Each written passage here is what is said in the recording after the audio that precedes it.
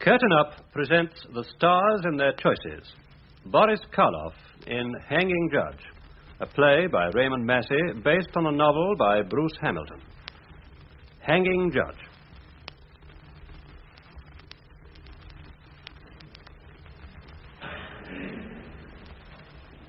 Members of the jury, are you agreed upon your verdict? We are. Do you find the prisoner, Harry Gosling, guilty or not guilty? Guilty. But we ask that the prisoner should be recommended to mercy on the ground that the murder was not premeditated.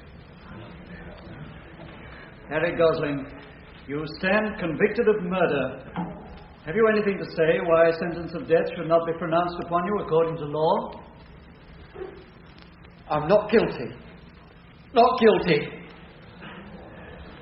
Harry Gosling, you have been convicted of a foul and brutal murder. The defense which you concocted has been demonstrated to the satisfaction of the jury to be untrue. You must now prepare yourself to undergo the penalty which the law enacts for such a crime as you have committed. The recommendation which the jury have added to their verdict will be forwarded to the proper quarters where it will receive due consideration. My duty is now to pass upon you the sentence of the law. That sentence is that you be taken hence to a lawful prison and thence to a place of execution.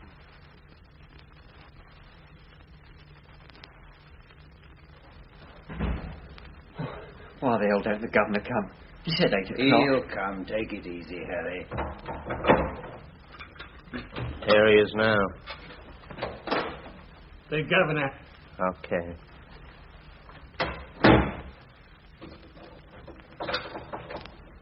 Well, Gosling, I brought Mr. Nottingham along. He's come straight from the Home Secretary. I'm sorry, old man. You mean there's no reprieve, sir? I'm afraid not. Now, you remember I warned you not to be too hopeful. Yes, but I couldn't carry it that far. You're pulling my leg, aren't you, Mr. Nottingham? I wish from my heart I was. But I'm afraid I can't hold out any hope now, Harry. You've got to try to be brave. It ain't fair. I'm innocent. I never killed her. You know I told the truth, sir. And so did that swine of a judge, shaking himself on the bench. He knew I wasn't guilty. He told him to say I was, just for the kick of it. He's the real murderer, curse him. Oh, God. I hope somebody makes him pay for this, the cold devil. I hope he pays.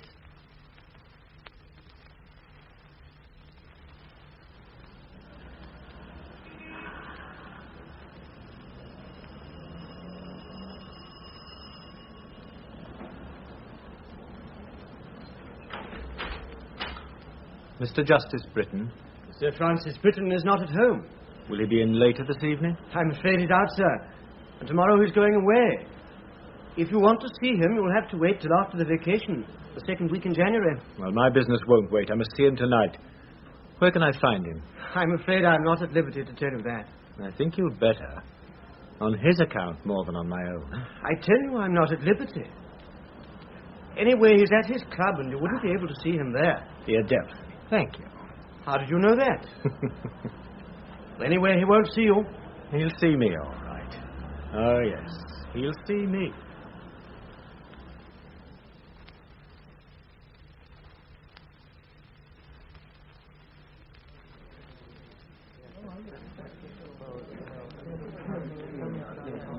Good evening, Judge. Good evening, Lamprey.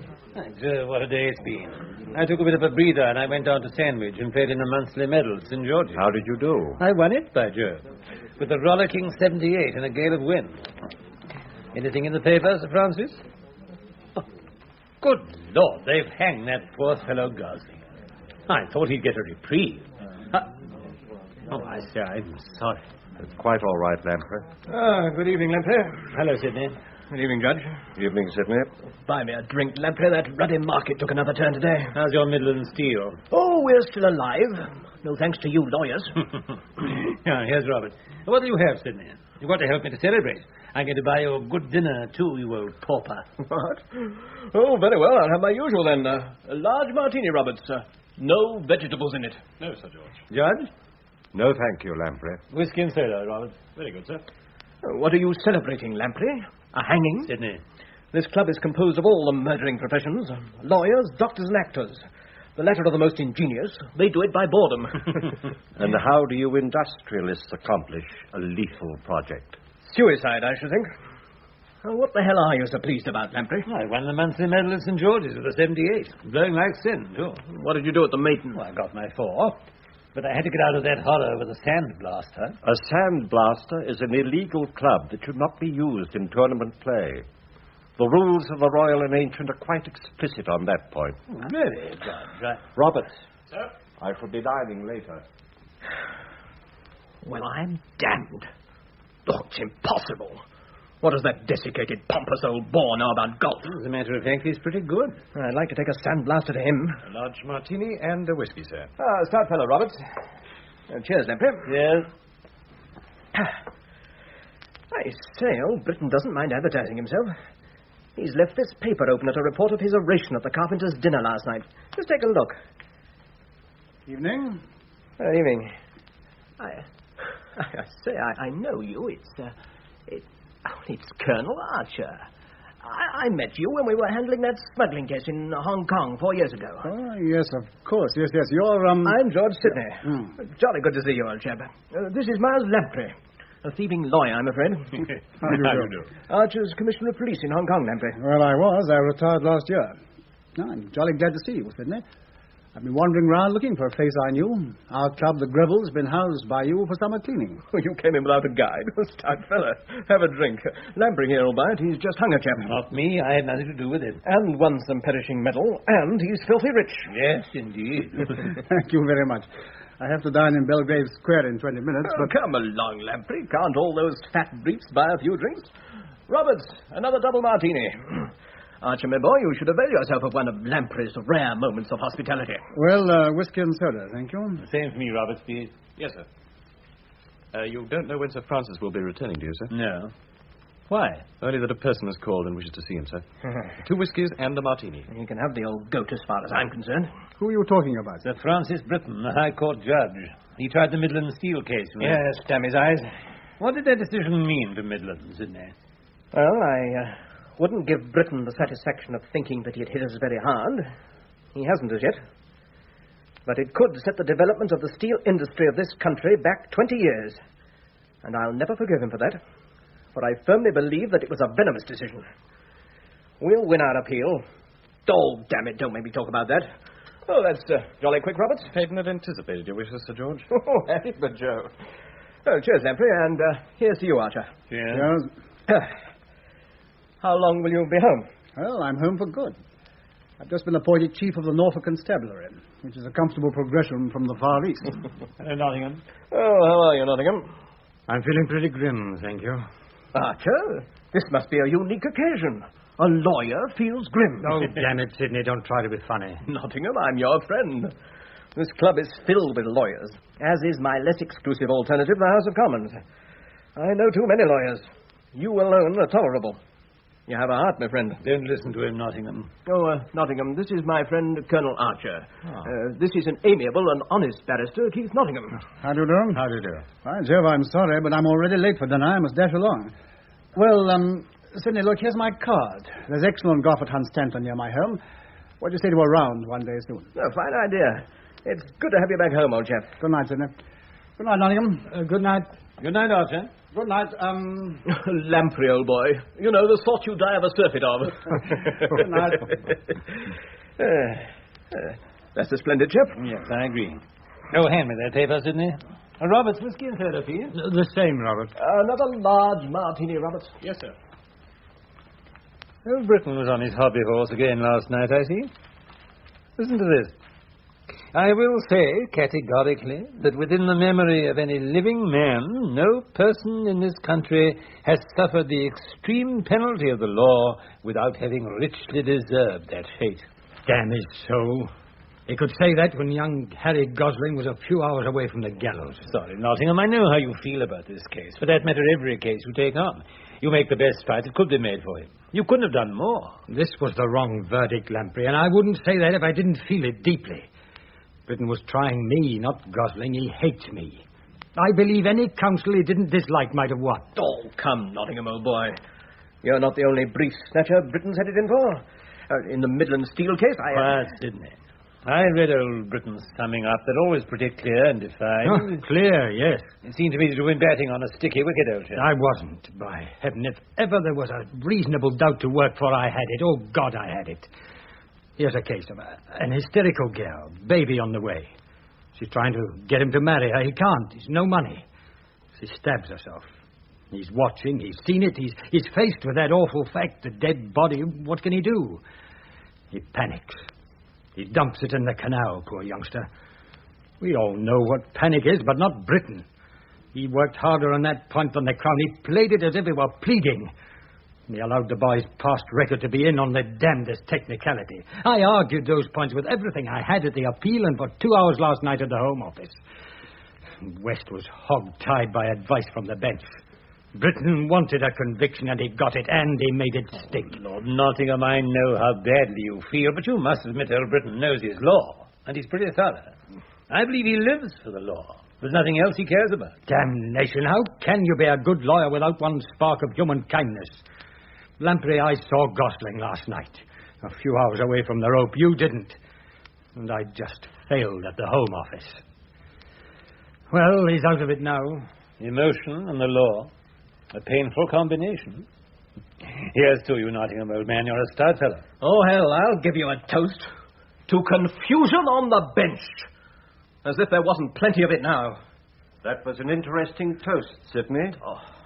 I assume you drank it alone? No. I drank to it also, Judge. I was thinking of the late Harry Gosling. That remark does you no credit, Nottingham, neither as to your manners nor as to your conduct as a barrister. Were it not that this is a gentleman's club, I would report you to the benches of your inn. But I make allowances for what may perhaps be termed excess of zeal. I will be pleased to forget this incident. Sir Francis, you and I both follow the profession of the law. We have that in common. But we have little else. I do not believe that ours or any criminal law can be an unfailing pilot of justice. Mortal laws are administered by mortal men. Neither is infallible. Till the day I die, I cannot and will not leave my heart in the robing room. Very aptly phrased, Nottingham. I confess I've never seen you enter a courtroom unequipped with that somewhat unpredictable organ. But I have not at any time claimed that the criminal law is an infallible instrument. But this I will claim, that in this country it approaches as near perfection as is humanly possible, and further, I believe that such perfection increases in direct proportion to the gravity of the issue judged. In cases of less than first importance, there may at times be excessive or even undeserved punishment, but in a capital charge, such a lapse leading to a miscarriage of justice is absolutely impossible. Oh, I pray to God that never again will I plead a case before you. Excuse me, Sidney. I know now why that damned statue has a bandage on. Well, I've got to go and make some more laws for you fellows to argue about. Good night, Lamprey. Put your medal under your pillow and make a wish. Good night, Sidney. Good night, Judge. Good night. Are you dining, Judge? Yes. We could split a bottle of monstrous. Capital. Excuse me, Sir Francis. There's a man waiting to see you. Oh. Didn't he give his name? No, sir. I'll go in and keep a table. I'll join you, Lamprey. Well, send him packing, Roberts. I'll not be... Sir Francis Britton. My name is Teal. Teal. Very good, Roberts. I will deal with this man. Yes, sir. What does this intrusion mean? I've never seen you before in my life. No, of course you haven't. I've seen you, though. I saw you yesterday in your court. Yes. A great many people visit the court, sir. I think I must ask you to go. Oh, no, Sir Francis, you can't do that to me. I've a lot to say to you. Don't you remember the name of Teal? That's my name. And this ring. Do you remember that? Your name is Teal? Yes, it is. Quite a comfortable room, this, isn't it? This is quite impossible. I must ask you to go. I understand. Someone may come in. It's not good that I should be seen with you in your club, is it? Much better, I think, if I came to Moxton, Mr. Bainbridge. What's that? How the devil did you know That's that? quite a little story. But it would be better to talk to you there rather than here, wouldn't it? As you seem to know the whereabouts of my house in Norfolk, hang by incognito, heaven knows how. You'd better come there. I suggest Friday, the day after tomorrow, at 9 o'clock in the evening. It will not be to your interest to divulge my private address or my other identity, which I use for reasons of privacy. Now, please be off. Thank you, Sir Francis. I knew you'd see, wasn't it? On Friday, then, at 9 o'clock.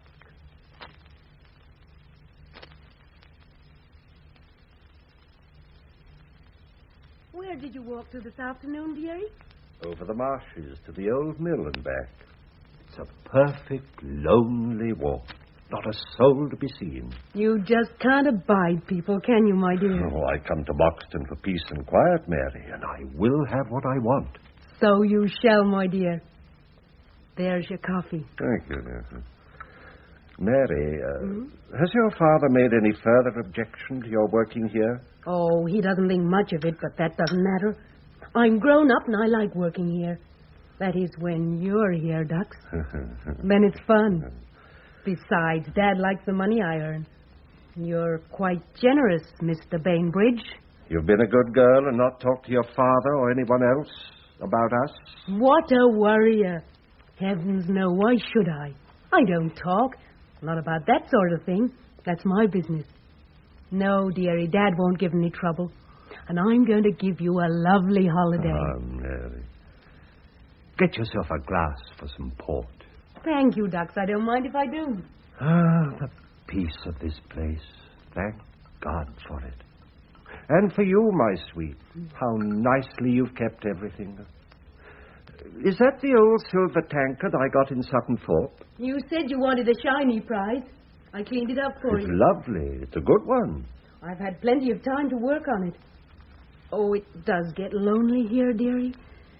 Nearly 8 weeks since you were here last. Oh, You must have been teaching those boys an awful lot in wherever you live. Mary. Oh, I don't mind where you live as long as you come back. More often, though, I should like. What's this, Freddie? A sort of paper. Leave it alone, Mary. It's a headache powder, and I shall probably want it. I've a migraine coming on, I'm afraid. I've never seen you take these before. Oh, I'm sorry you've got a headache. Now, you must be going, my dear. It's nearly 9 o'clock. Why? Have you got to work tonight? You never do down here. Now, I've told you not to be inquisitive when I asked you to do anything.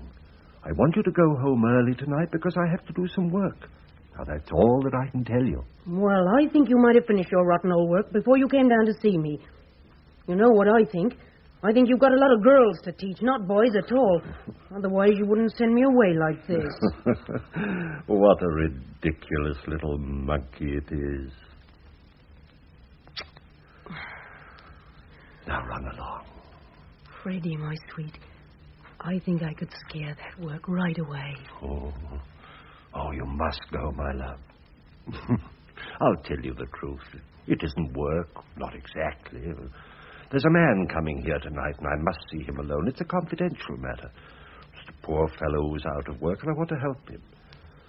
But tomorrow, everything will be all right, and our holiday will begin then. Now, won't you be a good girl and understand? Well, there's a new one. Nobody ever comes here. I don't think some poor tramp who's out of work should come before Well, me. I couldn't arrange it any other way. Oh, confound it. This migraine is really coming on. Oh, get me a glass of brandy, Mary. All right. Glad I had that powder. It's the last one, too. Don't tell anyone about this man who's coming here tonight. I don't want anyone to know that I can be visited here. I want to be alone with you. Worry killed a cow. Here's your brandy, sweet. I hope you feel better soon. Careful, dearie. You're spilling the powder on the rug. There he is now. Run along, Mary. I'll answer the door. I'll see you in the morning then, my dear. Go out the back way. There's a good girl. All right. Good night.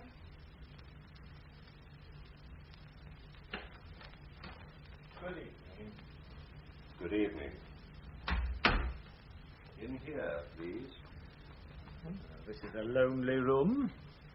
One chair, one glass of brandy. Just as you would have it. Just as I expected when I looked at it from the outside 3 months ago. How dare you? Oh, yes, last spring. I followed you here from your house in London. I know your habits well, Mr. Shall I call you Mr. Bainbridge? You will address me as Sir Francis. Your private life as Mr. Frederick Bainbridge is well guarded, isn't it? The innkeeper tells me I'm your first visitor. You observed my instructions? Oh, yes. It would have done me no good to betray your innocent privacy. You will tell me at once what you are here for. You've made 2 mistakes so far, Sir Francis. Bad ones. I was quite sure you would. I counted on that. You didn't have me thrown out of your club. You invited me here to Moxton. Panic, wasn't it, Sir Francis? I wonder if the club steward heard me tell you my name. Your name meant nothing to me. It meant enough for you to bring about this meeting. The innkeeper here knows my name, too, and he'll expect me to return to the inn. Teal, if that is your name, you will be wise to come to the point of your visit. And then you chose to see me here alone. That's your second mistake. You're sure that I am alone? Oh, yes, quite sure. You've just sent your housekeeper, or whatever you call her, away, and there's no detective with a notebook hiding behind that door. Why should I take such precautions? Just for the reason that you have a heavy stick handy, and then, of course, there's your telephone. Exactly. May I sit down? My heart's not strong. Oh, no. Don't feel reassured, Sir Francis. It would be unfortunate if I died when, as you claim, you know so little about me. These threatening remarks can point to only one thing, and I would warn you that... The name of Teal hasn't a pleasant memory for you, has it? I haven't been out of your mind one moment for 3 days, have I? I believe you to be an impostor. You've made some clumsy allusions to a friendship which I had for a certain Mabel Teal 30 years ago. You remember this ring? The initials F.B. are engraved inside it. Francis Britton, Frederick Bainbridge. Strange that you should use the same alias all these years. Another mistake. But it was so long ago. From what you know, or pretend to know, you expect some gain. That would look very much like blackmail. It does. I'm right again. And I would have you know that the law is terrible for the blackmailer, and it very properly protects the victim. I shall telephone for the police. I shouldn't do that. There's no blackmail. I want from you exactly nothing. That confuses you, doesn't it? What do you want? Who are you? Panic again, Sir Francis. You don't like panic. You're very severe with those who suffer panic. When you hanged Gosling, you told the jury panic can presuppose guilt as well as innocence. You see, I quote you accurately. That is what I said. Could an innocent man have disposed of the girl's body in such a brutish and callous manner? Oh, how you pounced on that. It was the action of a guilty man. A frightened boy, Mr. Justice. You don't believe that there can be suicides when murder is suggested? It was a cowardly crime. I hope I may hear those words again from you, Mr. Justice. What do you mean? Day after day I've sat in your court in the public gallery. 4 times in 6 months I've watched you send men to the rope. You're quite mad, aren't you? Huh? Perhaps. And you still think you can deal with that? The madman can be safe behind bars. Oh, but I'm cleverer than you, so don't use your telephone. You'll see there isn't time. For God's sake, who are you? Hanging judge gets his verdict. Just the facts and no emotion. The beautiful machine. You're not used to fear, Britain. You've not felt fear for 30 years, but you did then, I know, because I have your letters. Squalid, fearful letters of a coward, written to Mabel Teal, my mother. Your mother. Take them. Read them, Britain. Read them. The Britain case will have its letters, too, and they'll be admissible and relevant. Read them. Read them carefully. Yes, I'm your son. Your son and Mabel Teal's. I don't believe you. These letters are fake. Don't bluff, Britain.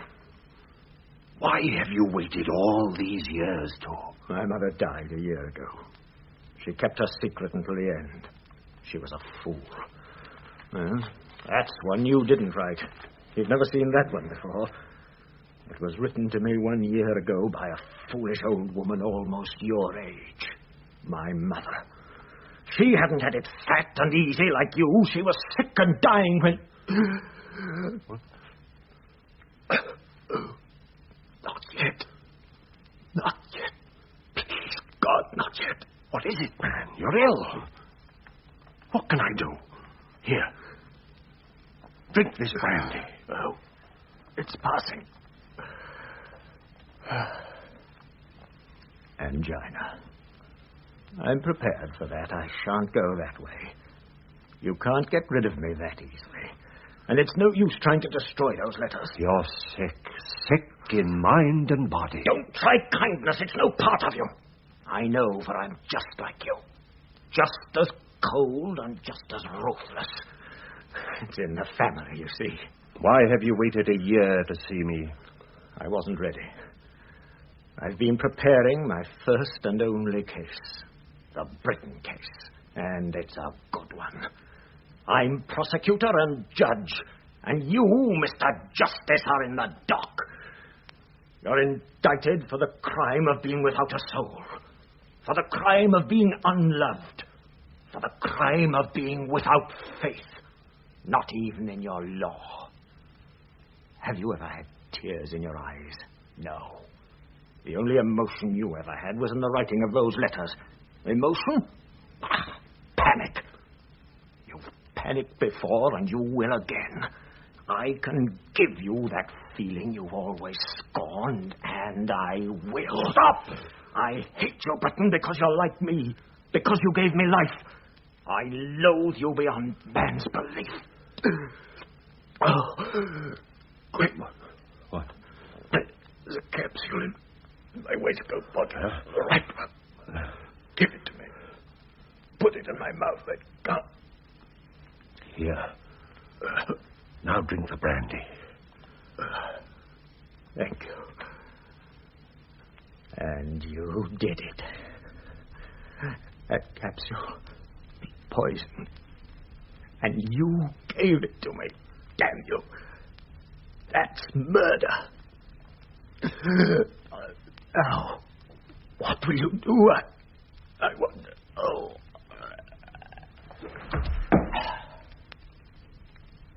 Teal. Stop laughing. Don't fool, man. I'll get a doctor. Teal! Dead. Dead.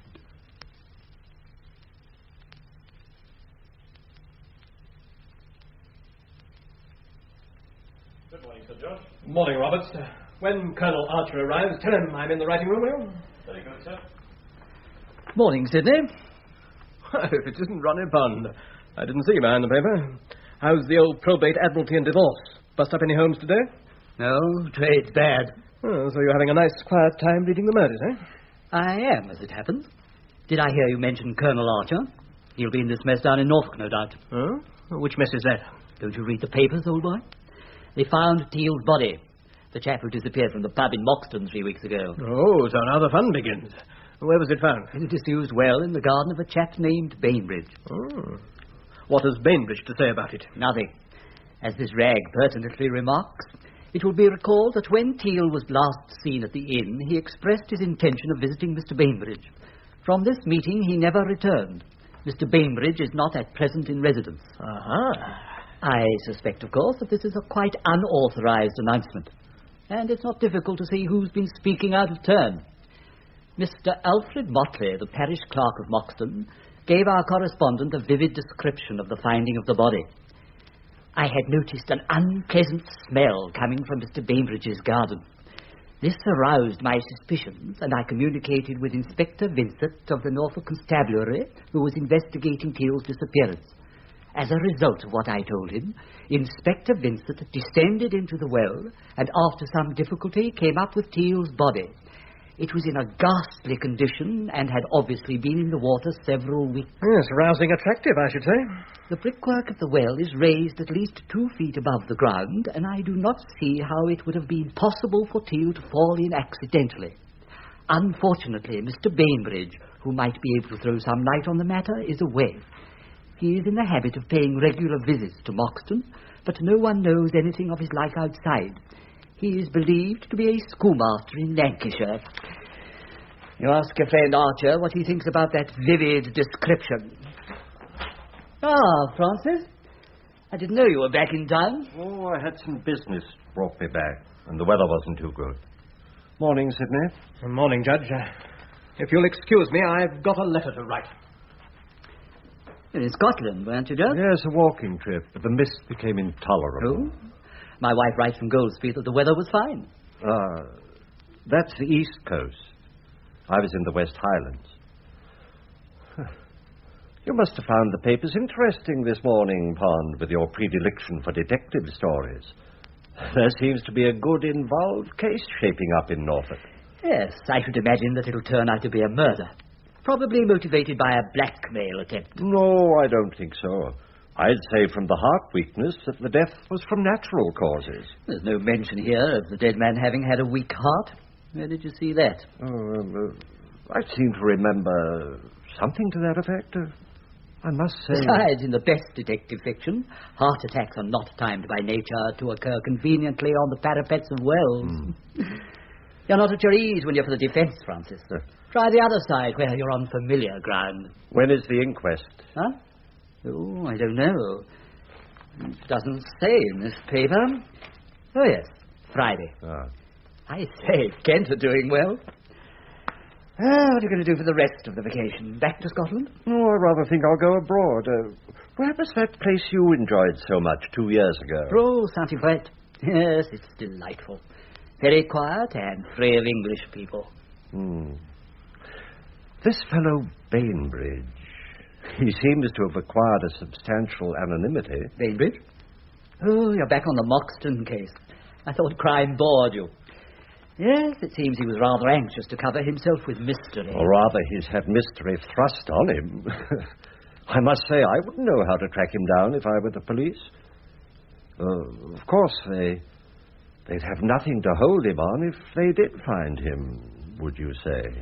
Good Lord, I don't know. There's no autopsy report on the body, no real information of any kind. I suspect that this whole announcement of yesterday is quite unauthorized. I dare say. Oh, good Lord, I'll be on circuit in the autumn. Now, if there is a case against Bainbridge and they catch him, it's quite likely that I'll try the case. Oh, no. Norfolk, Eastern Circuit. I shall be in the Midland. Parkinson will have it, yes. Pity. It would have been most interesting. You know, I detest the blackmailer above all. I might be able to vary my impressive list of convictions with an acquittal, and the Bradenham papers might even print an acknowledgement of my dawning humanity. And you don't read detective stories, Francis? I shall send you 2 or 3 good Thorndikes. What about some lunch? I'm rather peckish. It's only a little after 12, rather early for lunch, but I'll come and watch you.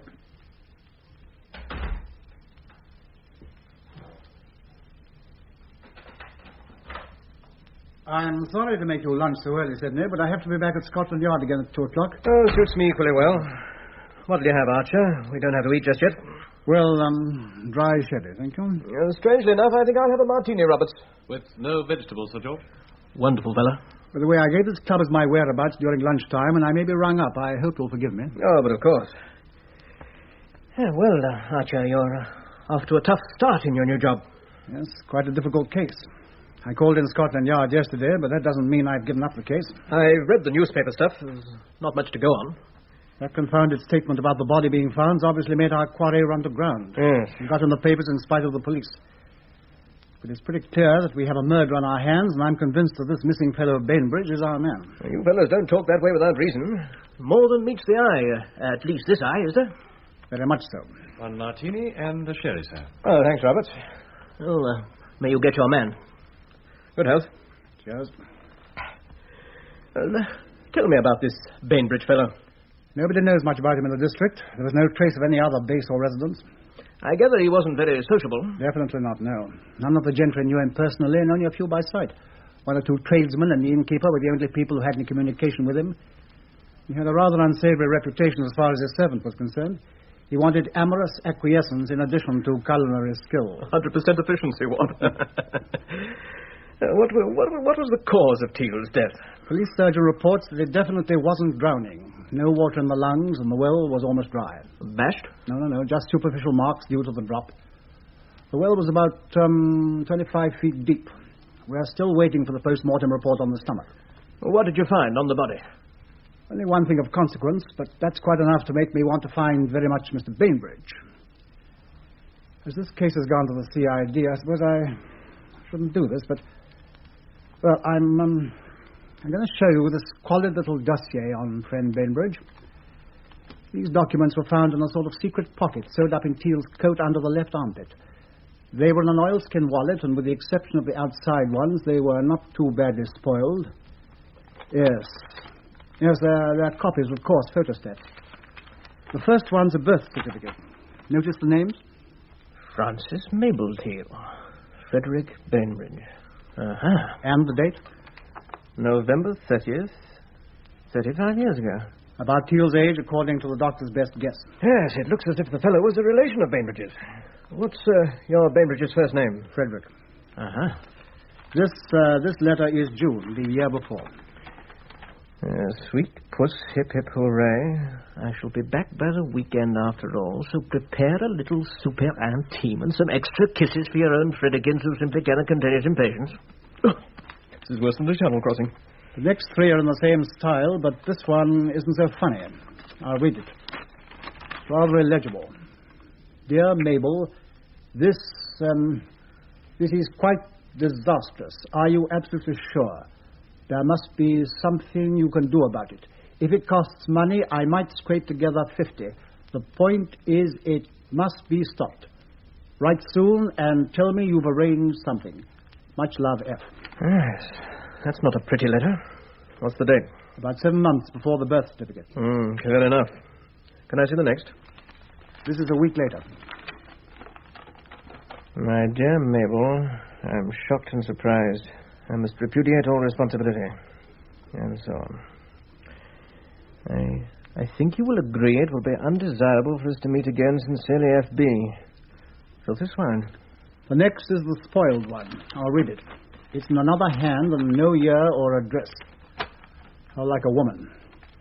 My dearest boy, these letters, the only ones I ever received from your father, whom I knew as Frederick Bainbridge, will explain how you came to be born. Your father is elderly, successful, and childless. Now a lot of it's gone. Chance I found out from a newspaper photo who he really was. Now, therefore, a very important... this is maddening. Your loving mother, Mabel Teal. I suppose there's no question of it being your Bainbridge? Not the slightest. My inspector got the specimen of his handwriting, application for a gun license, exactly the same. Yes, well, I can see why you want to find your elusive Mr. Bainbridge. What a swine. Teal was making what might be called a collection, a shakedown, as the Americans say, I suppose. Yes, obviously. When did Bainbridge leave Moxton? About a week ago, 8 days to be exact. Was he ever questioned when Teal failed to show up at the inn? Oh, Lord, yes, I questioned him myself. Living nearby, I went to see him with Inspector Vincent, whom I put on the disappearance of Teal. What was this Bainbridge like? Rather fine-looking chap. Rising 60, I think. I got the impression he was a fellow who was used to having authority, rather truculent. How far has the chase gone? Well, we hadn't much to go on. The departure was sudden and, of course, unknown to my men. It was the day after Vincent and I had interviewed him. We traced him to Liverpool Street Station, but we got no further than that. No photographs in the house? No, none. Well, if you can catch him, we've got the complete legal staff to put him on the gibbet right here in this club. Everybody in the hanging game but the public executioner. I think we'd better have another drink before we eat, what?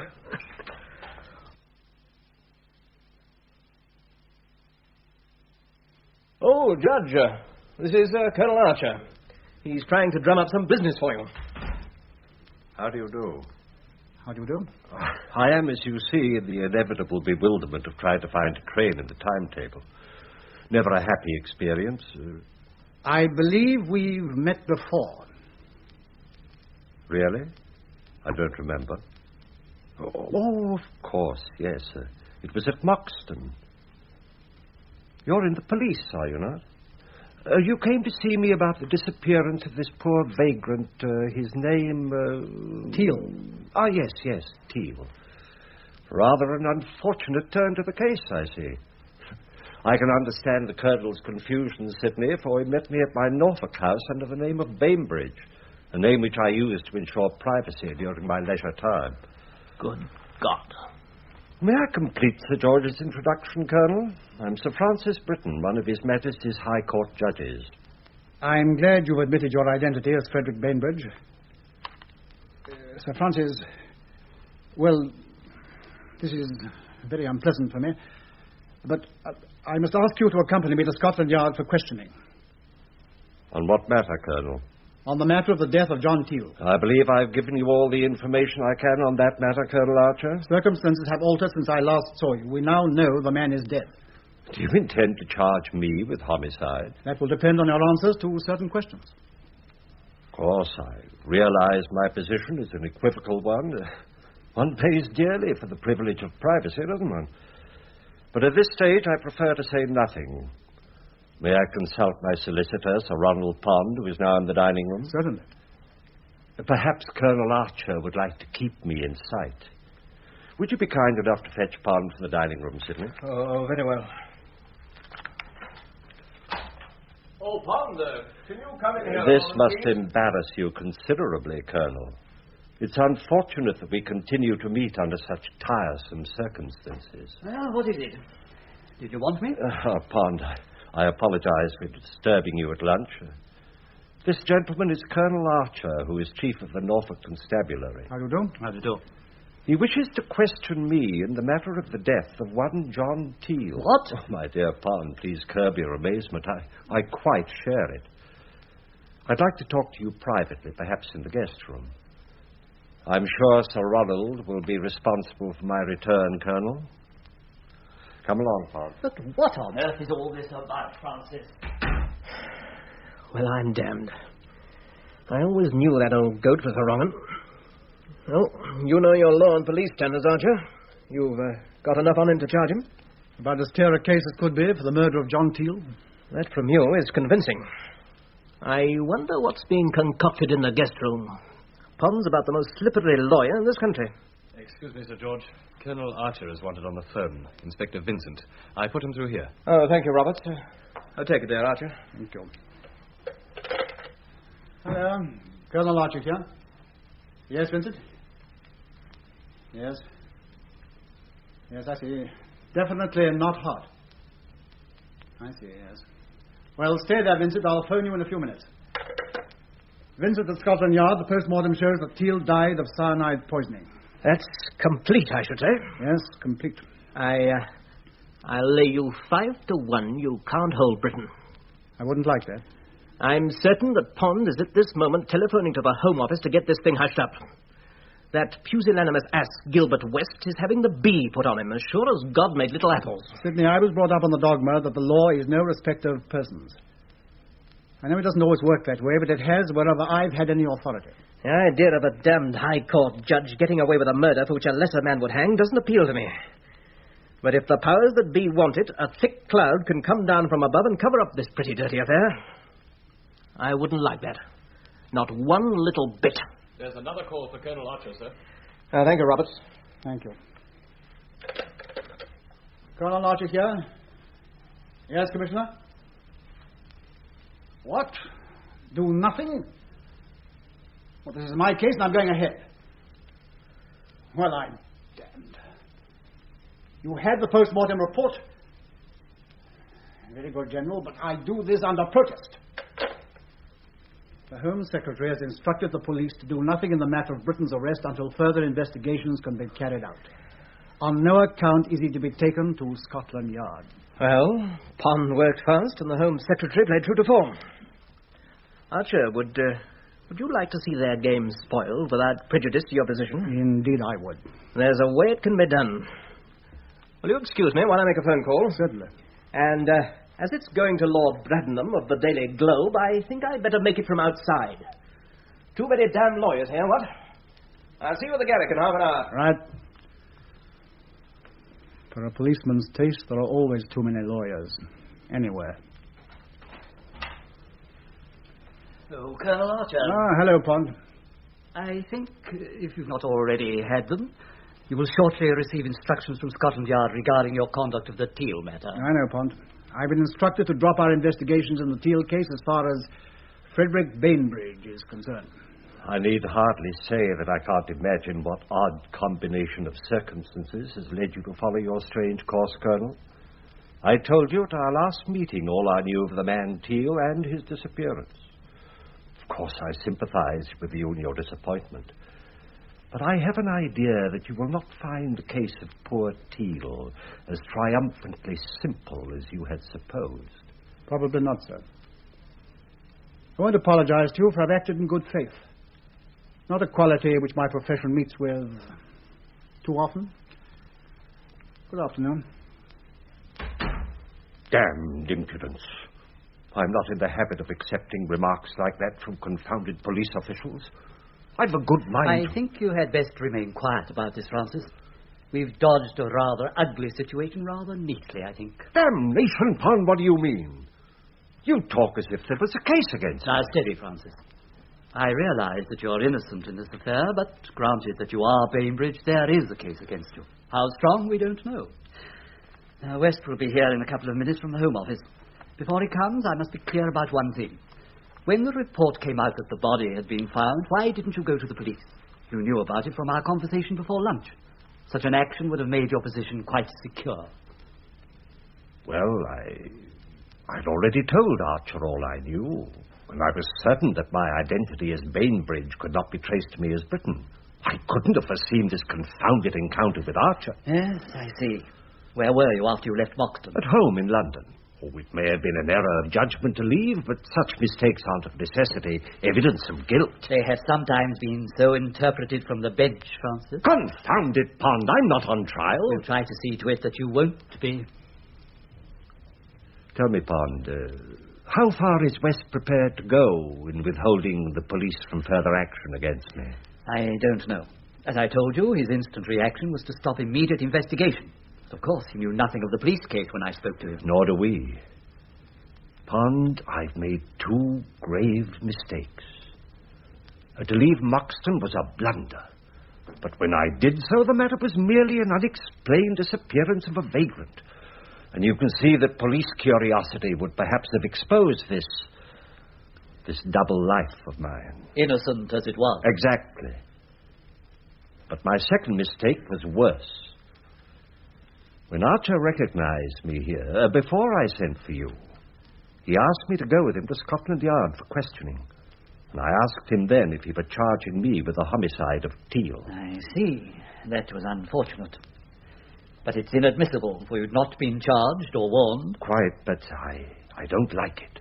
Mine was a natural question. You and I had been discussing the case, you remember? And the circumstances seemed I shouldn't worry about that. You said that Archer had talked to you some days after the man had disappeared. What had you told him then? Merely a brief account of Teal's visit to me. That he was a man who'd done me a service some years ago and that I'd helped him financially in small ways several times. I described him as extremely overwrought at the time, and I think I mentioned the possibility of suicide being in his mind. You're sure you said that? Yes, I'm fairly certain that I said that. Of course, I knew nothing of the circumstances of his life and said that to Archer, too. But you made the suggestion that the man might be dead? Yes, I did. I see. Good morning, Britton. Pond? West? Yes, I'm glad you both waited here. I didn't want you to come to the Home Office, Britton, in the circumstances. What a damn ridiculous situation this is. I've talked to General Fellers of the CID since you rang me, Pond. I may say he's as embarrassed as I am. Well, fortunately, only one or two Scotland Yard people, and Archer, of course, know of your identity as Bainbridge, Britton. In view of all the circumstances, I think I can say the case will not be pressed at this time. You're holding off, Major? Yes, there's no question that the police have a sort of case against you, Bainbridge. I don't like that, West. What is the case, Major? Well, the main points are that the man died of cyanide poisoning. What's that? Poison? The Home Office analysis report came in this morning, and some letters were found on the body. What letters? But they couldn't have been. Yes, a packet of letters were found sewn up in the man's coat, which, if genuine, could point to a blackmail attempt against Bainbridge. That implies a possible motive on the part of Bainbridge to get rid of the fellow. That's not the whole case, of course. No, there are other cumulative facts.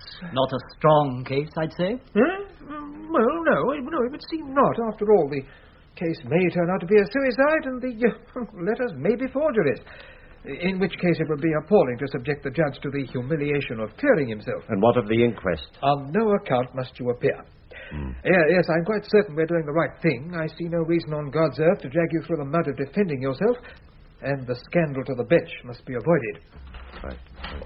I say, excuse me, you fellows. Have you seen this in the Globe Stop Press? What is it, Lamprey? The missing man Bainbridge in the body in the well case has been identified as Sir Francis Britton, the High Court judge. Good God. In the name of heaven, how did they get hold of that? There must have been some leakage. It's Sidney's doing.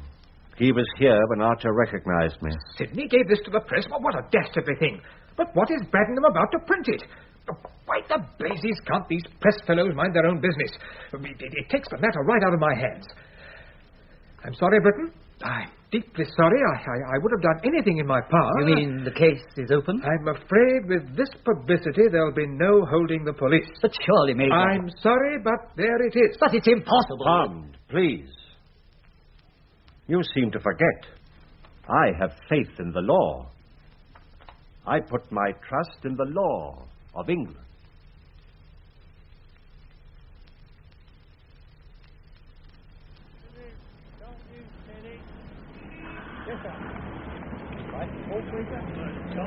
Hanging judge on murder charge. Hanging judge on murder charge. Thank you, sir. Very much. Hanging judge on murder charge. Take the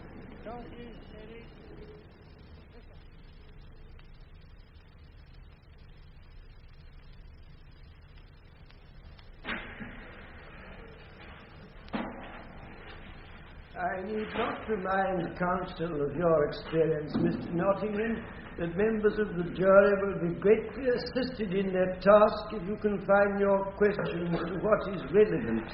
I thank your lordship. I shall endeavour to be concise. Sir Francis, you admit authorship of the letters addressed to Mabel Teal, which the court has heard read? I admit it. Do you not consider them to be a particularly blackguardly piece of work? I express no opinion. Then we leave that to the jury to decide. You were known at Moxton as Mr. Frederick Bainbridge. Yes. As far as your life there was concerned, you took great pains to conceal your true identity. That is so. Why did you do this? As a person whose name was fairly well known to the public, I wished to evade public interest, and particularly the attention of neighbours who, if they knew who I was, might intrude on the privacy which was the object of my retreat.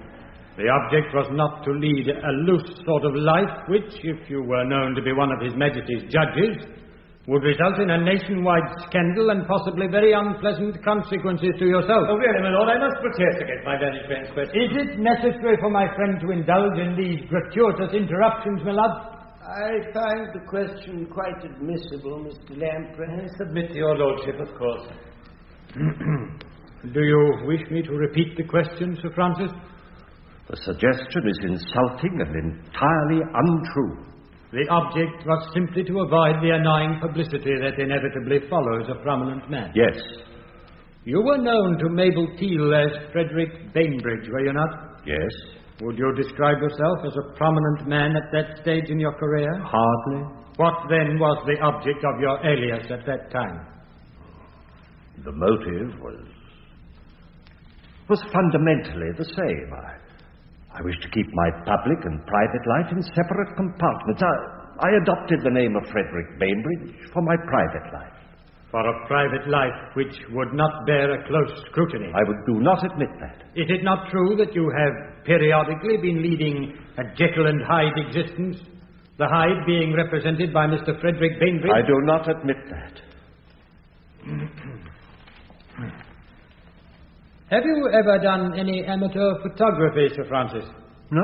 Or gold or silver electroplating? No. You are aware that in these processes and in photography, potassium cyanide is employed.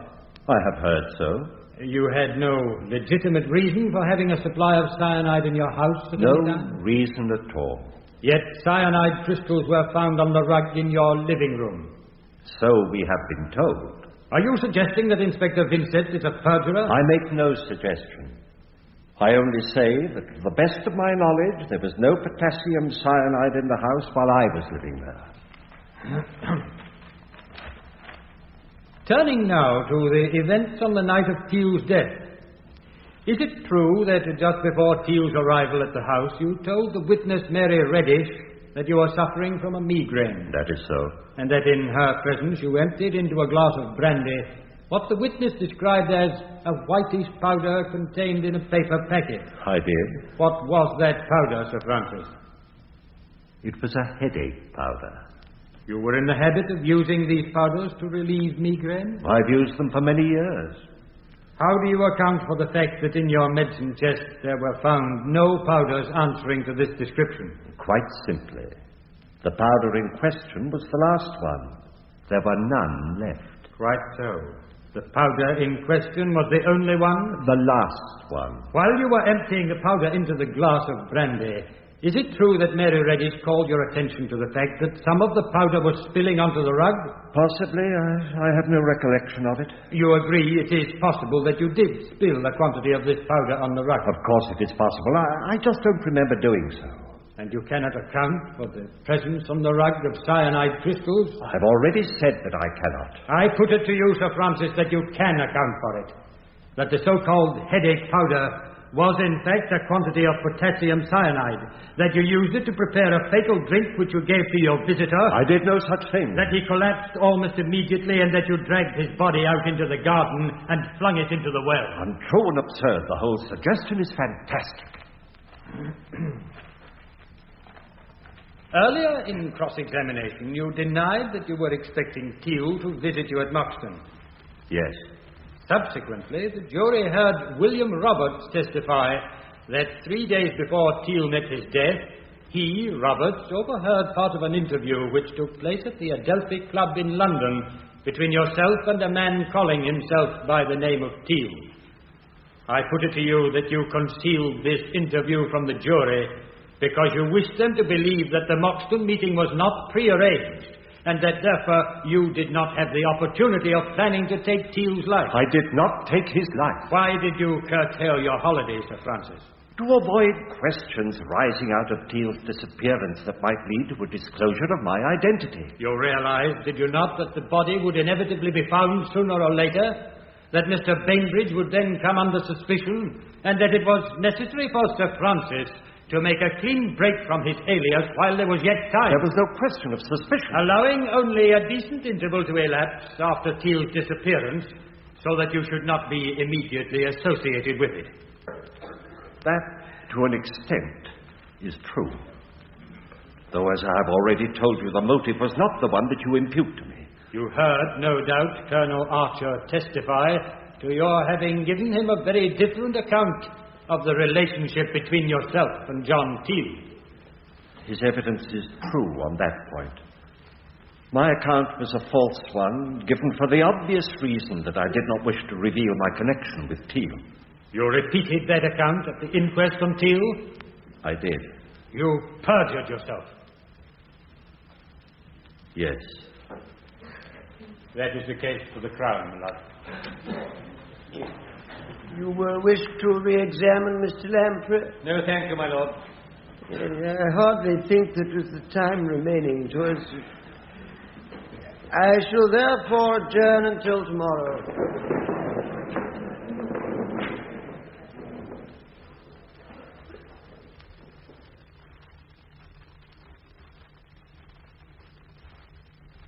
Oh, good Lord, Pond, I'm tired. Thank God the Crown is finished. What would you think Britain has on his mind to send for us?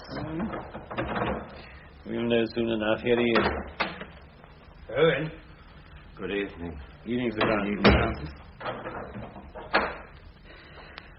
Well, Francis, that's all they have to say, and I don't think we've done too badly. No, by Jove, no. A lot of circumstantial stuff and a mountain of improbability. I think you've had the worst of it. Don't lie to me, Lamprey. It's an appallingly strong case against me, and the turns have not been in my favour. Sit down, Francis. It's your time to dine, isn't it? I'm sorry to disturb you like this. Quite all right. Everything has gone soundly against me. And the Crown will grind me to pieces with those letters. Then why didn't you let us fight them? We had a handwriting expert. Because the truth is that I did write them. I doubt if Parkinson will let him go too far on that tack. Parkinson is on our side. Parkinson is a good judge, and he will allow the Crown to use the letters to the full. I would. No. My only defense must be the truth. Now remember that, Lamprey. Teal committed suicide. Yes. Yes, that's a defense theory, but hypothetical solution... It is not hypothetical. No, it is not. Teal did not leave the house alive. I saw him die. You what? You don't know what you're saying. He had 2 seizures. Attacks of violent pain. During the first, he took a tablet or a capsule from his left-hand pocket, which seemed to relieve him. He explained that he suffered from angina pectoris. A second seizure came, more severe. He was helpless. He asked me to administer another capsule. I did so. He made me take it from his right-hand pocket and place it in his mouth.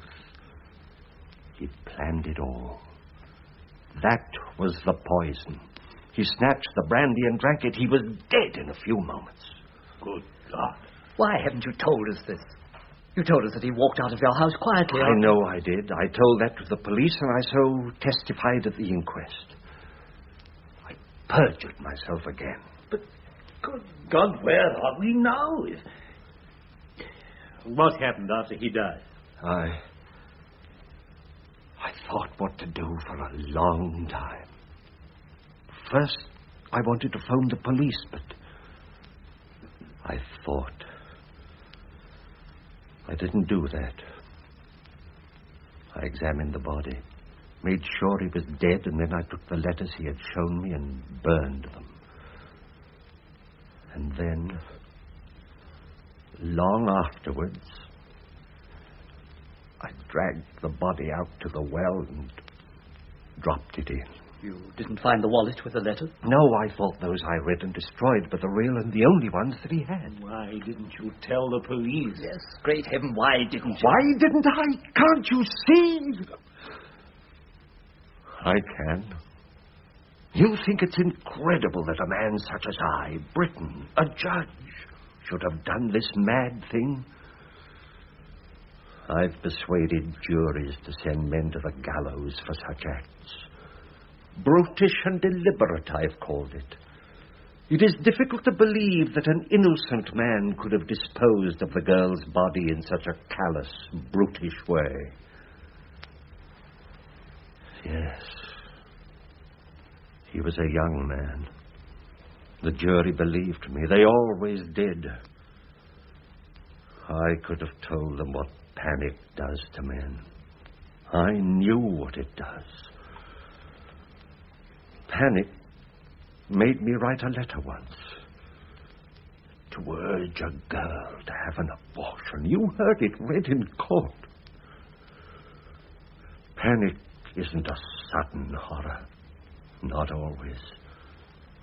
It can be a creeping thing. I wrote that letter over and over again. I watched Teal's body most of the night. I dropped it in the well at 4 a.m.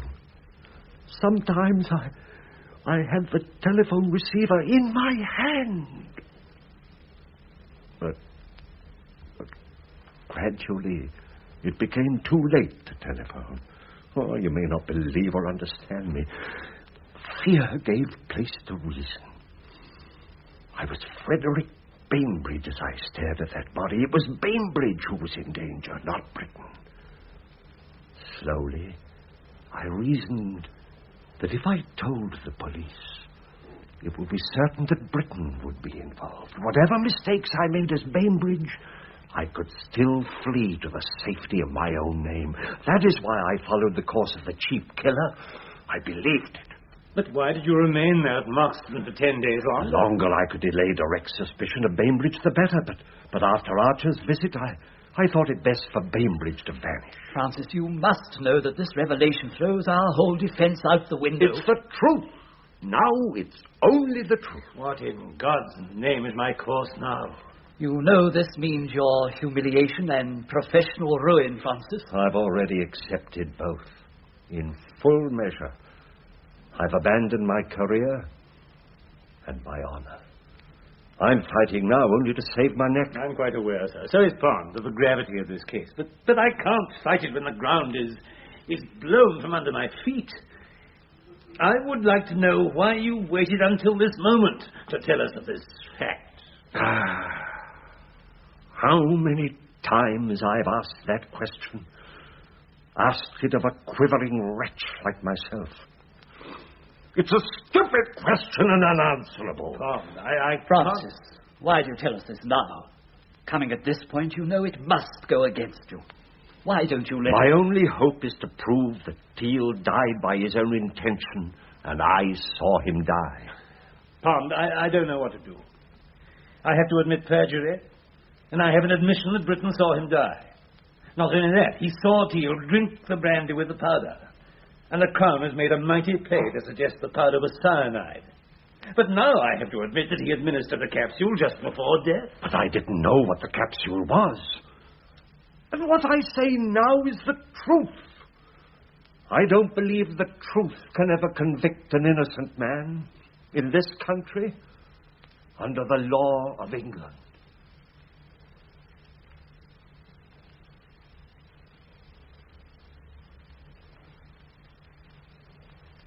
Hello, Nottingham. Oh, there you are.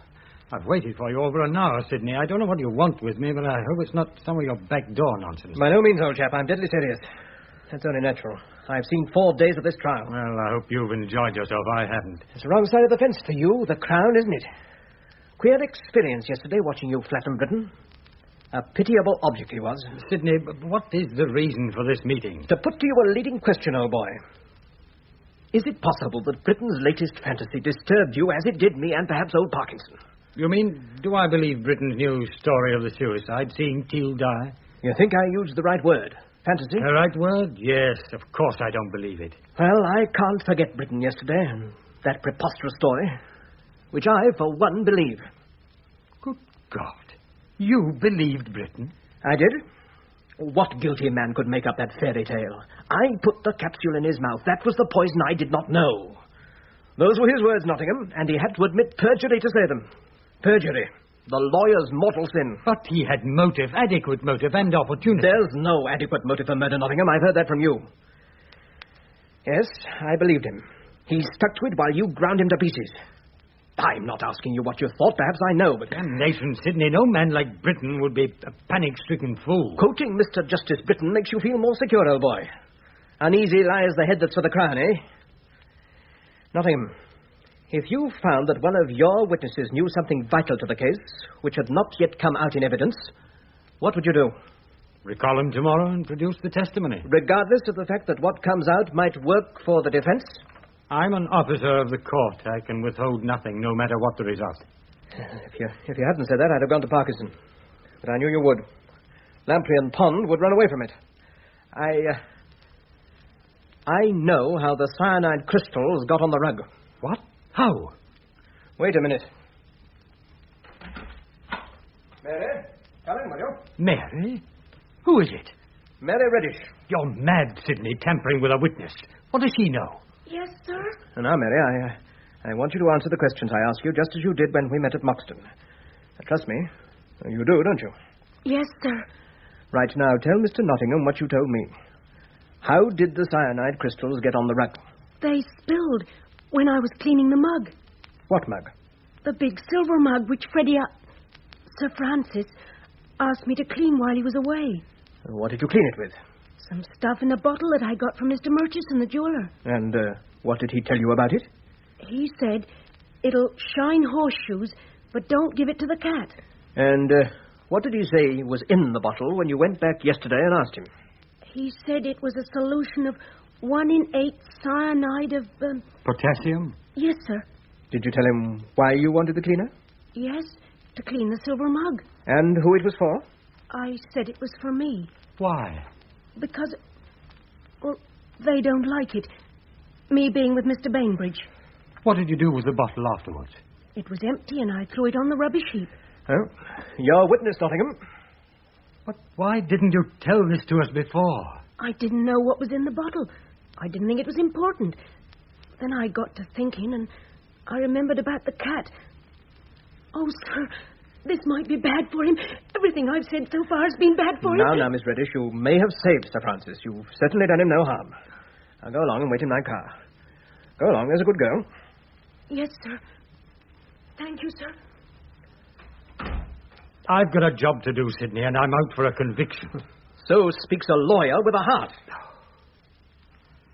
Would cyanide in solution leave traces when it evaporated a month or so later? Too bad for the car, Nottingham, it would. I'm not a director of United Chemicals for nothing. I got our chief analyst to tell me that it would, and there's evidence that the solution was used on the cup. Good God, it may get him off. But it could mean proof of possession of the poison. If the jury believe her, then Britain's acquitted. But if they don't, and she's about as tarnished as the mug you talk about, then Britain will hang, and perhaps she will too. I can only bring out her story in direct examination. Lamprey will leave her alone, of course, and that evidence is better for Britain coming from the prosecution, you clever swine. I'll call this jeweler. What's his name? Murchison. He's in my car, too. If I'd been in Moxton much longer, I'd have needed a bus. Damn lawyers can't find your own evidence.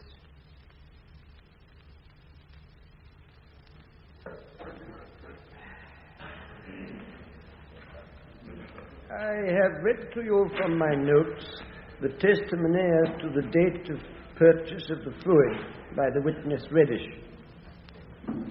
Members of the jury, in your deliberations, you have arrived at a point of perplexity among yourselves.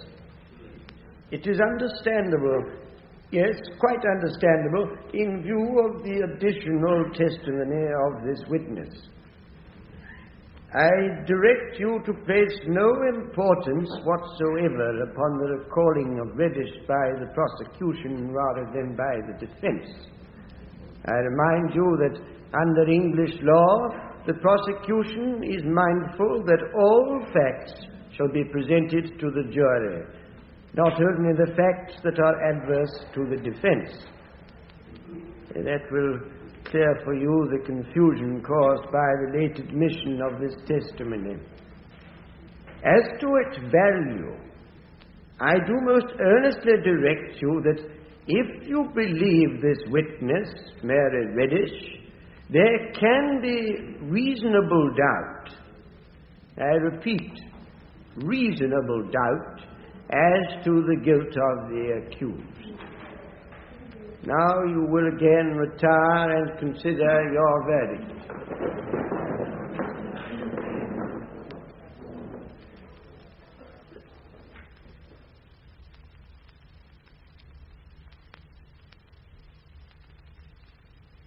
Our job, Bowman, and it's a hard one, is to decide on the facts we've been given if we think the prisoner is guilty or not. But the judge said beyond reasonable doubt, and that's what I have. A reasonable doubt. Well, we've made up our minds, 11 of us, all but you. The judge believes Mary Reddish. It's our verdict we're handing in, not the judge's. How can you believe the word of a girl like that? If you don't go along with us, all this trial goes for nothing. You can't hold out any longer, Bowman. We've been at it over 3 hours now. But if I agree with all of you, then we're hanging him. And I'm not sure. How long are we going to wait to do our duty? Every fact's against this man. I don't care what the judge says. Britons have plenty of poor blokes in the dock himself and never turned a hair. 11 of us believe in a guilty verdict in spite of the judge. You all hate Britain, that's why. That's not true. Of course not. The man's had a fair trial, and the facts are against him.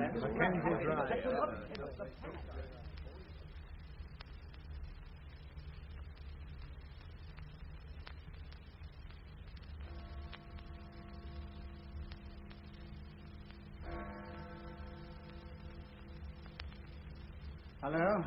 Yes? It's just striking midnight. I'm at the Gothic Club, and I'm leaving for Norwich now. I'll be at the jail 2 hours before the time, about 7.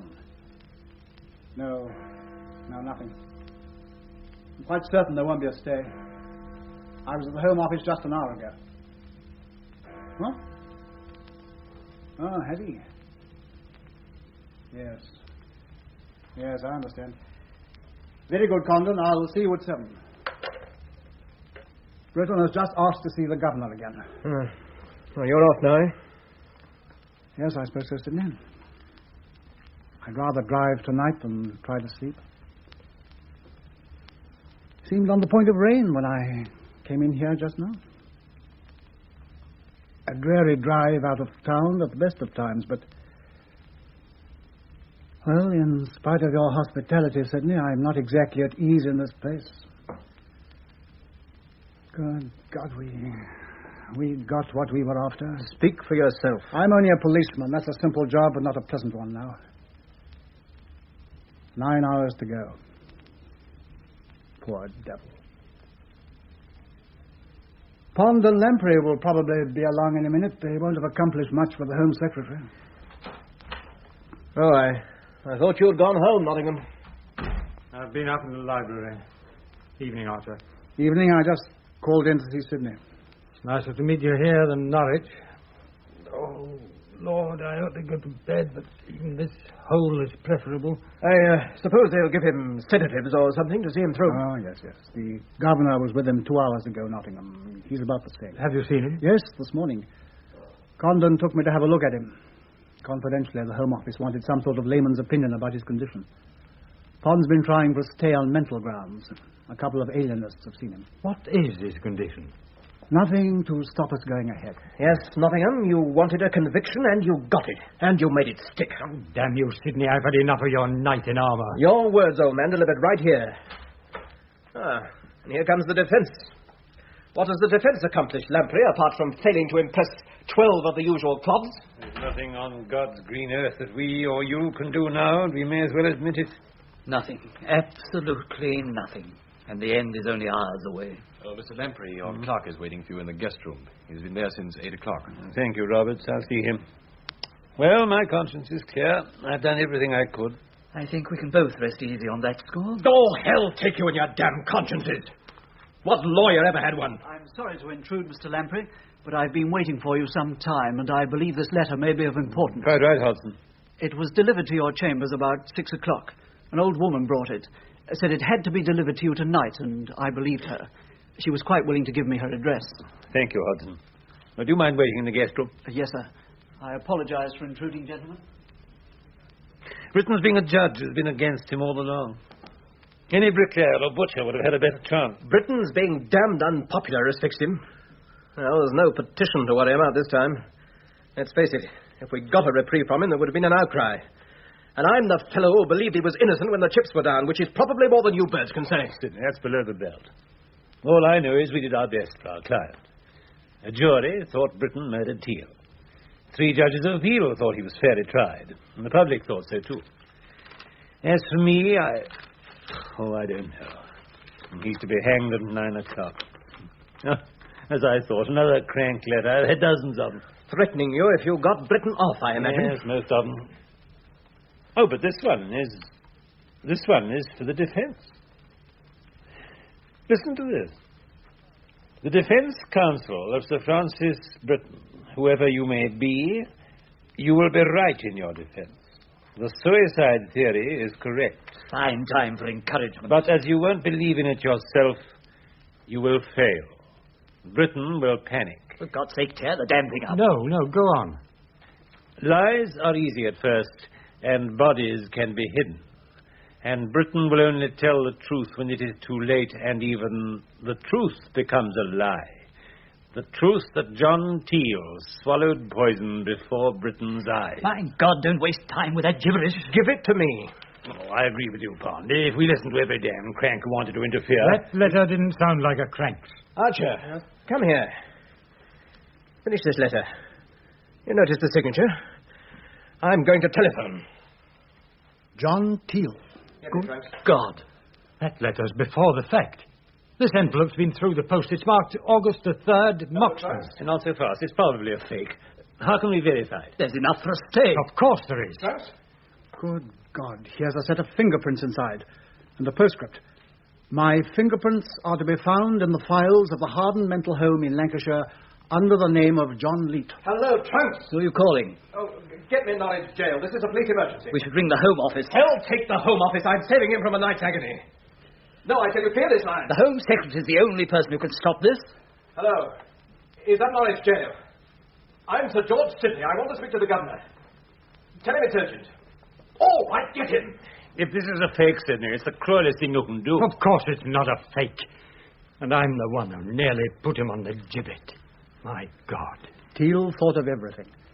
If Britain was convicted, this letter was not to be delivered until the eve of the execution. It's the most fiendish thing I've ever seen. Hello? Are you the governor? Oh, just a minute. I'll put Colonel Archer on. Hello?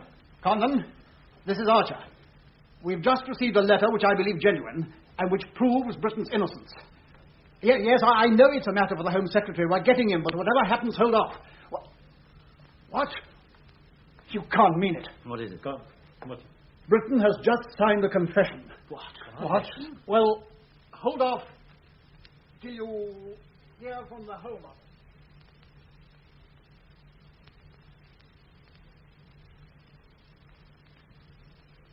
The prisoner of Britain, sir. Oh, come in, Sir Francis. All right, Blake, you may close the door. Sit down, Sir Francis.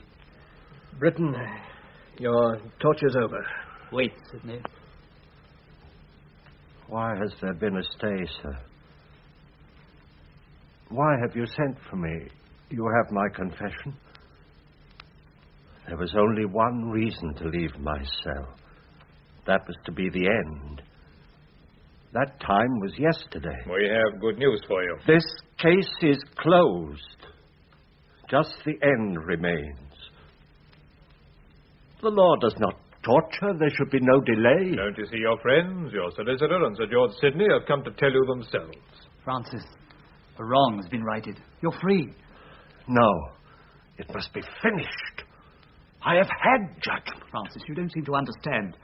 A letter was delivered to us yesterday, in time, thank God, written by the dead man, Teal, in which he states his intention of killing himself in your presence. Your pardon, Britain. A free pardon.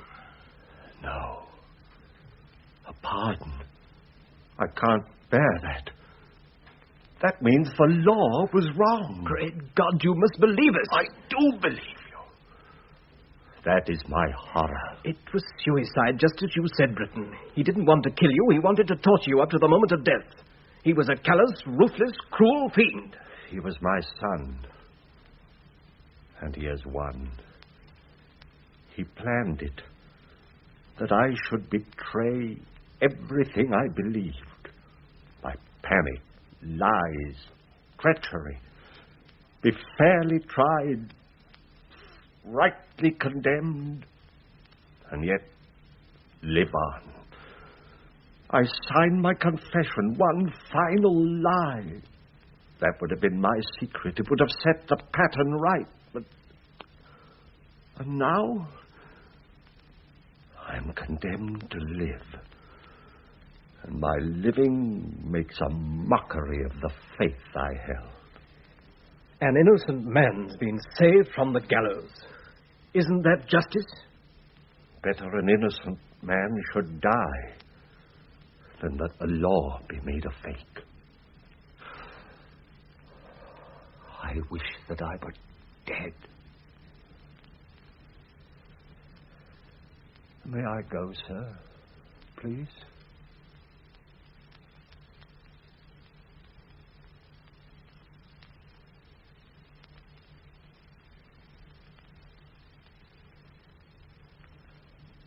That was Hanging Judge, a play by Raymond Massey based on a novel by Bruce Hamilton, adapted for broadcasting by John Richmond.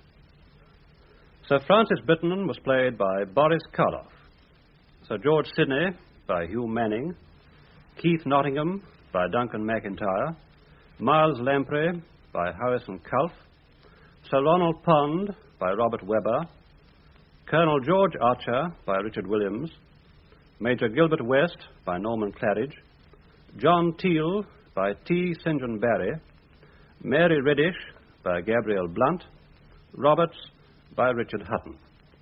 Other parts were played by Geoffrey Bond, John Casaubon, Brian Hayes, Peter Hoare, Arthur Lawrence, Stanley Mackenzie, and Tony Quinn. The recorded production was by Cleland Finn.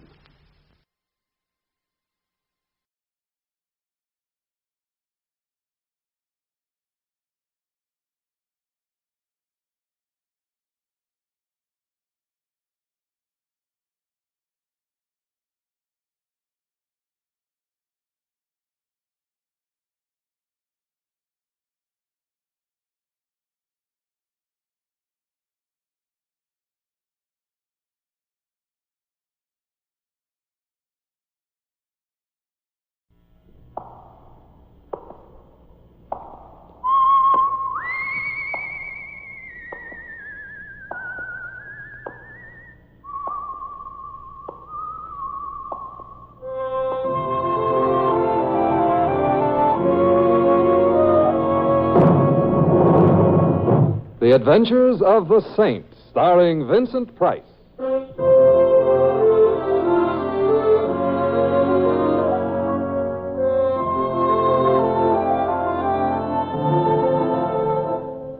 The Saint, based on characters created by Leslie Charteris and known to millions from books, magazines, and motion pictures.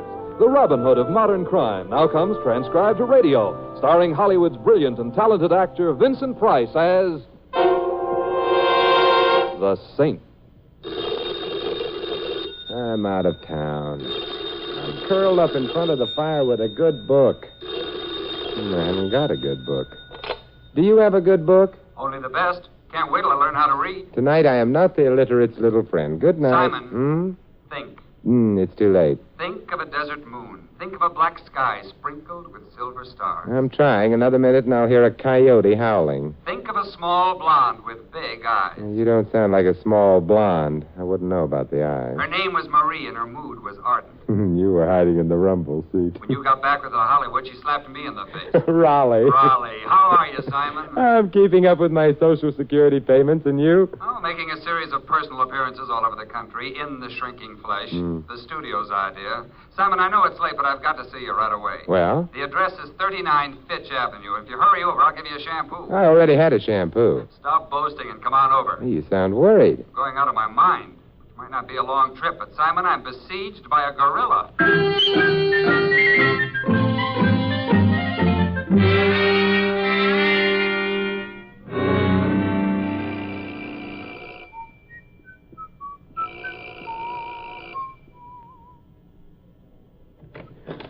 Hello, Raleigh. Simon, come on in. Thanks. It's good to see you. Oh, Marie still remembers you. Oh? I duck every time I meet her. Raleigh, I hate to get personal, but someone has confused you with Grant.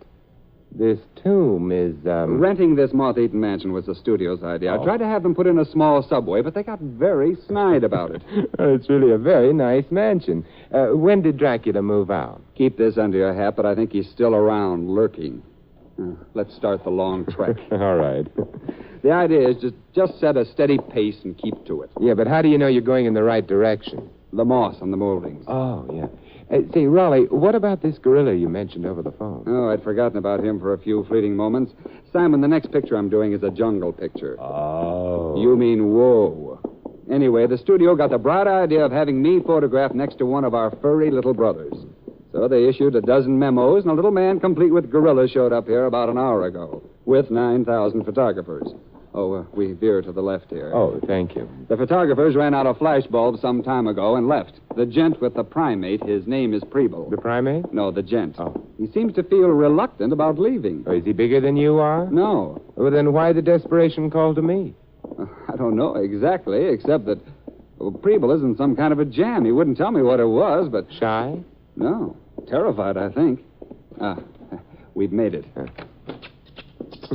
The gorilla. He's only a very small monkey. And this is Mr. Preble. Mr. Preble, Simon Templar. How do you do? How do you do? Simon Templar? Yes. The saint? In a haphazard sort of way.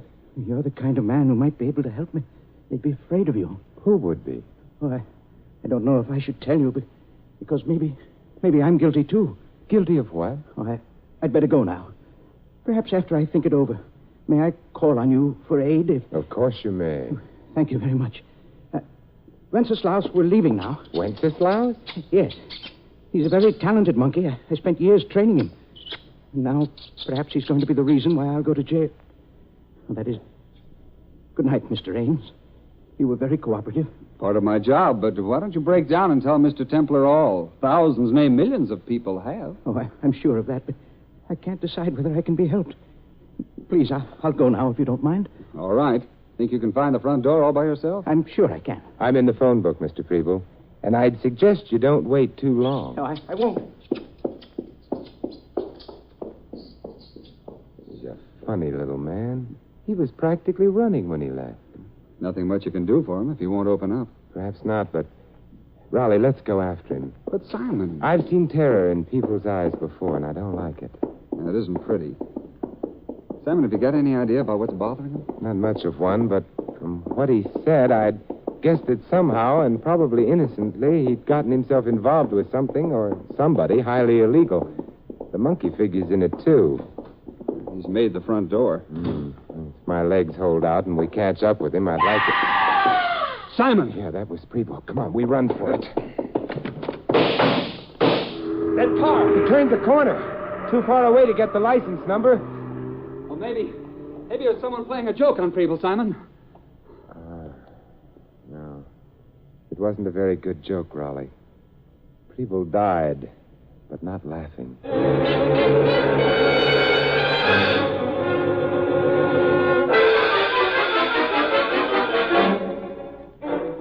I phoned the police. They'll be here pretty soon. Good. There's not much point in my remaining. It'd only irritate them. All right, but, Simon, take the monkey with you. Huh? What? I'm not the type on which a monkey looks good. Besides, I think Preble would prefer to have you hold onto the monkey rather than the police. Well, maybe you're right. If the monkey was involved in anything and wasn't under police guard, things might happen. All right. I'll take him. I liked Preble. You could be sticking your neck out, asking for the axe, Simon. But you don't mind that, do you? No, as a matter of fact, I like that, too. Monkeying with murder.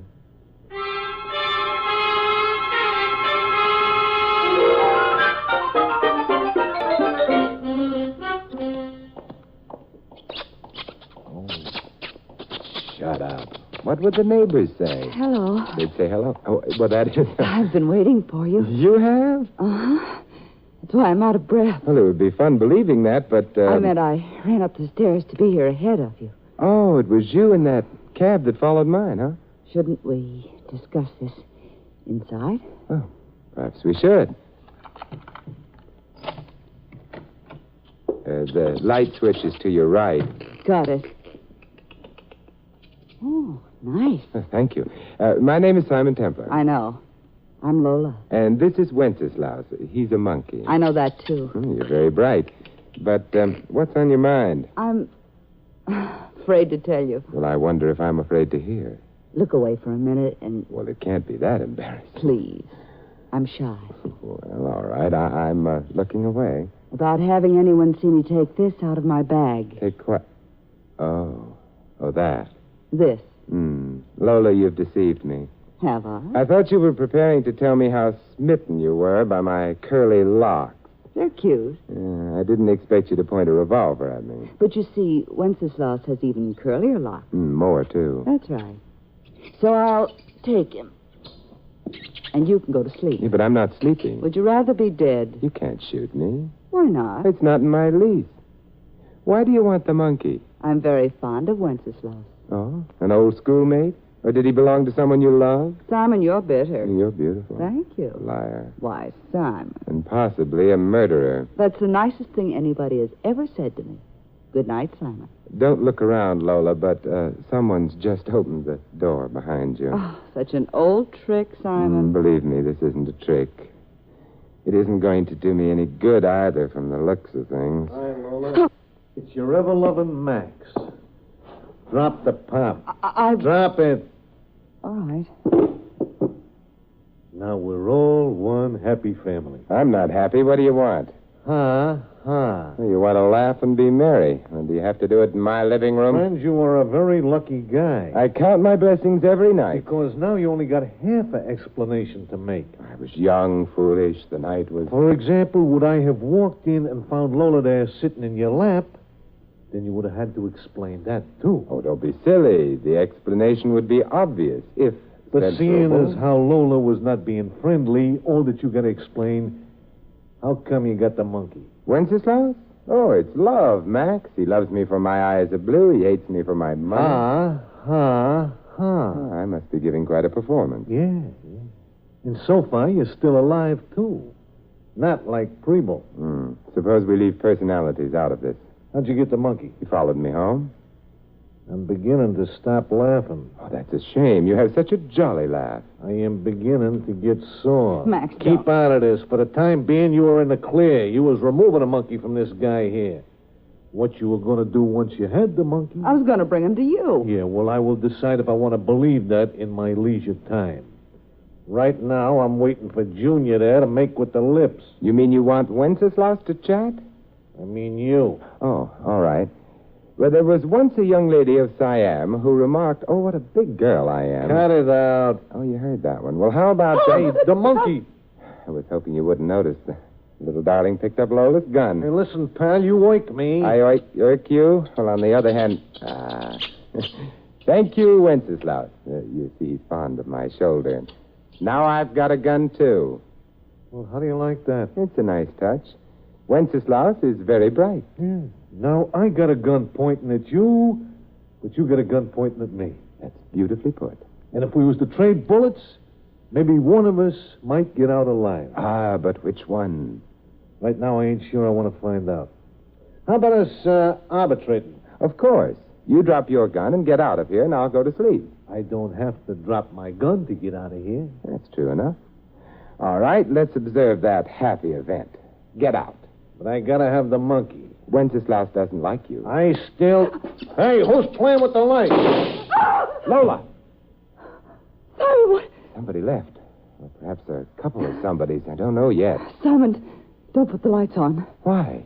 I'm afraid of what we'll see. The shooting's over. I've got to. I was so frightened. Simon, nobody's been shot.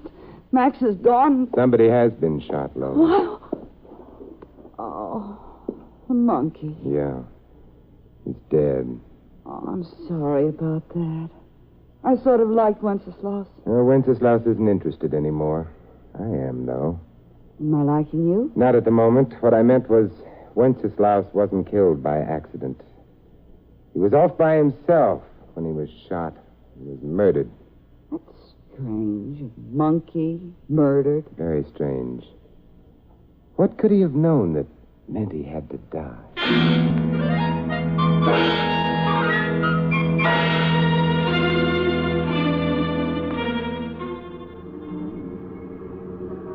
Simon. Yes, Lola? You made me promise to take you to Max, but it's not safe. The taxi? Going after Max. Oh, perhaps not. But I like Wenceslas. I even like Preble. Still, it's no real concern of yours. Preble was killed shortly after I'd met him. Wenceslas was murdered in my apartment. Makes it all sort of personal. Besides, I don't admire killers. How about me? Have you killed anyone? No. In that case, I could very easily believe you. And if you did? Then I could very easily... What? Warm night, isn't it? No. Cold. Paper says freezing. Yeah, it's a warm night. You mind? No, but what will the cab driver think? What do you think he'll think? He'll think what I think he'll think. Well, we've arrived. It's not likely to go down in history as a deathless statement, but... Lola? All right. I'll pay the driver. Here's a little something for your income tax return. Oh, thanks, mister. Let's go. Max won't be here. No, we'll wait for him. You see, this isn't Max's house. Oh? Belongs to his boss. Well, it's nice to know Max isn't among the unemployed. Simon, we better be very careful. I always am. I meant... Well, remember what happened to the monkey. Nobody could confuse me with a monkey. I shaved. Good evening. Mr. Hake. Ah, Lola. May we come in? Of course. Come into the parlor, naturally. It's where the villain always leads the fair heroine and handsome hero. Lola, I require an introduction. Mr. Hake, this is Simon Templar. Simon, Mr. Hake. How do you do? Delighted. The parlor. Make yourselves comfortable. I'm doing my best to sound like a spider. Shall I try to look like a fly? It wouldn't work. Rather an odd combination. Lola and the Saint. Both for the Saint. Well, you mustn't take the name literally. And for Lola. Hake, I tried to get the monkey. And Roland Ames's autograph at the same time? No. Simon had him. I'm deeply fascinated. But you must know all about that. How? Well, Max must have told you. We'll bypass that for the moment. Max must have told you he killed a monkey. He told me nothing of the sort. Well, the monkey's dead. So, Max? Yeah, Mr. Hake?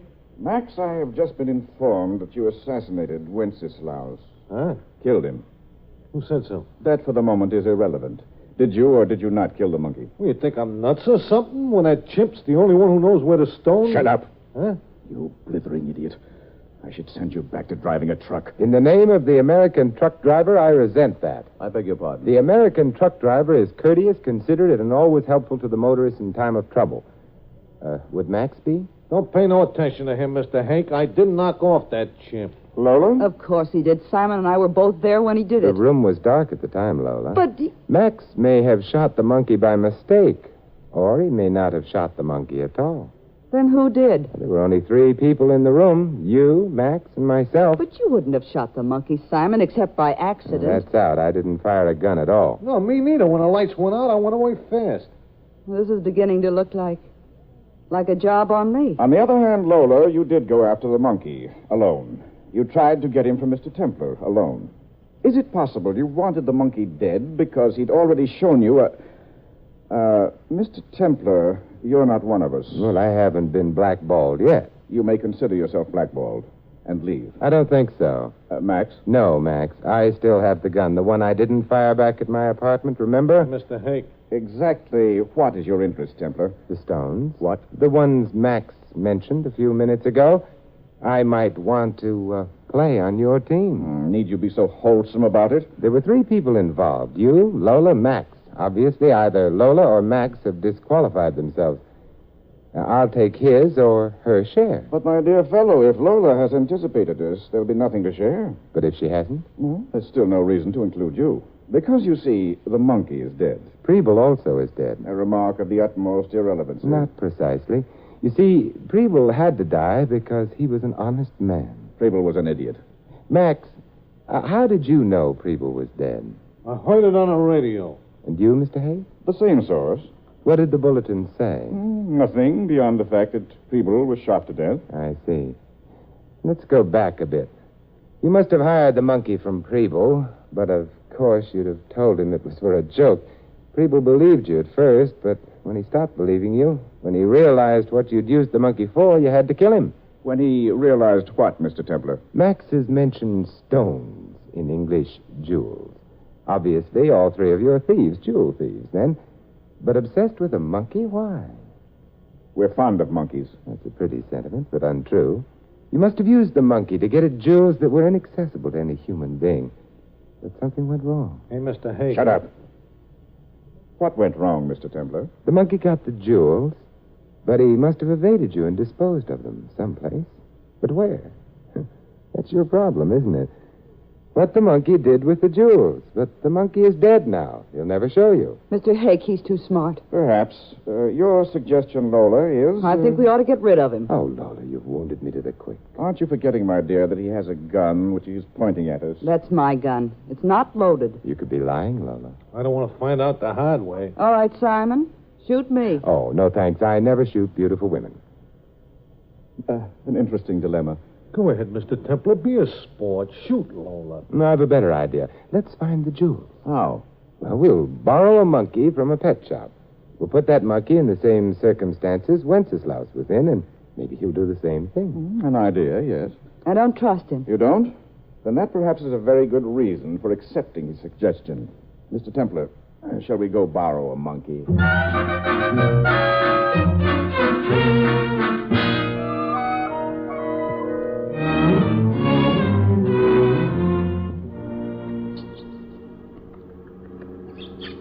Yeah, but Wenceslaus was prettier. This one looks moth-eaten. No, I don't imagine that matters. Does it, Lola? I don't care. What do you think, Max? To me, a monkey's a monkey. Max the realist. Well, shall we try Lola's place first? A splendid idea. Might save us a good deal of time. Mr. Hake, don't you think... I think nothing. I know a few things. One, we used the monkey to break into to pick up a few jewels for us. He did so and then disappeared for a while.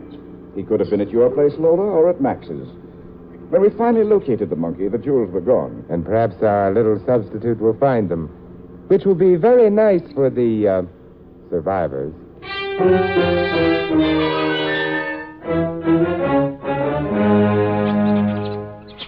Well, he's been all over my apartment, made a mess of it, and... Found nothing. Nor did we. Templar, I'm afraid... That Lola's innocent?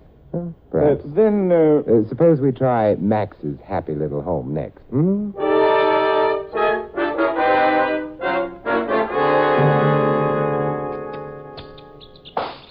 Hey, that monkey just knocked over my last bottle of real lemon juice. Lemon juice? Are you fond of vitamins, Max? Nah, I keep it in memoriam of a girl I used to know who raised lemons.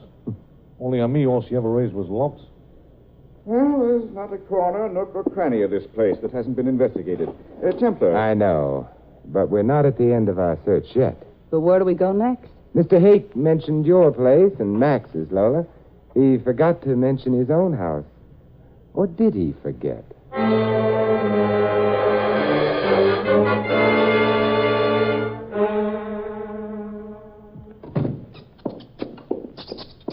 That, and I hope no one is bitterly disappointed, is that. No jewels in my home either. You're quite right. No jewels. Well, that means none of us took them. It also means... That unless Wenceslaus turns into a ghost and returns to haunt us, we don't ever find no stone. At which unhappy point I suggest we call it a day. Night, rather. May I ask for your absence, all of you? Hey, wait a minute there. I still want to know where them stones are. I put a lot of hard work in on that job. Be still, you idiot. He's right, Mr. Hake. Of course he's right. You're right. I'm right. It's the blasted monkey who's wrong. Oh, we mustn't speak ill of the dead. The blasted monkey is dead. So, by the way, is Preble. Incidentally, why was he killed? Merely because he suspected his monkey had been used illegally? That doesn't convince. But that was what you yourself said. I was making conversation at the time. I needed an opportunity to check. Searching all 3 houses for the jewels. Now that's over. It checks. What are you getting at? The reason the monkey had to be killed. You are nuts. Max, you're actually showing signs of intelligence. Templar, we wanted that monkey alive. Sure, the monkey was the only one who knew where the jewels were. But you see, that proves whoever killed Preble and the monkey had already found the jewels. Keep talking. Preble was killed, but his killer made no attempt to grab the monkey. Strange? No. Because it proves the killer had no use for the monkey. He already had the jewels. Or she. That is, and pardon me for pointing, one of you already has the jewels and is trying to keep them all. I wouldn't like anybody trying that. Why are you looking at me, Simon? Be still, both of you. Mr. Templar, you interest me. Not at all strangely. Pray continue. I'd rather continue with this gun in my hand. Now then, Lola, how did you find your way to my apartment earlier this evening? I'd been following Preble. He was shot. I saw you leave with the monkey, so I followed. I was following her. Can either of you alibi the other? I didn't even know he was following me. Hey, now that you bring it up, she ditched me for a while. Let's skip to my apartment. Who shot the monkey? Lola? That I like. I don't, because she had no gun. I had her gun, remember? But I didn't fire no shots, honest. Max, I'm beginning to wonder about you. Hey, I got my Don't gun lift now. it. You got Lola's, it ain't loaded. Don't bet on it. Lola is quite a liar, Max. Oh! It's just a flesh wound, Max. I've been practicing. I'll take your gun. Well, two-gun Templar. On your way out, Templar, take the big oaf with you and throw him to the police, will you? I prefer they didn't have to come here to pick him up, considering my profession. Yes, not to mention considering your guilt. I beg your pardon. Mr. Hake, how did you know Preble and his monkey had gone to visit a movie star, specifically Roland Ames? Well, I didn't. You mean you did? Remember you asked Lola if she had gotten Roland Ames' autograph? How did you know that the monkey was at the Ames place? Well, I heard it over the radio. But according to your own statement, all the radio bulletin said was that Preble had been shot to death. No reply, huh? You knew because you wanted to silence Preble, and you did. You didn't bother about the monkey because you already had the jewels. But when you saw me leave with Wenceslas, you began to worry. In police hands, the monkey would have been safe for you. But in mine, with Lola and Max both after me, that monkey represented danger to you. So you came after it, shot the monkey, and... Mr. Hake, I hate to point, but you have a date with a death cell.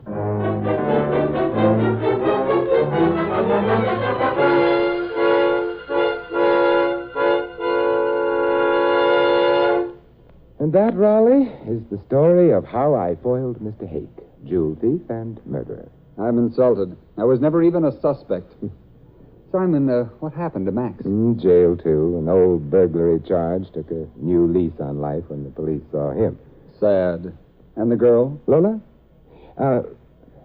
Raleigh, you know something? What? Lola is also a small blonde with big eyes, like Marie. But Simon, she's a crook. Oh, not really. Her heart's in the right place, left side. I mean, she was just young and foolish. We've all made our mistakes, right? Especially with small blondes. Hello? Yeah, he's here. Simon, for you. Oh, thanks. Hello, Lola? Why, yes, of course. 10 minutes? Right. Goodbye. Simon, you're going out with her? I am. She the type of girl who would be persona grata at the YWCA? Oh, I won't take her to the YWCA. Is she the type of girl your mother would have loved? My mother isn't taking her out, Raleigh. I am. Simon, you're treading on a very dangerous path. I refer to the one surrounded by primroses. Like Marie, huh? Yeah.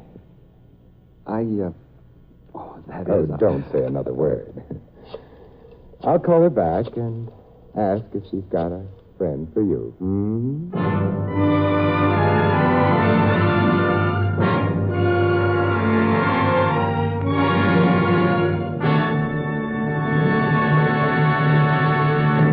You've been listening to another transcribed adventure of The Saint, the Robin Hood of modern crime.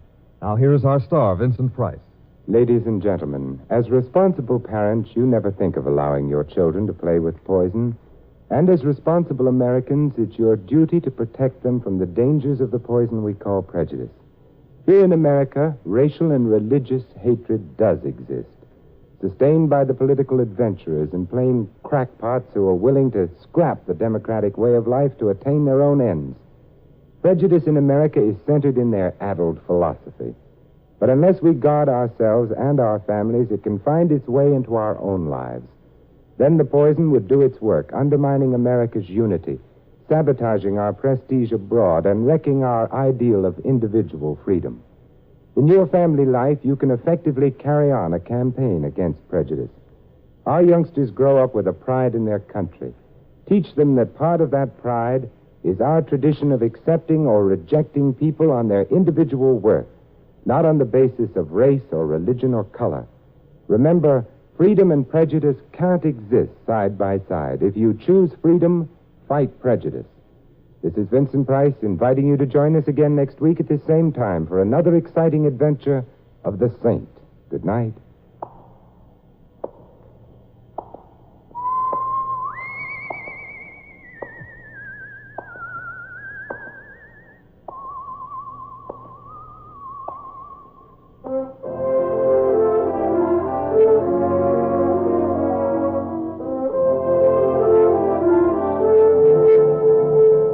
This adventure of the Saint was written by Louis Vittes.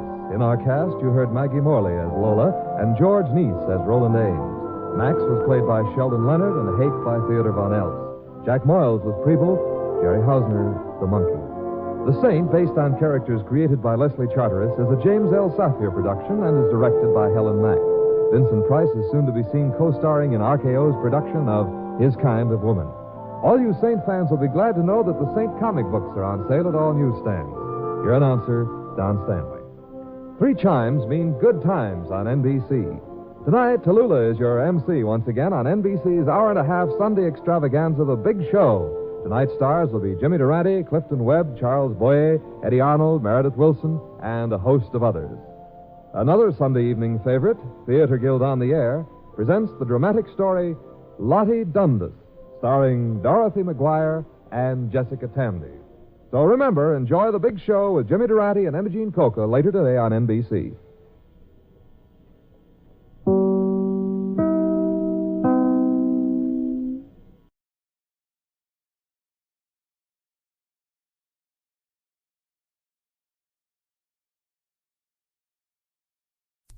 Lux presents Hollywood.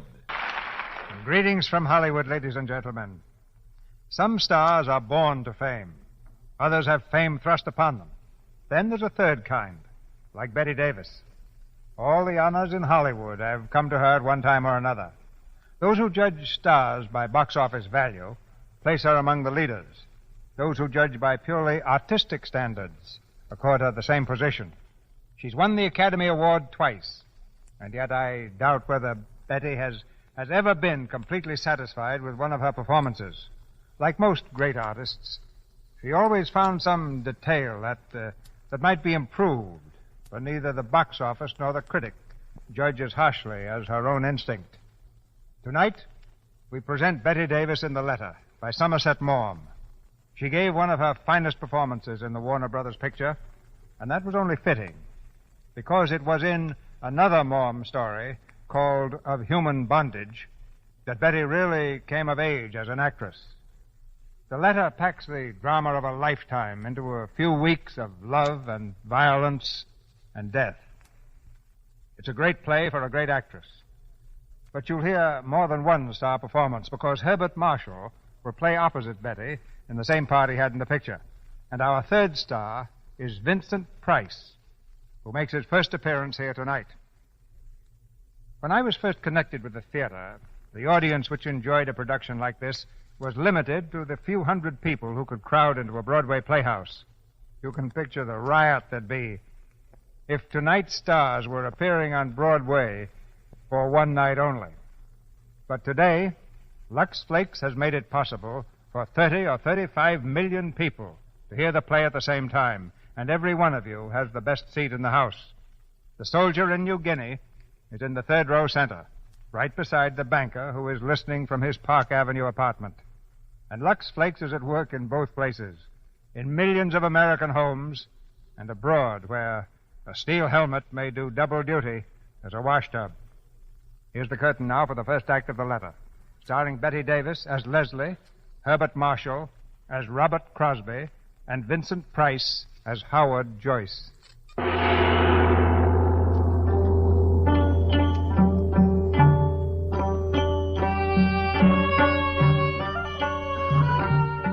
All of this happened a few years ago on the Malay Peninsula, in the days before the war. Just north of Singapore lay the great rubber plantations, kingdoms of commerce, built by natives and white men. On this particular night, in the main bungalow of one of these plantations, a light burns dimly through a shaded window. The night is hot and humid. the soft breeze heavy with the scent of flowers. A clouded moon hangs low in the sky, filtering slowly through the trees, making patterns of shimmering silver on the ground. There is deep silence. Suddenly, the door of the bungalow is flung open.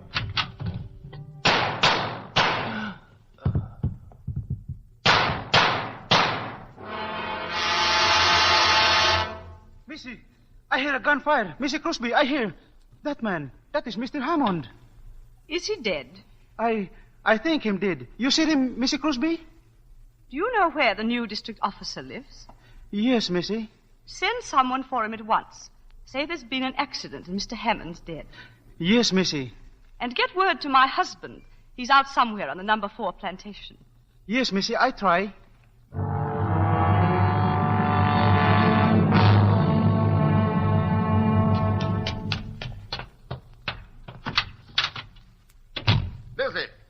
Leslie, where are you? Leslie, I'm here. Mr. Crosby? Yeah? I'm John Withers, the new district officer. Where's Mrs. Crosby? She locked herself in her room. She wouldn't see me until you came. Huh? Excuse me. Leslie, let me in. Leslie, darling, it's Robert. Leslie, what happened? Didn't they tell you? They said Hammond was killed. Is he still out there? I had your head boy remove the body to a shed. Leslie, what happened? Tell me. He tried to make love to me, and I shot him. Leslie. Oh, Robert, I'm so glad There, you come. darling, there. Hold me tight. I'm so frightened. There's nothing to be frightened about. It'll be all right. Oh, there, now, that's better. I'll try not to do that again. Mr. Withers, I hope you'll understand. I didn't want to see anyone until my husband came. Yes, of course, I understand, Mrs. Crosby. Oh, Howard, come in. I got your message in Singapore. Howard, how nice of you to come. Naturally, I want to be here if I can help. Oh, you will help me. Us. In every way I can, as your lawyer and your friend. You're a dear. Mr. Withers, this is Mr. Howard Joyce, my attorney. How do you do? How do you do? How's Dorothy, Howard? Oh, she's very well and anxious to see you. Has her sister arrived from England? Adele? Oh, yes, she came last week. Oh. Oh, here now. Leslie, you better be rested. Oh, I do feel dreadfully faint. Come and lie down, darling.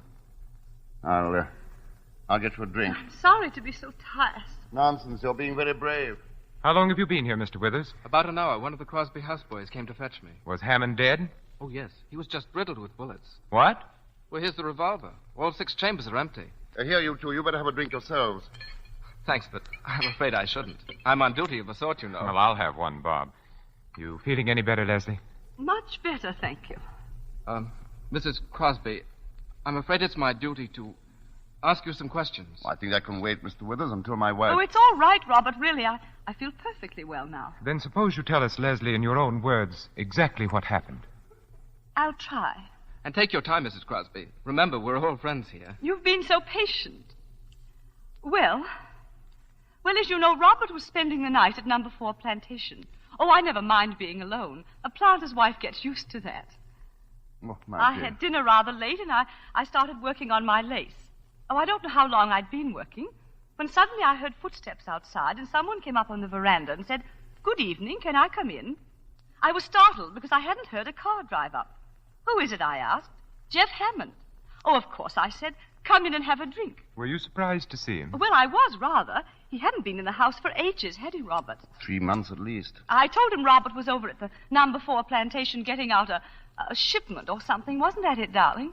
What did he say to that? He said, "Oh, I'm sorry. I felt rather lonely tonight, so I thought I'd just come over and see how you were getting on."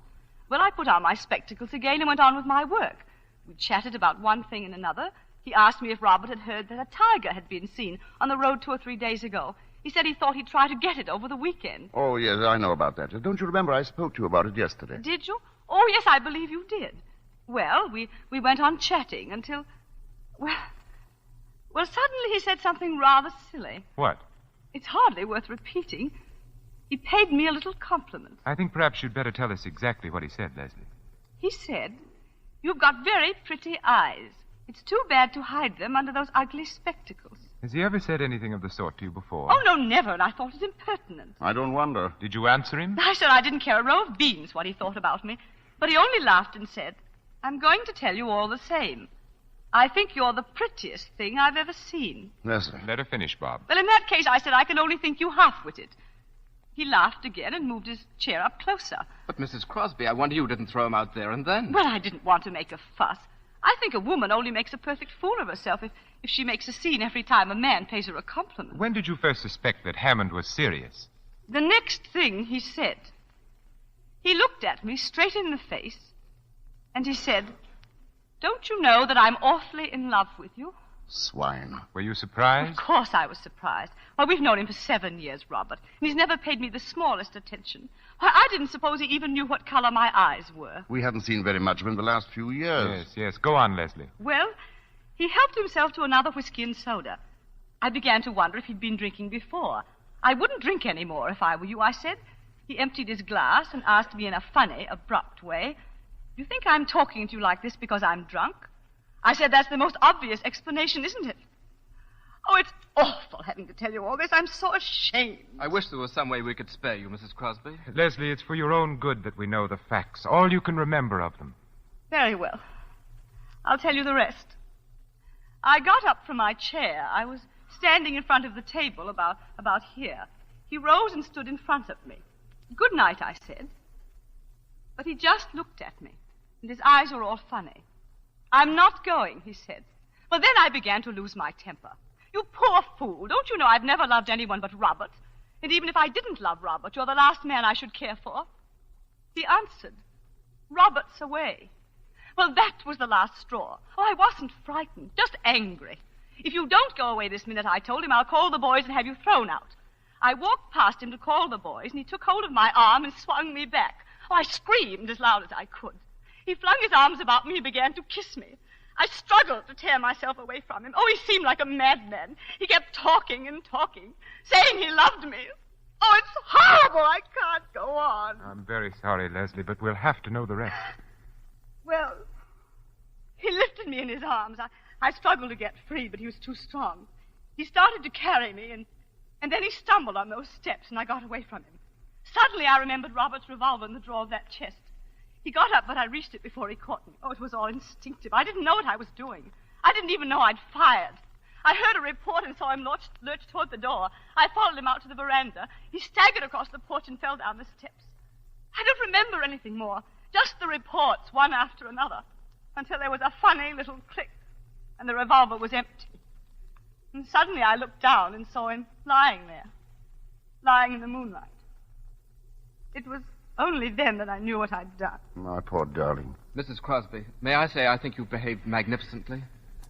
I'm terribly sorry we had to put you to the ordeal of telling us all this. Well, you were all very kind. It's quite obvious the man only got what he deserved. Withers, if you'll come with me, I'd like to see the body for a minute. Oh, yes. Yes, I'll take you to the shed. We'll only be a few minutes. My poor child. Oh, Robert, what have I done? You've done what any woman would have done in your place. Only 9/10 of them wouldn't have had the courage.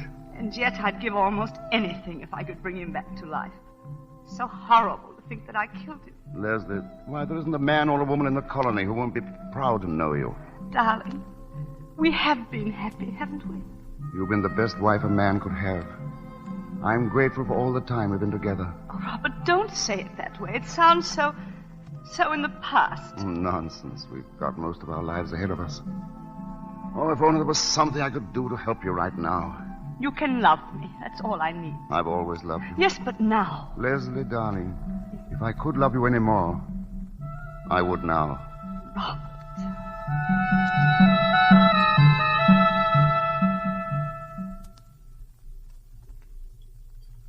You'll have to be very indulgent towards my cooking, gentlemen. I can't vouch for it. Well, I can and will. Funny. The head boy running off tonight. Yeah, it is odd. Well, he couldn't have done any better than this, my dear. It's delicious. It certainly is. Thank you, gentlemen. I think we should start for Singapore as soon as we're finished. Right away? It's still dark, Howard. It'll be 8 o'clock by the time we get there. We'll ring the Attorney General and find out when we can see him.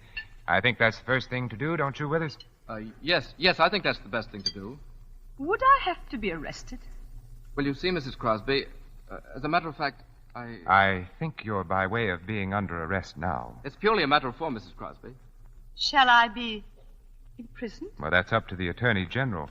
But it's quite possible he'll be able to accept bail. He's a very good fellow. I'm sure he'll do everything he can. How do you mean, be able to accept bail? Well, my dear, it depends on what the charge is.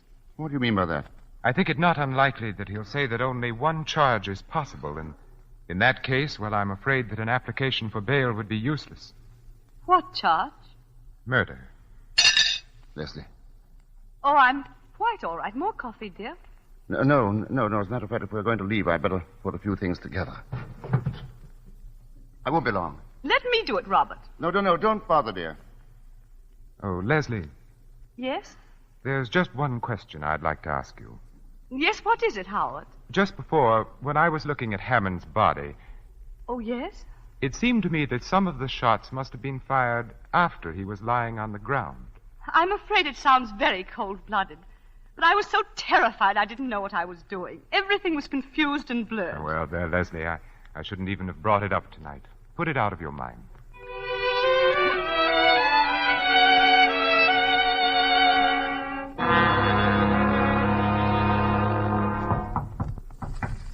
Come in. Well, Longchi? Mr. Crosby to see you, sir. Oh, ask him to come in. Mr. Crosby. Thanks. Hello, Bob. How is she? Have you seen her? If I can be of any assistance, sir, I shall remain within call. Not at the moment, Ong, thanks. Ong has been a great help on the case. He finds out everything. He's the perfect confidential clerk. I tried to catch her at the house. I had to see you, Howard. You needn't hesitate about coming to the office, Bob. You know you're always welcome. How is everything? Everything's fine. In fact, Leslie's much better than you. She hasn't turned a hair. She's worth 10 of me. I don't mind confessing I'm all in. The first time we've been separated for more than a day since we were married. Oh, you mustn't let yourself go to pieces, old man. I've tried to work, but it's no good. The estate can go to blazes for all I care. I hate the house and every tree on the place. But then why not stay in town with us? Dorothy's for it, and so am I. Thanks, I think I will. I won't be so lonely. Oh, you'd better get some sleep before you see Leslie. You don't want her to have to cheer you up. She's a plucky woman. It's monstrous they should have to keep her in that filthy prison all this time. They had no choice.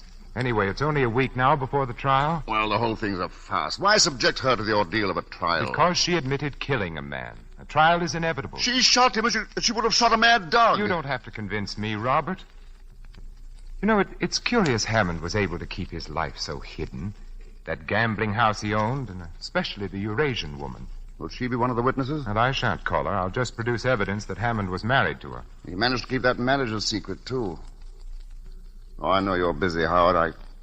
I can't tell you how grateful I am. Oh, nonsense. Now stop worrying. That's your lawyer's job. All right, thanks, old man. I'll see you up at the house. Yes? Mr. Joyce. Well, Long? If you are not too busy, sir, may I trouble you for a few words in private conversation? No trouble at all. It has to do with the case of the Crown versus Crosby. Yes? A friend has brought me information, sir, that there is a letter from the defendant to the unfortunate victim of the tragedy. Well, that's not surprising. In the course of 7 years, I have no doubt that Mrs. Crosby often had occasion to write to Mr. Hammond. But the letter, sir, was written on the day of his death. Well? You will recall that Mrs. Crosby had stated that until the fatal night, she had had no communication with the deceased for several weeks. This letter indicates that her statement is not in every respect accurate. Have you seen the letter? I have with me a copy, sir. The original is in the possession of a woman who happens to be the widow of Mr. Hammond, deceased. May I read it? Oh, certainly, sir. Of course, as I said, this is but a copy. Can you understand it, sir? Perfectly. Ong, it's inconceivable that Mrs. Crosby should have written such a letter. May I suggest, sir, that it would be well to make sure, since my friend is of the opinion that the letter would be of some interest to the prosecutor. I'm obliged to you, Ong. I'll give the matter my consideration. Very good, sir. Do you wish me to communicate that to my friend? It might be well if you kept in touch with him. Yes, sir. It might be very well.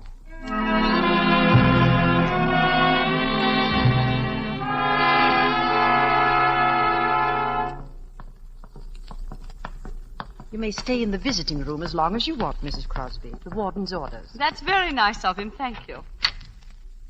Howard, how good of you to come. I wasn't expecting you today. Good morning, Leslie. You're looking very well. Thank you, Howard. Well, the trial's only 5 days off now. I know. Each morning when I awake, I say to myself, 1 day less. Just like I used to at school with the holidays coming. Oh, Leslie. Oh, don't feel sorry for me, Howard. The time has really passed quite quickly. I've read a great deal and worked on my lace. But I will confess something to you, Howard. I'm not looking forward to testifying in court.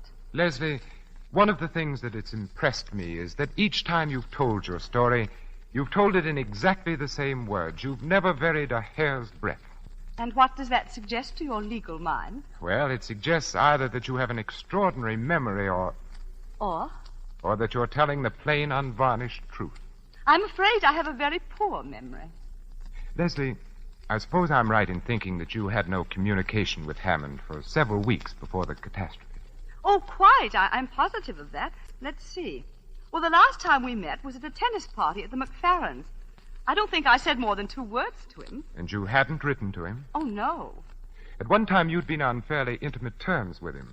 How did it happen that you stopped asking him to anything? Well, we hadn't anything much in common. He was very popular, you know, and, well, there didn't seem to be any need to shower him with invitations. Are you quite certain that was all? Well, I may as well tell you. We heard about his wife. And once, just by chance, I actually saw her. Oh, well, you... Horrible. Covered with gold chains and bangles and bracelets. And a face like a mask. And it was after you knew about her that you stopped having anything to do with Hammond. Yes. Leslie, I think I should tell you that there is in existence a letter in your handwriting from you to Jeff Hammond. Well, I've often sent him little notes to ask him something or other. This letter asked him to come and see you because Robert was going to be away. Oh, but that's impossible. I never did anything of the kind. Here, you'd better read it for yourself. This is not my handwriting. I know that. It's said to be an exact copy of one written on the day of Hammond's death. Well, Leslie? What does it mean? That's for you to say, Leslie. I didn't write it. I swear I didn't write it. The original is in your handwriting. It would be useless to deny it. But it could be a forgery. It would be difficult to prove that, Leslie. It would be very easy to prove that it was genuine. Well, it's not dated. It might have been written years ago. Oh, if you'll just give me a little time, I'll try to remember. Leslie, the prosecution could cross-examine your houseboys. They would soon find out whether someone took a letter to Hammond on the day of his death. I swear to you, I did not write this letter. Very well. And there's nothing further to talk about. I'll be going. Howard, wait a minute. I did write it. But you see, I was afraid to mention it. I thought none of you'd believe my story if I admitted that he'd come there at my invitation. Go on. You see, I was preparing a surprise for Robert's birthday. I knew he wanted a new gun, and, I'm so dreadfully stupid about sporting things. I thought I'd talk to Jeff about it and get him to order it for me. Perhaps you've forgotten what's in the letter. Will you have another look at it? No, I don't want to. Then let me read it to you. Robert will be away. I absolutely must see you. I'm desperate, and if you don't come, I won't answer for the consequences. Don't drive up to the door. Leslie, I'll have to talk to you very plainly. I told Robert today that I was certain of your acquittal. And I didn't say that just to cheer him up. I don't believe the jury would have retired at all. But this letter alters the case completely. I won't tell you what I personally thought when I read the letter.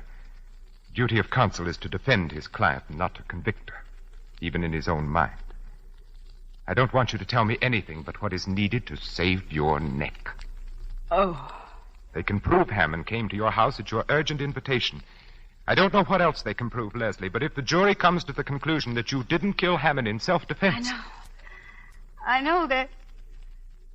Leslie! Matron, quickly! Yes, sir? Call the nurse. Mrs. Crosby is ill.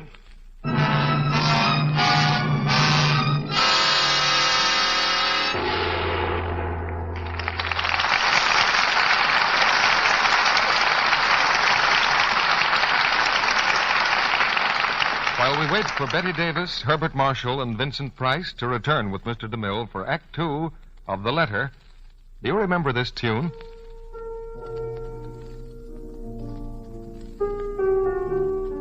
It's a song I've always liked. Remember?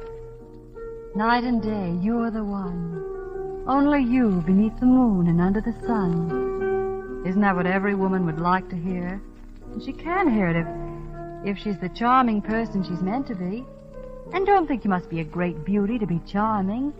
Don't you know women who aren't beautiful or even pretty, yet their whole being draws you to them. They're warm and gay. Yes, aren't they always very dainty, flower fresh and immaculate?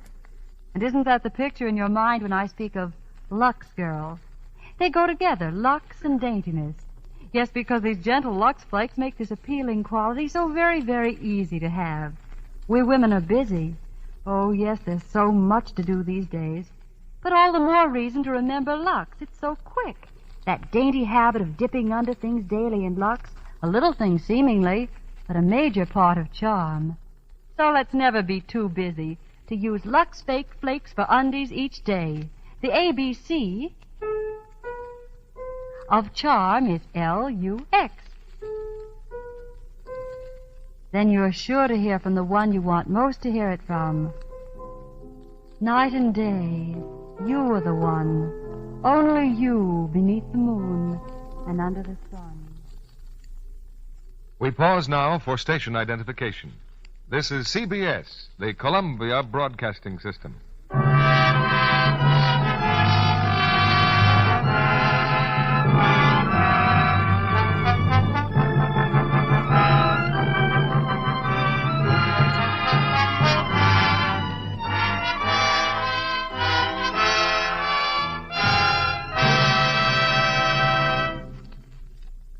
Act Two of The Letter, starring Betty Davis as Leslie, Herbert Marshall as Robert Crosby, and Vincent Price as Howard Joyce. In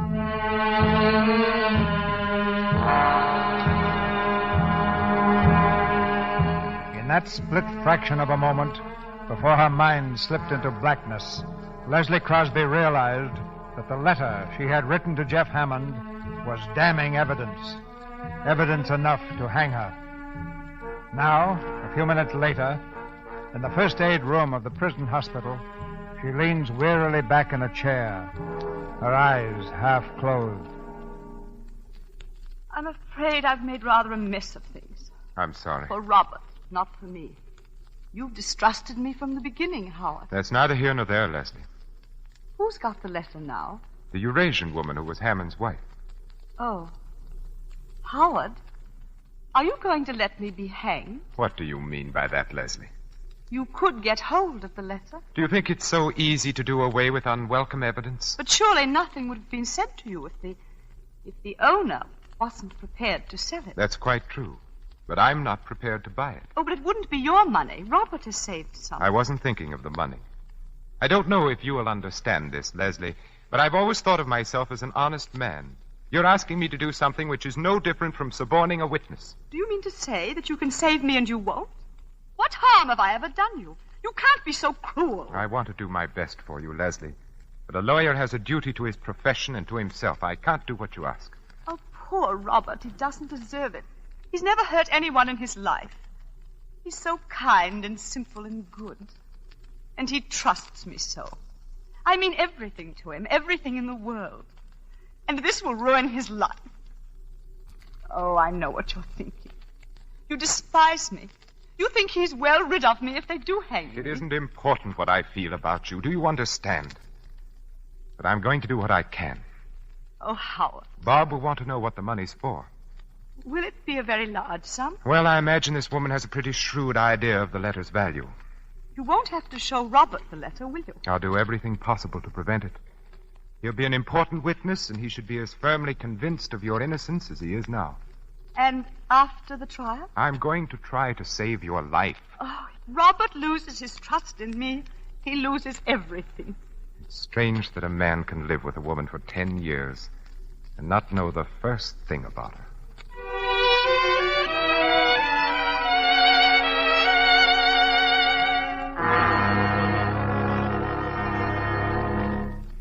You say your friend could be induced to part with the letter? I believe so, sir. But my friend has not got the letter, sir. The woman has it. She did not know the value of it till my friend told her. What value did he put on it? $10,000, sir. Only 10,000? Well, why not 50 or 100? For the reason, sir, that Mr. Crosby has in the bank a savings account in the amount of only $10,000 $450. $10,000 is a good deal of money, Ong. Well, I'll speak to Mr. Crosby. Have the woman come to my office. I was about to mention, sir. She made 2 conditions. She insists that the money shall be brought to her. I can take you to the house whenever you are ready. What is the other condition? That Mrs. Crosby shall bring it to her personally. Why, you must be mad. Great heavens, man. Do you suppose Mrs. Crosby can just walk out of a prison cell whenever she feels like it? My friend thinks you could arrange to have her stay at your house until the trial. I believe the judge will permit it if you are responsible for her, sir. Very well. Ong, tell me something. Yes, sir.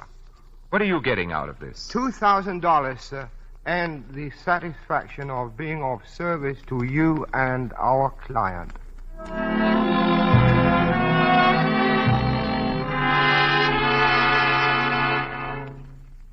Sit down, Howard. I've taken the liberty of ordering for you. Oh, thanks. You're looking more cheerful, Bob. I feel better since this morning. I guess you finally convinced me we have nothing to worry about. Well, as a matter of fact, Bob, something has come up. Oh, it's nothing very much, but I thought I'd better have a talk with you about it. Yes? Well, it seems Leslie wrote a letter to Hammond asking him to come to the bungalow on the night he was killed. Why, that's impossible. You heard her say she'd had no communication with him for weeks before it happened. Nevertheless, she did write the letter. She wanted his advice on something she was buying you for your birthday. Your birthday was about then, wasn't it? Yes, it was the end of April. Excitement, she forgot the letter at the time, and then later was afraid to say she'd made a mistake. But that's not like Leslie. She isn't afraid of anything. This was a pretty serious mistake, and she realized it. Who has the letter? Hammond's widow. She threatens to turn it over to the prosecution. Well, what if she does? Leslie can explain it in court just as she explained it to you. Yes, but don't you see, it might alter things a good deal in the minds of the jury if Hammond came to your home by invitation. Well, what's to be done about it? I think we must get hold of that letter. I want you to authorize me to buy it. I'll do whatever you think is right. All right, buy the letter. I'll pay you back whatever it costs. Good. Now put the matter out of your mind. Oh, by the way, Leslie will be at the house tonight. I've arranged to have her released pending trial.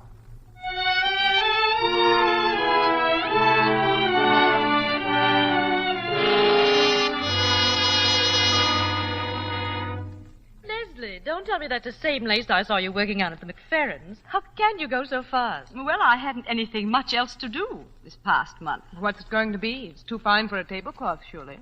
It's a coverlet for our bed. Oh, Dorothy, Leslie and I have some work to do this evening. Look here, Robert. Why don't you take the girls to a picture? Well, it won't take all evening, will it, Howard? Well, there's a lot to go over. No use you 3 hanging around. You'd much better see a good film. Yes, go ahead, darling. It'll take your mind off tomorrow. I want you to.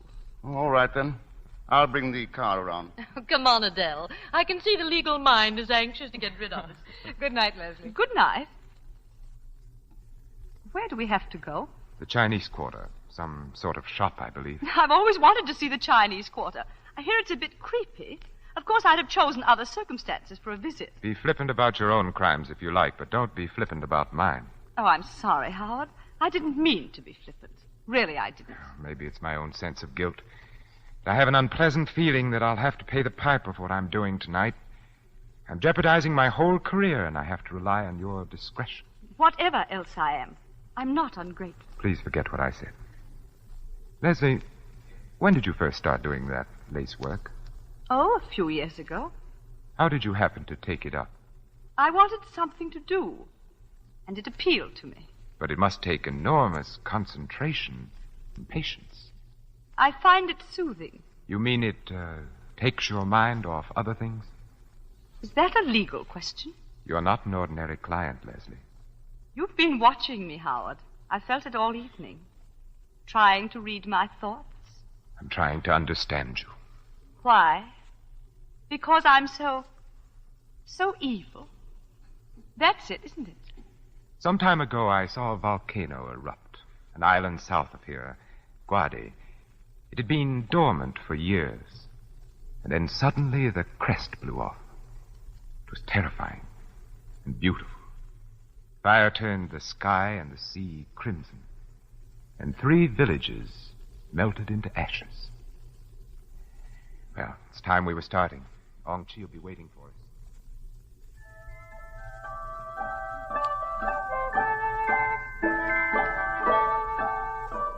Come in, please. Come in.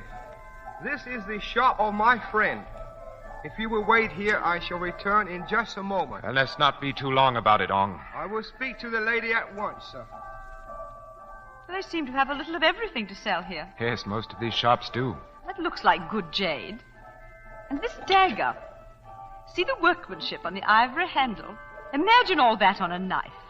He who kills with an unworthy tool commits 2 crimes, one against himself.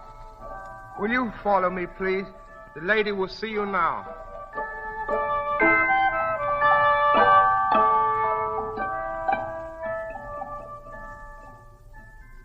Now, where is she? You said she'd be here. She is coming, sir.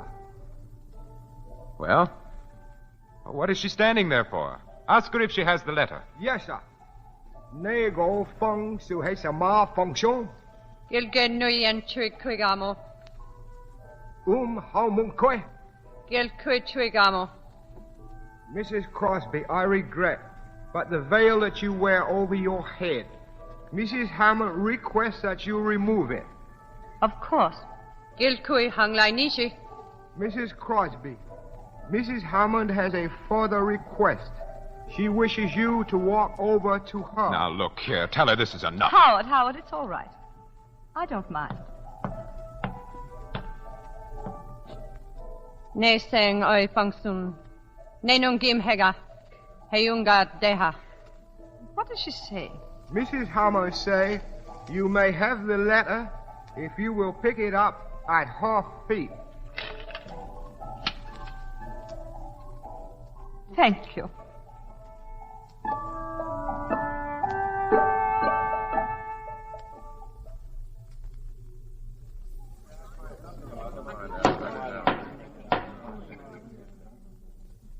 Gentlemen of the jury, have you agreed upon a verdict? We have, Your Honor.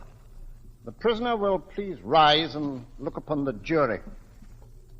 You find the prisoner at the bar, Leslie Crosby, guilty or not guilty? We find the defendant not guilty.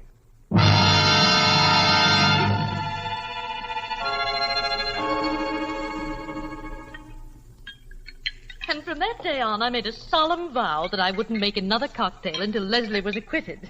So if these aren't up to my usual high standards, remember, I'm out of practice. Oh, Dorothy, darling, they're wonderful and never been better. Robert Crosby, right now you wouldn't know what you were drinking. I guess that's right. I can't taste or think or feel. All I can do is keep saying to myself over and over, Leslie's safe. Darling. Well, ladies and gentlemen, anyone planning to bathe, shower, or sponge before dinner should be getting at it. Well, a shower for me. Oh, I've laid out some things for you, Leslie. Thank you. Darling, I'm going to tidy myself up a bit. No, don't go, Leslie. I shan't be a minute. Well, there's something I particularly want to talk to you about. And, Howard, I want to see you, too. I want your legal opinion. Oh, you do? Oh, what's up? Well, I want to get Leslie away from here as quickly as possible. Well, I think a bit of a holiday would do you both good. No, I mean for good. But how could we? Well, you can't very well throw up your job. Well, I've got something in view that's much better. It's in Sumatra. We'd be away from everybody, and the only people around us would be Dutch. We'd start a new life. The only thing is that you'll be awfully lonely, darling, at the start. Oh, I wouldn't mind that. I'd like to go, Robert. I don't want to stay here. That settles it, then. I'll go straight ahead and we can fix things up at once. Is the money as good as here? Well, I hope it'll be better. At all events, I'll be working for myself and not for a company in London. What do you mean? Why should I go on sweating my life out for other people? This plantation belongs to a Malacca Chinese planter who's in financial difficulties, and he's willing to let it go for $30,000 if he can get the money the day after tomorrow. Well, how on earth are you going to raise $30,000, Bob? Well, I've saved about 10, and the bank is willing to let me have the balance on mortgage. Robert, darling, I shouldn't like you to take such a risk on my account.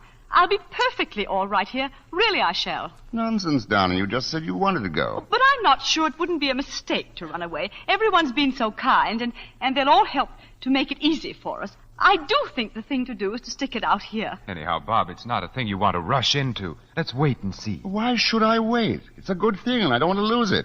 Look, I've got all the papers in my briefcase. I'll go and get them, and you can see for yourself. And I have a couple of photographs of the bungalow to show Leslie. I don't want to see them. Please, Robert. Oh, now, come, darling. That's just nerves. That shows how necessary it is for you to get away. But, Robert, Leslie, darling, in this case, you must let me have my own way. I won't be a minute. Howard, what are you going to do? What can I do? Oh, don't tell him now. I can't bear any more. You heard what he said, Leslie. He wants the money at once to buy the estate. He can't. He hasn't got it. Oh, give me a little time. I'll pay it back. Leslie, I can't afford to let you have a sum like that. I've mortgaged everything I own. I was glad to advance it, but Where is the letter? I have it in my pocket. Oh, it will break his heart. What shall I do? I don't know, Leslie. If I tell him, he'll want to see the letter, of course. Here we are. Well, he's coming. It's up to you, Leslie. Oh, tell him. Tell him and have done with it.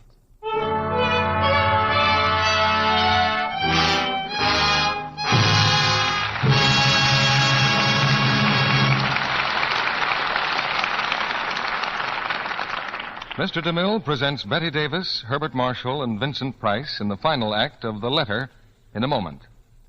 Right now, we have a special guest to tell you not about Lux Flakes, but about our boys who have been dishing it out to the Japs, and taking it, too. She's Lieutenant Leda Jelinek, an Army nurse stationed at Birmingham General Hospital at Van Nuys, California.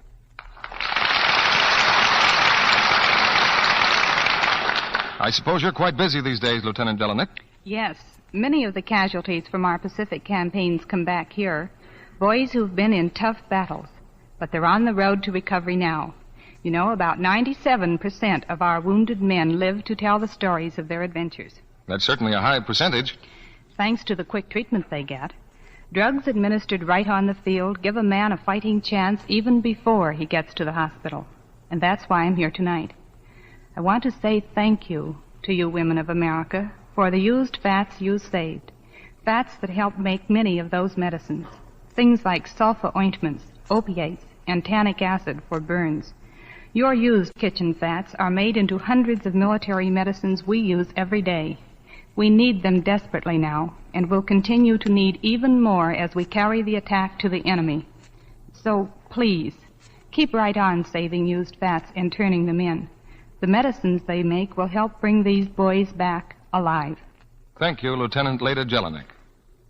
Yes, ladies, every drop of grease from your frying pan or broiler will help make more of those life-saving medicines. So put aside a tin can of any size or shape, never use glass, and pour in every drop of used fat. Don't throw out even a spoonful, no matter how burned or black or smelly it is. Just a tablespoonful a day will add up to a pound a month. And your butcher will give you 2 meat ration points for each pound, as well as 4 cents when you turn it in. Within 3 weeks, it will be ready to be made into life-saving drugs. Remember, your used kitchen fats may save a wounded man's life. Now, Mr. DeMille returns to the microphone. After the play, we'll ask Betty Davis about a certain special hobby of hers. But now here's the curtain for the third act of The Letter, starring Betty Davis, Herbert Marshall, and Vincent Price.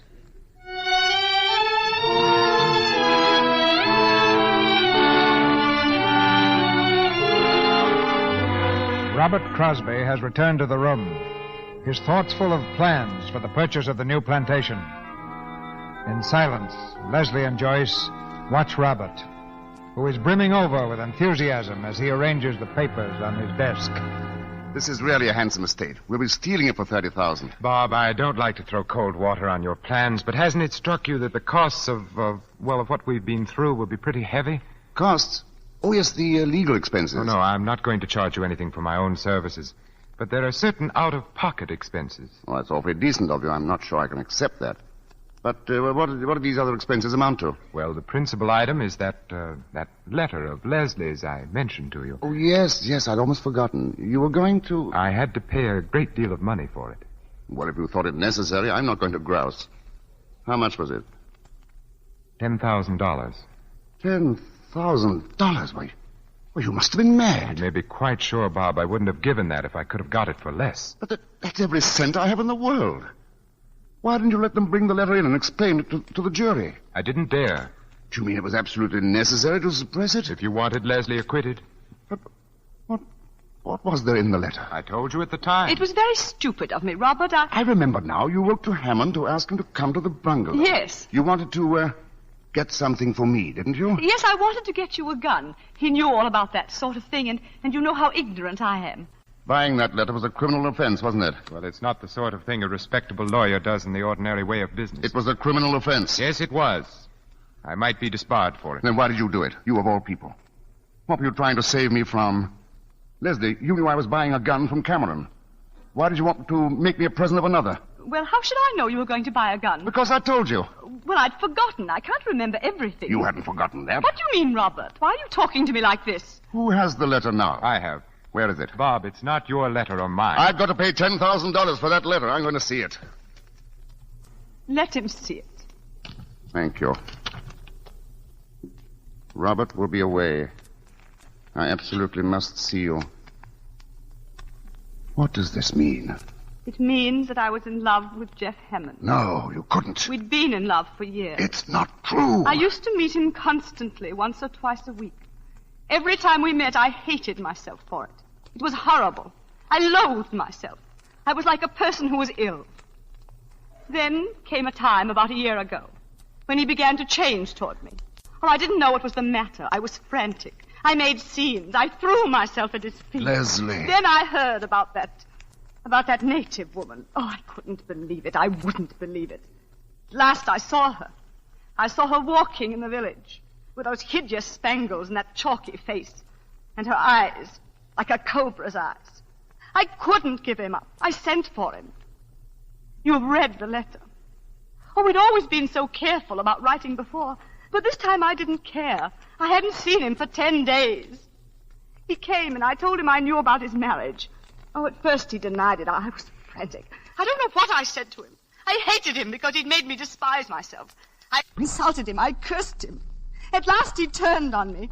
He told me he was sick and tired of me, that it was true about the other woman, that she was the only one who really meant anything to him. He said he was glad I knew, because now I'd leave him alone. I knew that if he went out that door, I'd never see him again. I hardly know what happened. I seized the revolver and fired. He gave a cry, and I saw it hit him. I ran after him, and I fired and fired and fired until there were no more cartridges. That's what happened. And I have no excuse for myself. I don't deserve to live. How could you do this? How could you?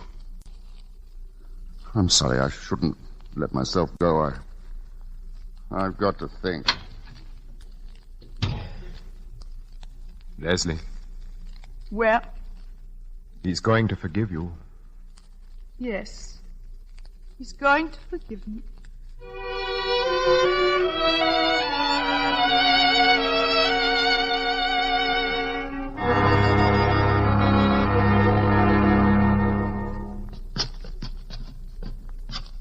And the fifth couple are the Prescotts. Oh, yes, Robert's told me about them. Oh, you'll adore them, Leslie. Well, now, both of you get a good sleep because it'll be a late party. Good night. Good night, Dorothy. Night.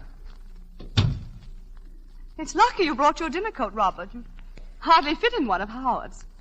Now, let's see what else you'll need. Oh, well, how about your studs? They're probably still in the bureau at home. Home. Robert, it's no use, is it? We can't make it go, can we? I don't know. I'm not sure. Robert, you're so kind and so generous.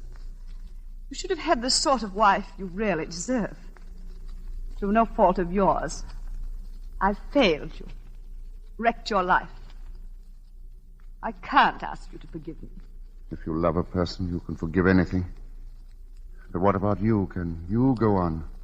I'll try. I'll really try. That's not what I'm asking. I'll do everything to make you happy. Everything in my power. That isn't enough. Unless...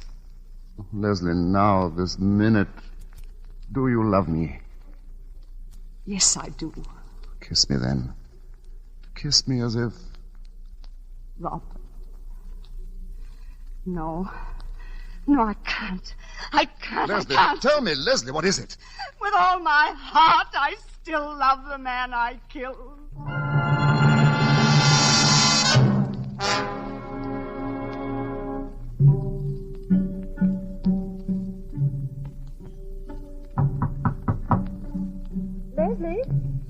Leslie, let me in.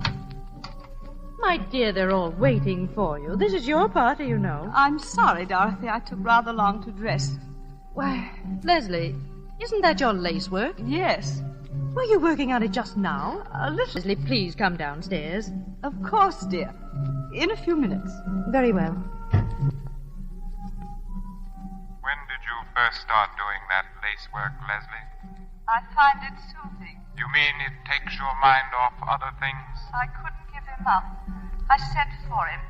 At last he turned on me. He was sick and tired of me. She was the only one who meant anything to him. She was the only one. I hardly know what happened. I seized the revolver and fired.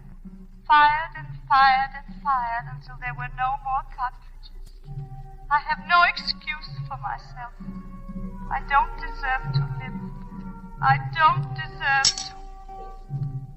Who's up there? Who is it? You, I see you there. Mr. Crosby. Come here. What are you doing out there? I no want to come. She make me come. She tell me I come here. She? Missy Hammond, she tell me I come here. Bring dagger. Leave it outside window. Of course. Mrs. Hammond. Dagger, Missy. She bring dagger to you. She's here, then? Yes, Missy Hammond on path by gate. You no go in garden, Missy Crosby. She kill you. She wait there. That is what dagger mean. She kill you, you go in garden. Missy, you no tell police I come? Missy, you no tell police I come?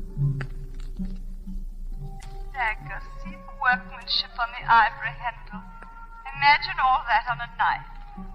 He who kills with an unworthy tool commits two crimes, one against himself. I don't deserve to live.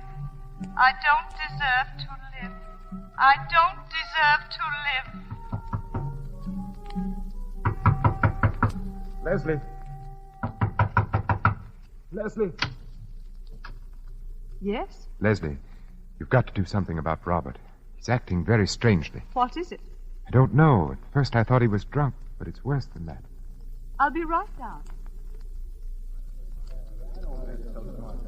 But where will you ship from, Crosby?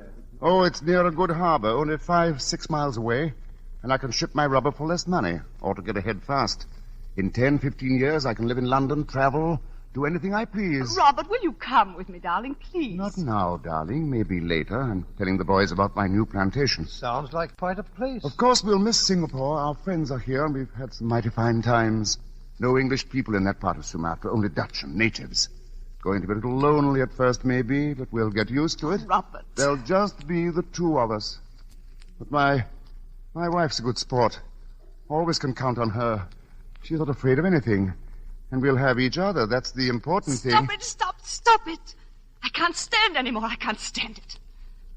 Give me a drink. I want a drink.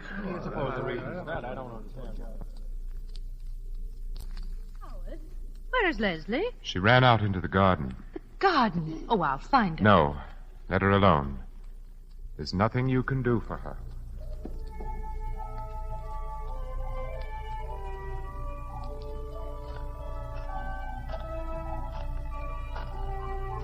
You no go in garden. She kill you. You go in garden, Missy. See the workmanship on the ivory handle. She kill you. I couldn't give him up. I sent for him. Robert will be away. I absolutely must see you. I couldn't give him up. What does this mean? It means that I was in love with Jeff Hammond. That's not true. It means I was in love with Jeff Hammond. No. We'd been in love for years. Been in love for years. We'd been in love for years. Mr. Crosby, go back. Go back. Oh! You killed her. You killed her. Say. Who is that? Don't move. The police. The police. Don't move. I will shoot. What do you do here? I do nothing. I tell her no go into garden. I tell her. This woman, she is dead. Say. Ingada sekui. She killed her. It was right. She died. Leslie! Leslie!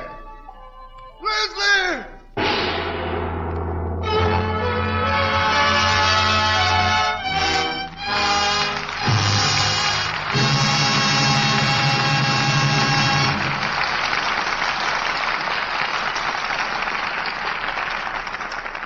Our stars will return for a curtain call in just a moment. Meantime, we take you to a home, almost anywhere, and a mother who might be almost anyone. Mrs. Thompson is in her kitchen, and she's getting ready to do her dinner dishes. There. All scraped and rinsed. Now, why, that's funny. I know it was here when I did the luncheon dishes. Now, where did I put it? Not on the table. The closet. I know I haven't used it all.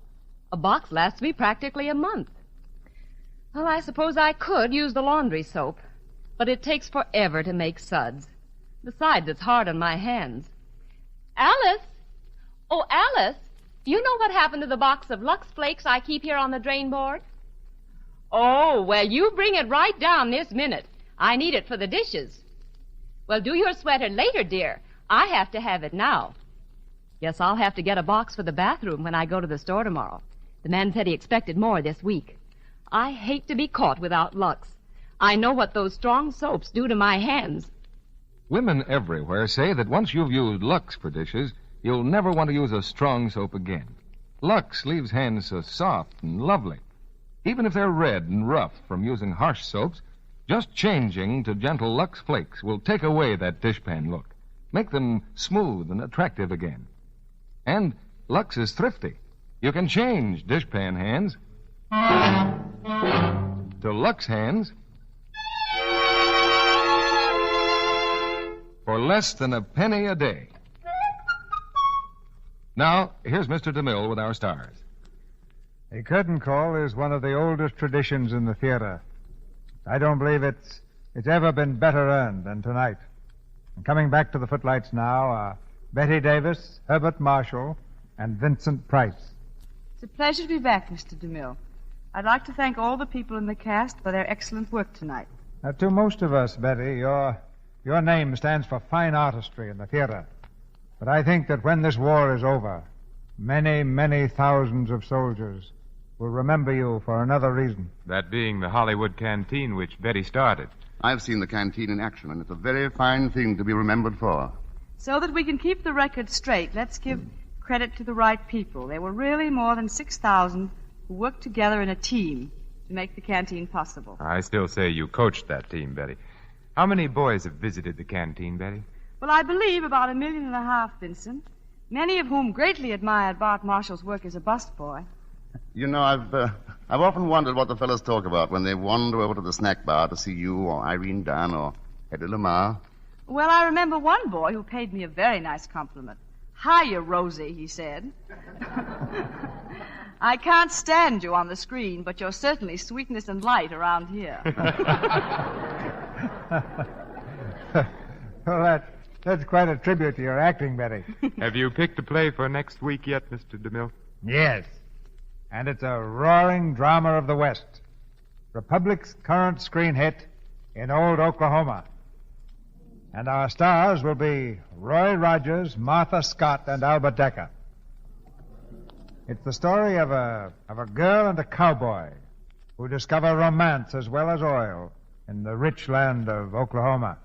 And besides a thrilling drama, we'll also have the songs of Hollywood's great cowboy star, Roy Rogers.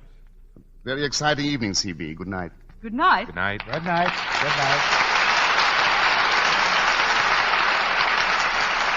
Any theater should be thankful for players like you three.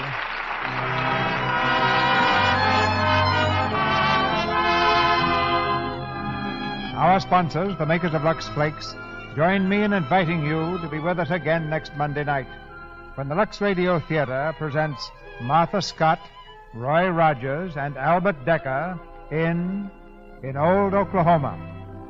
This is Cecil B. DeMille saying good night to you from Hollywood.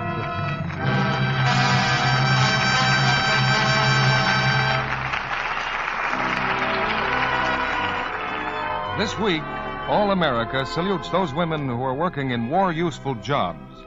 Women must get into the war with their hands as well as their hearts, until victory is finally won. Betty Davis has just finished the picture Mrs. Skeffington at Warner Brothers. and is currently seen in Old Acquaintance. Herbert Marshall appeared through the courtesy of Metro-Goldwyn-Mayer. Vincent Price is currently seen in the 20th Century Fox picture, The Song of Bernadette. The Warner Brothers screenplay of The Letter was written by Howard Koch. Heard in tonight's play were Charlie Lung as Ong Chi, Bea Benaderet as Chinese Woman, Richard Davis as Withers, and Frederick Warlock, Alex Javier, Regina Wallace, Paula Winslow, Joe Gilbert, Eric Snowden, and Charles Seal. This program is broadcast to our fighting forces overseas through cooperation with the Armed Forces Radio Service. Our music was directed by Louis Silvers. And this is your announcer, John M. Kennedy, reminding you to tune in again next Monday night to hear Martha Scott, Roy Rogers, and Albert Decker in the play In Old Oklahoma. Listen, everybody. Free vitamins for you and every member of your family. Your druggist will hand you a regular 50-cent package of famous Vims free with every large economy-size Vims you buy. A $2.25 value for $1.69. Remember, Vims are vitamin complete. Have vitally needed minerals, too. Complete satisfaction with Vims or your money back. The offer is limited, so hurry to your druggist. Don't wait. Get your free Vims. This is CBS, the Columbia Broadcasting System.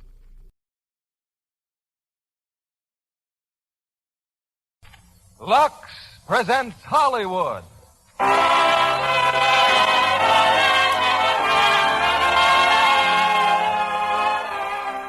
Lever Brothers Company, the makers of Lux Flakes, bring you the Lux Radio Theater, starring Ella Raines, Edmund O'Brien, and Vincent Price in The Web. Ladies and gentlemen, your producer, Mr. William Keighley.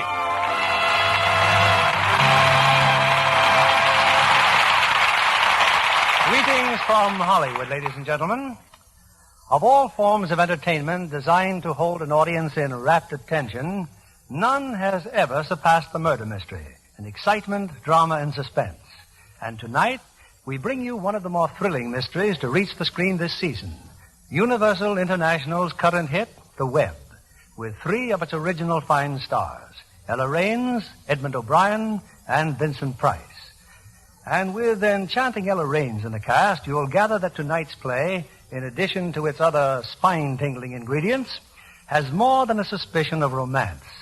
And speaking of romance, during the filming of The Web, Ella Raines herself became a bride and settled down to happy married life. Between pictures, that is. She assures me that when it comes to household management, a good supply of Lux Flakes is a wonderful help in washing fine fabrics and keeping tableware and silver sparkling clean. Well, I'm sure that many other young brides in our audience have discovered the same thing and thank their lucky stars for Lux Flakes on the pantry shelf. Here's Act One of The Web, starring Ella Raines as Noel, Edmund O'Brien as Bob Regan, and Vincent Price as Andrew Colby.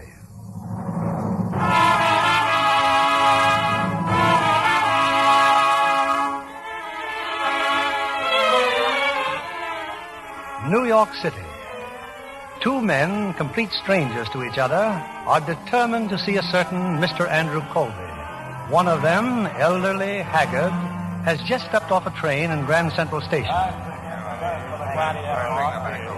Father. Oh, Father. Are you sure you're all right? I'm all right, Martha. You should have let me come up to meet you. To see me get out of prison? It's not a sight I'd want you to remember. You're free now, Father. That's all that matters. Where is Mr. Colby? He didn't come here? Did you expect him? Yes, of course I did. Father, please, don't upset yourself. Let's go home now. He should have been here. I must see him, Martha. I must see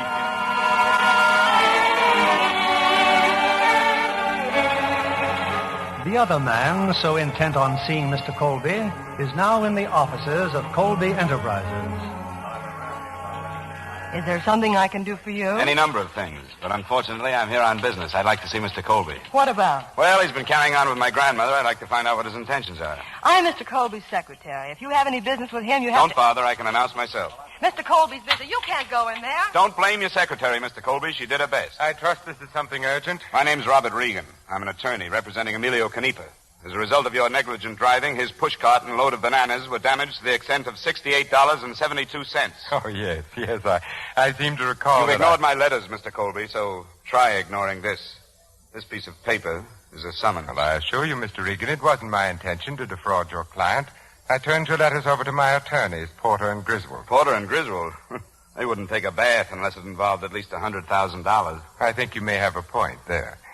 Anyway, I'll see that Mr. Canepa gets a check and a letter congratulating him on his choice of attorneys. Ah, thank you. Do you always attend to these matters personally, Mr. Regan? I thought my client was getting pushed around, Mr. Colby. I didn't like that. Goodbye. Goodbye, Mr. Regan. Well, I guess you saw Mr. Colby all right. Sorry if I got you into a jam. Oh, anything for the cause of justice. My name's Regan. Robert Regan. I'll try to remember. Oh, you will excuse me, won't you? Mr. Colby's buzzing. Well, I'm in the phone book in case your push cart ever gets pushed. It very rarely does. Goodbye, Mr. Regan.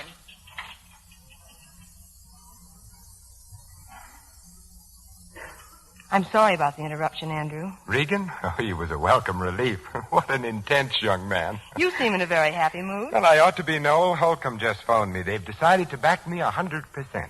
Andrew, that's wonderful. You can wire our Paris office. We'll be ready to leave here in 2 weeks. May I come in?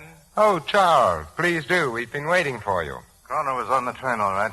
His daughter met him. Kroner. How does he look, Charles? About the same. Thinner, a little bitter. 5 years. It doesn't seem possible, does it? Noel, that Regan fellow, what did you think of him? Oh, I don't know. Brash, hot-headed. Fairly bright, I imagine. Have him come to see me tonight. Come to see you? Yes, at home. Say 9 o'clock. Will you want me there? Naturally, no. Naturally.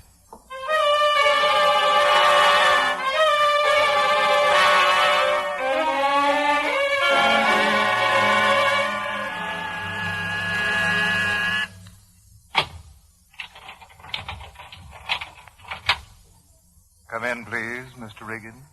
That's quite a display of hardware on your front door. Do you always... Good evening. Well, hello. You know, when I'm worth $40 million, I'm going to have a secretary who looks exactly like you. Oh, my tastes are fairly simple. $20 million would be quite enough. How's Emilio Canepa? Expecting a check. What's the idea of this interview? Ask Mr. Colby. Oh, I thought you were his personal secretary. He keeps a few secrets from me. I couldn't. Say, what kind of a guy is he, anyway? Handsome, generous, warm-hearted, brilliant. Come in, Mr. Regan. Ah, it's a very attractive secretary you have there, Mr. Colby. Yes, I'm still young enough to notice that myself. Uh-huh. You're wondering why I wanted to see you?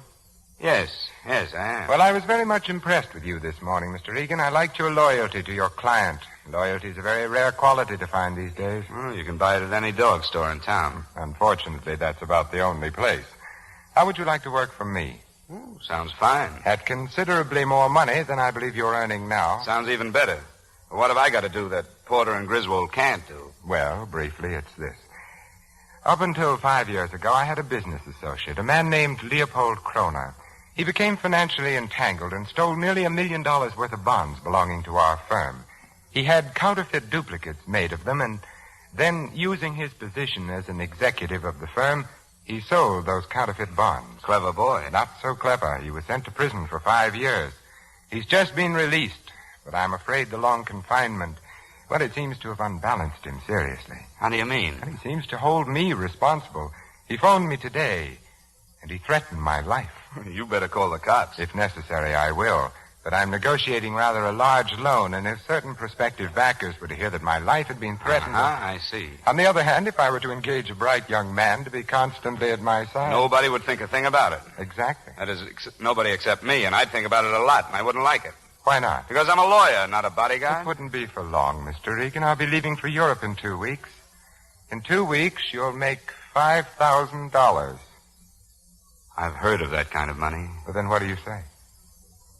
If you think I'm going to turn it down, you're crazy. But then you act a little crazy anyway.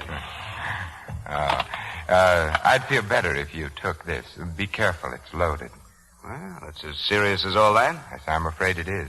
Can you get a permit to carry a gun? Oh, I can try. I have a friend in the police department, Lieutenant D'Amico, homicide. Well, when do I start? After you've seen your friend. I could see him tomorrow. What about tomorrow night? Very well, tomorrow night. You'll come directly here, and Charles will have a room ready for you. Charles? Charles Murdoch, the gentleman who met you at the door. Oh, sure. Tomorrow night, then, Mr. Colby. You've got yourself a bodyguard at $5,000 per body.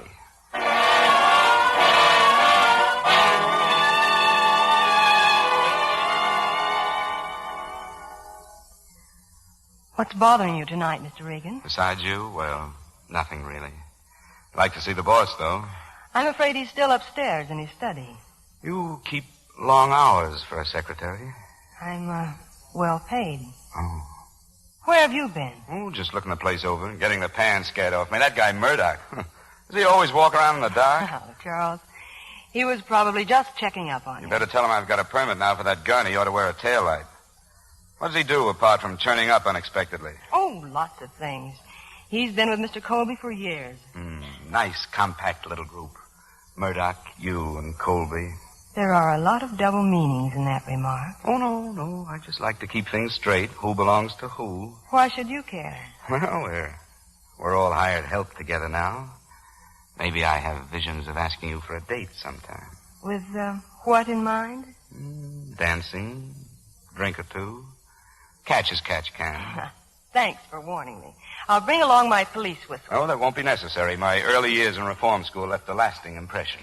Problem child? Average. I'd set fire to my kid brother once in a while, but who doesn't? Well, that's very encouraging. Ask me nicely for a date sometime. Regan, help! Regan! Colby! Connor, no, don't be a fool. Regan! Look out, Regan. He's got a gun. You better take his gun, Mr. Colby. Yes. Get it, Yes. Doctor, will you? No, wait.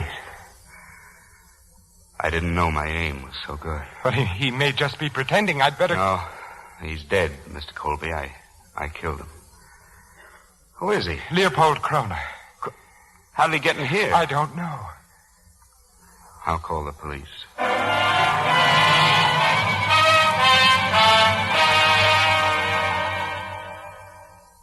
Sorry I'm late, D'Amico. I've been in with the district attorney. Yeah, I know. So he turns you both loose, huh? You and Colby. Why, does that surprise you? Oh, no. You killed a man in self-defense. Did he give you back your gun? Yeah, as a matter of fact, yes. I fixed it for you yesterday to get a permit for that gun, didn't I? I want to have my head examined. That would have looked great in there without a permit. I don't like what happened last night. Well, neither do I. Colby's in his study on the second floor of his house. He's going over some business papers. He looks up and sees Leopold Kroner. How did Kroner get in there? I don't know. I told you that. So did Colby. Kroner has a gun in his hand. He says he's going to kill Colby and then kill himself. He says Colby has ruined his life. Well? Nothing. I just like to hear myself talk. Colby throws the papers in Kroner's face and makes a grab for the gun. Kroner fires one shot that goes into the floor. Colby starts yelling for you. He's still struggling with Kroner when you walk in. Yes, I signed a statement to that effect, didn't I? Sure you did. You said Kroner turned on you with a gun, but he was off balance, you guessed. And you were able to shoot first. Any news yet from Kroner's daughter? Well, you'd know that before I would. Maybe I would. Colby said he wants to make some sort of provision for him. What's bothering you, D'Amico? You are. A guy takes a shot at your boss while you're downstairs romancing a dame. You're a great bodyguard, you are. Why didn't he come to us if he'd been threatened? He didn't want the publicity. All right, Regan. What was the payoff? Look, are you going to hold me? No. But I've been looking over the Kroner record from 5 years ago. Guy counterfeits some bonds, sells them for $1 million, and then pleads guilty. But nobody ever finds the $1 million. He stashed it away someplace. Great, then what's he so sore about? A man with $1 million isn't sore at anybody. What's that got to do with me? Everything's got to do with you. You killed him. In self-defense, he had a gun in his hand. He'd already fired once. Anybody can shove a gun into a dead man's hand. Kroner's fingerprints weren't the only ones on that gun. Colby picked it up after Kroner was dead. We told you that. Kroner gets out of prison one day and gets bumped off the next. And all the time there's $1 million in cash lying around loose someplace. It couldn't be that you got a line on that money, could it? Now, lay off, D'Amico. You know me better than that. I only know one thing. This case is a long ways from settled as far as I'm concerned. Remember that, Regan. D'Amico, you really think there's something phony? You heard me.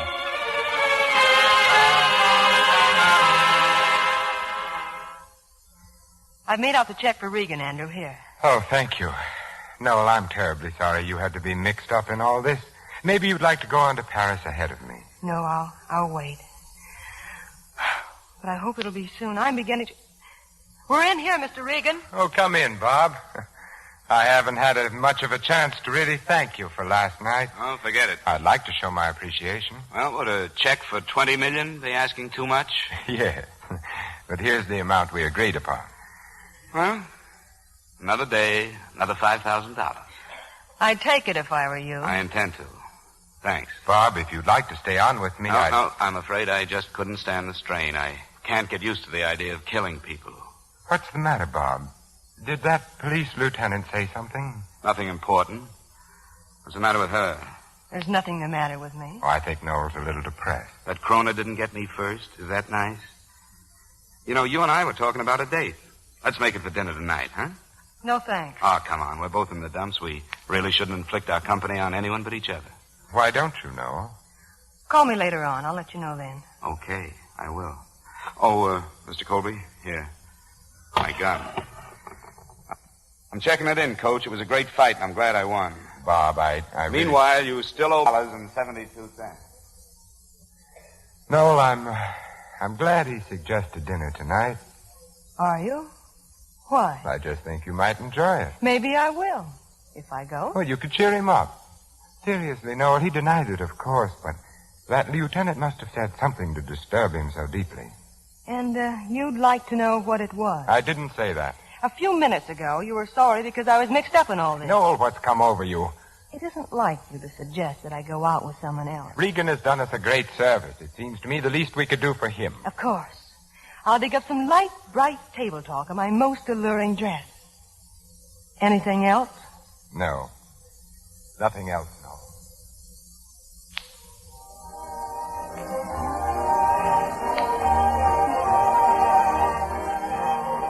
More coffee, Noel? Or would you rather dance? Not much of a choice. Coffee. Well, I couldn't have been more surprised when Colby let you out tonight. What do you mean by that? I mean, if I were in charge of you, I'd... If there's any passing around to be done, I do it myself. I saw the look you threw him this morning before he gave you the nod. I merely wanted to know if he had anything for me to do tonight. Uh-huh. That's what I mean. You see, I don't kid myself that the president of Colby Enterprises isn't a little competition. This is America. You, too, can be competition. How do you stand with Colby? Why? What does that matter? Well, maybe I've already made a few plans. Well, if you have, they certainly don't include him. So why worry? I'm just naturally a worrier. How long have you worked for him? A little over 6 years.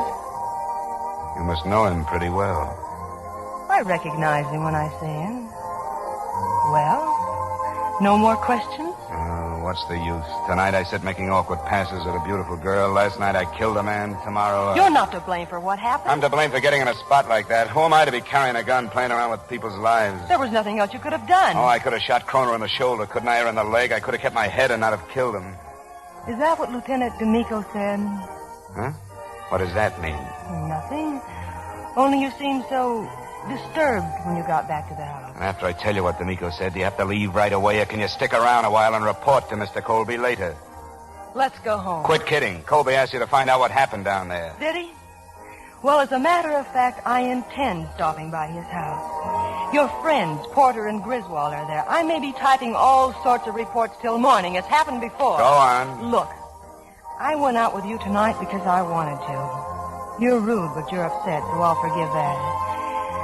But if you want us really to know each other, why don't you stop acting like a schoolboy asking grown-up questions? I'm sorry. So am I. Now take me home.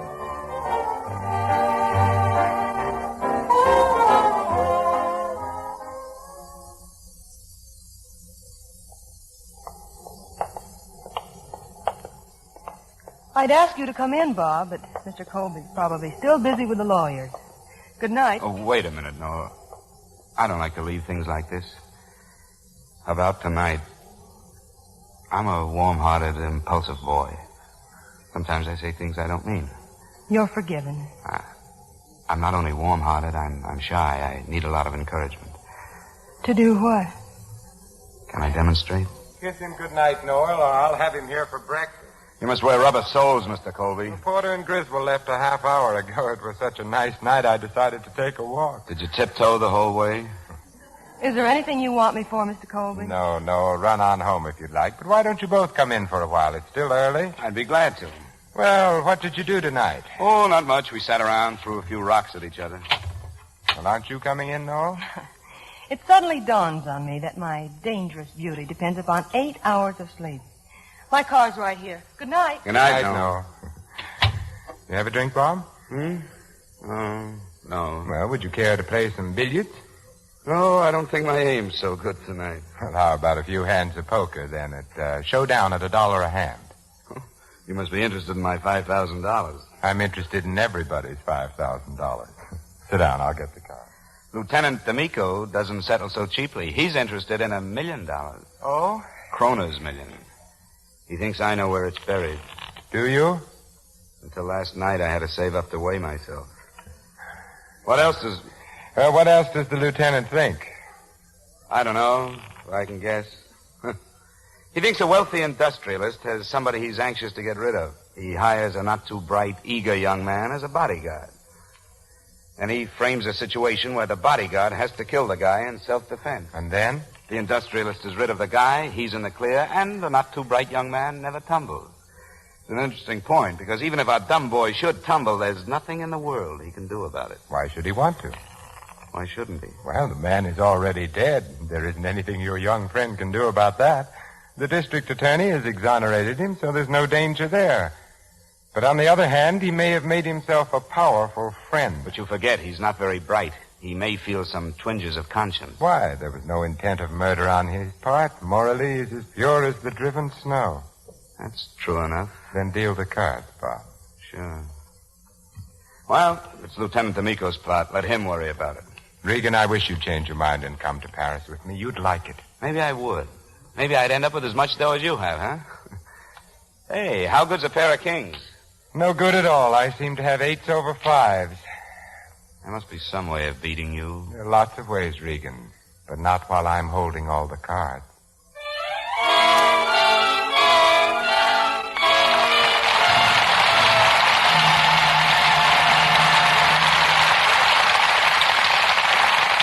In just a moment, our stars return in Act 2 of The Web. Libby, what are you grinning about? Remembering one of the funniest pictures I've seen recently. And what is that? Universal International's forthcoming Western. I was fortunate enough to be on the set when they were filming it. A Western that's funny. Well, that's something new, isn't it, Libby? Yes, definitely new and hilarious. It's called The Wistful Widow of Wagon Gap. And in it, Abbott and Costello do a comedy version of the old six-shooter Western. Marjorie Main is the wistful widow with 7 children. And she makes a strong play for Costello. But she has a beautiful daughter, played by Audrey Young, who foils all her attempts at romance. Didn't Audrey Young start her career as a Broadway dancer? Mm-hmm. But she also shows a definite gift for comedy in The Wistful Widow of Wagon Gap. She dropped in on the set while I was watching Marjorie Main do a very muddy barnyard scene. And then, well, Audrey proved that she's a mighty smart girl. I can believe that. Especially when I tell you she's a Lux girl from way back. You see, we were both walking through the barnyard to chat with Marjorie Main between takes when our nylons got spattered all over with muddy water. Oh, they looked terrible. But Audrey said, "Oh, goodness, Libby, I don't mind that. A dip in Lux will fix them in no time." Well, of course, I cheered those sentiments. And she told me how she used to save her dancing stockings with Lux. She really raved, John, about the way Lux cut down the runs even in strenuous dancing routines. and she's so right, as you know, Libby. Our famous strain tests showed that stockings washed with Lux Flakes last twice as long. Not only nylons, but every type of stockings. Silk, rayon, cotton. Yes. I wonder why any girl would risk strong soap or rub her stockings with a cake of soap. Oh, there's another thing about Lux Flakes, too. Oh, I've forgotten something, Libby? Well, it's especially important these days. It's the way Lux saves the color of your stocking. And now, with the exciting new deep tones that you see in the stores, that's vital. Thanks, Libby.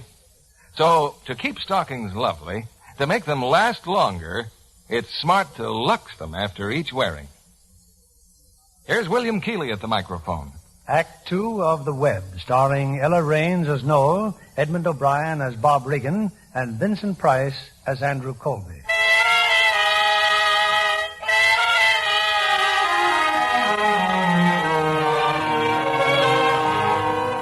It's 20 minutes later.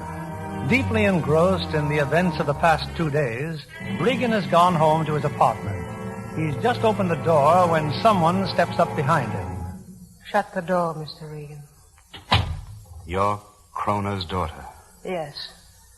And I have a gun in my hand. How much hate does it take to kill a man, Mr. Regan? I didn't hate your father. I didn't even know him. And yet you murdered him.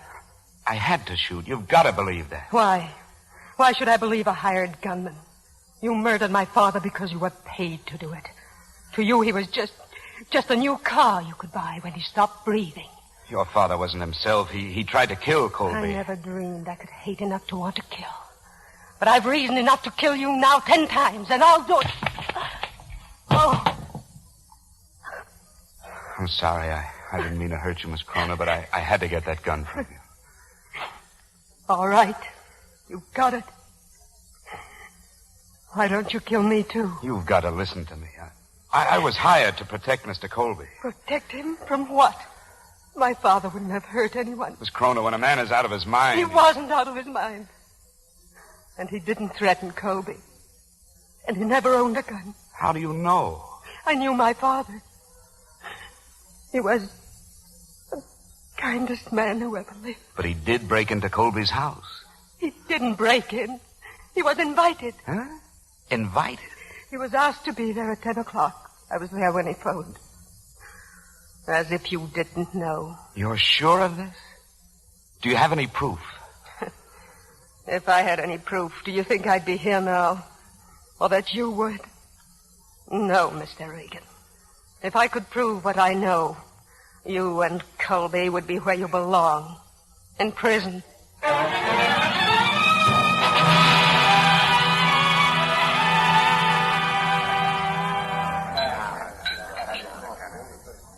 You mind if I sit down, D'Amico? Or do you want to eat alone? What do you want, Regan? I just called police headquarters. They said I'd probably find you here. You know, you were absolutely right about people carrying guns. Here. Where'd you get this one? From a girl named Kroner. When last seen, she was in my apartment trying to kill me. You asking for protection? I'm asking for information. D'Amico, how near are you to pinning Kroner's death on me? I'll let you know when the time arrives. Suppose I told you that I agree with you, that I think it was murder. I've got a pen if you want to sign a confession. Now, D'Amico, look. Everything I told you was the truth. Then what are you worried about? Well, it's finally occurred to me that I might have been a patsy in all this, framed. What's got you so scared? This Kroner dame know something? I just want to work with you on this case. I'm on the inside, and I might be able to dig something up. Sure, and cover it right up again.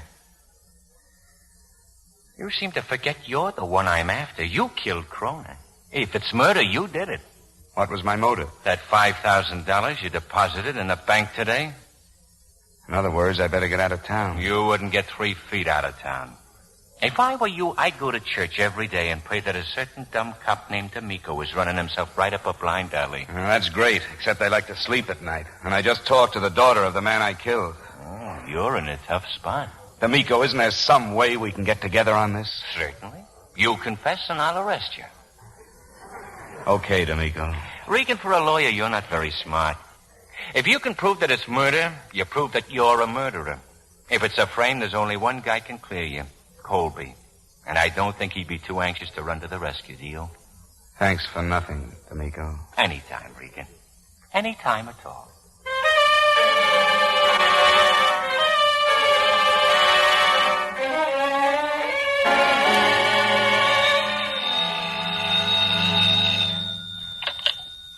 Hello? Oh, good morning, Bob. I don't know how I could. I'll be busy all day. You what? Oh, uh-huh. Well, this afternoon then? 3 o'clock. No, you better not. I'll, meet you downstairs in front of the building. I'll be there, 3 o'clock.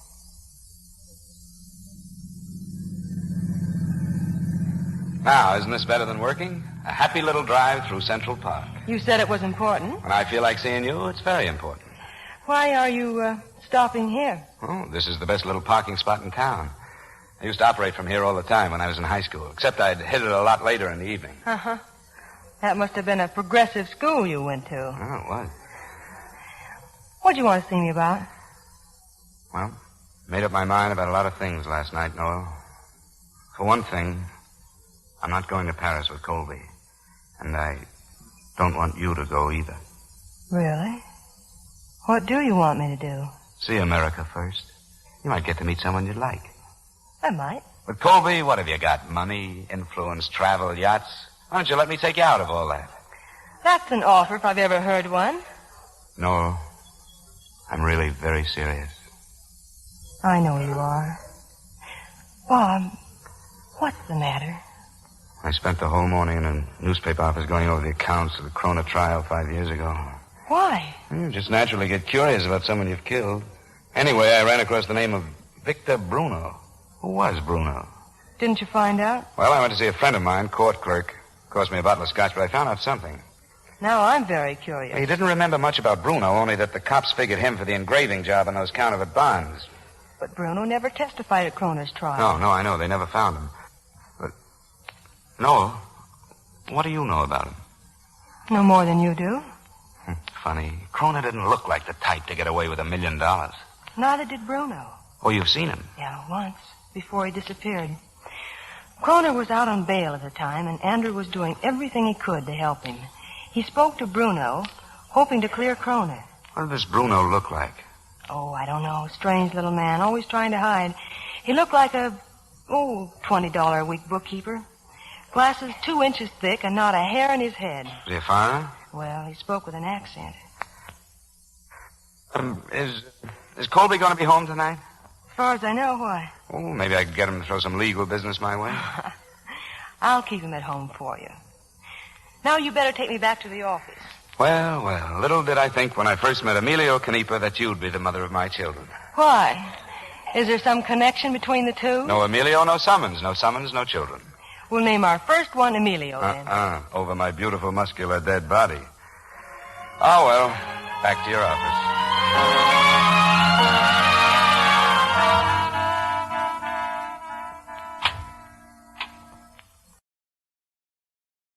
Hello, Murdoch. Good evening, Mr. Regan. Much killing going on around the place tonight? Mr. Colby is expecting you in the library. Ask a dull question, you get a dull answer. Oh, hello, Bob. Don't be so glad to see me until you find out what I want. I've already told him, Bob. Well, I'm sorry you won't come to Paris. Didn't you tell Mr. Colby about the services our new firm is prepared to offer? I thought I'd better save that for you. Well, we're offering everything in the legal line. Ambulance chasing and grave subpoenas. It sounds like an up-and-coming outfit. We'll sympathize with our clients' troubles and charge only $500 a day for the sympathy. Well, that's cheaper than the sympathy I'm getting from Porter and Griswold. Your proposition sounds very attractive. Oh, say, I almost forgot. You know, I think your house is being watched.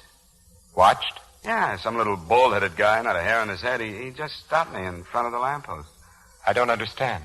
He spoke with an accent, kept blinking at me through glasses 2 inches thick. Seemed like he was a $20 a week bookkeeper trying to act important. Oh, no. Perhaps, Charles. Perhaps.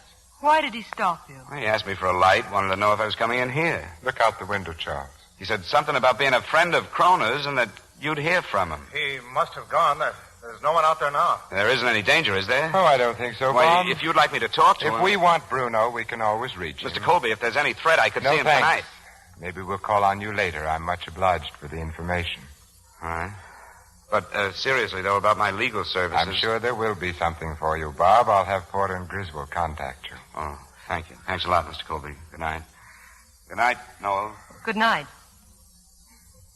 Bruno.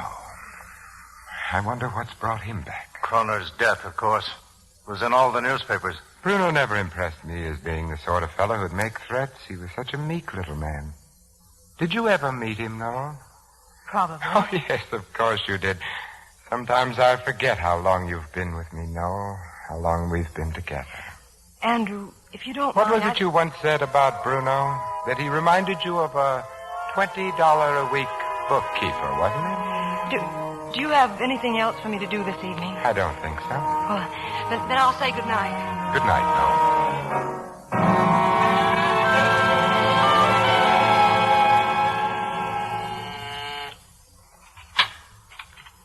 Well, hello.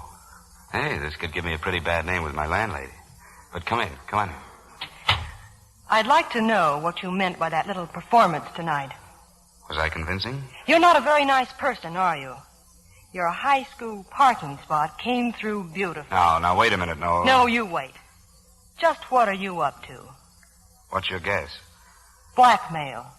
That's a nice business, too, if you have the right connections. I think I deserve a better answer than that. Sure you do. Noel, there are several people in this town who believe that Krona was deliberately murdered. That's ridiculous. Is it? It would have been comparatively easy for Colby to frame. He invites Krona to the house. In the middle of the conversation, Colby pulls out a gun.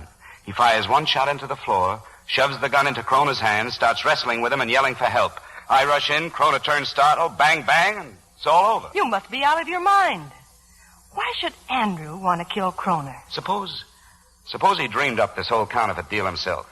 Now, he promises Krona a share of the profits if he takes the rap, while Colby takes the $1 million and builds up the business.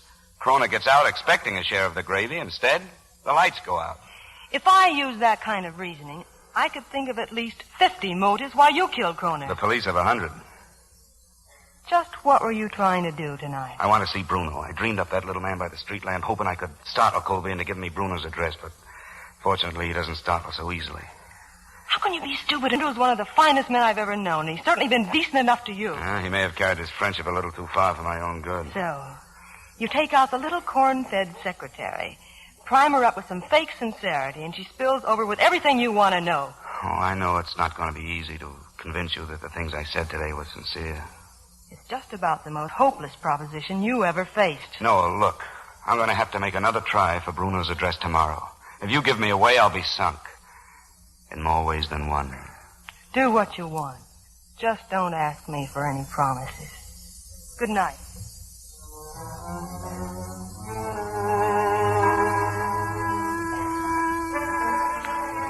Well, Charles? To Regan's apartment. Yes, I was afraid she had. Why don't you forget about the girl and start thinking about Bruno? She's not easy to forget, Charles. I think a great deal of Noel.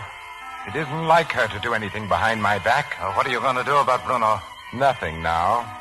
I rather suspect he'll telephone us tomorrow. That'll be plenty of time to decide, Charles. Plenty of time.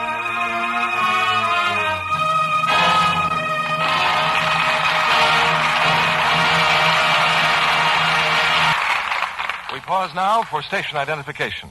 This is CBS, the Columbia Broadcasting System.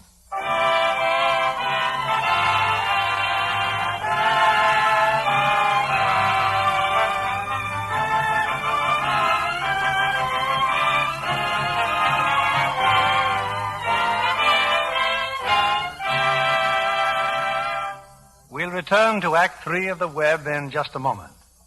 One of Paramount's loveliest finds of the year is charming red-haired Nanette Parks, who came from St. Paul to Hollywood by way of the Pasadena Playhouse. Do you find your new life exciting, Nanette? Oh, tremendously, Mr. Keeley. You know, my very first visit to a set was during the filming of Cecil B. DeMille's new picture, Unconquered. An exciting spectacle indeed. The siege of Fort Pitt by the Indians with flaming arrows and authentic fireballs is really sensational. Modern Pittsburgh, on the site of old Fort Pitt, will have a chance to relive its history when the picture has its world premiere there October 3rd. I learned so much from watching the actors, too. No doubt, with Gary Cooper and Paulette Goddard heading such a fine cast of more than 5,000 players. I was especially thrilled when Paulette invited me to her dressing room one day while she was having a costume fitted. And you know the costumes for Unconquered were absolutely authentic for the period. Well, what thrilled me most was the gorgeous negligee Paulette wore between fittings. You know, I used to be afraid washing would fade such pretty things. Before I learned from the studio wardrobe people that Lux Care keeps lingerie lovely so much longer. But John Kennedy knows that. The studios see the practical results of Lux Care, Nanette. I've seen scientific proof. In actual washing tests, slips and nighties washed the Lux way stayed lovely 3 times as long. Those washed the wrong way soon looked faded and drab. That means girls who give their underthings Lux care can have 3 times as many without spending any more. How do you figure that, Mr. Kennedy? Well, instead of constantly replacing faded drab underthings, you can buy pretty new ones, because those you Lux stay lovely 3 times as long. So, without spending any more than you would for replacements, you have 3 times as many pretty things. Thank you for coming tonight, Nanette Parks. We return you to William Keighley. Act 3 of The Web, starring Ella Raines as Noel, Edmund O'Brien as Bob Regan, and Vincent Price as Colby.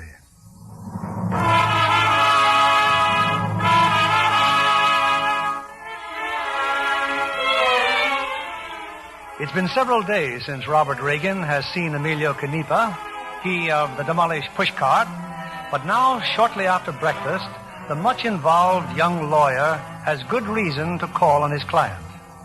There's nothing to it, Canepa. Just phone Colby and tell him exactly what I've told you to say. But you sure this ain't illegal? Look, haven't I always been your friend? Sure. Emilio, didn't I graduate from law school? Sure. Didn't I get you $68.72 for your pushcard? Not yet. Well, don't be so greedy. If it hadn't been for your pushcard, we wouldn't be doing this in the first place. Well, okay, I call up. Atta boy, that's better.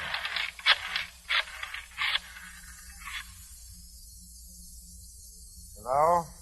Hello? Oh, yes, this is Mr. Colby. This is Victor Bruno, Colby. I heard you were in town.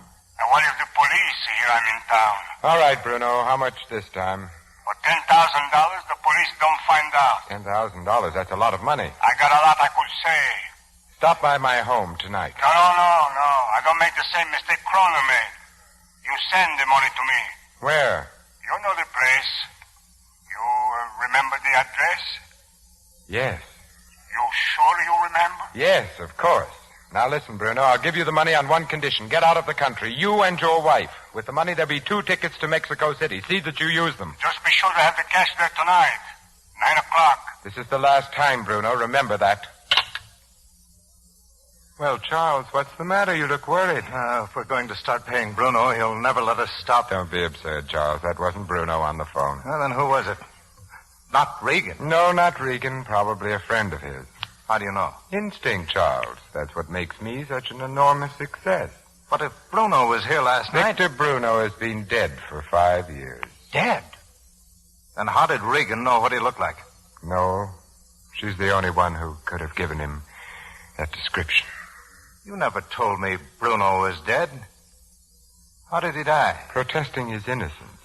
Well, what was Regan after just now? Bruno's whereabouts. Andrew, did you have Bruno killed? Don't be so inquisitive, Charles. I just don't want you to get the idea that what happened to Bruno could happen to me. I'm no Croner, and I'm no Bruno. I hope we'll have you here for some time, Charles. What about Regan? Go to the bank and get $10,000. Then? And then we'll have to do something I'm not going to like doing at all. What about the girl? She's involved in this as much as Regan. Yes, it looks that way. You don't like the idea of getting rid of her, do you? I don't like it at all. But if I have to, I'll do it. I'll arrange for Noel to be here at 8 o'clock.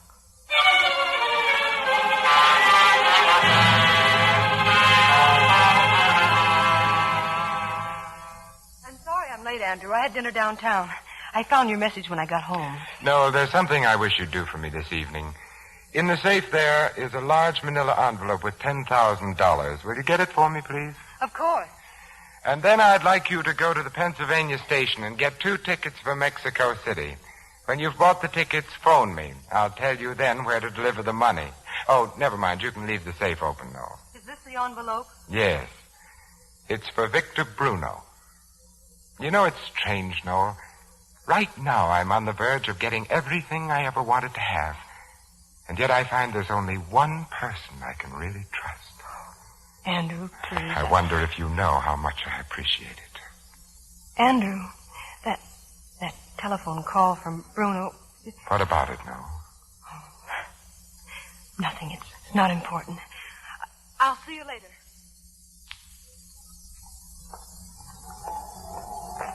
What did he want, Noel? He's paying Bruno off.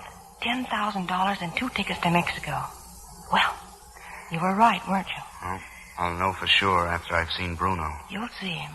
Right after I bought the tickets. Come on.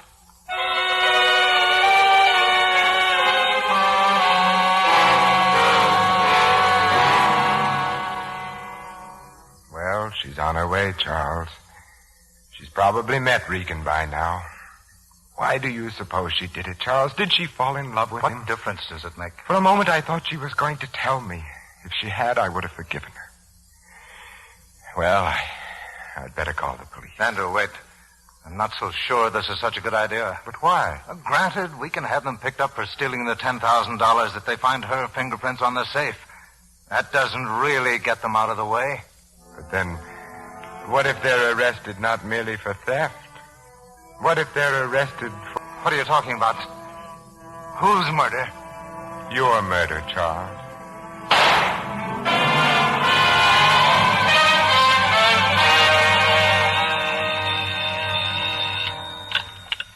Hello? Yes, this is Lieutenant D'Amico.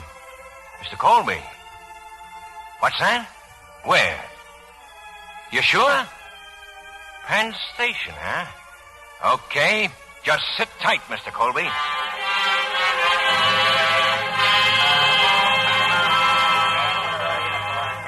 The Manhattan Limited leaving on track 8 for Philadelphia, Harrisburg. I'd like to make connections for Mexico City, too, please. Leaving tonight, if possible. Mexico City? Oh, yes. Yes. Just a moment, please. Excuse me, miss. You know old Faraday? Why, yes, but... Come with me, please. You're under arrest. Arrest? And don't worry about your boyfriend. He's right where you left him. Except there's a cop hanging on of each arm.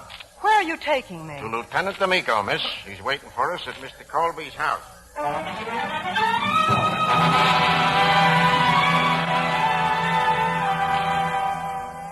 We got him all right, Lieutenant. Regan and the girl. Keep them there in the hall.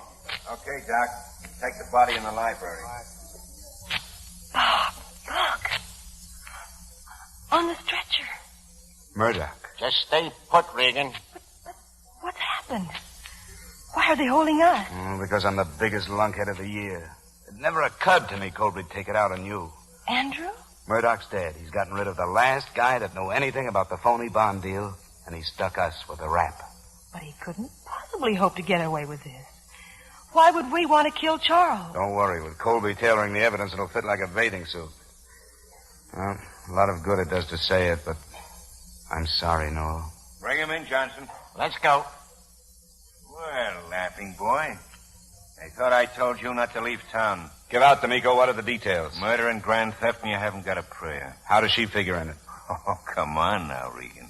You got the money, Johnson? Here. And she was buying 2 tickets to Mexico City. Okay. Do you mind stepping in here, Mr. Colby? I hope you'll get this over with as quickly as possible. Andrew. You don't have to talk to her, Mr. Colby. Just identify this envelope. Yes, that's it. I assume the $10,000 is the same. Lieutenant, you understand this is very difficult for me. Miss Faraday has been my confidential secretary for years. Just tell me what happened. Well, I was up in my study doing some work. I heard a shot. I came downstairs and I found Charles dead on the floor, with Regan's gun beside him, and the safe was open. My gun? That was his gun. I gave it back to him after You Cronin... did? Funny it should have only your fingerprints on it. All right. Maybe mine are on it. When I gave it back to him, I set it on the table. Now, if he had this in mind, he wouldn't have touched it. Not without a glove. Regan, if you were me, would you believe that? If you knew Colby, you would. Who saw you give him back his gun? Miss Faraday, she would... Oh. Yeah. Go ahead, Mr. Colby. Well, I realized Miss Faraday was the only person besides Charles and myself who knew the combination to the safe. Andrew, you had me open the safe yourself. A couple of nights ago, I happened to overhear a conversation between Mr. Regan and Miss Faraday in which Mexico City was mentioned. And she was buying 2 tickets to Mexico City when we grabbed her. You already told me that. What are you looking for, a promotion? Lieutenant, he knows why I had the money, and he sent me for the ticket. You'll get your chance to talk, miss. This is very awkward for me, Lieutenant. Well, we're almost finished, Mr. Colby. Why do you believe him, D'Amico? Only yesterday... That was yesterday. I'm not interested in the Krona case anymore. I got one right here that suits me fine. But this is a frame. You get framed more than any guy I ever met. You're supposed to be a lawyer. Look at the evidence. Lieutenant. Yeah, Doc. He's still alive. Murdoch's still alive. Charles. Stay right where you are, Mr. Colby. What are you talking about, Doc? That injection of adrenaline. We won't have him forever, but he may last through the night. Any chance of him coming to? Could be. Let me know the minute he does. Is it all right if we leave him in there, Mr. Colby? Couldn't we move him upstairs? No, don't let him near Murdoch. Are you still running this case? I'm telling you, don't let Colby near Murdoch. You're under arrest, Regan. Now, will you stop telling me my business? Lieutenant Charles has been my closest friend for years. Naturally, I want to go to him. Well, later on, maybe. Right now, I'm waiting here in case he can talk. Maybe we all better wait here. Mr. Colby, suppose you wait upstairs. Huh? Gus? Yeah, Lieutenant. Pull up a chair in front of that room where Murdoch is. No visitors. Okay. Johnson, you wait in the front room. And, you, Regan, you and her can have this nice big library all to yourselves. And you better start reading up on alibis. Bob, why don't we tell him about Bruno? How do you think that'd sound from the witness stand? I was trying to find a man named Victor Bruno because I was convinced that the other killing I'd done was murder. No. Colby figured on that one. If only somebody could find Bruno. Bruno's probably dead, too. Otherwise, how could Colby have been so sure it wasn't Bruno on the phone? I suppose so. Oh, how could I have been such a dope? You? I've been second-guessing the whole way. You couldn't have put your life in worse hands. Listen. Huh? Andrew. His study's just above us. He's worried. He's walking back and forth. He's worried.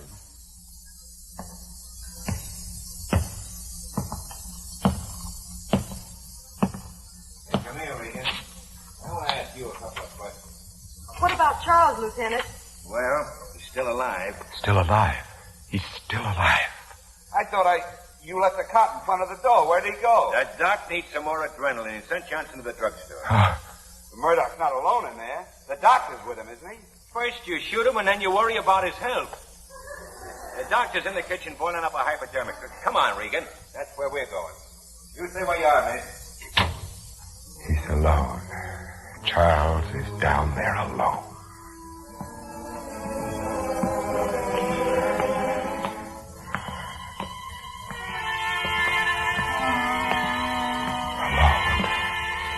Alone.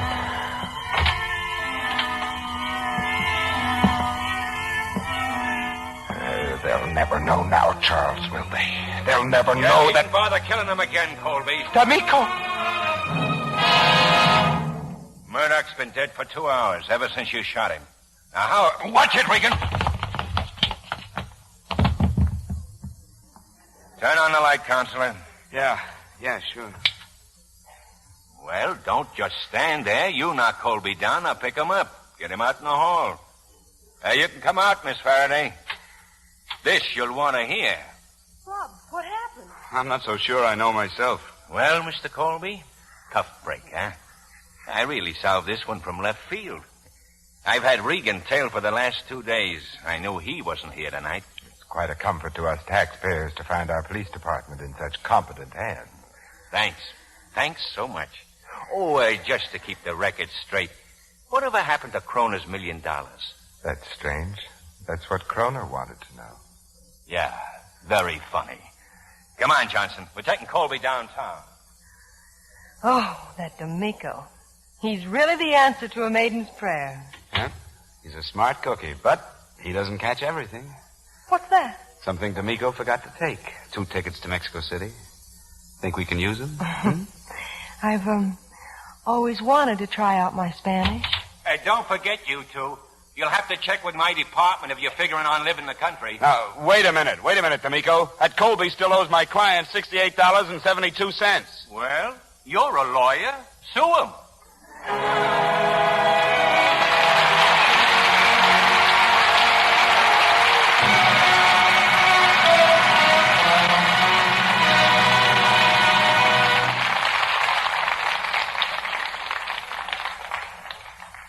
Our stars will return for their curtain calls in a moment.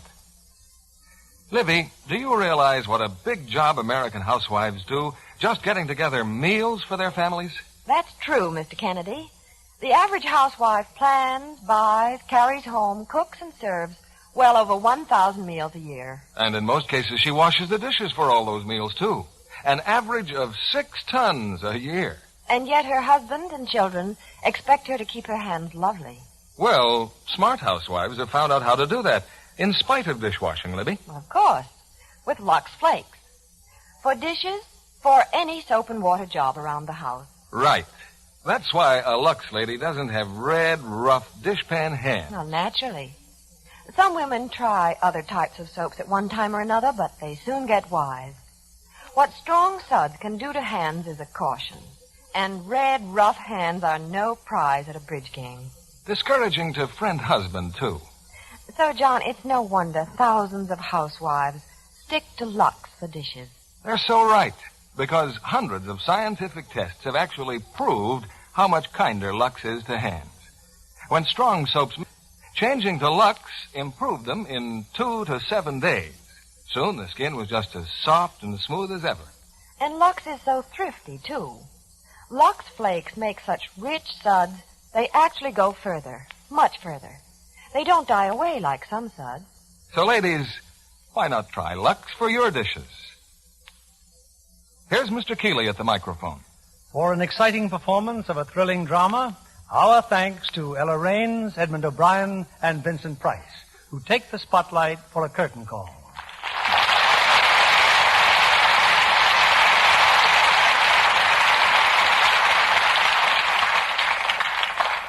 Ella, now that you and Edmund have solved the mystery of the moment, I wonder if, in an altogether different vein, you'd help our audience solve the burning question of the season. I'll do my best. What is it, Bill? As one of Hollywood's most photographed and best-dressed stars, where do you stand in the current fashion battle between long and short skirts? Well, I see that Ella takes a stand in short skirts for tonight's appearance. Well, that's because I happen to be wearing a suit. Now, does that fellow look at my skirt? Still just below the ankle. But for women's suits, I feel the shorter length is smarter. For dresses, I prefer the current longer length. How do you feel about the question, Ed? Oh, I feel that women shouldn't be a slave to fashion, but ought to follow what looks attractive. You agree, Vince? Sure, I follow anything that looks attractive. Personally, when it comes to shorter skirts, I believe the eyes have it. You mean the masculine eyes, of course. How about you, Vince? Are you a member of that, little below the knee club? Well, it depends how little is below the knee. Uh-huh. De gustibus non disputandum. Did I say something I shouldn't? No, Vince. Ella means there's no disputing tastes. But there's no question of divided taste in what we're offering on this stage next Monday night. I understand it's something very special, Bill. Yes, one of the screen's most brilliant feminine stars, whose rare appearances in radio are always an event. Plus, one of Hollywood's outstanding male stars, in his first screen role since he left the Navy Air Corps. Katharine Hepburn and Robert Taylor. I guess you need say no more, Bill. No, indeed. Katharine and Bob appear in Metro-Goldwyn-Mayer's thrilling drama, Undercurrent, repeating their original screen roles of a man and woman whose love is overshadowed by a haunting figure from the past. Well, it ought to be standing room only Monday night. Congratulations and good night. Good night to all of you, and thanks.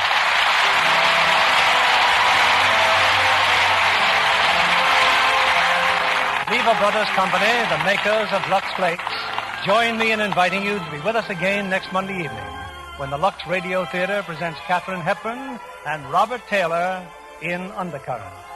This is William Keeley saying good night to you from Hollywood.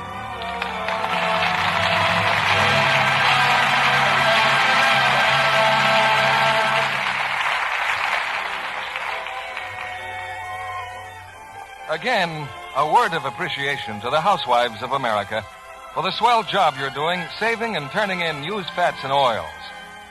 The world shortage of fats is still very much with us, and industry needs every drop of used fat just as much as ever. So now that the weather is cooler and you're doing more cooking, keep a tin handy for used fat. Remember, your dealer will pay you well for every pound you turn in. Ella Raines will next be seen in Nunnally Johnson's The Senator Was Indiscreet. Edmund O'Brien will soon be seen in the Canaan production, A Double Life. Vincent Price's next Universal International picture will be Up in Central Park. Heard in our cast tonight were Maria Palmer as Martha, Bill Johnstone as D'Amico, Robert Griffin as Murdoch, and Norman Field, Jay Novello, Edwin Cooper, Cliff Clark, and Eddie Marr. Our music was directed by Louis Silvers. This program is rebroadcast to our servicemen and women overseas through the worldwide facilities of the Armed Forces Radio Service. And this is your announcer, John Milton Kennedy, reminding you to join us again next Monday night to hear Undercurrent with Katharine Hepburn and Robert Taylor.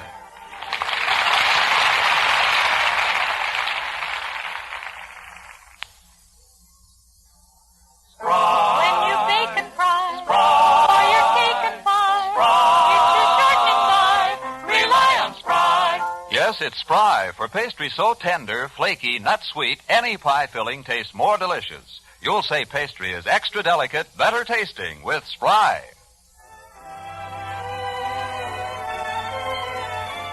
Be sure to listen next Monday night to the Lux Radio Theater presentation of Undercurrent with Katharine Hepburn and Robert Taylor. Stay tuned for My Friend Irma, which follows immediately over most of these stations. This is CBS, the Columbia Broadcasting System.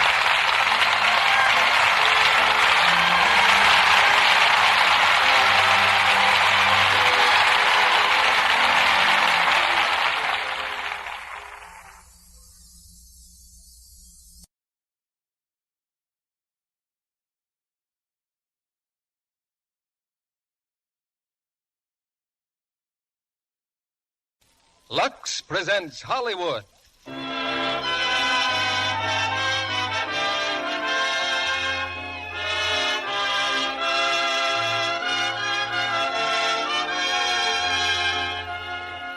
The Lux Radio Theater brings you Laura, starring Dana Andrews, Gene Tierney, Vincent Price, and Otto Kruger. Ladies and gentlemen, your guest producer, Mr. Lionel Barrymore.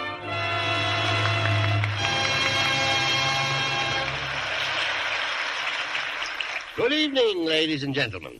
Now, if there is one form of entertainment we Americans are singularly partial to, it's the mystery or detective story, popularly known as a whodunit. 1 out of every 4 new works of fiction published in this country is a mystery or detective story.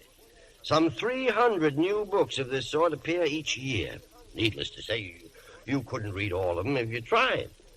But tonight, we're bringing you one of the most intriguing mysteries of recent years, the current 20th Century Fox hit Laura.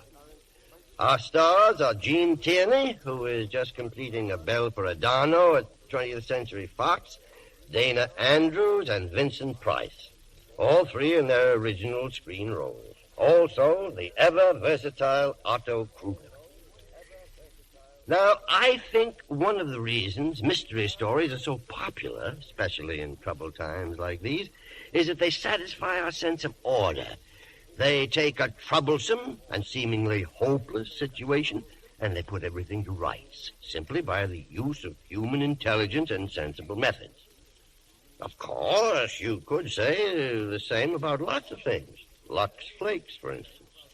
They take those troublesome problems of how to wash fine fabric safely so they'll wear longer and look better, and they give a quick and very satisfactory solution, especially in these difficult times when it's important to take care of what we have. It's little wonder Lux Flakes are so popular. Well, now it's curtain time, and here's Act 1 of Laura, starring Dana Andrews as Mark McPherson, Gene Tierney as Laura, Vincent Price as Shelby Carpenter, and Otto Kruger as Paul Lydecker.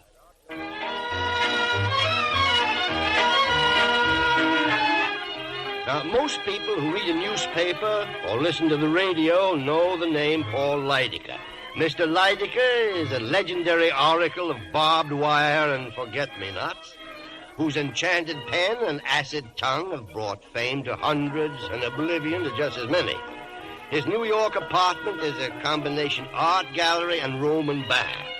And now, immersed in one of his marble pools, Mr. Lydecker has a visitor, Detective Lieutenant Mark McPherson of the Homicide Bureau.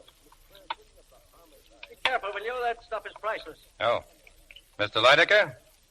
Quite an art collection in there. Those pieces you are pawing over are irreplaceable. Nice little place you have. It's lavish. I call it home.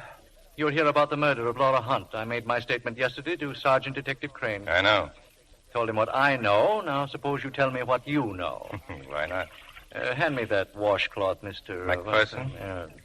How good a detective are you? I've picked up a few facts. Laura Hunt was killed the night before last. A bell rang. She opened the door, and someone pulled the trigger of a shotgun. It wasn't nice. The range was close. Have you found the shotgun? No. What else? The thought comes to me, Mr. Lydecker, who's questioning who? May I remind you that you're a guest in my home? Yeah, that's right. What else, huh? Well, Miss Hunt was a very good-looking girl, probably. About 25, lived in a swell apartment, had a maid named Bessie. And where did she get the wherewithal to support such a menage? Bullet Company, advertising agency. She had a good job, art director or something. Not or something. She has a lady cousin in town and a couple of boyfriends. One named Shelby Carpenter, and the other is Paul Lydecker. Today is Sunday. Why haven't you tried to see me? Because it's a peculiar case, and I wanted to think. If you'll wait, I'll go with you when you leave. Why? Murder's my favorite crime. My radio audience loves it. I know you'll visit all your suspects, and I'd like to study their reactions. You're on the list yourself, you know. Be insulted if I weren't. Were you in love with Laura Hunt, Mr. Lydecker? Was she in love with you?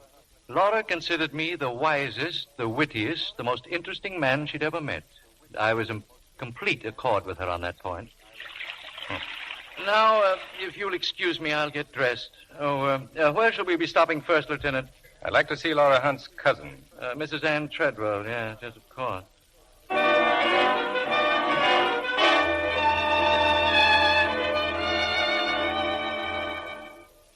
like to ask a few questions, Mrs. Treadwell. I'll do anything I can to help. Oh, good morning, Paul. Good morning, Ann.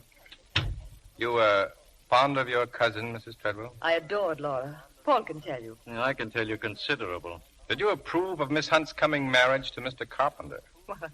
Why shouldn't I approve? I don't know.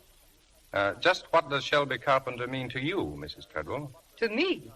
Well, he comes here regularly. Is he a friend, acquaintance? Or are you in love with him? Well, this is beginning to assume fabulous aspects. What are you driving at? The truth.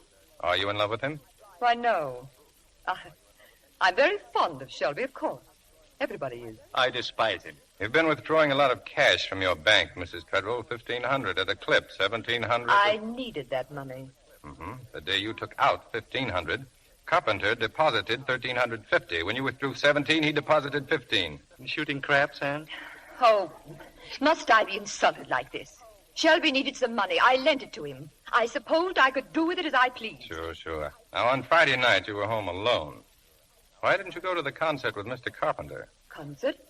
Why, I didn't go because he didn't ask me. Well, hello. Oh, just talking about you, Carpenter. What a coincidence to find you here. This is Lieutenant McPherson. Yes, we've met. I didn't know you were here, Mr. Carpenter. I've been lying down. My hotel room is so hot, and then all the reporters and the telephone. You know how it is, Lieutenant. I've hardly slept a wink since it happened. Is that a sign of guilt or innocence, McPherson? I'm as eager to find the murderer as you are, Lieutenant.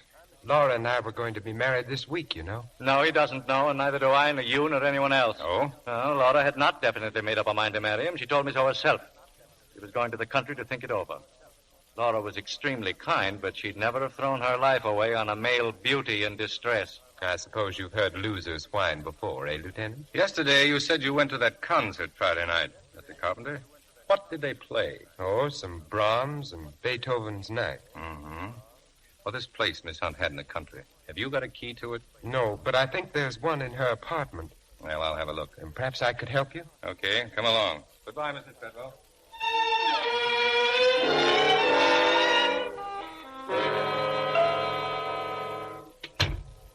You can start looking for that key now, Mr. Carpenter. Oh, yes. I'll try the den. Excuse me. That's the dame's portrait on the wall, isn't it? Will you stop calling Laura a dame? Look at the furnishings. Would you call this the home of a dame? Look at her portrait. I am.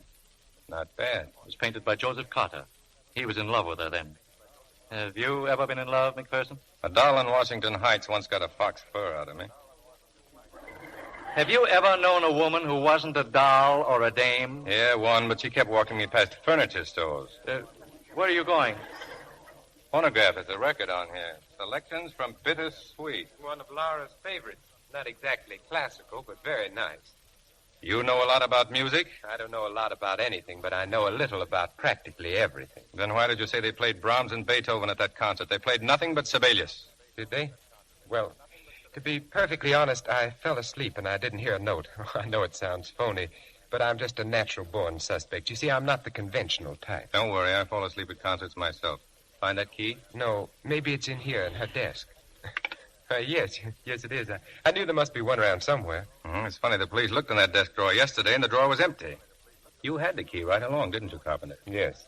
I didn't want to give it to you while Lydecker was present. I have private reasons that don't concern him. You have private reasons, no doubt, to lie about that key. Paul, I'm warning you to stop implying I had anything to do with Laura's death. Very well, I'll stop implying. I'll make a direct statement. You asked for this, Paul. Cut it out, the two of you. Okay, we came here to find the key, and I've got the key. Now, let's get out. There's nothing more you want from me? No, not now. I'll run along then. You, having lunch, Lieutenant? Guess so. There's rather a superior restaurant nearby. Okay, let's go. Nice, quiet little place, Mr. Lydecker. Yeah. What's the matter? You wouldn't call me a sentimental person, would you, Lieutenant? Well, Dozens of times we sat here at this very table, Laura and I. How long did you know her? Nearly 5 years. I was just thinking, we're eating lunch, and it was at lunch that I first met Laura. The Algonquin Hotel. I was alone. I looked up and I found her standing in front of me. She had a layout in her hand. Sample and work. Mr. Lydecker, how do you do? I'm Laura Hunt. Well? I'd like to talk something over with you, if I may. I am eating my lunch. Yes, but it's practically impossible to get to see you, and I Either thought... you're from some incredibly remote community where good manners are unknown, or you suffer from a common delusion that being a female exempts you from all the rules of civilized conduct. Possibly. But I wanted to show this to you. It's an ad for the Wallace Flow-Wright pen. You're such a famous writer and commentator. It would be tremendously helpful if you'd endorse what we say about the Flow-Wright pen. I don't use a pen. I write with a goose quill dipped in poison. And you may tell your employers that Oh, they don't know anything about this. It was all my idea. They'd give anything to get your endorsement. And if I were the person getting it, why... You disregard completely something far more important to me than your career. Oh? My food. You mean that, don't you? Well, of course I mean. I never heard of anything so selfish. In my case, self-absorption is completely justified. I have never discovered any subject quite so worthy of my attention. But in your column, on the radio, the things you say, they're filled with such understanding, such sentiment. Miss Hunt, you are beginning to bore me. You're a poor man, Mr. Lydecker. I feel very sorry for you. Goodbye. Hunt occurred about 2 hours later. Kept after you, did she? No, I went to her because I couldn't stop thinking about her. I was more than slightly annoyed, but she had something, that girl. Something far deeper than good looks.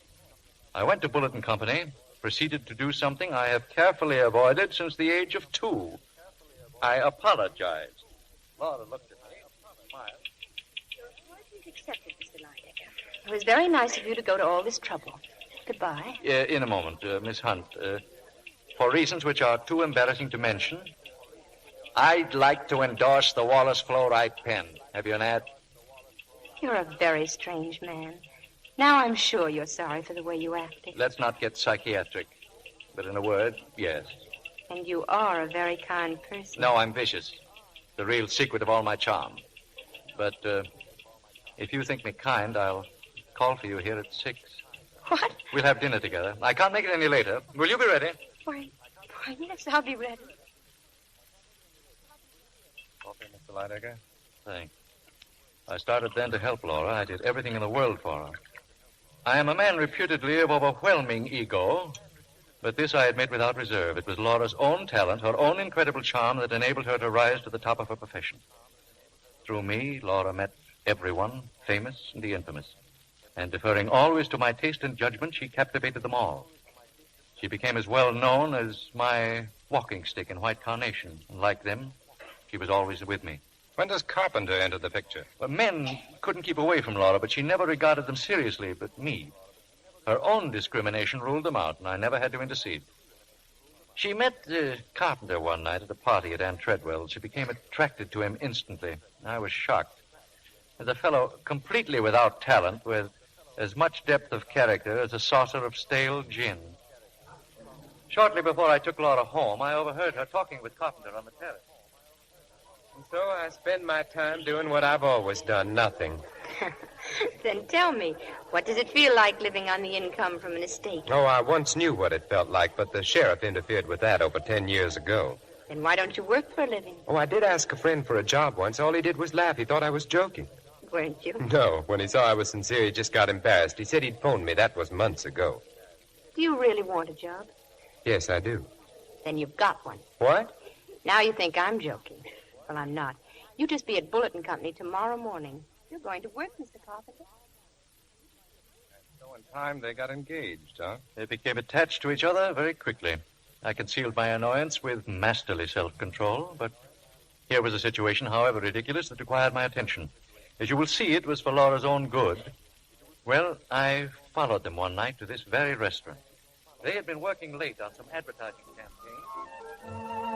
Tell me the truth, Laura. Really make people brush their teeth more often? The idea's wonderful, Shelby.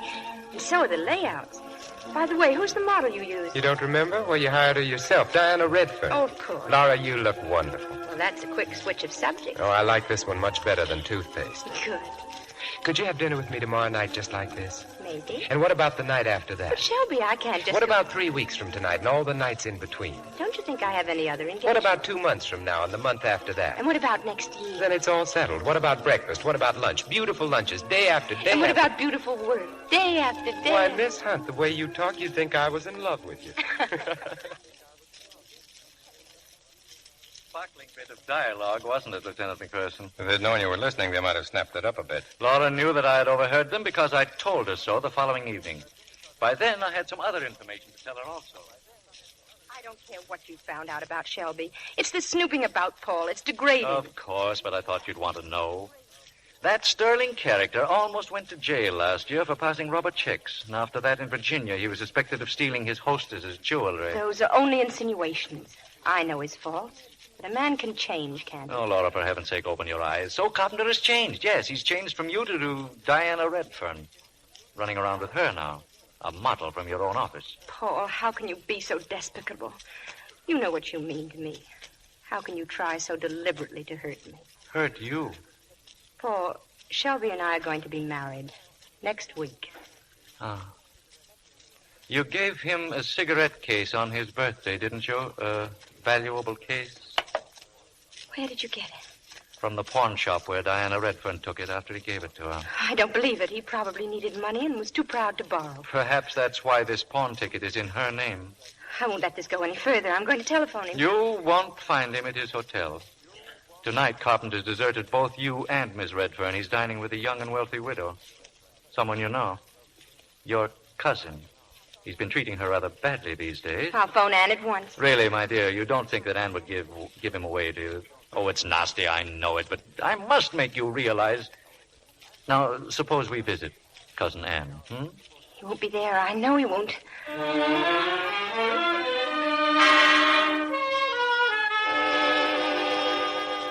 Oh, good evening, Miss Laura. Good evening, Mr. Lydecker. Hello, Margaret. Oh, I'm terribly sorry, but Mrs. Treadwell isn't at home. Satisfied, Paul? Well, suppose we just wait for her. Oh, please, Mr. Lydecker. Come in, Laura. Why, Laura, dear. And Paul. We were just having dinner. Yes, I know. Laura, I didn't expect to see you tonight. There you are, Laura, in a moment of supreme disaster. He's trite. I was just telling Anne about our getting married. Well, sit down, you two. Oh, no. No, thanks. I just stopped by to give you this. Your cigarette case. You must have misplaced it somewhere. Laura, wait a minute. Good night, Anne. Good night, Shelby. When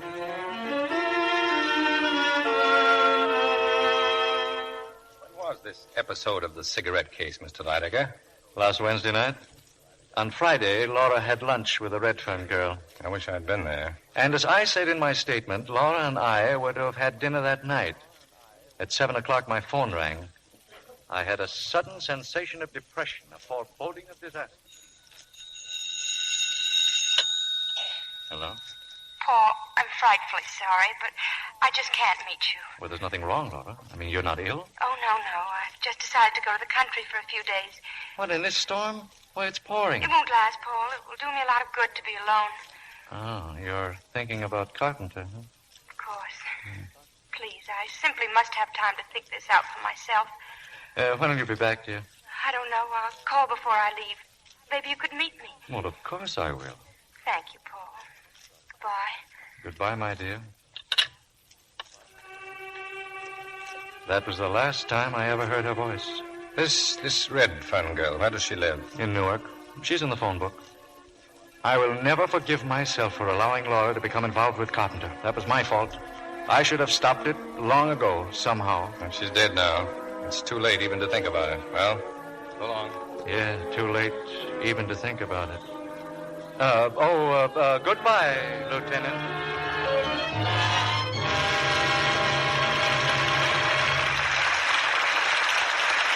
Our stars will return with Act 2 of Laura in a moment. Now, here's what a young girl said to me the other day. Mr. Kennedy, why do you always talk as if only housewives wash dishes? Now, I work in an office from 9 to 5:30, but I'm the KP at home. Wash dishes every night for 5 of us. Oh, Mother cooks the dinner, but I clean up afterwards so she has a chance to talk with Dad and catch up on mending for the kids. And I know a lot of other business girls who do dishes, too. So I asked her if she knew what dishpan hands were. You bet I do. For a while, Mother brought home any old kind of soap. Strong chips, granules, bars. Well, sometimes my hands were so red I wanted to wear mitts when I took dictation. So that's why the dishpan tests you talk about interested me. Now, you say changing to Lux takes dishpan hands away, and you're right. One day, Mother brought some Lux flakes home, and in just a few days, my hands looked nicer. Soon they were soft and smooth as you please. Then I said, maybe you're too young to worry about being thrifty. But that's another advantage with Lux. It goes a long way. Ounce per ounce does up to twice as many dishes, we've found, as other leading soaps tested. Then she said... Well, I can believe that, too. Some of the soaps I used to use didn't dissolve completely and made little gooey lumps in the dishpan. But with Lux, I get such quick and abundant suds. It dissolves so quickly. So I've told Mother to keep on getting Lux if she wants me to keep on washing dishes. And now, Mr. Barrymore returns to the microphone. Act 2 of Laura, starring Jean Tierney as Laura, Dana Andrews as Mark McPherson, Vincent Price as Shelby Carpenter, and Otto Kruger as Lydica.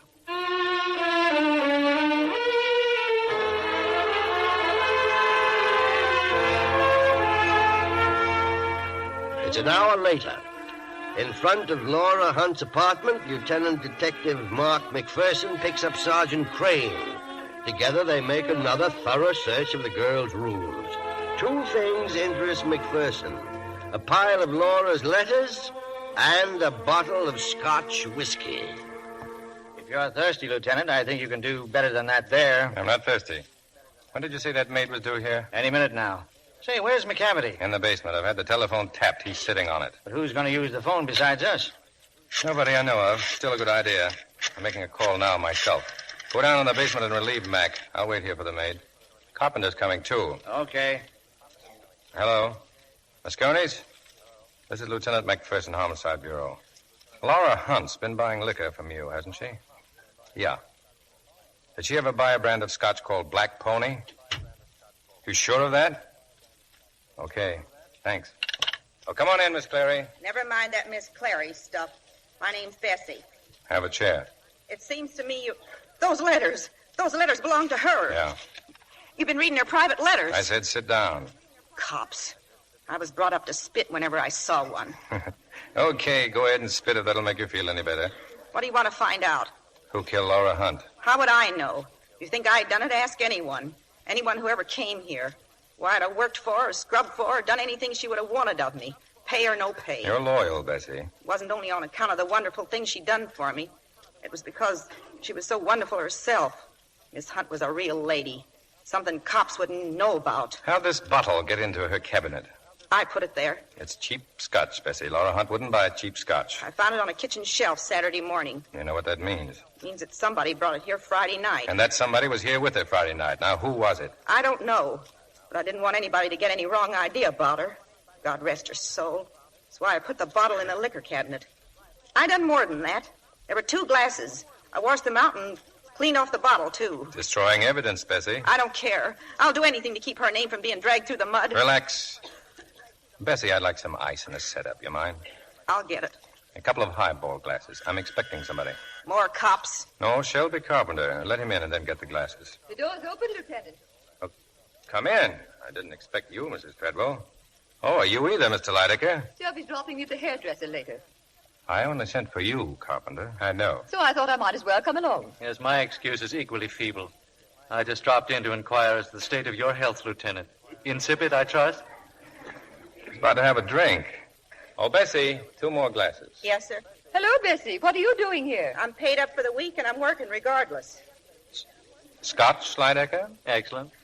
Will this do? It's Black Pony. I'm a guest here. It'll have to do. Here's the ice and the glasses. You can skip mine, Lieutenant. I'm not much of a daytime drinker. Oh? Well, that'll be all, Bessie. You can go home now. But Yes, sir. I'll go. Thank you. I remember when Laura bought these glasses. She loved them. She loved all her things so. What are you going to do, sell them? I suppose so, if I'm appointed administrator. I'll probably call in Corey. Corey, the art dealer? Yes, he can dispose of everything. It'll be less gruesome that way. Not quite everything, Anne. There are 2 or 3 things that belong to me. That vase, for instance, the antique fire screen, and, of course, the clock. That's quite a hunk of clock. You've got one just like it, haven't you? I noticed it in your apartment. They were made 200 years ago by Corbeil Fils. 2 clocks exactly the same, created at the order of the Prince of Wales. I lent one to Laura. Oh, really, Paul? Yes, really, but the vase is the gem of my collection, and I intend to have it back. I can take it with me now. Nothing's leaving here, Lydecker. Only you. Oh, is that your quaint way of indicating dismissal? Well, we're all leaving. I've got to get back to headquarters. But I don't understand, Lieutenant. I thought you sent for me. I did. Well, don't you want to ask me any questions? Nothing pressing. Oh, I see. Well, I bid you goodbye. The vase, Mr. Lydecker. Put it down. Go, of course. Just a slight touch of kleptomania.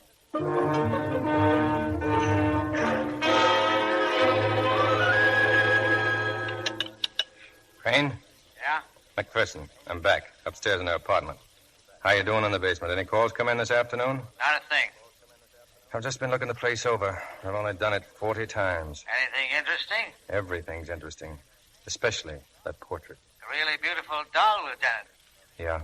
I've read her letters, smelled her perfume, drank her scotch, gone through her wardrobe. Wait a minute. Yeah? Someone in the hall. Look, it's 7 o'clock. Alford will be along to relieve you. Make sure Alford keeps his ear on that phone. Right. Who is it? Yes.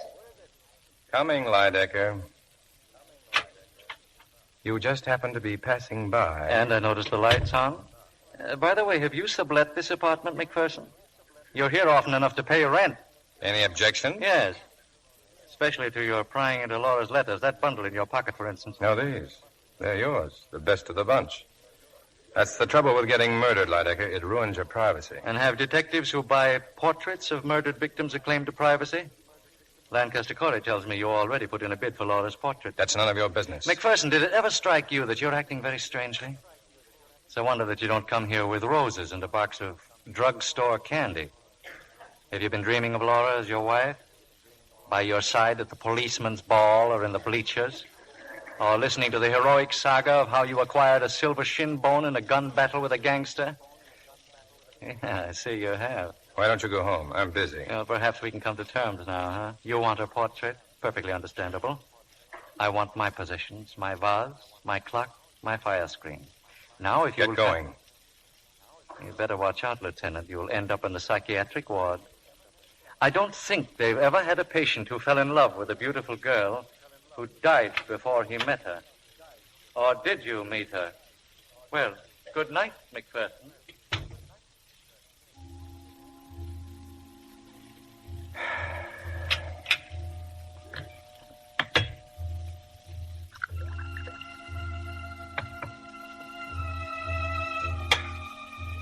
Roses and a box of drugstore candy. Have you been dreaming of Laura as your wife? Yes, I can see you have. You better watch out, Lieutenant. You'll wind up in the psychiatric ward. I don't think that they ever... What's the matter with me? Maybe you can tell me. You, the girl in that portrait there. You're beautiful. The most beautiful thing I've ever seen. Somebody killed you. Why? Why? I could sit here and look at you all night. All night long, I could sit... Who is it? Who's in there? You. What are you doing there? You're alive. If you don't get out once, I'll call the police. You're Laura Hunt, aren't you? Aren't you? I'm going to call the police. But I am the police, you see. My badge, credentials, Mark McPherson. What's all this about? You don't know? Don't you know what's happened? No. Haven't you seen a paper? Where have you been? In the country, I don't get a newspaper. Haven't you got a radio? It was broken. What? Here. Look at these headlines. Sit down, Miss Hunt. I'm very glad to see you. On Friday night, somebody was murdered in this room. What did you say? Until you opened that door just now, we thought it was you. Now, do you have any idea who it could have been? You don't know? A girl died from shotgun wounds, close range. No, apparently we don't know. Who had a key to this apartment? Nobody except my maid. And when did you say it happened? Friday night. You'd better take off that coat. It's dripping wet. When did it start raining? Just a few minutes ago. It's teeming outside. It was raining Friday night, too, when that girl... Wait a minute. Raining. Now, come with me, Miss Hunt. Here, into your room. I want you to please look in your closet. I simply don't... The closet, Miss Hunt. Here, open it up. Do all these dresses belong to you? Certainly they belong to me. All of them? Every one? Are you out of your mind? Of course they... What's this one? I don't know. You tell me. Why, this dress isn't mine. It's hers. Diana Redfern's. She had it on when she came for lunch on Friday. Well... But this dress wasn't in here when I left. It wasn't. This Redfern girl, is she a girl about your size? Yes, she's a model. She works for us. Yes, and she lives in Newark, but she hasn't been home. Her landlady said she'd gone to Philadelphia. That's right. We have a branch office in Philadelphia. She had an assignment there. But she didn't go. It was postponed. She got relatives in the city? An aunt and uncle. The same name. They live in the village. Thanks. Where are you going? Just to the telephone, Miss Hunt. I think Miss Redfern's aunt and uncle had better go to the morgue right away to make an identification. Oh.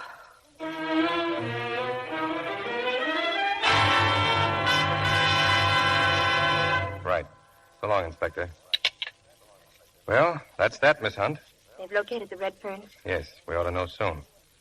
Now, Miss Hunt, when you went to the country Friday, did you see anyone you knew on the train? No. Then what? I got off at Norwalk. I keep a car in a private garage near the station. I drove to my house. It's about 18 miles. What did you do in the country? Worked in my garden. Didn't leave your place in all that time? I keep everything I need in the house. I went there expressly to be alone. Mm-hmm. You were going to marry Shelby Carpenter this week. Yes. But you went away for a long weekend to be alone. You know Shelby Carpenter has a key to this apartment. Why didn't you tell me? Because I know nothing of the sort. He hasn't. How else did the Redfern girl get into the apartment? You knew she was in love with Carpenter. I knew she was in love with him. She told me so herself. But I also know that she meant nothing to Shelby. I understand him better than you do. She was found, and I'm convinced now it was Miss Redfern. She was found in your dressing gown. What of it? You yourselves told me it was raining Friday night.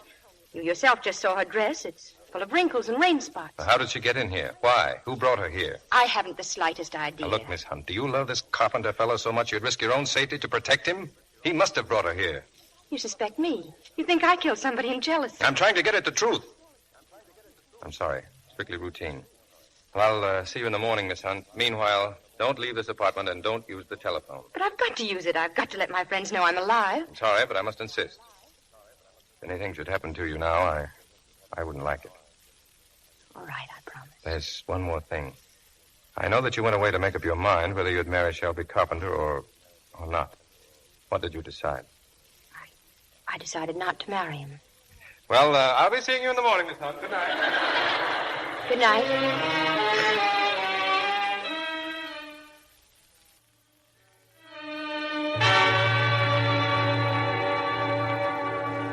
Alford?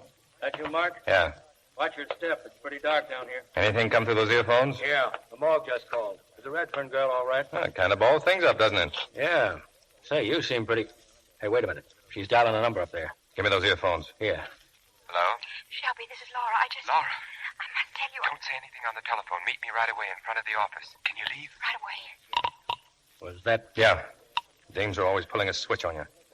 You stay here, Alford. McCavity out front? Yeah. Get headquarters. Tell them to send another man down here right away. McCavity's going to tail the girl. What about you? I think I'll stick by Mr. Carpenter. I'll see you.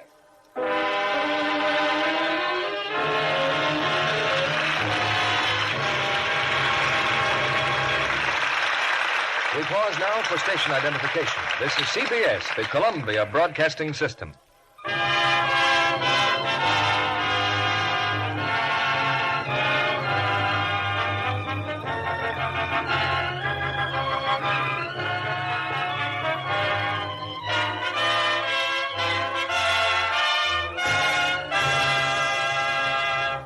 In just a moment, our stars will be back with Act 3 of Laura. Now, here's our Libby with her head in a turban, looking like a fortune teller. I see the future of your stocking. Well, here's a lady who'd like to know how long her stockings will last. Suppose you tell her. How long have you had them now? They're new. I've worn them twice. You will wear these stockings for 3 weeks more, until Monday, February 26th. Why, how wonderful. How can you tell? It's simple. According to a washing expert, 23 days is the average wearing cycle of rayon stockings. So if you've worn these 2 days already, you've still got 21 days or 3 weeks to go. But my stockings never last that long. I must be way under average. Oh, that's too bad. Perhaps I can help you. I see you in the evening washing stockings. I see cake soap and rubbing. That's right. In this weather, stockings get all splattered up the back, and I have to rub to get the spots out. Well, I think that's your trouble then. You see, stockings are delicate. They just can't take harsh treatment like that. They need gentle care, lukewarm water and gentle Lux, and no rubbing. If they are spotted, just take a few Lux flakes in your moistened fingers and work them in gently. Then squeeze the suds through the stocking, rinse well, and dry rayons for at least 24 hours. With proper care, I'm sure your new stockings will last much longer. Yes, strain tests show that Lux stockings do last longer, actually twice as long as those washed with strong soap or rubbed with cake soap. Twice the wear from every pair with Lux Care. That's worthwhile, isn't it? So stick to Lux for stockings. Now, Mr. Barrymore returns to the microphone. Now, after the play, you're invited to join us for a brief chat with our stars. Now, here's Act 3 of Laura, starring Dana Andrews as Mark, Jean Tierney as Laura, Vincent Price as Shelby Carpenter, and Otto Kruger as Lydica.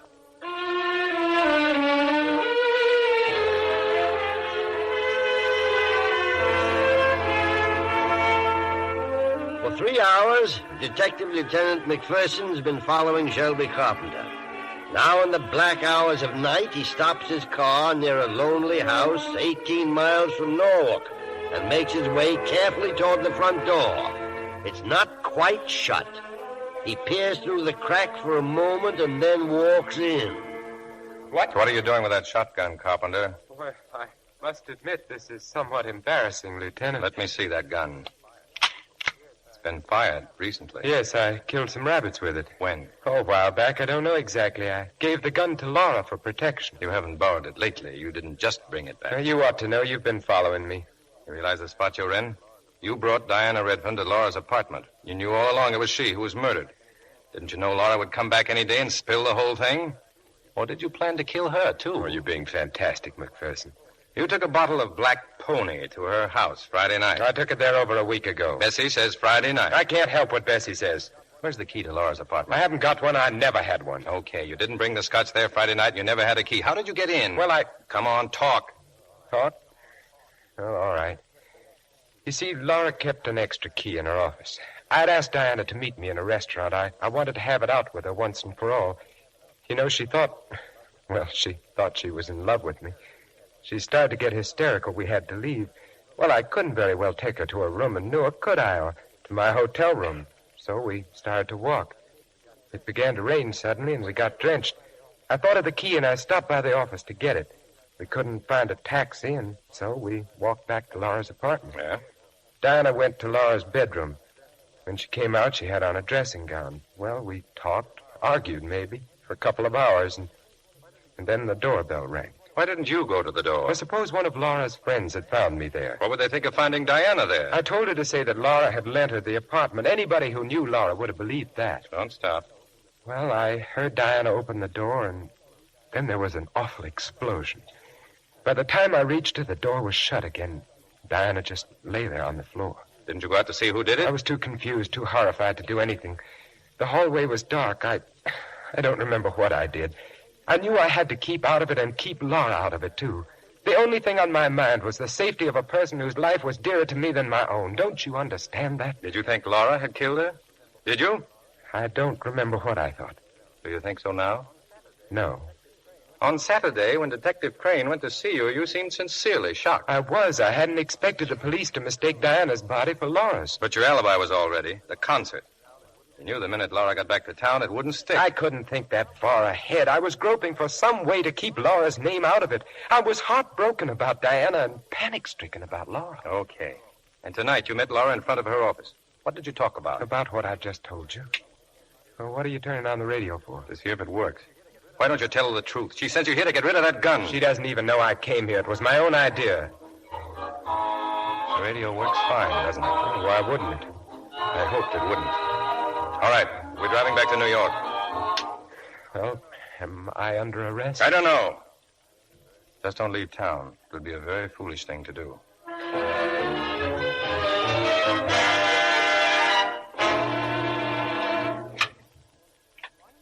Oh, good morning, Lieutenant. Good morning. You know, I have a terrific yen to call you Laura. Why don't you forget that lieutenant business and just call me Mark? Because Especially since I brought you all these groceries. Breakfast. You didn't buy any food when you went out last night. So you know. Yeah. I can fix bacon and eggs. Can you make coffee? Oh, I spoke to Bessie. She'll be a little late. When I told her you were alive, she darn near passed out. Yes, she phoned. He might have been a little more delicate about it. Suppose you set the table, but we'll have to wait a little while for the coffee. I've asked Paul Lydecker to stop by. Could you tell him about me, that I'm alive? No. Why not? It's brutal. I'm not doing it for laughs. Why did you break your promise last night? Not to go out?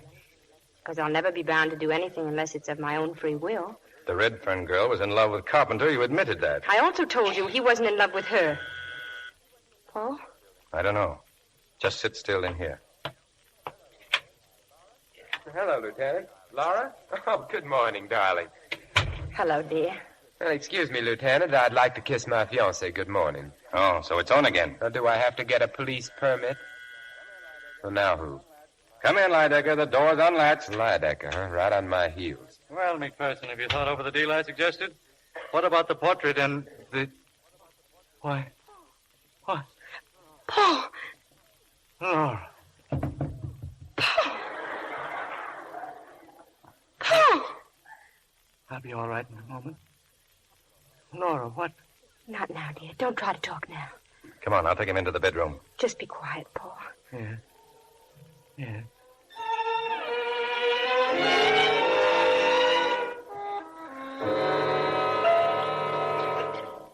How is he? He'll be all right. He's lying down. This is going just a little too far, McPherson. Your methods are vicious. Must have been a terrible shock to him, seeing me. Poor darling. Don't tell me you're in love with Lydecker, too. Stop talking that way to Miss Hunt. Laura, why do you cover up for a guy like Carpenter? What story did he tell you when you met him last night? Don't answer him, darling. Shut up. I've got enough on you, Carpenter, to arrest you right now. Break McPherson the handcuffs. Trundle him off to the hoosegow. Paul. I hope you'll forget my wee touch of angina, my dear. It's an old family custom. Did I interrupt a pinch, McPherson? I've changed my mind for the moment. Well, in that case, better order some food and liquor, Laura. People are coming to celebrate your return this afternoon. A cocktail party. Who asked them? I did. In the quiet of your boudoir just now. I called my man, and he's calling all our dear friends. Why did you do that? Well, perhaps our friends can weave all the loose ends into a noose. Eh, McPherson? You shouldn't have gone to all that trouble, Mr. Lydecker. I'd already called them. Well, I'll run along now, Laura. Sorry about the breakfast. Some other time, maybe.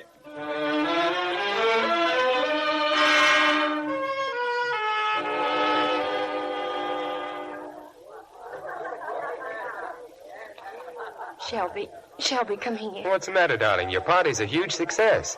Shelby, tell me, I must know. Why did you go to the country last night? Laura. Well? You don't know? I was afraid you wouldn't think of hiding that shotgun. What shotgun? The one I gave you. Oh, darling, you don't have to lie to me. Well, what's going on here? Oh, nothing at all, Anne. In case you don't know it, that McPherson man hasn't taken his eyes off you. I know. Maybe it would be better if I, mingled with our guests. Laura, McPherson suspects him. Shelby. He suspects me, too. Oh, don't be absurd. You could never have done a thing like that. Darling. Yes.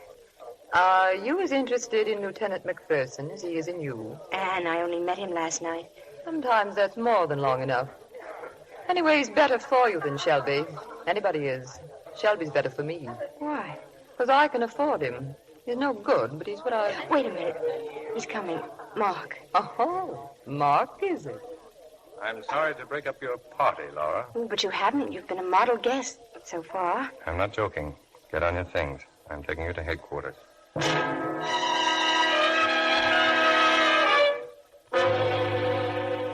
get a cell and a denim dress. Is this your office? Before they trot out that denim dress, I want to know why you've been holding out on me. Have I been? You told me the radio at your country place was broken. It was. Not last night. I stopped in the village on my way back. I asked the local handyman to fix it. And how did he get in? With a key. The key I always leave under the flower pot on the porch. All right, I'll accept that. Why? Because you're too intelligent to make up a story I could check so easily. The main thing I want to know is why you pulled that switch about Shelby Carpenter. You told me last night you decided not to marry him. But today it was on again. Why? I changed my mind. What went on between you and Carpenter when you met him last night? Or should I guess? He convinced you that if you broke your engagement now, people would think you believed that he killed Diana Redfern. Yes. But now I know the real reason why he wanted to stay engaged. He thinks I did it. And so do you. Are you in love with him? No, I don't know how I ever could have been. Come on, Laura. You're going home. But I thought I was under... That's what I wanted you to think. You and a few other people. I didn't even book you. I was 99% certain about you, but I just had to make sure of that 1% doubt. Wasn't there an easier way to make sure? You're smiling. You're not sore? No, Mark. I'm not sore. Go back to your party, if there's anything left of it. And you? I'm going to Lydecker's apartment. I'll drop by later on.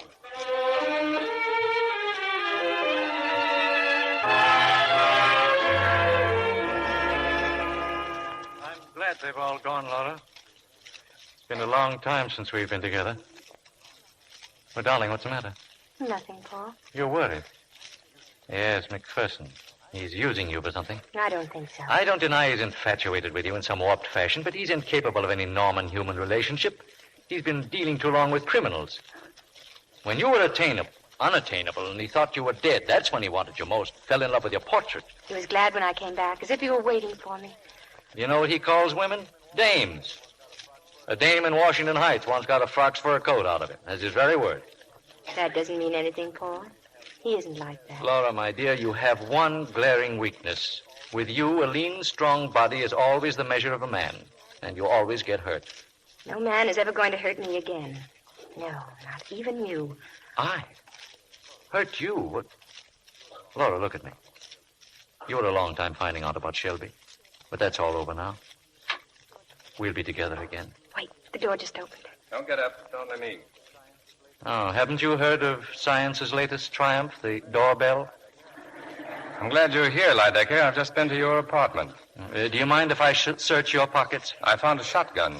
Oh. But I wasted my time. It wasn't the gun that killed Diana Redfern. First he tells you he thinks you're innocent, and then he proceeds to check up on you. I never said you're innocent. Me? I'm talking about Laura. My dear, this entire maneuver could be a trick to throw you off guard. It could be, but it isn't. I know. I believe you, Mark. See, I'm beginning to get annoyed. Laura, it's the same obvious pattern. If McPherson weren't full of muscles and good looks, in a cheap sort of way, you'd see through him in a second. Paul, I mean to be as kind about this as I know how. But you're the one following the same obvious pattern. First with that painter you thought was in love with me. Then with Shelby, and now I suppose... Laura, what are you saying? That I don't think we should see each other again. But, darling, you're not yourself. Yes, I am. For the first time in ages, I know what I'm doing. Very well. I hope you'll never regret what promises to be a disgustingly earthy relationship. Oh, listen to my broadcast in 10 minutes. I'm discussing the other great loves of history. That was the most difficult thing I've had to do in my whole life. Yeah, but I still haven't found it. I haven't found it. What? The gun that killed Diana Redfern. What are you doing? Taking a look at your clock. He's got one just like it, hasn't he? Yes, but... I wasn't alone just now in Lydecker's apartment.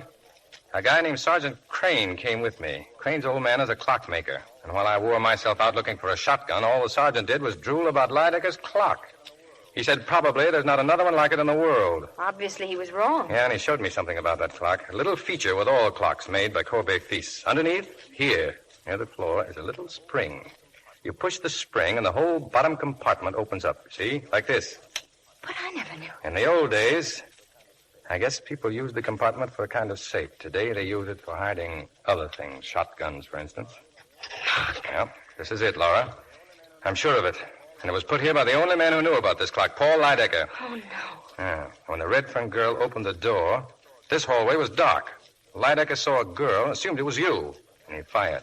He figured if he couldn't have you for himself, he was going to make sure no one else did.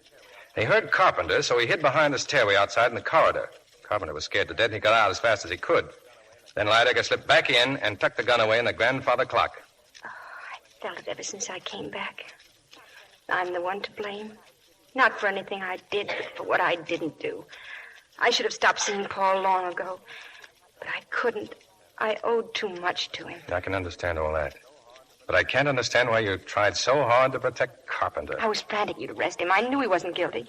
But I knew Paul would do everything he could to incriminate him. It was his way of getting rid of Shelby, just as he got rid of every other man who might have meant something to me. For a charming, intelligent girl, you've certainly surrounded yourself with a remarkable collection of dopes. Now, look, don't touch anything. I'm leaving the gun and the clock. I'll have it picked up in the morning. You're going? Yeah, I'm picking up Lydecker. Mark. I've got to. You know that. Try and get some sleep, will you? Sleep? Well, maybe I can. I'll read a book, listen to the radio. Will you call me later? Sure. Try and forget all this. It's just a bad dream. Good night, Laura. And be careful, please.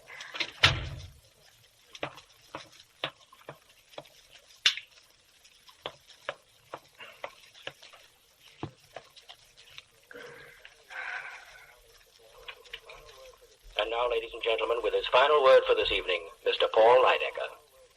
As history has proved, love is eternal.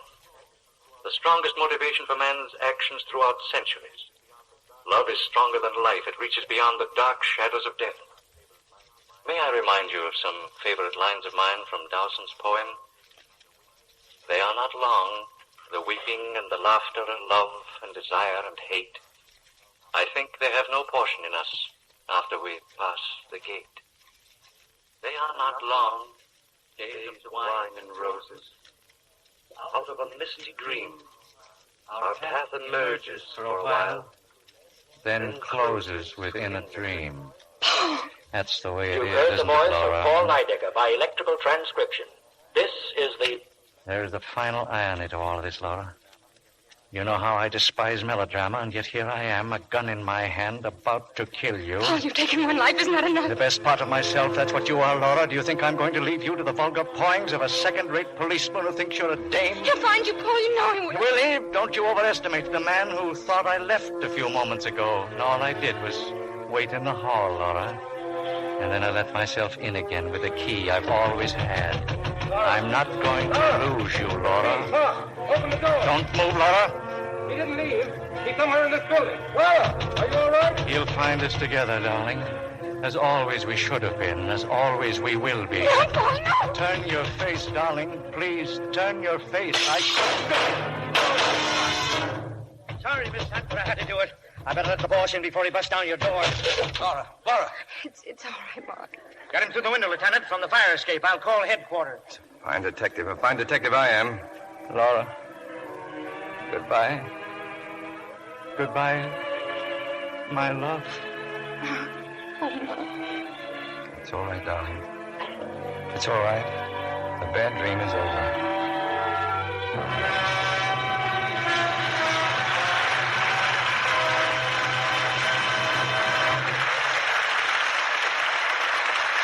Our stars will be back for their curtain calls in a moment.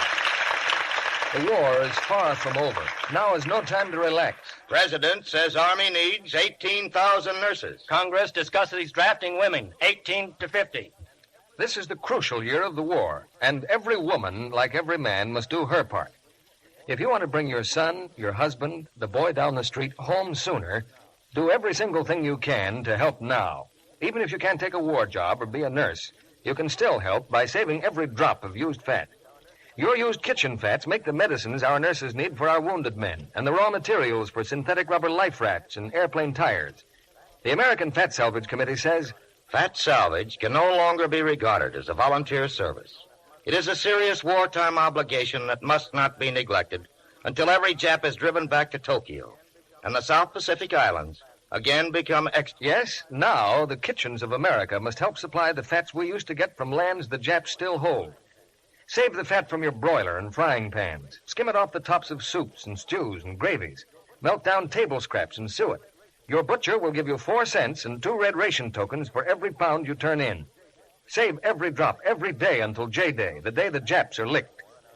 Now, back to Mr. Barrymore and our stars. Well, now that we've solved tonight's baffling crime, With the help of Gene Tierney, Dana Andrews, Vincent Price, and Otto Kruger, we invite our stars to the footlights for their curtain calls. And I might add that for Dana, this is the first appearance on our stage. First for me, too, Mr. Paramore. For you too, Gene? Well, with Van Johnson here on our 10th anniversary show, the Lux Radio Theater's had a pretty good season for new stars. I hear you're making a picture with Van Johnson, Mr. Barrymore. Yeah, that's right, Vincent. Between two women. That Metro Golden Mare. Well, I'll tell you a secret about Dana. He's going romantic on us in his next picture. What picture's that, Dana? It's a Technicolor, Vincent, for 20th Century Fox. State Fair. Who's in it with you? Well, the largest group in the cast is 54 prize Hampshire hogs. Hogs? Now, let me get this straight, Dana. You're playing a romantic role? And you know, one of those pigs weighs 880 pounds. Undoubtedly the biggest ham in the picture. I can see now why there's a bacon shortage. All the hogs are going to the pictures. Well, Dana, you set those hogs a good example in acting, and we look forward to producing State Fair in this theater someday. What more? For next Monday night, we have from Paramount Studios a play and stars that hundreds of our listeners have requested. For Whom the Bell Tolls. With Katina Paxinu, Akim Tamirov, Mikhail Razumi, and Gary Cooper and Ingrid Bergman. I can guess by the reaction in our studio audience that it's a play you've all been looking forward to. And I don't wonder. Based on the novel by Ernest Hemingway, it's one of the great motion pictures of our time, with 5 great stars in their original screen roles. Sounds like a wonderful evening, Mr. Barrymore. Good night. Good night. Good night. Good night. I hope to see you again.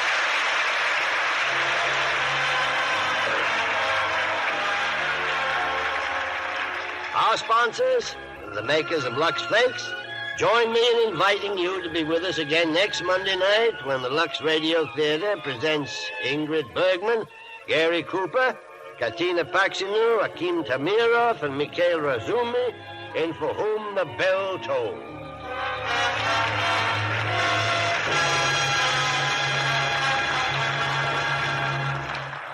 Laura was presented through the courtesy of 20th Century Fox, producers of A Tree Grows in Brooklyn. Mr. Barrymore can be heard on his own program, The Mayor of the Town, every Saturday night over this same network. Vincent Price is currently working on the 20th Century Fox production, Dragonwyck. Otto Kruger will soon be seen in Samuel Goldwyn's Technicolor picture, Wonder Man. Heard in tonight's play were Lois Corbett, Leo Cleary, Noreen Gamil, Dwayne Thompson, Charles Seal, and Howard McNear. Our music was directed by Louis Silvers. This program is broadcast to our fighting forces overseas through cooperation with the Armed Forces Radio Service. Our Lux Radio Theater production of Laura, starring Dana Andrews, Gene Tierney, Vincent Price, and Otto Kruger, has come to you with the good wishes of the makers of Lux Flakes, the tissue-thin soap used by smart housewives everywhere. This is your announcer, John M. Kennedy, reminding you to tune in again next Monday night to hear For Whom the Bell Tolls with Gary Cooper and Ingrid Bergman, Katina Paxinu, Akim Tamirov, and Mikhail Rasumny. There's less work in my cooking. No guesswork in my cooking. My best work is my cooking, since I have switched to Spry. Let new Easy Bake Spry and Spry's amazing shortcut recipes help you serve more delicious meals with far less work. For lighter, better-tasting cakes, tender, flaky pastry, crispy, digestible fried foods, get S-P-R-Y Spry. And be sure to listen in next Monday night to the Lux Radio Theater presentation of For Whom the Bell Tolls, with Gary Cooper, Ingrid Bergman, Katina Paxinu, Akim Tamirov, and Mikhail Rasumi. This is CBS, the Columbia Broadcasting System.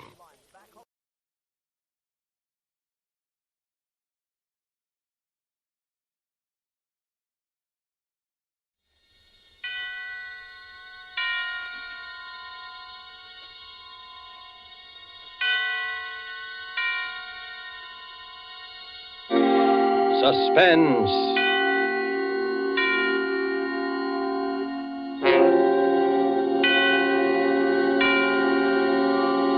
This is the Man in Black, here to introduce Columbia's program, Suspense. Heading our Hollywood cast tonight is the distinguished American actor, the star of the Broadway suspense drama Angel Street, who has recently returned to this coast to resume his film career, Mr. Vincent Price. Tonight's suspense play, which presents Mr. Price, and which is produced and directed by William Spear, relates an episode of recent years in the unfriendly Nazi capital of Berlin. The Strange Death of Charles Umberstein by E. Jack Newman is tonight's tale of suspense. If you have been with us before, you will know that suspense is compounded of mystery and suspicion and dangerous adventure. In this series are tales calculated to intrigue you, to stir your nerves, to offer you a precarious situation, and then withhold the solution until the last possible moment. And so, with The Strange Death of Charles Umberstein, and with the performance of Vincent Price, we again hope to keep you in suspense.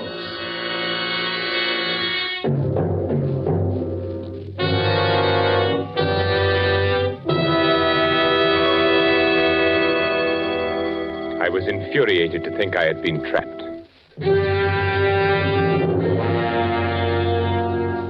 The thought that someone had discovered my intentions maddened me to the breaking point. Nothing had slipped. Everything had run smoothly as I had planned. No evidence, not the slightest trace, nothing.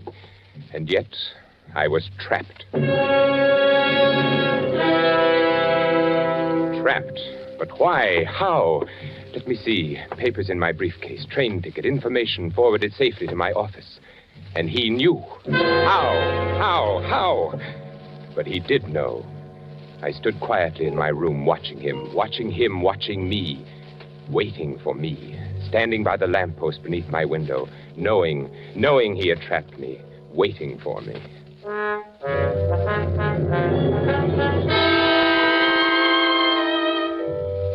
I recognized him almost immediately. Captain von Hind. Once before I had seen him briefly in Herr Miller's office. I had been working on some corrections. Herr Miller was escorting him through the plant on an inspection tour. They stopped for a moment outside my office. I glanced up as Herr Miller gestured my way through the partially open door. Aha, Herr Hauptmann. Das ist unser neuer Architekt. So, ist Ihr neuer Architekt. Well, here it was. They were talking about me. My heart stopped. He was explaining how I had been recommended by the Führer himself, my qualification. They continued on their tour. Herr Miller explained later when I went to his office.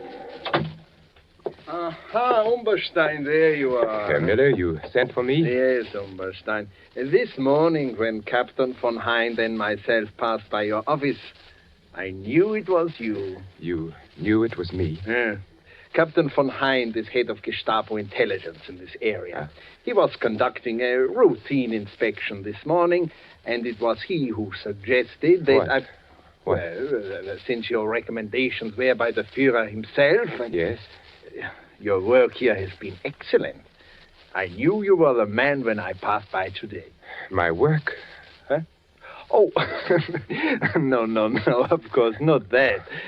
Why, you have become one of our best men. Oh, thank you, Herr Miller. No, this is it. Yes, Herr Miller.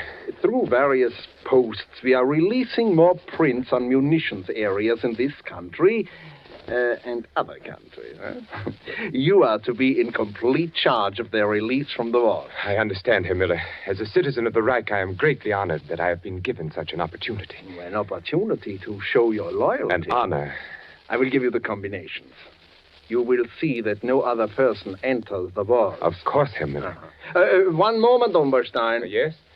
I think I should tell you that a few months ago, in one of the neighboring plants, the Gestapo apprehended a spy. Yes?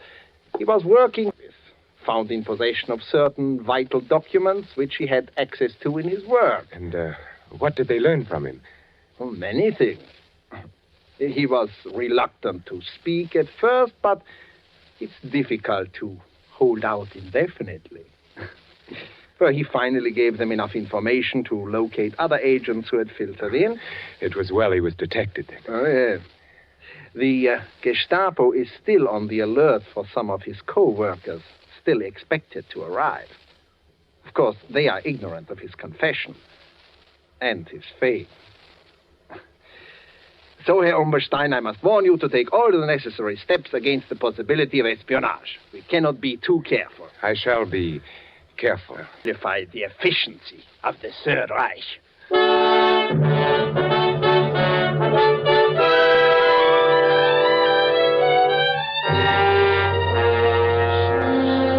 I closed my suitcase and looked down on the street. I watched him standing there. I kept asking myself, how could he know? This Captain von Hind, how could he know? The plan was perfect, the best yet, and yet I was discovered, trapped. It was a late Saturday afternoon, and the silence of the day hung heavy in the room. Outside it was cold, very cold, but in my room it was warm, stuffy. The radiator hissed and spewed as though it were the judge of the events to come. I was almost angry at it. A radiator. It was still light enough that he might see me if I crossed to raise the window. He wasn't aware that I was in the room. I hadn't turned on the lights. Now he stood there, waiting for me to return. I lay down on the bed, smoking, my thoughts troubled by the one question, how? How had he discovered me? Safely, I had avoided all connections with anyone who might have a chance to spy on my work. There was not the least cause for suspicion. An established citizen of the Reich, well-recommended, pure Aryan, employed as an architect in one of the country's largest munitions plants. Certainly there was no reason for him to suspect me. The Gestapo, this Captain von Hind, waiting to take me. Fräulein Keller. Absurd. Oh, of course not. Not she. But could you ever trust a woman? Fräulein Keller. Did I give her any reason at all?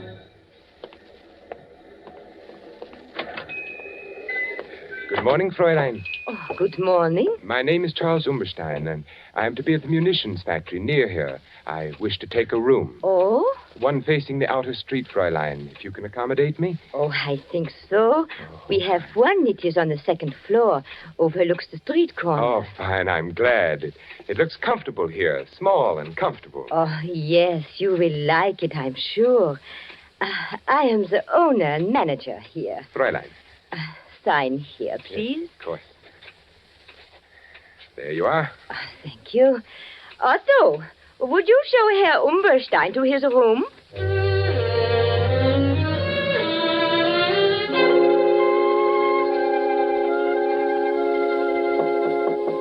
Yes?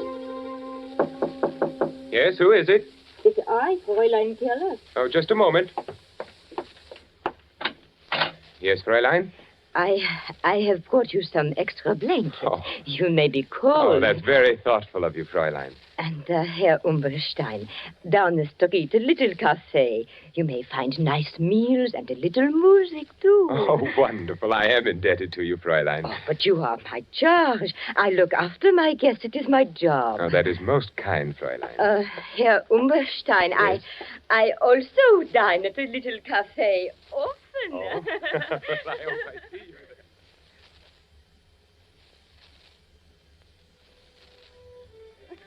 Here's to you, Fräulein, for your wonderful hospitality. Oh, to you, Herr Umberstein.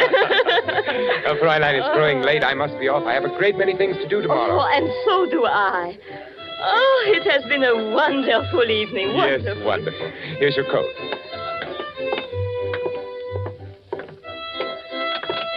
It's growing colder now, isn't it? Yes, the winter will be here soon. Too soon. Yes, but I won't be... You won't be? Oh, nothing, Fräulein, nothing. You will be here long. Certainly, Fräulein. Certainly, I was just wishing. Wishing? For what? No, I had done it. I'd started to thinking perhaps she could... For what? Oh, nothing, Fräulein, nothing important. Only the hopes of every man. They become so near sometimes. They're almost reality. So? What else could I do? I had to lead her thoughts away somehow. She took the lead. You mean a woman? Yes. Yes, Fräulein. You. Oh, but we have known each other for such a short time. Only 2 weeks. That's true, but I've been aware of you for a longer time, though I've just met you. Oh, Herr Umberstein, Charles. Oh, Charles.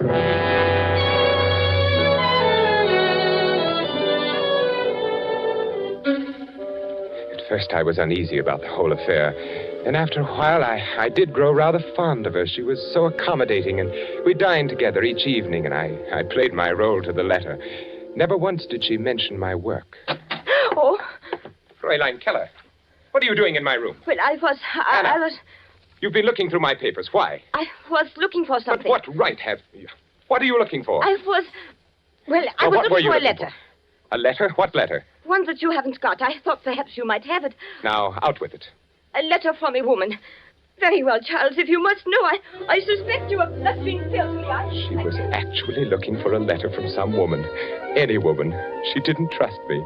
She didn't trust her Charles.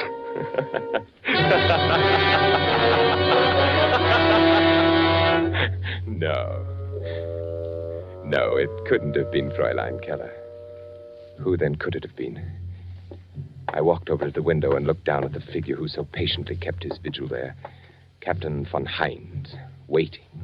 Why?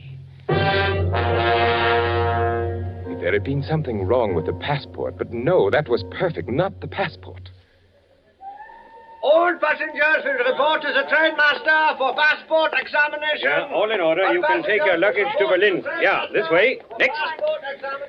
Next. Here you are. Name? Charles Umberstein. Residence? Berlin.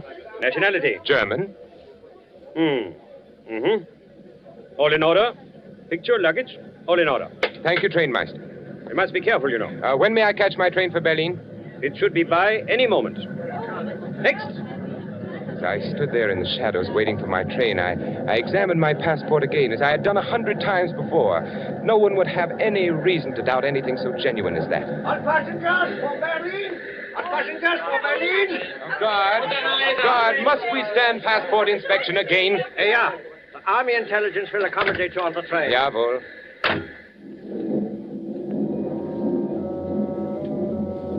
At 3 stops, my passport was inspected. A good test?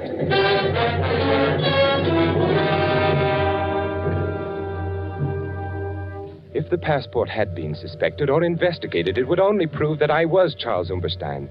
I had come by the passport through Hans. At the time, Hans was employed as an Austrian customs inspector. This gave him access to many such passports.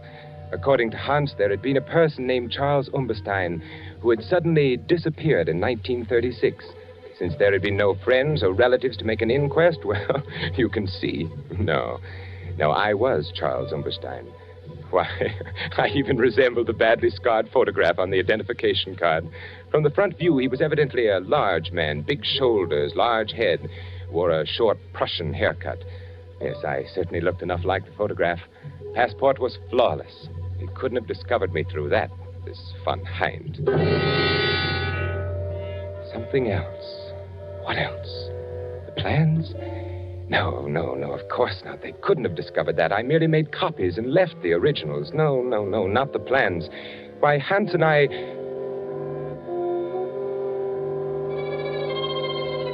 Hans. Oh, no, not Hans. Never. We'd worked so well together. Oh, no, not Hans. A strange, silent boy, perhaps, but surely... That night in 1936, when he gave me the passport, he was our man in Austria, but strange things happen even to the most loyal. All set, Charles. Then I will not see you again, Hans. Until I arrive, eh? I will be attached to an Army Ordnance Division in the city. You will receive additional information on the first day of each month. From you? Yes. There's a hotel not far from the factory. Here is the address. Fräulein Keller runs this hotel. Now, on the second floor in one corner sits a mahogany table. On it are a set of silver candlesticks. 4 of them. Beneath the candlestick nearest the right, you may find your information on the first day of each month. It will be written in code? Naturally. Be very careful when you pick it up. I see. And make no effort to contact me in any other way. And I might learn in the same place? Is it safe? Yes. Now, remember, sooner or later we are bound to be introduced, you and I. My duties with the Ordnance Division will, of course... So near and yet so far kind of thing, eh? Yeah, very far. Once inside the city, I'm Oberleutnant Hans Neumann of Army Ordnance, understand? I am Herr Charles Umberstein, architect. Right. Well, time grows short. I must go. Everything checked. Your passport? Perfect. I even resemble the photograph. Look, Hans, don't you think so? Yes, not bad. Very considerate of Umberstein to have looked this way. Tickets? Right here, through to Berlin. I report to Franz Miller in the munitions factory, produce my credentials. He's been expecting me. I haggle a little about the salary, then I accept. At first opportunity, become acquainted with MB plans. And I will see that you are highly recommended from a reliable source. Just as a matter of curiosity, Hans, who will recommend me? Oh, you needn't worry, Herr Umberstein. It'll be good, I assure you. Then goodbye, Hans. Oberleutnant Neumann, if you please. Oberleutnant Hans Neumann. Well, then, my Herr Charles Umberstein, auf Wiedersehen. Wiedersehen. Heil Hitler. Heil Hitler.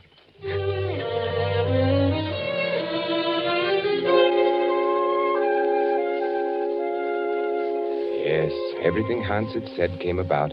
I picked up my information each month at the little hotel. I left an occasional report for Hans. It was the only way we ever communicated. And then Oberleutnant Hans Neumann began to appear in Franz Müller's office. And eventually Müller introduced us. In fact, Hans was with Müller quite frequently, and they dined together regularly. Hans played his part well.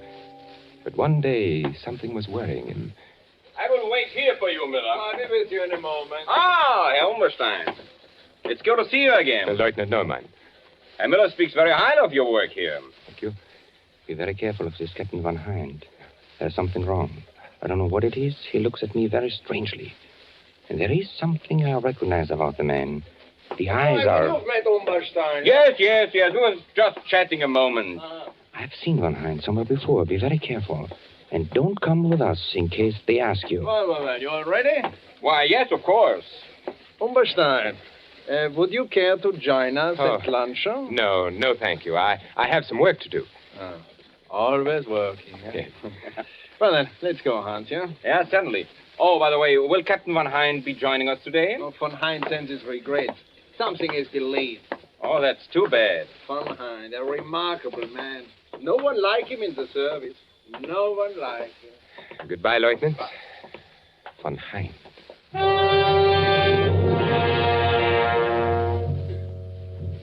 Such a brief warning. Curt and sinister. Hans was frightened. He would never have taken the chance to speak to me if he had not been frightened. Something that he recognized about Von Hind. Saturday was the first of the month, and there was no information at the hotel. Hans didn't appear again to lunch with Herr Müller. Something was wrong. Something had happened to Hans. Today I found out. We will enjoy ourselves today, Umberstein. Yes. We should lunch together more often, you and I. I like good company when I eat. Good food, good company, good digestion, Herr Müller. Now, this is a wonderful restaurant that we are going to. You know, they serve Norwegian smoked salmon that is exquisite. And cheap, too. Nothing like these new foods we are getting from Norway. I've heard of Norwegian salmon. And this is the best. You and Oberleutnant Neumann dine here often, don't you? Hans Neumann, yeah. We came here often, yeah. Hans Neumann will not come here for a long, long time again, I'm afraid. I don't understand. Yeah, you don't. You remember Captain Von Hind? Oh, yes, the Gestapo man who was inspecting our factory a few weeks ago. Yeah, a most efficient man. He has apparently been observing Hans Neumann for some time. Oh? Oberleutnant Neumann is being detained by Captain Von Hind, no? Was he... He was a spy. Spy? How do you know? Von Hind arrests only spies. And Von Hind never makes a mistake. The man is incredible. Was there something suspicious about Hans? There's something suspicious about everyone to Von Hind. He himself asked me to cultivate Oberleutnant Neumann so that he could better observe his action. Yes, I noticed that you two lunch together very often. We lunch together at this very same restaurant you and I are going to now. That made it easy for Von Hind. Easy? Well, to study the man in leisure. Von Hind always wants to be certain of his quarry. And where is Hans now? Who knows? Who knows what happens when Captain Von Hind takes a man? Don't you admire such efficiency, Umberstein? Well, of course. Yeah, well, the captain did indicate that there were others to be rounded up, too. Well, here we are. Oh, look. You see them in the window? Norwegian salmon. Oh, they are beautiful. So red, so delicious. Are you hungry, Umberstein? What? Oh, yes. Oh, they do look delicious.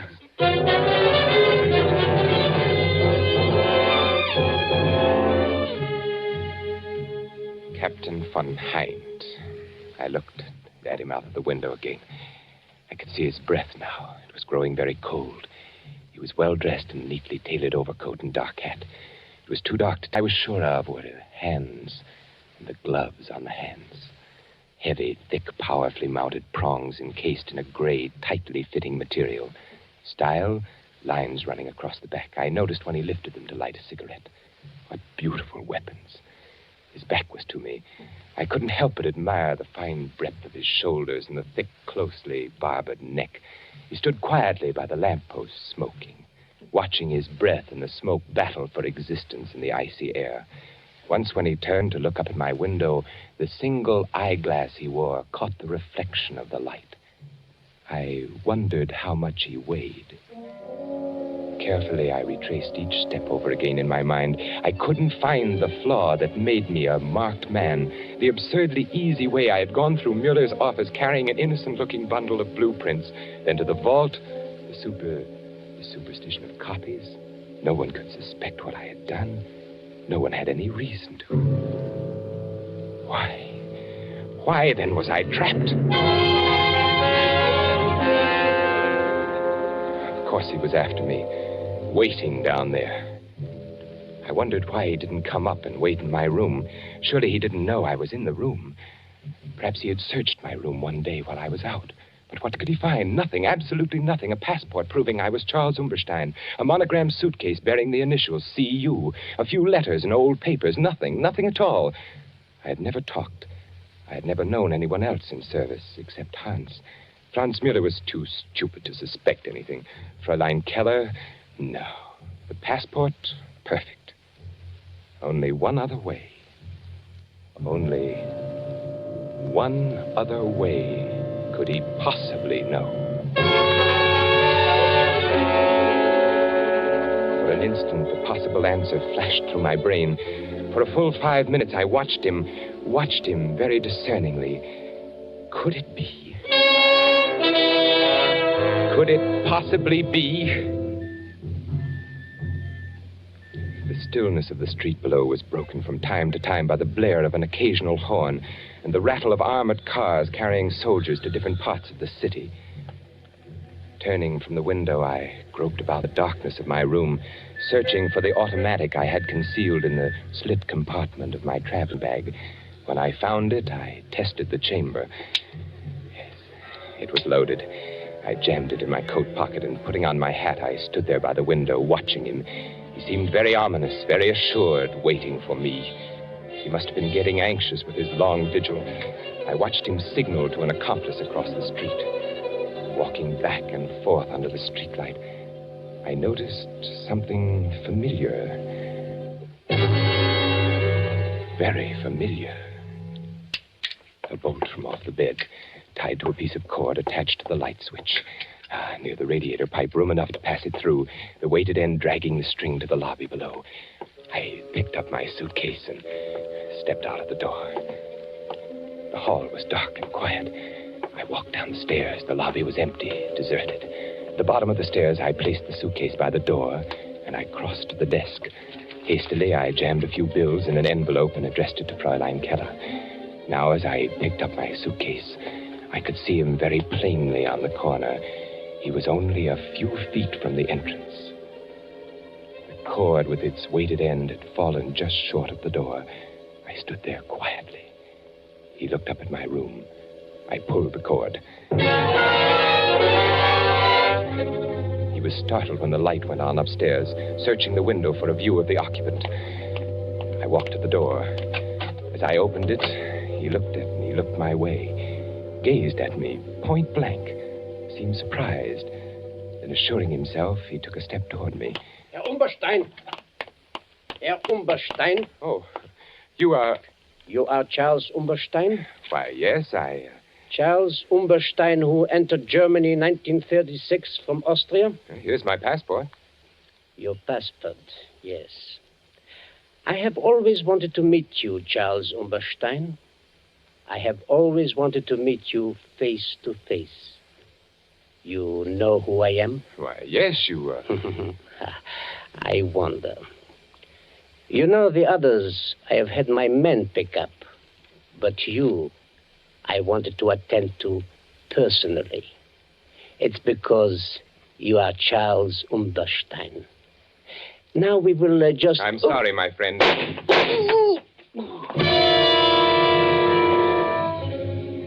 He sat down hard on the curb. He looked up at me, mumbled strangely, then fell over with his head in the gutter. His hat fell off, and I saw that his hair was closely cropped. There were other people on the streets. I ran till I was out of breath.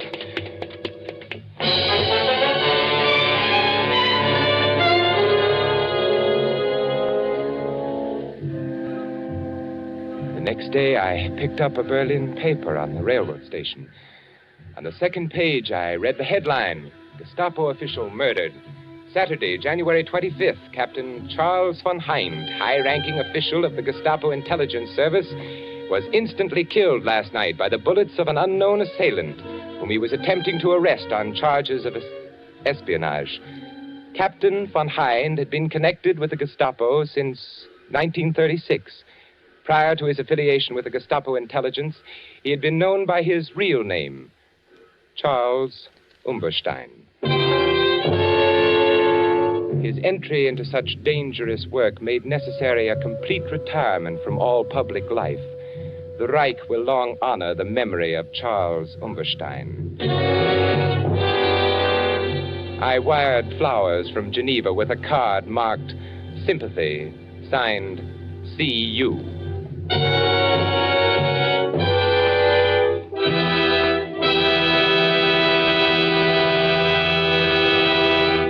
And so closes The Strange Death of Charles Umberstein by E. Jack Newman, starring Vincent Price. Tonight's tale of Suspense.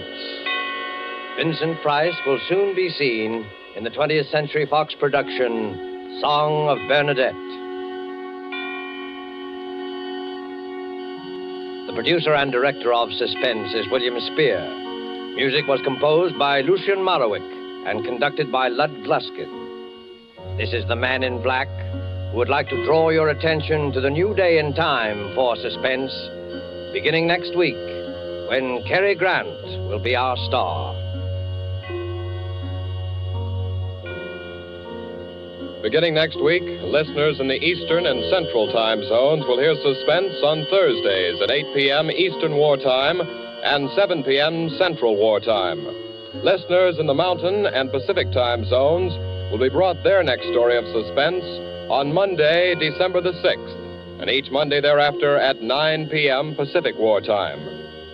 Don't forget Suspense on Thursdays, beginning December the 2nd, if you live in Eastern and Central time zones, and Mondays, beginning December the 6th, for listeners in the Mountain and Pacific time zones, with Cary Grant, our opening guest star.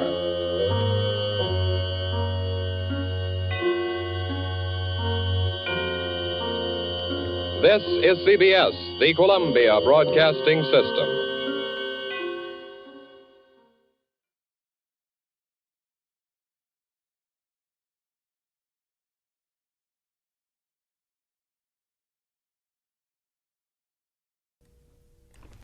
And now, the Lux Radio Theater proudly presents Vincent Price as Winston Smith in 1984.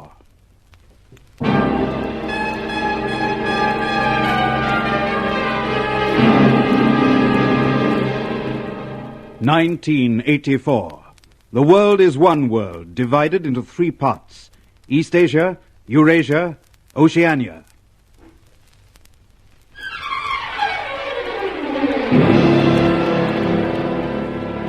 Religion is abolished. God is rooted out. There is only Big Brother. Big Brother is the head of the party. Big Brother is one, indivisible, unassailable.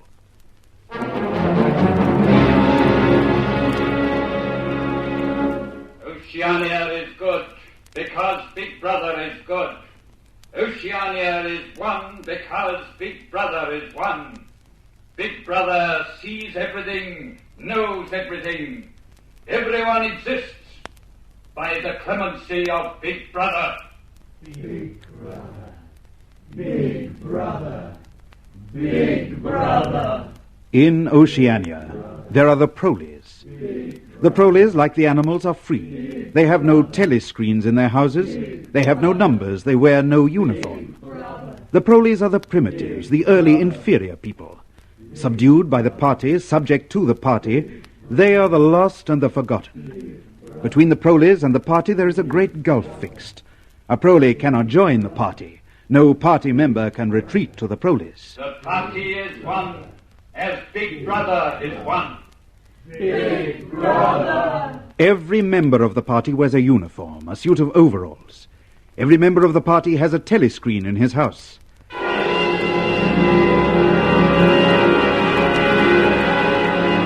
Every member of the party has a number. You there, stand up.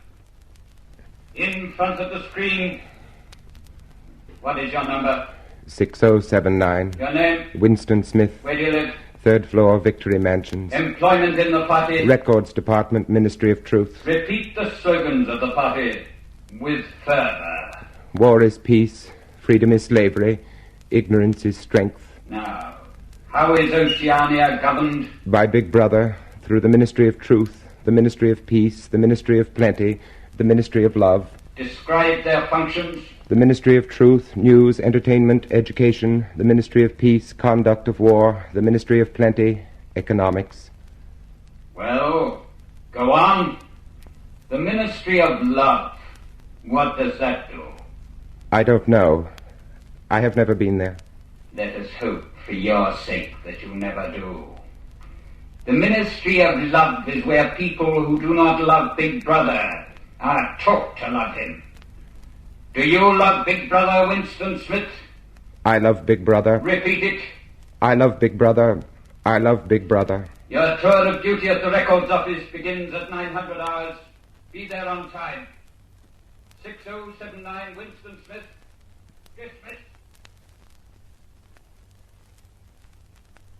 That was an unexpected call, wasn't it? Oh, they do it sometimes. Part of the quarterly brush-up discipline, you know. Perhaps. But that fellow on the screen was probably from the Thought Police. They can cut in on anybody's screen, you know. They do. How do you think so many comrades have been vaporized? Thought Police, of course. And the home telescreen. They can see you and hear you all the time. But I've got nothing to worry about. I stick to the party rules. I do my job. But you don't think the way the party thinks, do you? More important, you don't want to think the way the party thinks, the way Big Brother wants you to think, do you? I just couldn't face the telescreen any longer. I had to get out and get away. You and I. You? Well, you. I'm you, Winston. I'm the other you who looks out of your eyes. Yes, you twitch my lips and tingle in my fingertips at the most inconvenient times. But they know nothing about you. They control me like they control everybody else. Then why do you do the silly things you do? What silly things? That book you bought. But it's just an old book with blank pages. What's wrong with that? Nothing. Except they don't make books like that anymore. And if they ask you where you got it, you'd have to tell them at an antique shop in the Prole Quarter. But I just wanted to keep a diary. Nothing wrong in that, is there? No, except you'd find it hard to explain why you wanted to keep a diary. And remember, you're not supposed to go into the Prole Quarter anyway. I know. The Proles aren't members of the party. They're just slaves. But will you stop it? I've got enough to worry about as it is. Yes. It's the girl, isn't it? The girl in the fiction department. Yes. Yes, the way she looks at me. The way she stays near me. She's rather pretty. What if you like that sort of thing? A lot of good it is when she wears the red sash of the Anti-Sex League, and could be a police spy into the bargain. You're rattled this morning. Mustn't get rattled, you know. It shows. That's the way they get onto you first. Pull yourself together. There's where you work. There's the Ministry of Truth straight ahead. Smile now, Winston. Smile!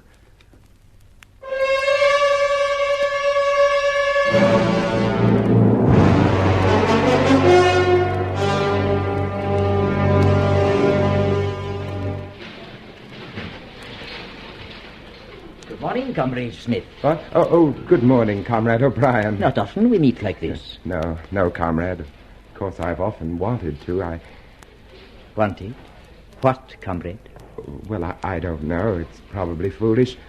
You are known as a great man in the party. I've admired you from a distance. I hear good reports of your work, Smith. Well, I've often hoped I might discuss it with you. A pity we have no time now. Never mind. We'll meet again one day.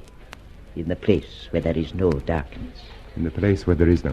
I beg your pardon, Comrade? Good morning, Comrade. Don't let me keep you from your work.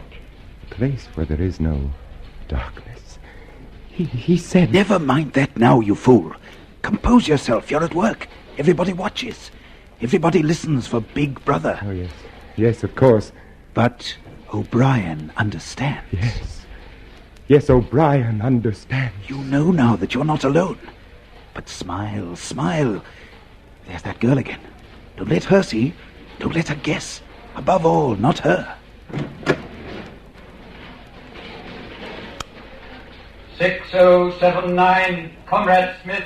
Present for duty. Repeat the slogan of the Ministry of Truth. Who controls the past controls the future. Who controls the present controls the past. Does the past exist? Yes. Where? In records and in memories. Which is the more important? The records. Why? The records endure, but memories fade. So? Who controls the records controls the memory of the people. Are you impressed with the greatness of your task? I am. Then begin, Comrade Smith. This is urgent. Big Brother's order of the day, 17th of the 3rd, 84, contains references to unpersons. Rewrite completely. Unpersons. Oh, I have to be careful about this. Unpersons are always tricky. Even Big Brother can't refer to them. Unpersons don't exist. Oh, let's be frank. Unpersons are persons who have been liquidated, destroyed. Your job is to see that all record of them is destroyed as well. Are they mentioned in the press? Delete their names. Are they shown in photographs? Make a new photograph. Are their voices recorded? Destroy their records, and presto, they do not exist. They never existed. They have no place in memory or history. That could happen to you, too.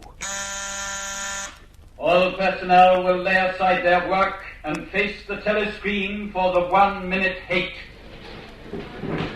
You're out of luck. The girl's sitting right next to you. Watch your step now. Make it a convincing hate. Thought police are very shrewd. You are here to hate. You are here to loathe, to despise, to detest with all your being. Whom do you hate? Goldstein. Goldstein. Goldstein. Goldstein is what? Enemy of the people. Saboteur. Traitor. Whom else do you hate? The Brotherhood. Goldstein and his Brotherhood. And the penalty for traitors like these? Death. Death. Death. Death. Death. We hate traitors.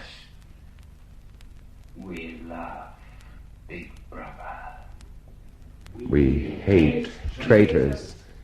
We love Big Brother. Speak to us, Big Brother.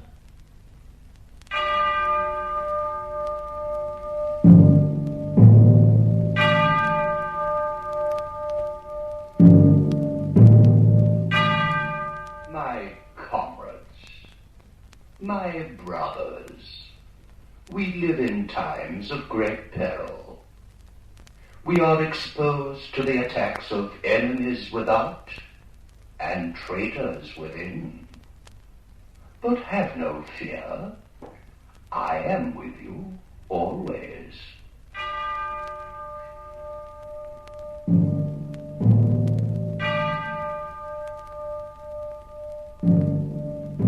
The 1-minute hate is concluded.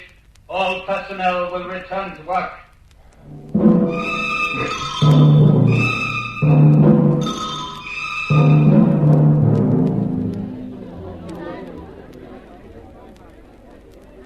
Are you eating with anyone, Smith? Hello, sir. No. Good, I'll join you. I don't know what they put in this victory gin, but it always makes me do that. Yes, it is rather strong, isn't it? Excellent product, though. Excellent. You seem rather distracted, Smith. Something on your mind? What's that? Oh, no. Nothing on my mind. I was just looking at that girl over there. Yes, she's been looking at you, too. Do you know her? No. Wouldn't help you if you did, would it? She wears that red sash like a banner. It's an odd thing to say. Comes of working in the poetry department. We're editing Kipling now, you know. Quite a lot of banners in Kipling. I understand the Junior Anti-Sex League is one of the favored institutions of the party. Oh, yes, I believe so. You're married, aren't you? I was. Oh? Divorced? Separated. Oh? With the consent of the party. It was apparent we would have no children. The party takes a very wise view of these matters. Of all matters. As you say. Funny, that girl's still looking at you. But I can't help it if she has nothing better to do. Oh, here comes Parsons. He lives near you, doesn't he? Yes, next floor down. He's got a wife and children. You'd better talk to him. I don't think I could. Hello. Hello, comrades. Hello, comrade. Parsons. Oh, I've been chasing you, Smith. What? Yes, it's about that subscription you forgot to pay me. Oh, which one is that? Fate Week. The house-by-house fund. We're going to decorate Victory Mansions. And $2 you promised me. Oh, well, here you are. Thanks. I say, did I tell you about what my little girl did last Saturday? Well, she was out with the junior spies troop near Berkhamsted. They spent the whole of the afternoon following a strange man. They kept on his tail for 2 hours and then handed him over to the patrols. Clever, eh? What was the man doing? Nothing, he says. But my little Millie was smart. She spotted him chipping pieces off the rocks with a hammer. Must have been a saboteur. Well, what happened to the man? Well, I don't know. But I wouldn't be surprised if, you know? That's very good. Of course, we can't afford to take chances. I mean, not with subversive agents everywhere. No, of course. Well, I've got a few more subscriptions to chase up. I'll, see you later. Tell me, Smith, did you ever regret not having any children? And I can't say I've thought much about it. Why? I was just wondering. Parsons seems very happy with his little brood, doesn't he?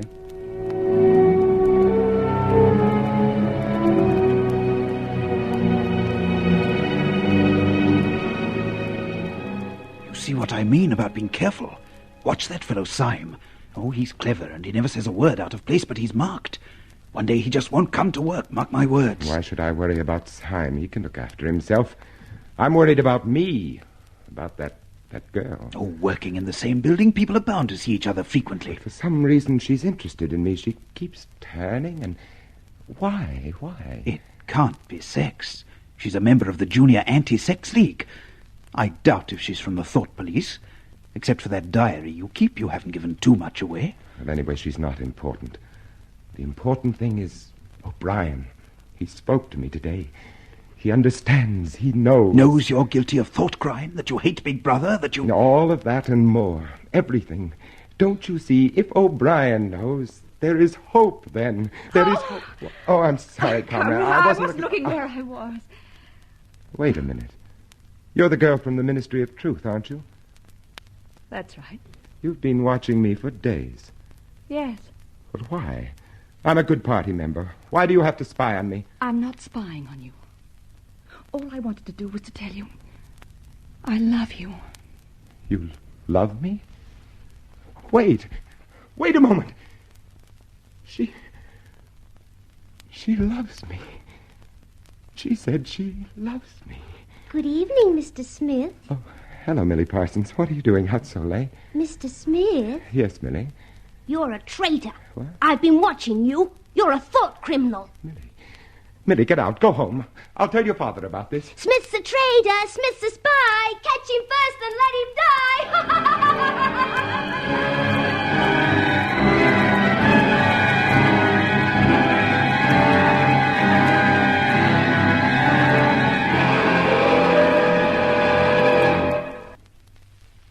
The way she said love made it sound completely personal, private, indestructible. It isn't, you know. It can't be. Not now in the year of Big Brother. Love involves an alienation of something that belongs to Big Brother and to the party. Love is betrayal. Love is thought crime. It's hopeless. I refuse to believe that. It is not hopeless. There is a chance. There is O'Brien. He understands. He is in revolt, too. Yes, there is O'Brien. Hello, you've walked a long way. Remember that shop? Yes. That is where I bought the book for my diary. It's a junk shop. It's old and musty and full of useless things. But it proves something, don't you see? It proves that things were different once, in spite of what the records say. And if they were different once, they could be different again. Go on. In you go.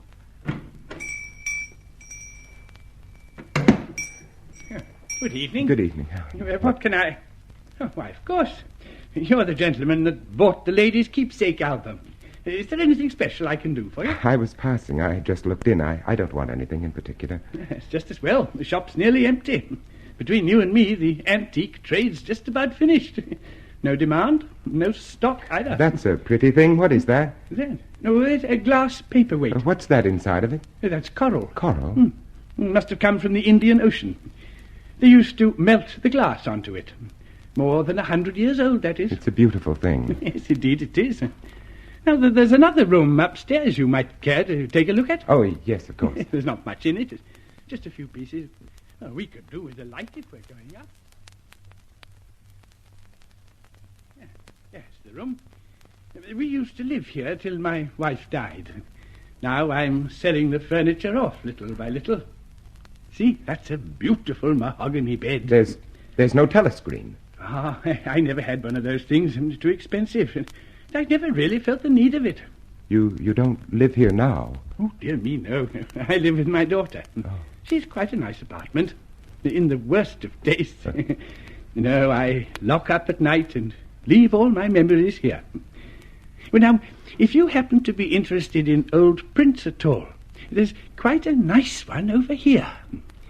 The frame's screwed to the wall, but I dare say I could fix it for you if you wanted it. I know that building. It's a ruin now. It's in the middle of the street outside of the Palace of Justice. That's right, outside the law courts. It was bombed in, many years ago. It was a church at one time. A church? Oh, yes. St. Clement Danes.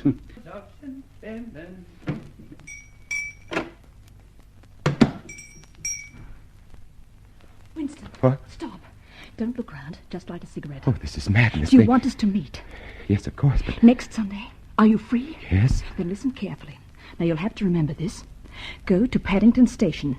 Take the train to Ilborne. Yes. Now, when you get there, turn left outside the station. Walk 2 kilometers till you come to a gate with the top rail missing. Now, follow the path and wait for me by the fallen tree. Have you got that? Yes, wait. I'll be there at 1500 hours. I must go now. Now, don't follow me. Just finish your cigarette. But listen, you... I love you. I love you.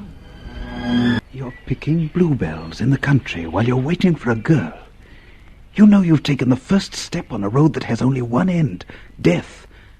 And yet you're picking bluebells. I don't remember picking bluebells before. It's not in the party's syllabus. Well, to hell with the party. To hell with... Hello. Oh, hello. Do you always talk to yourself? Usually. It's safer. It isn't really. It becomes a habit. The habit gives you away. Oh, I suppose it does. You can put your arms around me, you know. I don't bite. I don't even know your name. Mine is Julia. Yours is... Winston Smith. I know. I found out. Now put your arms around me. Kiss me. Oh, Julia. Julia. Till this moment, I didn't know what color your eyes were. I'd forgotten what a pair of lips tasted like. I'd forgotten how it felt to hold a woman. It didn't take you long to remember. Look, before we go any further, I'm 39. I've got a wife I can't get rid of. I've got a varicose ulcer and 5 false teeth. And I couldn't care less. Julia, are we safe here? Safer than anywhere. Now relax. Hold me in your arms. Now just let's be ourselves. Tell me, what did you think the night I told you that I loved you? I hated the sight of you. You must know I thought you belonged to the thought police.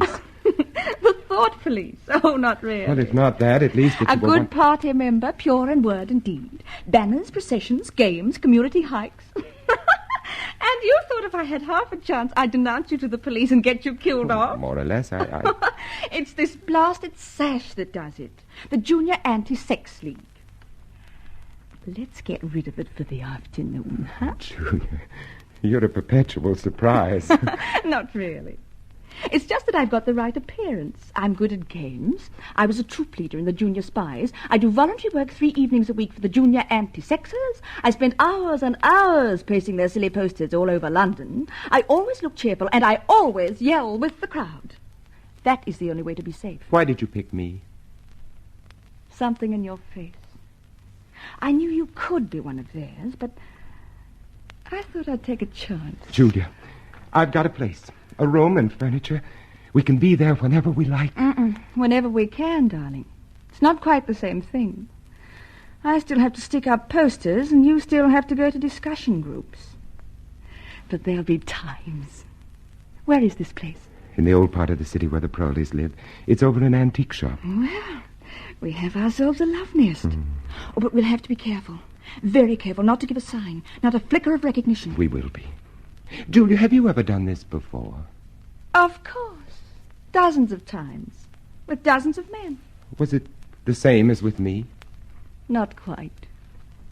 You see, darling, I love you. But the others? 2 reasons, darling. I like it. The party doesn't like it. You make it sound like a political act. That's why they'd arrest us if they ever found out. Love is a political act.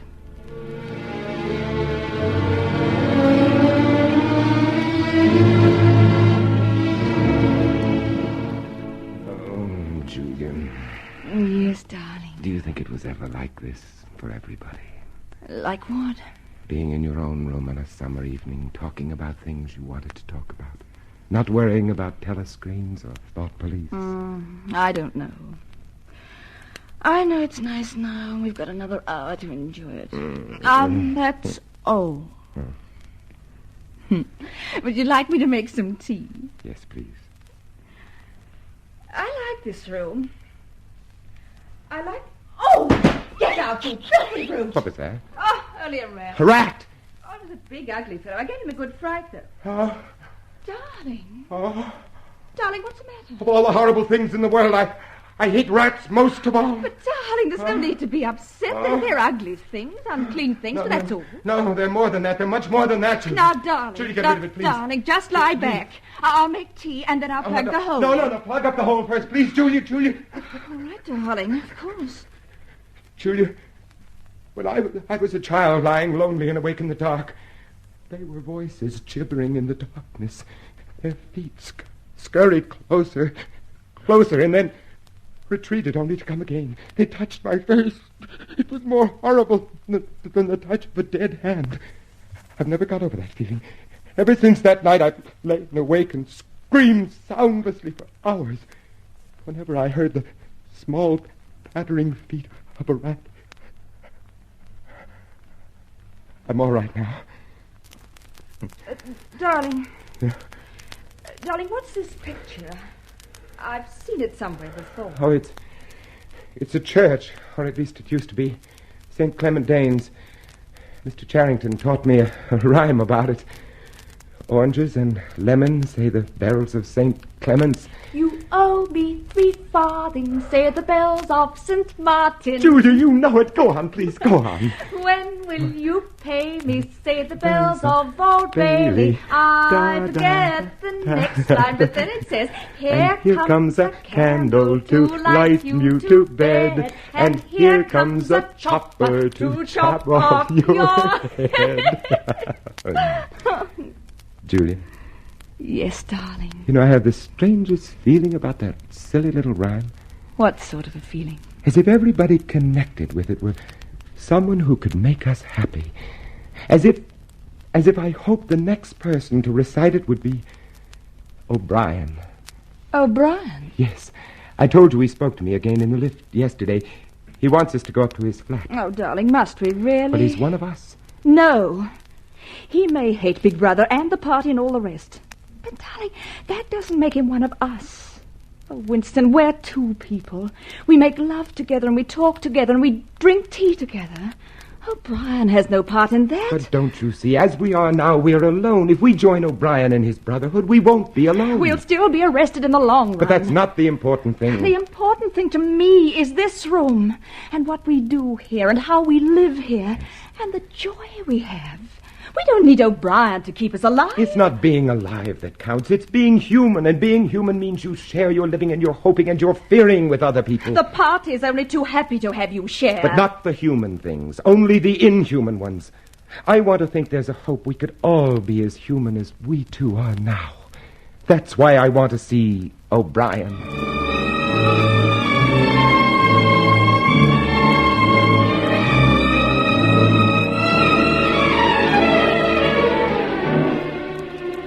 I know your names, you know mine. I'm O'Brien. We may dispense with introductions. Pardon me while I switch off the telescreen. Can you really switch it off? Members of the inner party have that privilege. We are... Alone? Yes, we're quite alone. Well, Julia and I believe that there is some kind of a secret organization working against the party. We believe that you are involved in it. We want to join it and work for it. We are enemies of the party. We are living together. We are thought criminals. I tell you this because it puts us at your mercy, and you will know that we are telling the truth. If you wish, we will sign a statement. There is such an organization. Its leader is Emmanuel Goldstein, whom you know of. Yes, but we thought we were afraid that Goldstein and the conspiracy were invented by the thought police. No, they exist.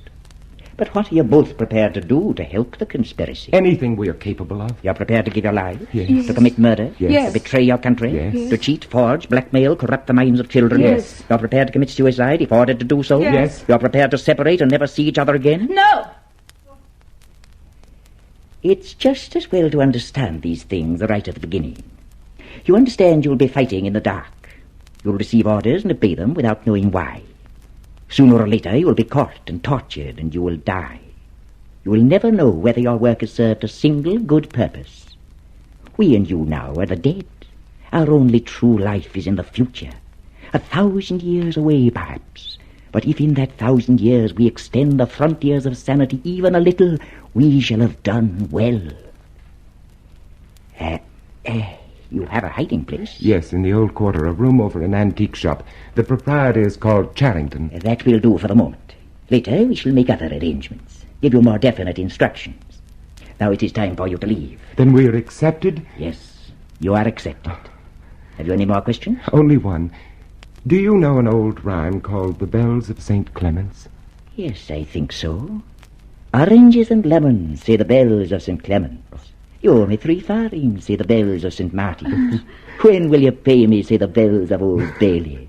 When I grow rich, say the bells of Shoreditch. You know it, you know all of it. I told you he'd know it, Julia, didn't I?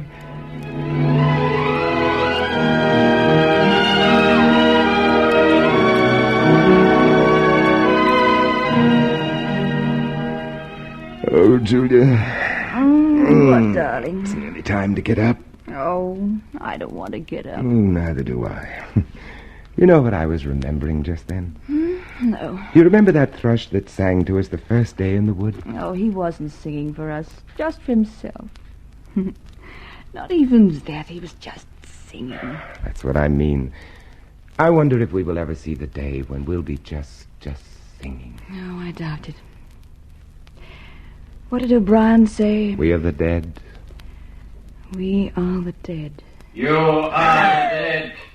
What? It came from behind the picture. Behind the picture. Yes. Oh! Now you can be seen. You are the dead. The telescreen behind the picture. Julia! Stay where you are. What? Don't touch each other. Clasp your hands behind your heads. Now stand back to back. I suppose we may as well say goodbye. You may as well say goodbye. And while we're on the subject, here comes a candle to light you to bed. Here comes a chopper to chop off your head. Mr. Charrington. No!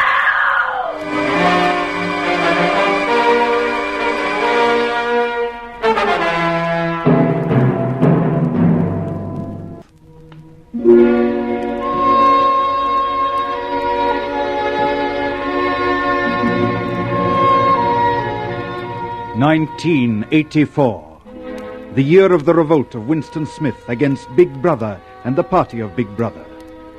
It had been a bloodless revolt, bloodless and small and secret in a mahogany bed in a fusty upstairs room. The issue had been decided before the thought was conceived or the act begun. But even now, Winston Smith had no certainty where he was.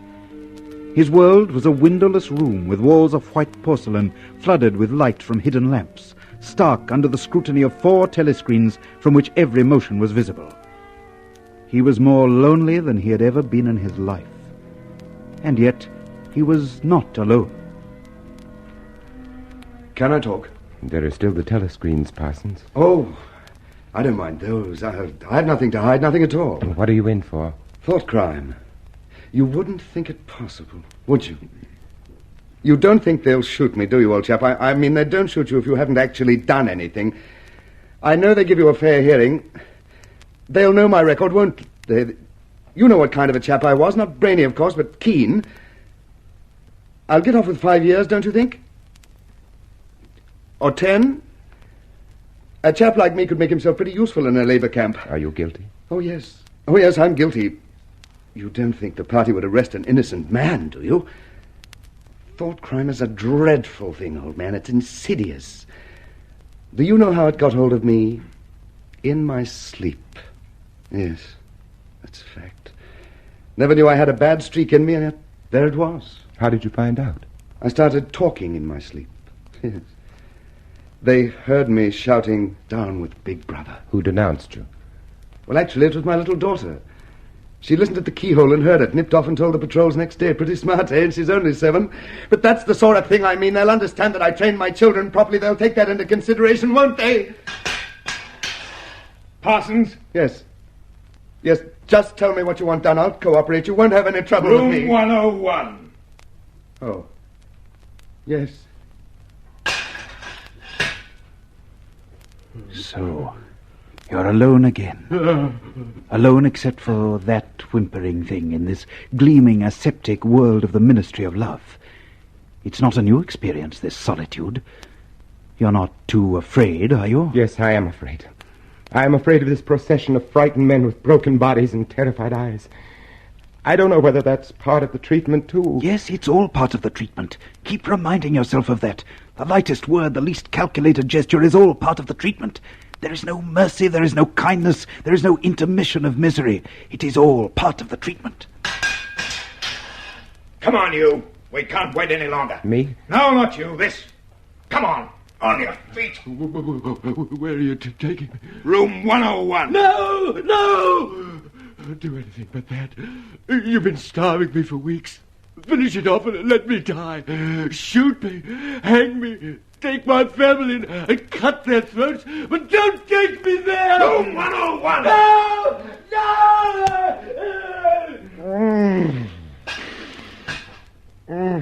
Smith, take your hands away from your face. It's forbidden to cover your face in the cells. Take hold of yourself now. That's part of the treatment, too. Everything's part of the treatment. But so long as you still have those few cubic centimeters inside your skull, you're still a man. You're still stronger than they. Hello, Smith. O'Brien. That's right. So they got you, too? Oh, they got me a long time ago. You mean you are one of them? Don't deceive yourself, Winston. You knew this a long time ago now, didn't you? You've always known it. I told you myself we should meet like this, in the place where there is no darkness. Now that we have met... We are going to make a new man of you, Winston. A new man. Take him!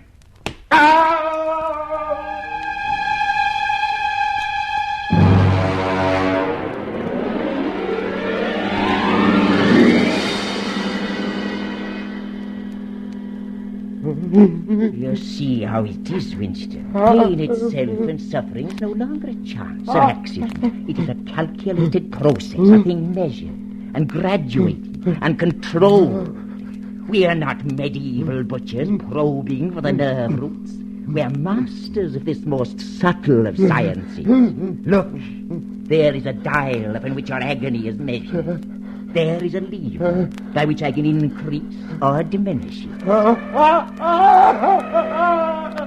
But it is not I who inflict this pain on you, Winston. It is you yourself. You understand that, don't you? You've always understood that. Winston, you're suffering the pain of birth, a rebirth to sanity. You must be born again. You know that, don't you? Look at my hand, Winston. How many fingers do you see? 2. And on this hand, 2. put them together. 2 and 2. What does that make? 4. And if the party says 2 and 2 make not 4, but 5, what then? There is still 4. How many fingers, Winston? 4. What else can I say? 4. How many fingers, Winston? 4. Stop it, I'll tell you 4. 4. How many fingers, Winston? 5.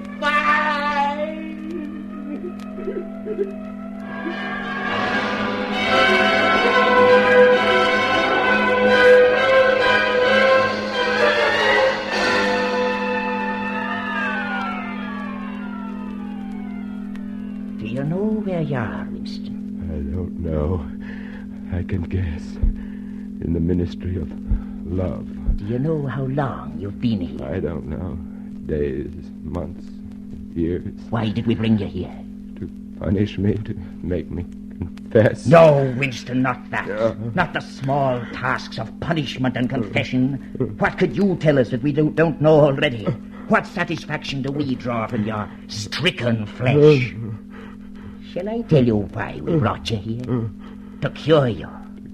Cure me of love for a woman. Love. Love is a word, an obsolete word. There is no love. Only a biological act.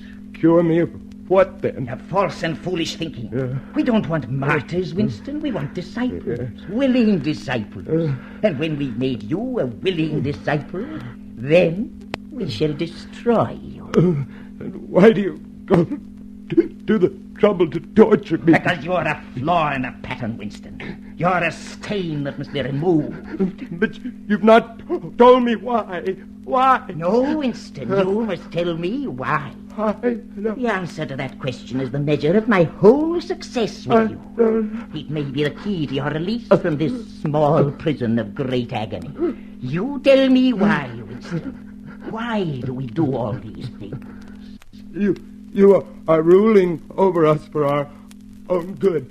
You believe that human beings are not fit to... Stupid, Winston!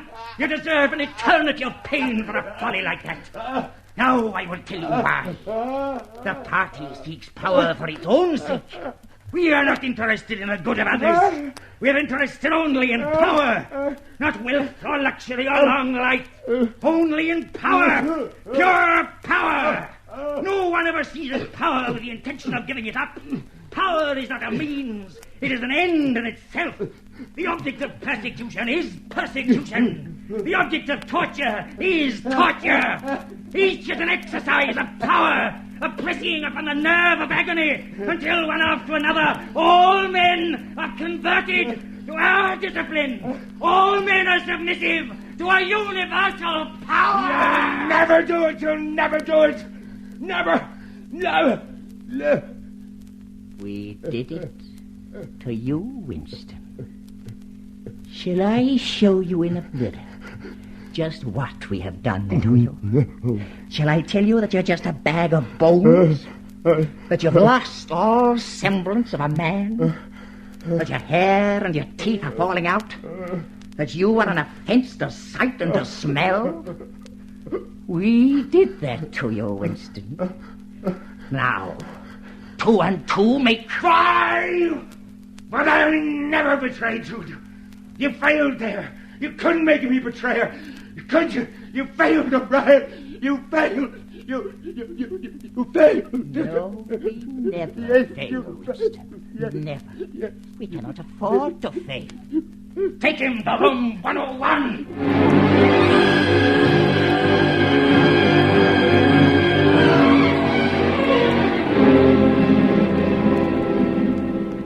So this is the end of horror.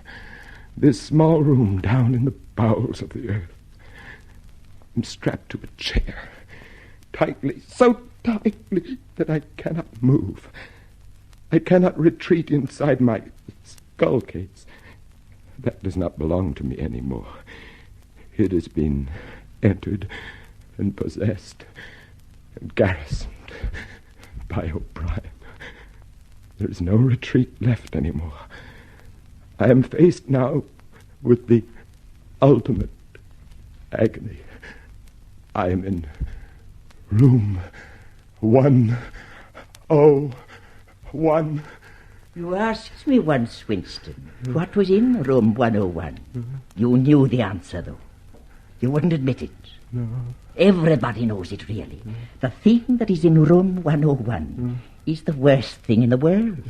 The worst thing in the world, of course, varies from person to person.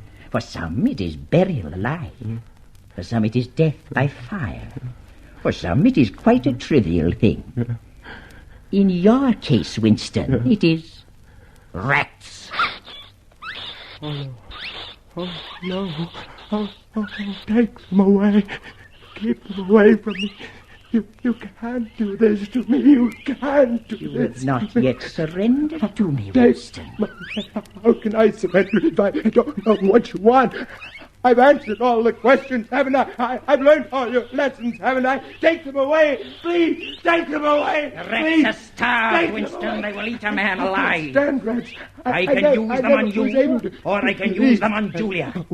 You have your choice now. Which? Use them on Julia. I don't care. I don't care what you do. But don't let them near me. Don't let Julia suffer now. Let her. There now, Winston. It's over now. There isn't any more. It's all over now.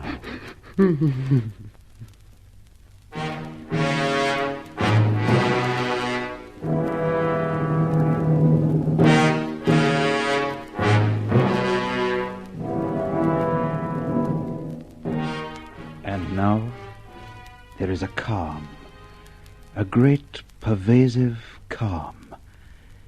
You sit at your corner table in the cafe and fumble with the chessboard and sip your victory gin and scan the newspapers.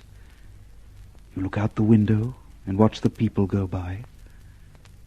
One day, Julia passed, and something stirred in your mind for a moment, and then died again. There are so many people, and this small corner which they keep for you is warm and comfortable. When you finish the newspaper, you watch the telescreen. Strange that. In a life without struggles, without any hint of climax, that is the moment that comes nearest to emotion. Big Brother flashes on the screen. You hear his rich, full voice.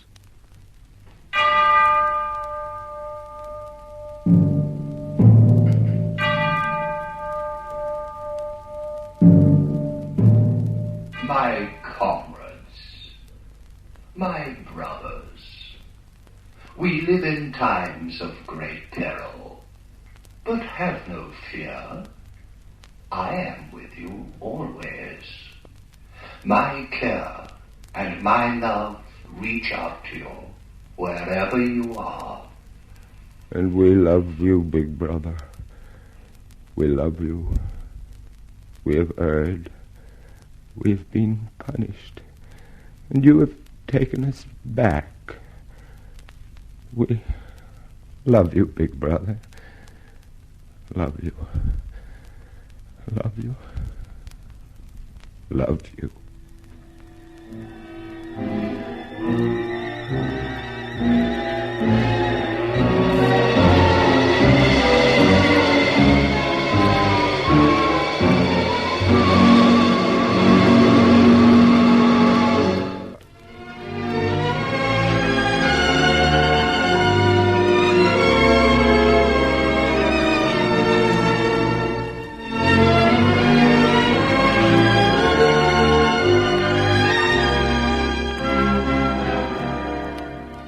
The Lux Radio Theatre is produced by Sterling McAvoy.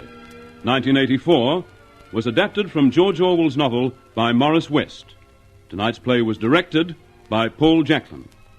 Heard in our cast were Lionel Stevens as O'Brien, Alexander Artsdale as Charrington, Guy Dolman as Parsons, and Dorothea Dunstan, Gordon Chater, Rupert Chance, Murray Powell, Leonard Bullen, and Alan Herbert. David Netheim was heard as the narrator. Margot Lee played the role of Julia, and as Winston Smith, you heard our distinguished Hollywood star, Vincent Price.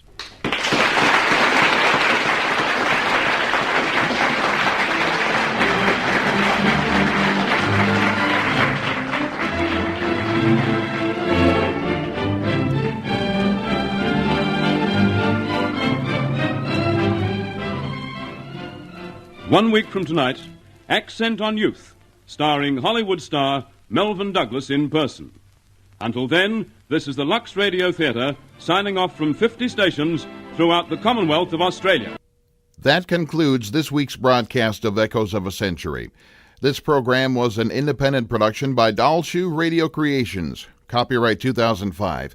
Produced in the studios of WLSU La Crosse, an affiliate of Wisconsin Public Radio, on the La Crosse campus of the University of Wisconsin.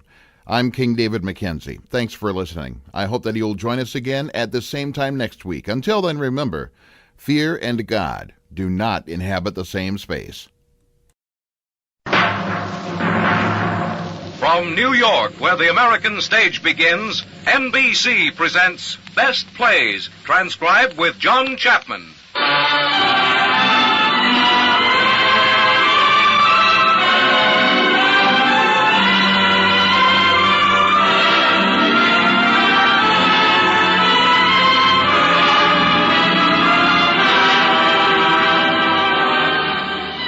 Best Plays, a series of hour-length dramas based on famous theatrical books begun by the late Burns Mantle, now edited by the distinguished drama critic of the New York Daily News, John Chapman.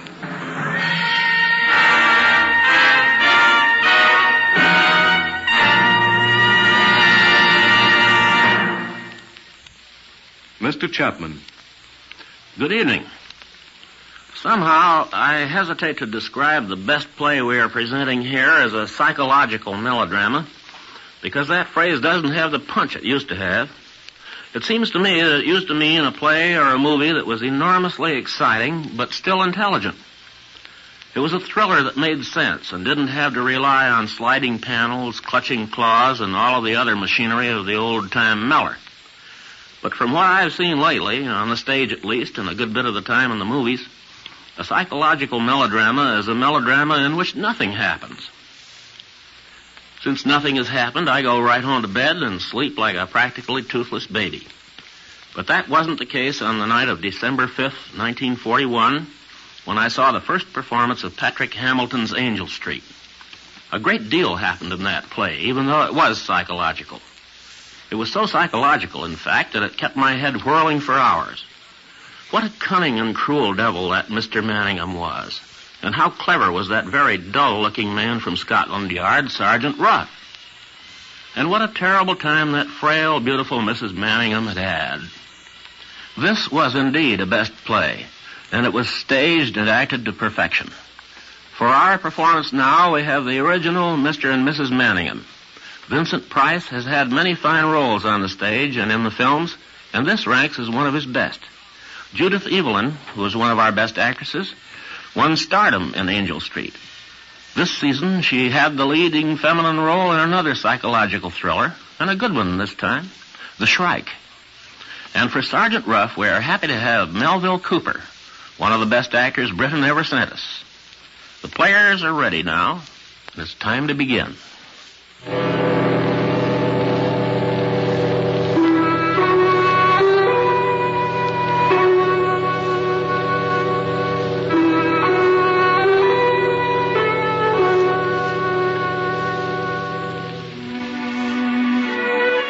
London, 1880. The living room of a house on Angel Street. The room is murky with that rather terrifying darkness of the late afternoon. The 0 hour, as it were, before the feeble dawn of gaslight and tea. In front of the fireplace on a sofa, Jack Manningham is stretched out and sleeping heavily. Sitting quietly nearby is his wife, Bella. Once she might have been called beautiful, but now she has a haggard, frightened air about her. There is a knock at the door, and Bella rises to answer it. Did you ring, madam? I thought I heard the muffin man go by just then, Elizabeth. I suppose you're terribly busy. Oh, no, ma'am. I'd like so much to have some muffins with tea. Would you mind? Not at all, ma'am. Gladly. Anything else, ma'am? That's all. But please close the door gently. The master's asleep. Oh, to be sure, ma'am. Bella, what are you doing? Oh, nothing, dear. Don't wake yourself. What are you doing, Bella? Come here. Wait, muffins for tea. I only sent Elizabeth for muffins. Why are you so apprehensive, Bella? I was not about to reproach you. No, dear, I know you won't. The fire's in ashes. Ring the bell, will you, Bella, dear, please? Is it merely to put coal on, my dear? I can do that. Now then, Bella, we've had this out before. Be so good as to ring the bell. But, dear, Elizabeth's out in the street. Let me do it. I can do No. it. No. Where's the girl? Let the girl come up if Lizzie's out. Jack, please spare me that girl. Don't call her in. Ring the bell, please, Bella. Now, come here. What do you suppose the servants are for, Bella? To serve us, I suppose, Jack. Precisely. Then why do you... I think we should consider them a little, that's all. Consider them? There's your extraordinary confusion of mind again. You speak as though they worked for no consideration. I happen to consider Elizabeth to the tune of £16 per annum and the girl 10, £26 a year all told. And if that is not consideration of the most acute and lively kind, I should like to know what is. Yes, Jack, I expect you're right. I have no doubt of it, my dear. It's sheer weak-mindedness to think otherwise. Did you ring, sir? Yes, we rang the bell, Nancy. Well, go on, my dear. Tell her why we rang the bell. Oh, yes, we want some coal on the fire, Nancy, please. Very well, madam. And after you do that, Nancy, you may as well light the gas. This darkness in the afternoon is getting beyond endurance. Yes, sir. You're looking very impudent and pretty this afternoon, Nancy. Do you know that? Oh, I don't know at all, sir, I'm sure. What is it, another broken heart added to your list? I wasn't aware of breaking any hearts, sir. I'm sure that's not true. And that complexion of yours, that's not true either. I wonder what mysterious lotions you've been employing to enhance your natural beauty. I'm quite natural, sir, I promise you. What are your secrets? Perhaps you could pass them on to Mrs. Manningham and help banish her pallor. She would be most grateful, I have no doubt. I'd be most happy to, I'm sure, sir. Or are women too jealous of their discoveries to pass them on to a rival? I don't know, sir. Will that be all you're wanting, sir? Yes, that's all I want, Nancy. Except my tea. It'll be coming directly, sir. Oh, Jack, how can you treat me like that? But, my dear, you're the mistress of the house. It was your business to tell her to put the coal on. No, it isn't that. It's humiliating me like that. That girl laughs at me enough already. Laughs at you? What an idea. What makes you think she laughs at you? I know that she does in secret. In fact, she does so openly, more openly every day. But, my dear, if she does that, does not the fault lie with you? You mean that I'm a laughable person? I don't mean anything. It's you who read meanings into everything, Bella, dear. I wish you weren't such a perfect little silly. Now come here and stop it. I've just thought of something rather nice. What is it, Jack? What have you thought of? I read here that Mr. McNaughton, the celebrated actor, is in London for another season. Yes, I read that. What of it, Jack? What of it? Well, what do you suppose? Oh, Jack, do you mean it? Would you take me to see McNaughton? You wouldn't take me to see McNaughton, would you? I not only would take you to see McNaughton, my dear, I'm going to take you to see McNaughton. That is, if you want to go. Oh, Jack, what heaven. What perfect heaven. You can see him in comedy or tragedy, according to your choice. Which would you prefer, Bella, the comedy or the tragedy? Oh, it's so hard to say. Which would you choose if you were me? Well, that depends, doesn't it, upon whether you want to laugh or whether you want to cry? Oh, well, I want to laugh. But then I should like to cry, too. Oh, Jack, dear, what made you decide to take me? Well, my dear, you've been very good lately, and I thought it would be well to take you out of yourself. Oh, Jack, dear, it's true, it's true. All I need is to be taken out of myself. Just some little change. To have some attention from you. I could really try to be better. If only I could get out of myself a little more. How do you mean, my dear, exactly better? Oh, you know in what way, dear. About all that's happened lately. Let's not speak about that. No, dear, I don't want to be gloomy, dear.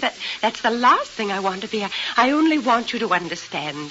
Say you understand. Well, my dear, don't I seem to? Haven't I just said I'm taking you to the theater? Well, which is it to be, Bella, the comedy or the tragedy? Oh, which shall it be? It matters so little. It matters so wonderfully little. I'm going to the play. Do you understand that, my husband? I'm going to the play. I brought your tea, sir. Put it on the table, Nancy. Just as you wish, madam. Tell me, Nancy, if you were being taken to the theatre and had to choose between comedy and tragedy, which would you choose? Oh, I'd go for the comedy all the time. Well, why would you choose the comedy, Nancy? I like to laugh, madam, I suppose. I dare say you're right. I must bear it in mind. Mr. Manningham's taking me next week, you see. Oh, yes? I hope you enjoy it. Will that be all, madam? You may go, Nancy. Yes, sir. You seem wonderfully pleased with yourself, Bella, dear. I must take you to the theater more often if this is the result. Oh, Jack, I wish you would. Do have your tea now. I used to adore these muffins as a child. We haven't had them since we've been married, have we? Or have we? Jack? I don't know. I'm sure I don't know. Bella. What is it? What's the matter? I have no desire to upset you, Bella, but I have just observed something that is very much amiss. If you will rectify it at once while I am not looking, we will assume that it has not happened. Amiss? Well, what's amiss?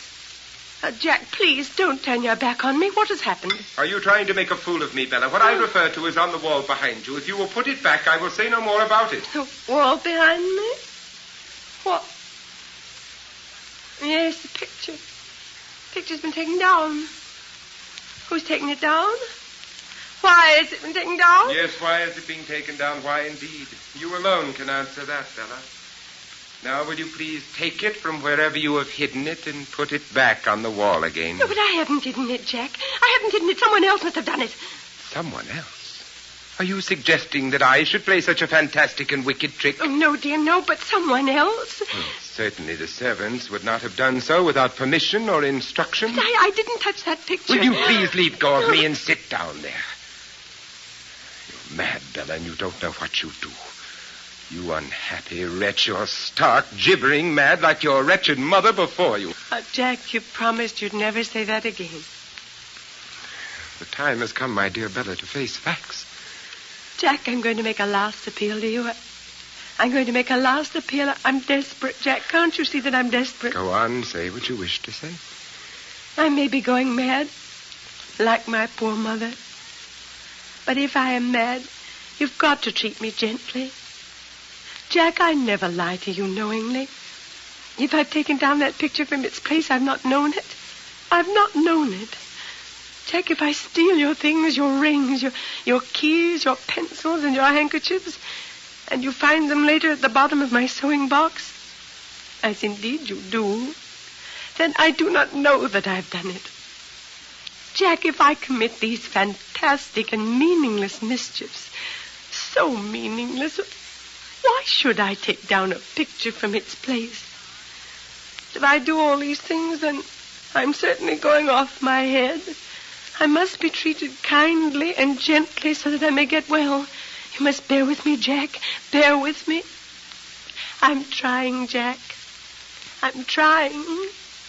Please believe that I'm trying and be kind to me.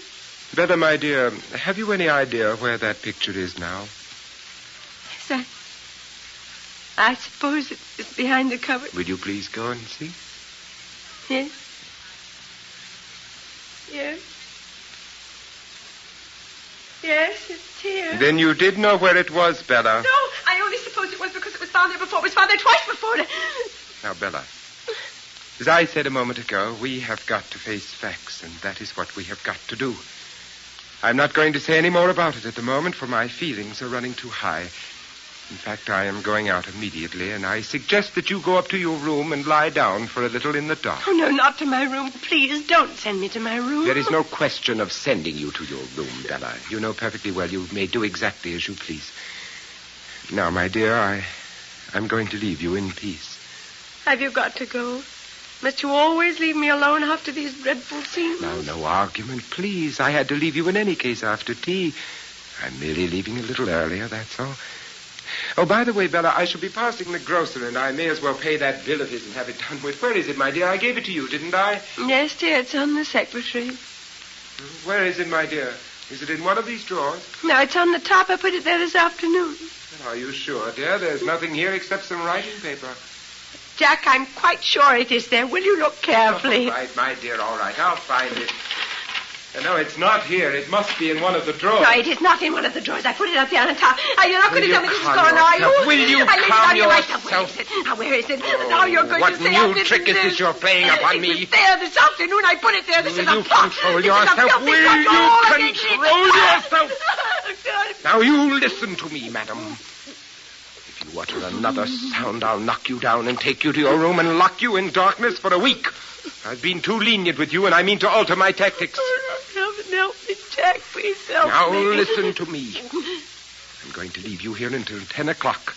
In that time, you will recover that paper and admit to me that you have lyingly and purposely concealed it. If not, you will take the consequences. Jack, please be patient with me. If I'm mad, be patient with me. I have been patient with you and controlled myself long enough. It is now for you to control yourself. Think upon that, fella. Oh, Jack, don't go. Jack, you're still going to take me to the theater, aren't you? What a question to ask me at such a time.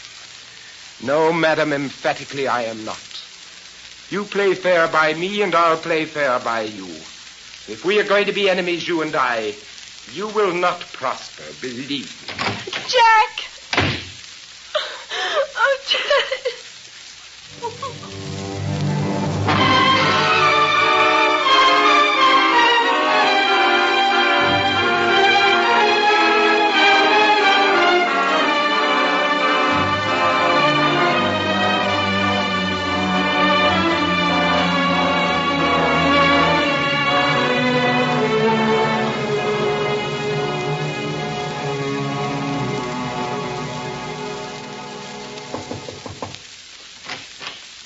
Madam.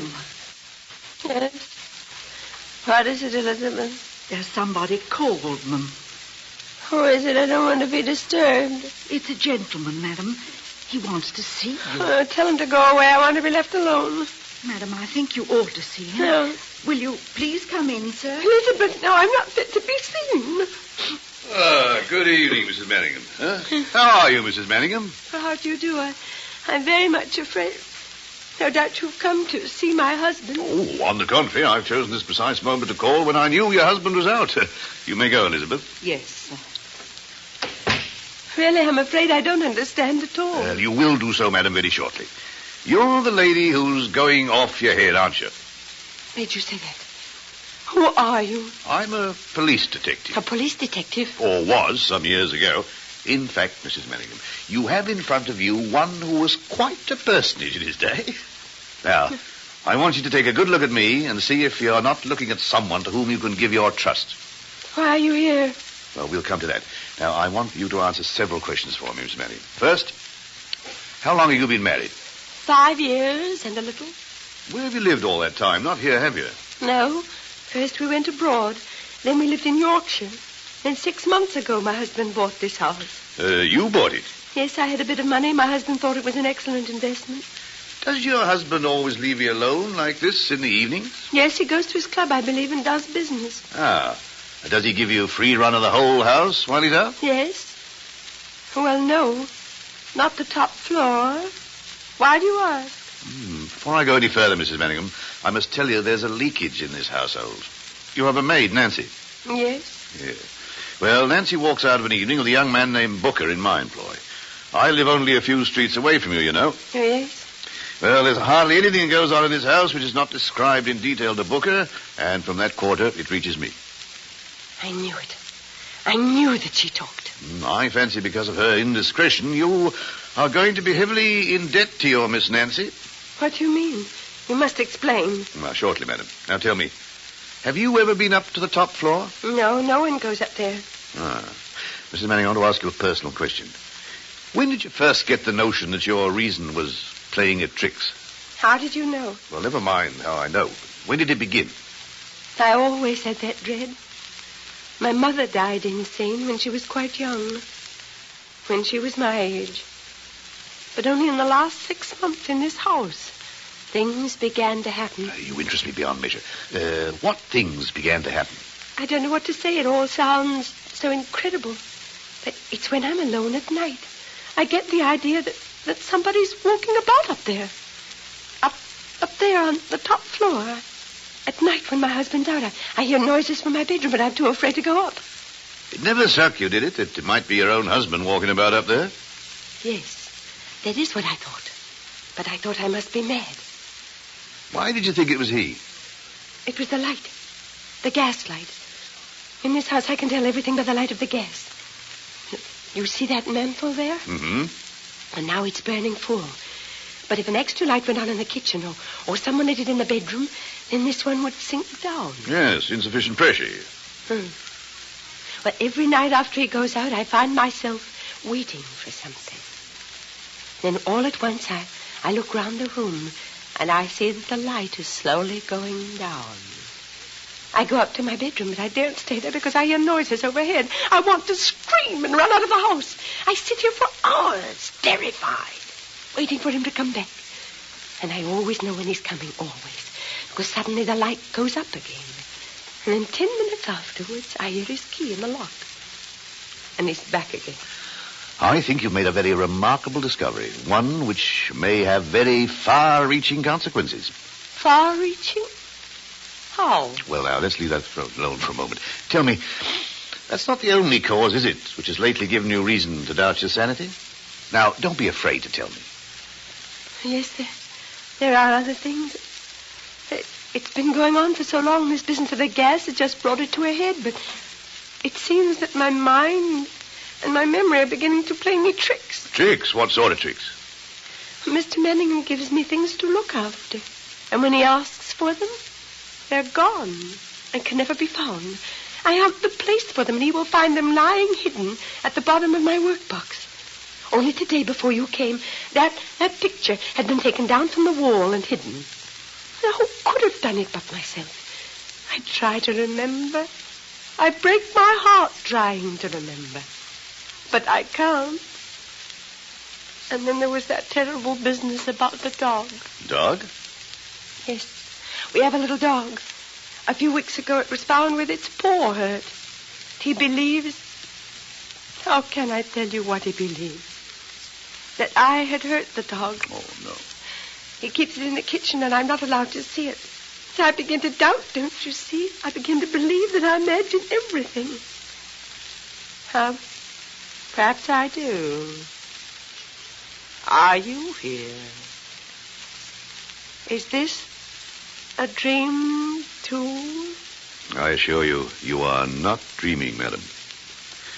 Mrs. Manningham, did you ever hear of the cabman's friend? The cabman's friend? Yeah, her name was Barlow, Alice Barlow. She was an old lady of great wealth and decided eccentricities. In fact, her principal mania in life was the protection of cabmen. She provided these men with shelters, clothing, pensions, so forth.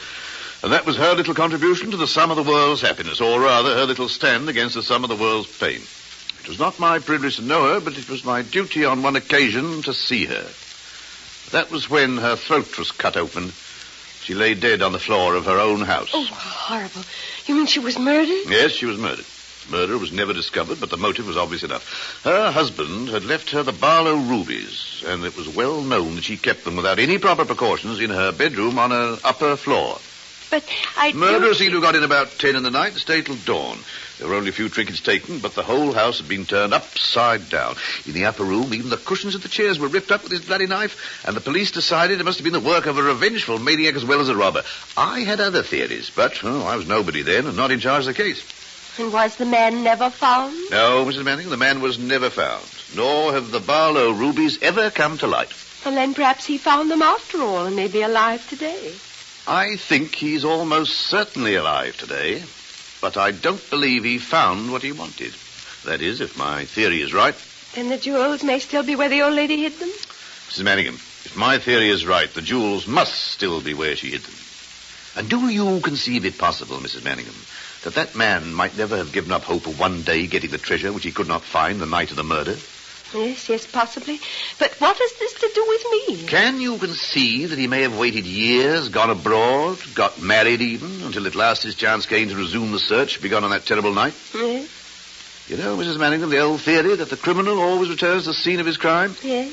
Yes, but in this case there's something more than that morbid compulsion. There's real treasure there to be unearthed if only he can search again. Search methodically, without fear of interruptions, without causing suspicion. How would he do that? Don't you think... What's the matter, Mrs. Manningham? Quiet. Be quiet, he's come back. Look at the light. It's going down. Wait.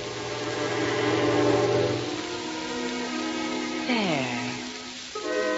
He's come back, you see. He's upstairs now. Yeah, me, that's very odd, that is. Very odd indeed. He's in the house, I tell you. You must go. You know you're here. You must go. How dark it is, you could hardly see to read. Go, he's in the house. Please, Quiet, go. quiet, Mrs. Manningham. Quiet, you've got to keep your head. Don't you see my meaning yet? Don't you understand that this was the house? House? What house? The old woman's house. The house here, these rooms, these walls. 15 years ago, Alice Barlow lay dead on the floor in this room. 15 years ago, the man who murdered her ransacked this house but could not find what he sought. What if he's still searching, Mrs. Manningham? What if he's up there, still searching? But my husband is up there. Precisely that, Mrs. Manningham. Your husband. You see, I'm afraid you're married to a tolerably dangerous gentleman. The idea is mad. I've been married 5 years. How can you imagine my husband is what you imagine he may be? Why, ma'am, because I was on the case when the police came to this place 15 years ago. You can understand there's a great deal of routine work to be done, interviewing your relatives, friends, and so forth. Well, most of that was left to me. Well? Among those I interviewed was a young man of the name of Sidney Power. Power? Sidney Power. Conveys nothing to you? Power? No. He was a kind of distant cousin. The only thing was that I remembered his face. Well, I saw that face again just a few weeks ago. Took me a whole day to recollect where I'd seen it before, and at last I remembered it. Well, what if you did remember it? Yeah, well, what startled me was the lady on his arm and the locality in which I saw him. Who was the lady on his arm? You were the lady on his arm, Mrs. Manningham, and you were walking down this street. You mean you think my husband is this Mr. Power? Well, if my theories are correct. But what are you saying? You stand there talking riddles. You're so cold. You're as heartless and cold as he is. Now, Mrs. Manningham, I'm not cold and I'm not talking riddles. I'm just trying to preserve a cold and calculating tone because you are up against the most awful moment in your life, and your whole future depends on what you're going to do this next hour. Nothing less. You've got to strike for your freedom and strike now. The moment may not come again. Strike? Mrs. Manningham, you are not going out of your mind. You are slowly, methodically, systematically being driven out of your mind. And why? Because you're married to a criminal maniac who steals back to his own house at night, still searching for something he could not find 15 years ago. These are the facts, wild and incredible as they seem. Now, every night for the last few weeks, he has entered his house next door from the back, climbed to the roof, and come into his house by the skylight. I know that because I've watched him. Mrs. Manningham, so far I'm only dealing in guesses and half facts. I've got to have evidence, and that's why I've come to see you. You've got to give me the evidence or help me find it. This is my husband, don't you understand? This is my husband. You must go. I must think this out. I must cling to the man I married, mustn't I? Oh, indeed, cling to him by all means, but do not imagine you're the only piece of ivy on the garden wall. You can cling to him if you desire, as his fancy women in the low resorts of the town cling to him. This is the sort of wall you have to cling to, ma'am. Women? What are you suggesting? I'm not suggesting anything. I'm only telling you what I've seen. He comes to life at night, this gentleman upstairs, in more ways than one. I've made it my business to follow him in some of his less serious excursions, and I can promise you he has a taste in unemployed actresses which he's at no pains to conceal. In heaven, what am I to believe? Madam, do I have your trust? What do you want me to do? What do you want? I want his papers, Mrs. Manningham, his identity. Papers? I know of no papers. Unless his desk. It's there, but he keeps it always locked. I've never seen it open. Very well, you shall see it open now. Do you mind if I take off my coat? Mrs. Manningham, one of the greatest regrets of my life is that fate never made me one of two things. One was a gardener and the other a burglar. Both quiet occupations. You know, as for burgling, I think if I'd started young and worked up my way, I should have been a genius. But you must not touch his desk. He'll know what you've done. Not if we are clever enough. You see, Mrs. Manningham, they're always... Haven't you noticed something? Look. Can't you see? The light. It's going up. He's coming back. He's coming back and you must go. Oh, bless myself. This looks as if the unexpected has ended in. Very well. You must ring for Elizabeth. Why do you want Elizabeth? There's no time to waste. Ring for Elizabeth, madam. Very well, but you must go. Please, please. All in good time. Now, he's not going to jump in through the window, you know. In fact, he can't be around the front door in less than 5 minutes. Unless he's a magician. Please, please go. Yes, madam. Ah, Elizabeth, come here, will you? Yes, sir. Elizabeth, you and I have got to do a little quite calm but rather quick thinking. Now, you tell me you're anxious to help your mistress, Elizabeth? Why, yes, sir. I told you I was, sir. Oh, are you anxious to help her blindly without asking any questions? Yes, sir, but you see... Now, come now, Elizabeth. Are you or are you not? Yes, sir. Good, good. Now, Elizabeth, Mrs. Manning and I have reason to suppose in about 5 minutes' time the master is returning to this house. He mustn't see me leaving. Would you be good enough to take me down to your kitchen and hide me away for a short space of time? You can put me in the oven if you like. Yes, sir, but you see... You must go. He won't see you if you go now. Yeah, what were you saying, Elizabeth? You could come to the kitchen, sir, but Nancy's down there, sir. Yes, we'll find another place. Where are you going to hide me, Elizabeth? Through the door behind you, sir, is where he dresses, where he keeps his clothes. There's a big wardrobe there at the back. It'll have to suffice us. Now, we really have to hurry. Get all to bed, Mrs. Manning, quick. And you, Elizabeth, get back to your work. To bed? Am I to go to bed? Yes, and quickly. But if I go to bed... Will you go, in heaven's name? There's not a second to spare. Hurry!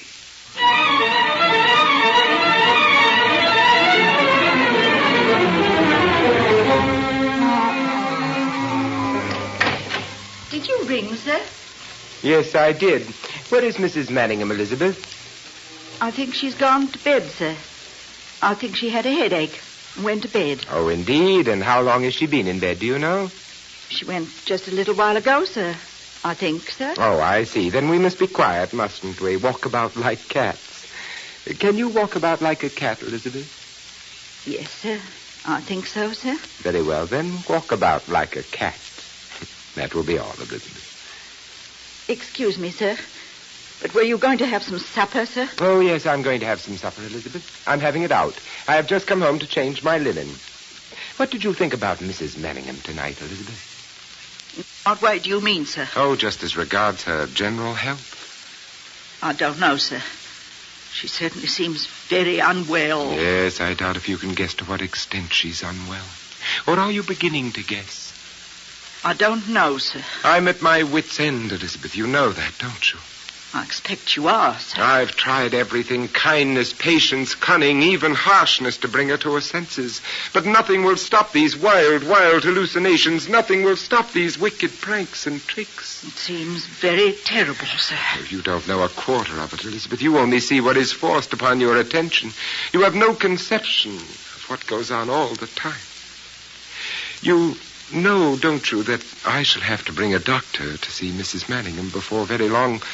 I've fought against it to the last, but it can't be kept a secret much longer. No, sir. I mean to say, you know what goes on. You can testify to what goes on, can't you? Indeed, sir. Yes. Indeed, you may have to testify in the end, Elizabeth. You realize that, don't you? Yes, sir. I only want to do what's best for both of you. You're a very loyal soul, Elizabeth. And you will be repaid for your loyalty. I only want to serve, sir. Yes. Yes, I know that. Well, Elizabeth, I'm going out. In fact, I'm even going to try to be a little gay. Can you understand that, Elizabeth, or do you think it's very wrong? Oh, no, sir. You should get all the pleasure you can, sir, while you can. I wonder. Yes, I wonder. It's a curious existence, isn't it? Well, good night, Elizabeth. Good night, sir. Good night.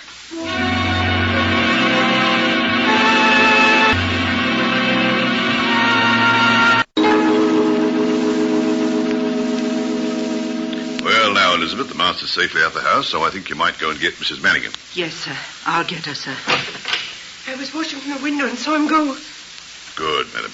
Elizabeth, we've been so occupied this evening that the tea things haven't been returned to the kitchen. You'll see to it, won't you? Yes, sir. What did he want? What did he come back for? He only came back to change his clothes, madam. If you need me, madam, I'll be nearby. Thank you, Elizabeth. Now, let's have another look at this disc. Let's try this one.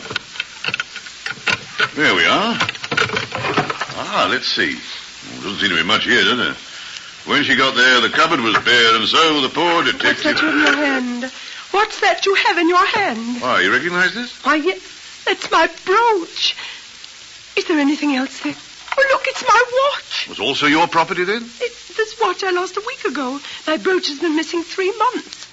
And he said he would give me no more gifts because I lost them. He said that in my wickedness I hid them away. Oh, Inspector, is there anything else? Is there a bill there? Is there a grocery bill? Grocery bill? No, doesn't seem to be. Perhaps in the second drawer. No. Doesn't seem to fit, does it? Has it ever been opened to your knowledge? I think he has a special lock on it. Well, we just have to force it. But you must not do that. What shall I say to my husband when he comes back? I've no idea what you will say when he comes back, Mrs. Manningham. But then I have no idea what you will do if I have no evidence to remove you from his loving care. I'm afraid. What can I do? There's only one thing to do. I'm going to force it and gamble on finding something. Are you with me? No, but don't you see that? All right. Force it, but be quick. Now, let's have a look. Is there anything there? Mr. Manningham, letters, papers, No, we've lost our gamble. Nothing we want here. What are we going to do? Well, first, let's get these things back to begin with. The watch? Yes, here. The brooch? Yes, here it is. Yeah, it's a nice piece of jewelry. Where did he give it you? Soon after we were married. But it was only second-hand. How did you know?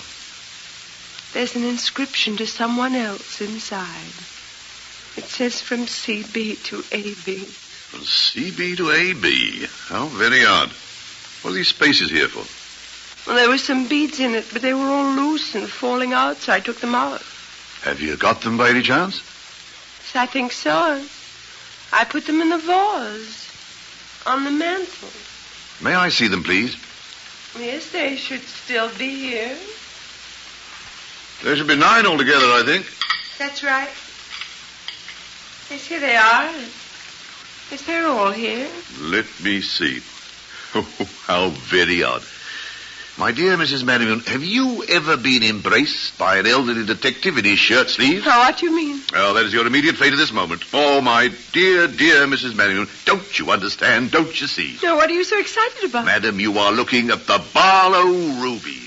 These beads are 12,000 pounds worth of rubies. Take a good look at them before they go to Her Majesty the Queen. And I had them all the time. All because he could not resist a little common theft along with a big game. Well, it's I'm after the big game now.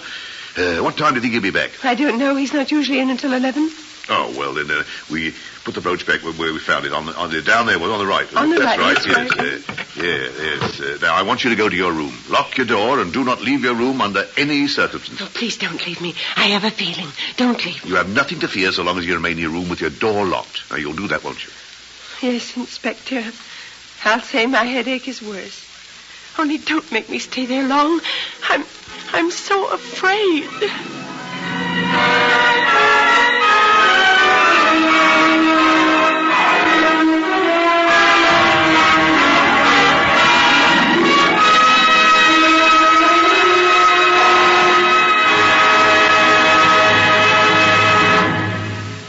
You are listening to the Best Plays production of Angel Street by John Patrick, starring Vincent Price, Judith Evelyn, and Melville Cooper, with Elizabeth Eustace and Marjorie Maud. In a moment, we will return with Act Two. This is NBC, the National Broadcasting Company.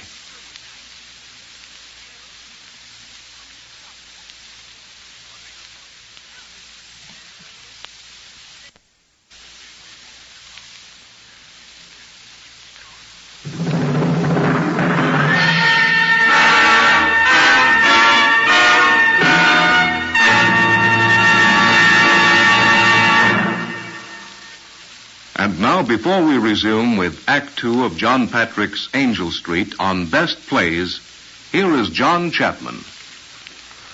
The season of 1941-1942 had another thriller, too. It was Uncle Harry by Thomas Job, which, by the way, we'll be doing later in this series.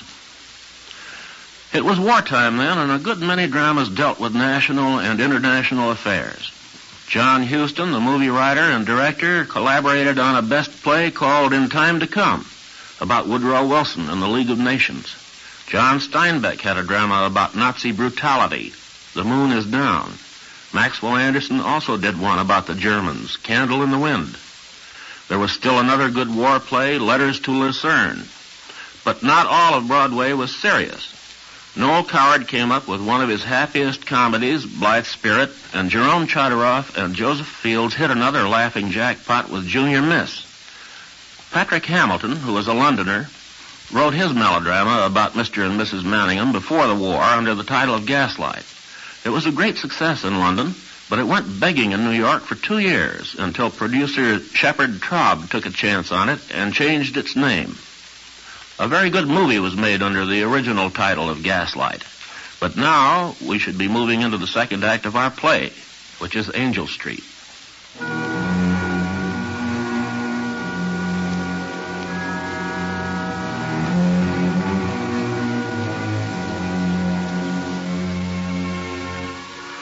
It is now 11 o'clock.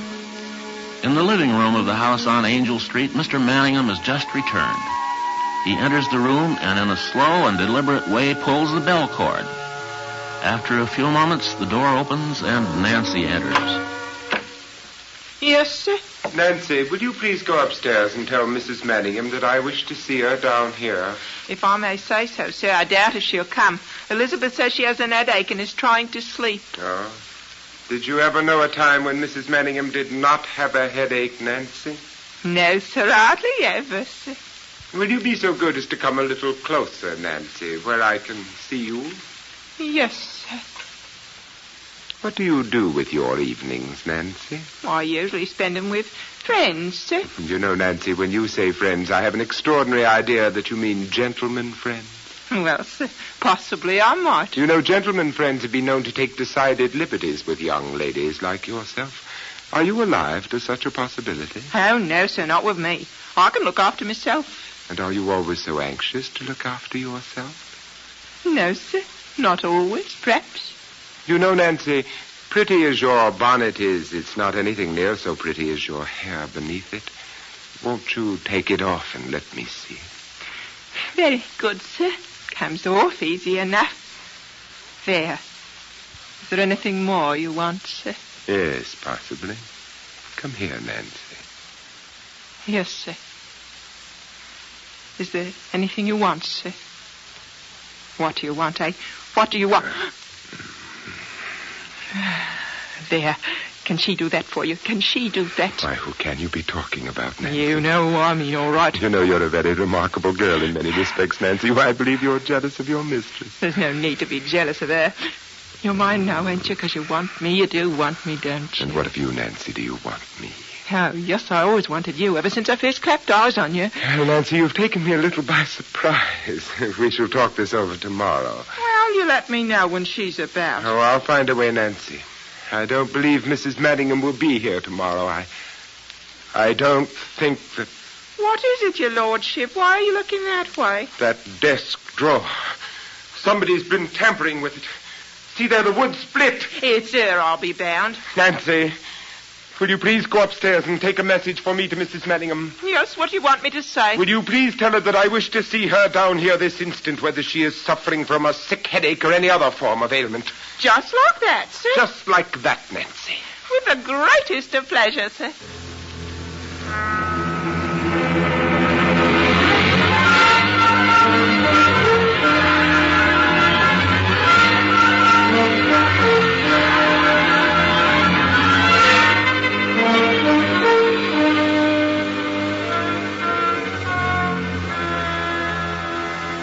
Well, Nancy? She won't come. What do you mean she won't come? She says she can't come. She's not well enough. She's just shamming, if you ask me. Oh, really? Then she forces me to be undignified and go to her. The door's locked. I tried it, and she won't let you in. I can tell by her voice.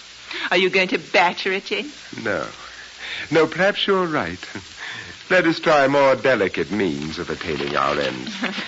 Perhaps you will take a note to this wretched imbecile and slip it under her door. Yes, I'll do that.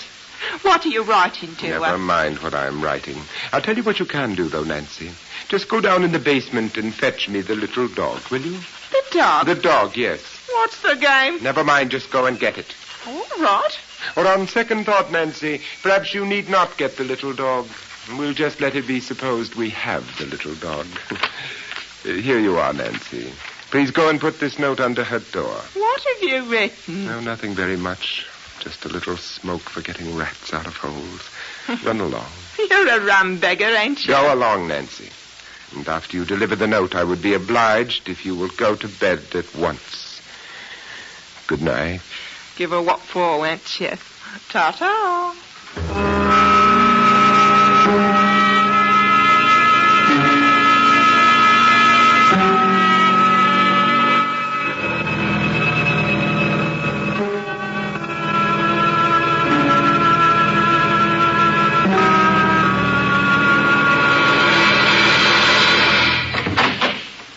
Ah, there you are, Bella.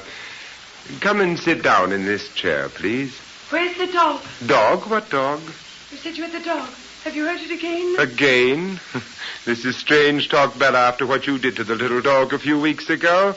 Come and sit down here. I do not wish to speak to you. I'm not well. I thought you had the dog and were going to hurt it. That's why I came down. The dog, my dear Bella, was merely a ruse to compel you to pay me a visit quietly.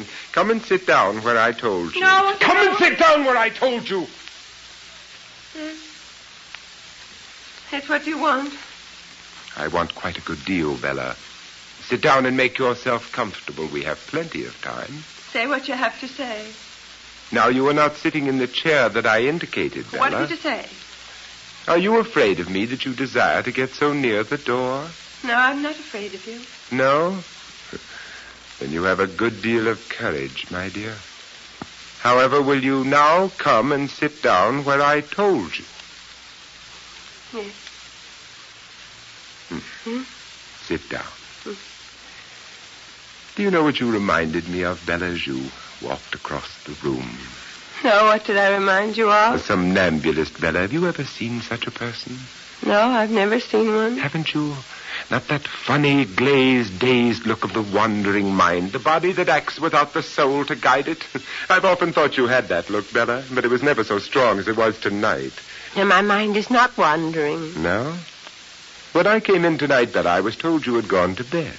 Yes, I've gone to bed. Then may I ask why you are still fully dressed? I don't know. You don't know. Do you know anything about anything you do? I don't know. I forgot to undress. You forgot to undress. A curious oversight, if I may say so, Bella. You know, you give me the appearance of having had rather an exciting time since I last saw you. Almost as though you'd been up to something. Have you been up to anything? I don't know what you mean. Did you find that bill I told you to find? No. Do you remember what I said would happen to you if you did not find that bill when I returned tonight? No. No? No? The array of your mental and physical deficiencies is growing almost overwhelming. I would advise you to answer me. What do you want me to say? What was it I asked you to remember?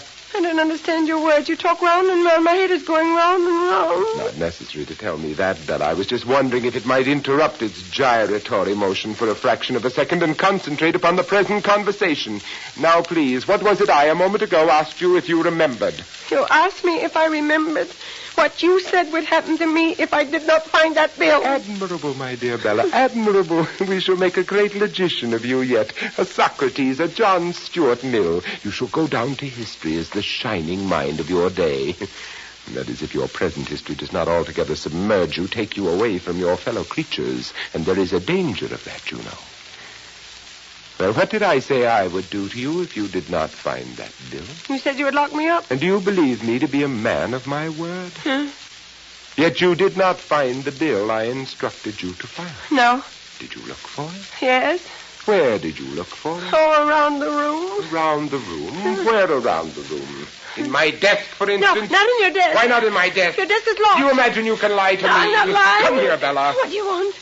Now you listen to me. Your dark, confused, rambling mind has led you into playing some pretty tricks tonight, has it not? My mind is tired. I want to go to bed. Your mind indeed is tired. Your mind is so tired it can no longer work at all. You do not think, you dream. Dream all day long. Dream everything. Dream maliciously and incessantly. Don't you know that by now, you sleepwalking imbecile? What have you been dreaming tonight? Where is your mind wandered that you have split open my desk? What strange disease dream have you had tonight, eh? Dream? Are you saying I've dreamed? Dreamed all that happened? All that happened when, Bella, tonight? Of course you dreamed all that happened, or rather all that did not happen. Dreamed? Tonight, are you saying I've dreamed? What have I dreamed? Have I dreamed again? Have I not told you? I haven't dreamed. I haven't. Don't tell me I've dreamed. Don't tell me. What was this dream of yours, Bella? You interest me. I dreamt of a man. I dreamt of a man. You dreamed of a man? What man did you dream of, pray? A man that came to see me or let me rest. Pull yourself together, Bella. What man are you talking about? I dreamed a man came I here. know you dreamed it, you gibbering wretch. I want to hear more about this man of whom you dreamed. Do you hear me? Do you hear me? I dream. Was I any part of this curious dream of yours, Mrs. Manningham? Perhaps my presence here will help you recall it. May I ask who the devil you are and how you got in here? Well, who I am seems a little doubtful. Apparently, I'm a mere figment of Mrs. Manningham's imagination. As to how I got in, I came in, or rather, I came back. Or better still, I effected an entrance a few minutes before you, and I've been hidden away ever since. Would you be kind enough to tell me what you are doing here? Waiting for some friends, Mr. Manningham. Waiting for some friends. Don't you think you'd better go to bed, Mrs. Manningham? You look very tired. Don't you think you had better explain your business, sir? Well, as a mere figment, as a mere ghost existing only in your wife's mind, I can hardly be said to have any business. Tell me, Mr. Manningham, can you see me? No doubt your wife can, but it must be difficult for you. Now, perhaps if she goes to her room, I will vanish, and you won't be bothered by me anymore. Bella, go to your room. I shall find out the meaning of this and deal with you in due course. Jack? Go to your room, Bella. I will call you down later. I have not finished with you yet, madam. Hello? I believe you're wrong there, Manningham. I believe that is just what you have done. Done what? Finished with your wife, my friend. Who are you, sir? I have no name, Manningham. In my present capacity, I am, as I pointed out, a mere spirit. Perhaps a spirit of something that you have evaded all your life. But in my case, only a spirit. Will you have a cigar with a spirit? We might have to wait some time. Are you going to tell me your business, sir? Or am I going to fetch a policeman and have you turned out? Oh, an admirable idea. I could have thought of nothing better myself. Yes, fetch a policeman, Manningham. Have me turned out. Huh? Why do you wait? Alternatively, sir, I can turn you out myself. Yes, but why not fetch a policeman? You give me the impression, sir, of having something up your sleeve. Will you please go on with what you were saying? Yes, certainly. Where was I? Yes. Excuse me, Manningham. You get the same impression as myself? Impression? What impression? An impression that the light is going down in this room. I had not noticed it. Oh, there now. Perhaps it's more noticeable. Do you perceive it, Mr. Manningham? Eerie, isn't it? Now we're almost in the dark. What do you think's happened, huh? You don't suppose a light has been put on somewhere else? You don't suppose there are other spirits, fellow spirits of mine, spirits of justice even, which have caught up with you at last, Mr. Manningham? Are you off your head, sir? No, sir, just an old man seeing ghosts. Must be the atmosphere of this house. You know one ghost I can see, Mr. Manningham? You could hardly believe it. What ghost do you see, please? I see the ghost of an old woman, sir. An old woman who once lived in this house. An old woman getting ready to go to bed at the end of the day. Now I seem to see another ghost as well. I see the ghost of a young man, Mr. Manningham. Handsome, tall, well-groomed young man. But this young man has murder in his eyes. Why, bless my soul. He might be you, Mr. Manningham. He might be you. The old woman sees him. She screams for help. Screams before her throat is cut open with a knife. What's your game, eh? What's your game?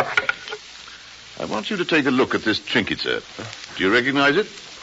It's a brooch which I gave my wife. Why? A brooch which she didn't appreciate, huh? How wicked of her. But then, you see, she didn't know its value. How was she to know that it held the Barlow rubies? Oh, what? There you are, sir. You killed one woman for these, and you tried to drive another out of her mind. And all the time they lay on your own desk. And all they have brought you is a rope around your neck, Mr. Sidney Power. You seem, sir, to have some very remarkable information.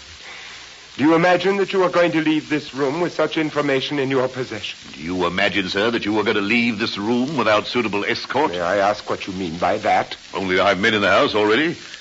Didn't you realize they had signaled their arrival from above? Your own way in, Mr. Manningham, when the lights went down? You fail to intimidate me, sir. I do not believe you. Then perhaps you'll be convinced if you will open the doorway to the hall. You will find... Peppers, this. Take him, gentlemen. Here you go. Leave go of me. Leave go of me. Here's a fine way of going on. Here's the bell cord here. Tied with him. Go of me. Sidney Charles Power, I have a warrant for your arrest for the murder of Alice Barlow. I should warn you that anything you may now say will be taken down in writing and used as evidence at a later date. Now, will you accompany us to the station in a peaceful manner? You will oblige us all and serve your own interests best by coming quietly. Very well, take him away. Inspector off. Yes, my dear? Inspector. Yes? I want to speak to my husband. Surely there's nothing to be... I want to speak to him alone. Alone? I beg of you to allow me. I shan't keep him long. Well, I don't quite understand, but All right, very well. You may speak to him alone. Make him fast in this chair. It's anything but in order, but, well, we'll wait outside. I do not want you to listen. No, we will not listen. All right, gentlemen, outside. Jack.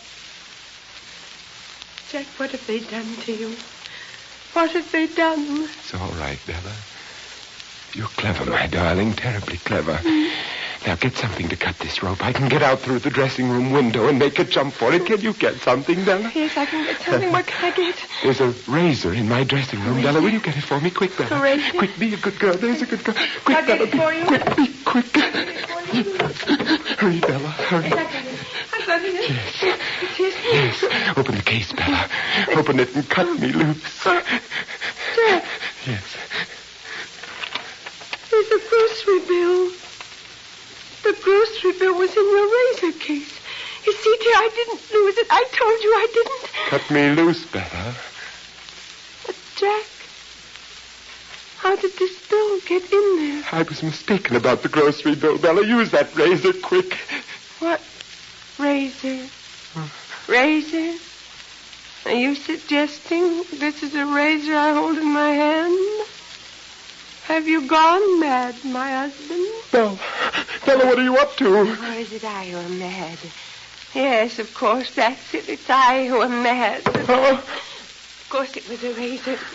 I've lost it. I've lost it, haven't I? No, the razor's lying at your feet, Bella. Bring it I'm always here. losing things. I can never find them. I don't know where I put them. Bella. I must look for it, mustn't I? I don't find it. You lock me in my room. No. Lock me in the madhouse for my mischief. No. Where could it be now? Could it be behind the picture? No. It must be there. No, it's not there. How strange. Where now shall I look? Where shall I... The desk. Perhaps I put it in the desk. No. It's not there. How strange. But here's a watch. Here's a bill. See, I found them at last. But they don't help you, do they? I'm trying to help you, aren't I? To help you to escape. How can a mad woman help her husband to escape? What a pity. If I were not mad, I could have helped you. If I were not mad, whatever you had done, I could have pitied and protected you. But because I'm mad, I've hated you. Because I'm mad, I've betrayed you. Because I'm mad, I'm rejoicing in my heart. Without a shred of pity, without a shred of regret. Watching you go with glory in my heart. Bella! Bella! Bella!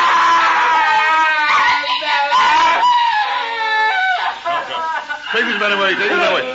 All right, gentlemen. Remove him. Elizabeth, quick. Glass of water for Miss Manningham. There, my dear. Now, come. Sit down.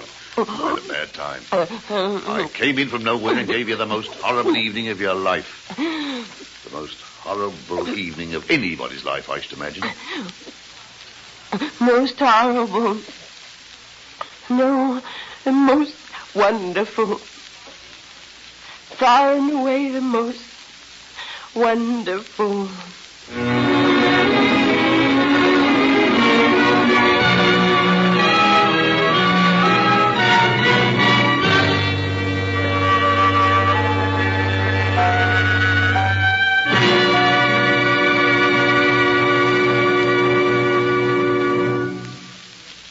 You have just heard the Best Plays production of Angel Street by John Patrick, starring Vincent Price, Judith Evelyn, and Melville Cooper, with Elizabeth Eustace and Marjorie Maud.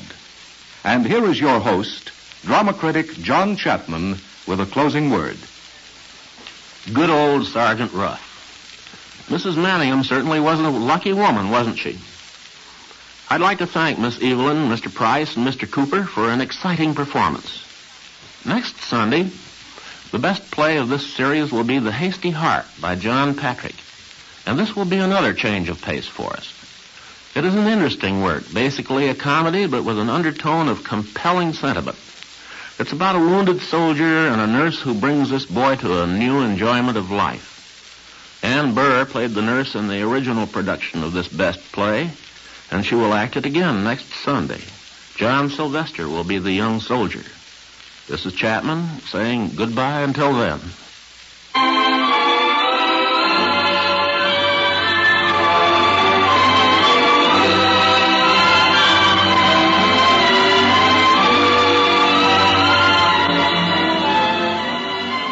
Angel Street was adapted for radio by Earl Hamner. Vincent Price was Mr. Manningham, and Judith Evelyn was Mrs. Manningham. Melville Cooper was Sergeant Ruff. Elizabeth was played by Marjorie Maud, and Nancy by Elizabeth Eustace. Best Plays is an NBC production supervised by William Welch and directed by Edward King. Your announcer is Howard Reed.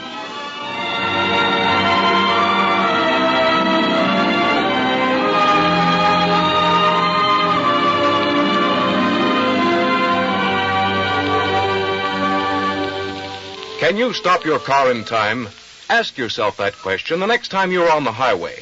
If the car in front of you should jam on his brakes to avoid a stray dog, if a child should dash across an intersection, if a tire should blow out, could you stop in time to save a life?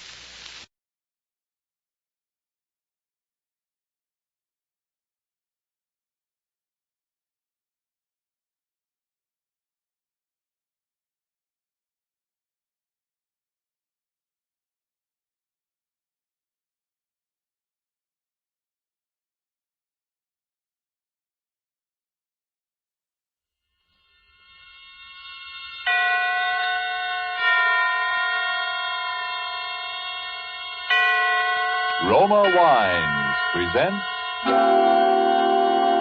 Suspense.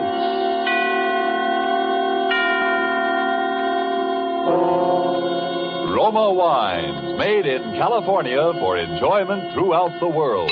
Salud. Your health, senor. Roma Wines toast the world. The wine for your table is Roma Wine, made in California for enjoyment throughout the world. The Roma Wine Company of Fresno, California, welcomes you again to this weekly half hour of Suspense. Tonight from Hollywood, Roma Wines bring you as stars Miss Ida Lupino, currently being seen in Warner Brothers In Our Time, and Mr. Vincent Price of 20th Century Fox, soon to be seen in the Darrell F. Zanuck production Wilson. For the appearance of these two distinguished screen personalities, Lucille Fletcher has written a suspense play that deals with brooding anxiety and sharpening suspicion, played against the severe and forbidding background of the late Victorian era. And so, with Fugue in C minor, and with the performances of Ida Lupino and Vincent Price, we again hope to keep you in suspense.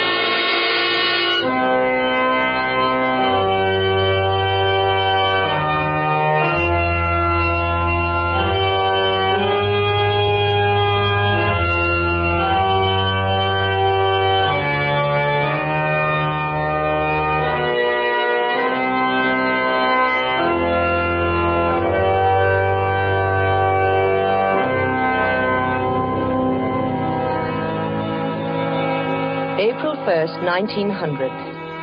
Dear Bessie, this is just to let you know that I arrived in Pilotsville. Lizzie met me at the station. She's heartbroken about Papa's bankruptcy and for some reason feels that it's up to me to remedy the family situation. I told her I'd been offered a job, but she swept away that idea in horror. A girl with your looks, Amanda Peabody, doesn't have to get a job. There are too many rich husbands floating around for that. Furthermore, she says she has a rich husband already picked out for me right here in Pilotsville. Don't you remember? I told you about him at Christmas time. He's a Mr. Evans, rich as Croesus, charming, cultured, a lonely widower with two dear little children. And besides that, he's just your type, a real intellectual. You should hear him play the pipe organ. And you know, Bessie, I've met so few interesting men lately. And all you'd have to do is lift your little finger.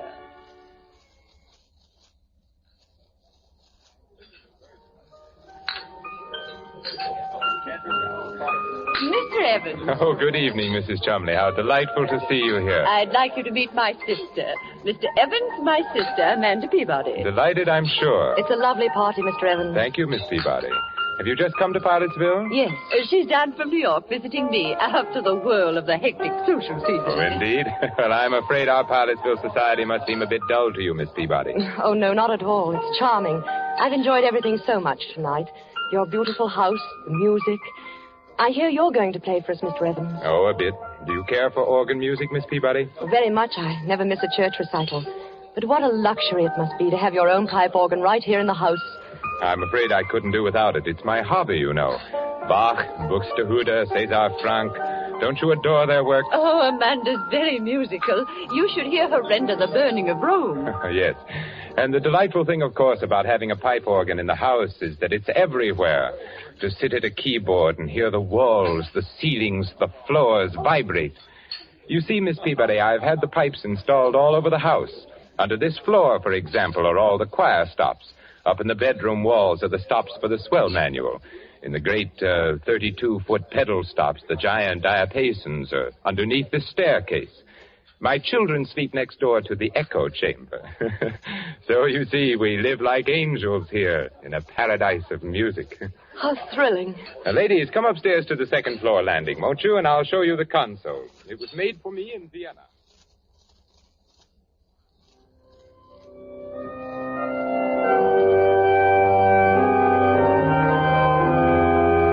April 7th, 1900. And Bessie, dear, to tell you the truth, I really find him fascinating. I wish you could hear him play. It sweeps you off your feet. There is such wildness to it, and at the same time such dignity. And to hear the sound all through that marvelous house, rolling through those gorgeous rooms with their beautiful tapestries and potted palms. I could sit and listen to him all night. You have the most amazing eyes, Miss Peabody. What are you thinking about? The music. Oh, please don't stop. It's so beautiful. Well, you seem to be as mad about music as I am. Your sister says you play, too. Oh, no, only a little. My appreciation of it is all inside, I'm afraid. That's plenty. If one can't play, it's better just to enjoy the music of others. I can't bear this sentimental drumming, can you? I shouldn't think you would enjoy it. The idiotic tunes people play nowadays. Give me the old stern classics. They have strength and power. Give me something with life to it, something that will flood the whole house with sound.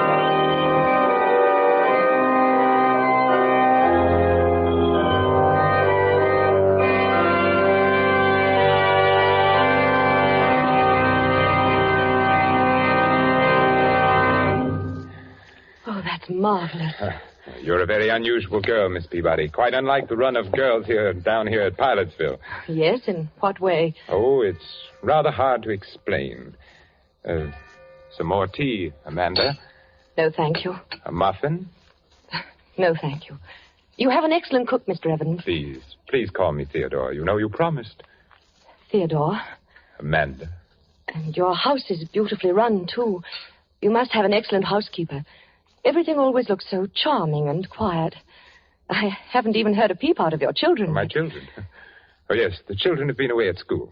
You have two, haven't you? Yes, Daphne and David. What sweet names. Ordinarily, I don't approve of schools for young children, but you see, they were rather overwrought.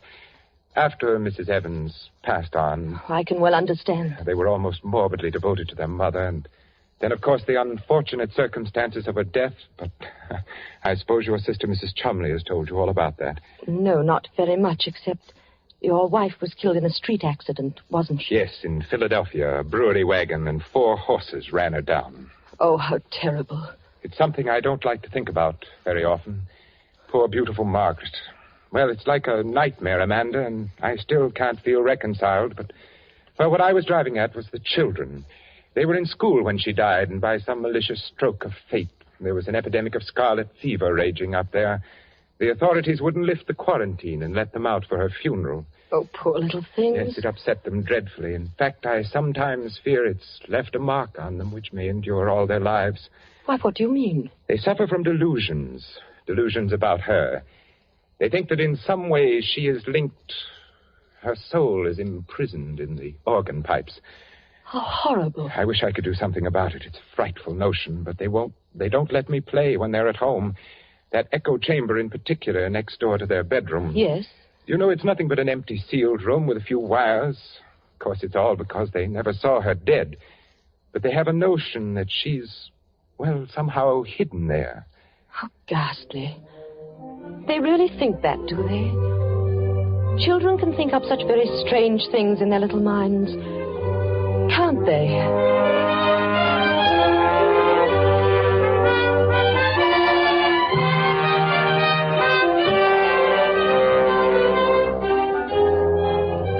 Tonight for Suspense, Roma Wines are bringing you as stars Miss Ida Lupino and Mr. Vincent Price, whom you have heard in the prologue to Fugue in C minor. Tonight's tale of suspense.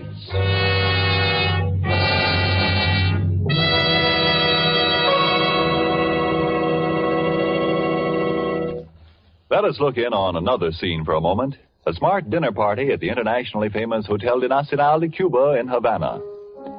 One of the guests, a world-traveled American, sets down his wine glass and remarks that a truly fine wine always carries the unmistakable flavor of the particular vineyards from which it comes.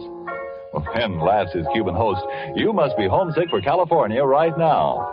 For the wine you are enjoying so much is from America, from California. It is Roma wine. Yes, it's true. Our own wonderful vineyard country in California produces in Roma wines that discriminating people in other lands esteem as an imported delicacy.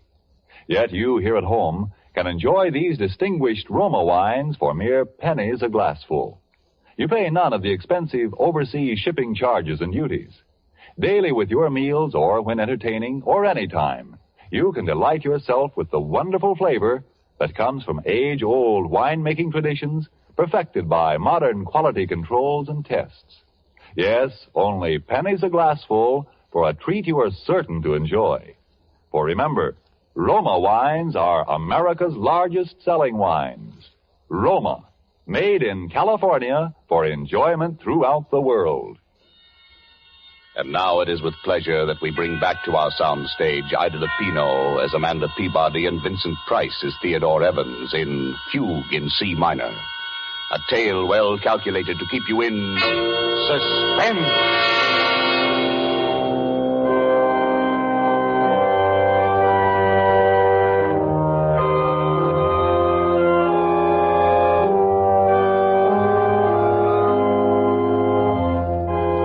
April 18th. I met the children today, Bessie, for the first time. It was a shock. They're strange little creatures, utterly unlike their father.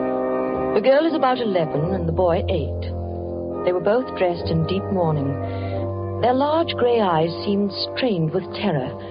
They listened and trembled at every sound. This is Miss Peabody, children. She's a very good friend of mine. Now, I want you both to shake hands with her. Oh, come now, Daphne.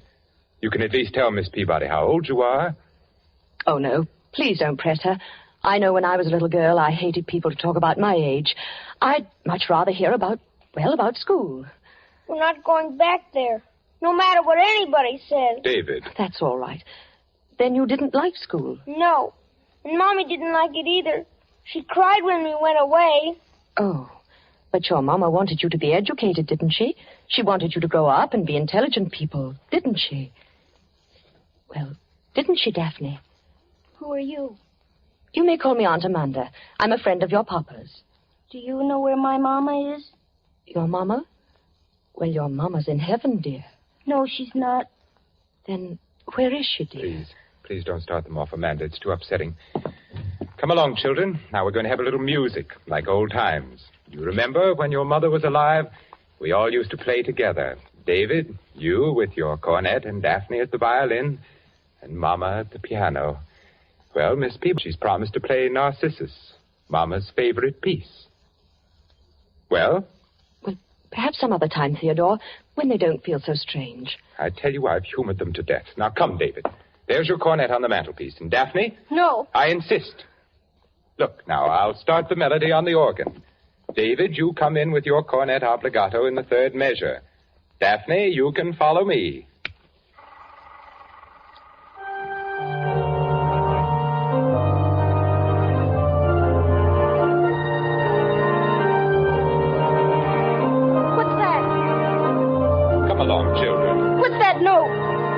Making that funny noise. What note? Oh, you mean that? Oh, that's just a cipher. A wire must have stuck somewhere. One of the pipe valves. It's Mama. That's where Mama is. She's calling for us. Oh, don't be silly. I'll just hit the key a few times and it'll stop. You've heard these ciphers before, haven't you, Miss Peabody? Well, I don't know much about pipe organs. It's a common technical occurrence, but very annoying, of course. What is she doing in there? Why doesn't it stop? That's where she is. She's in the pipe and she can't get out. Daphne, stop that nonsense. Oh, hush, dear. Your papa will fix it. No, he won't. He can't. She won't let him because he killed her. Daphne, what did you say?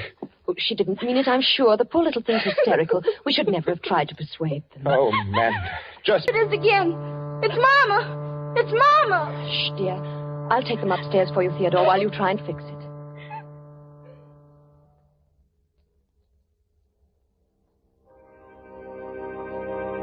April 24th.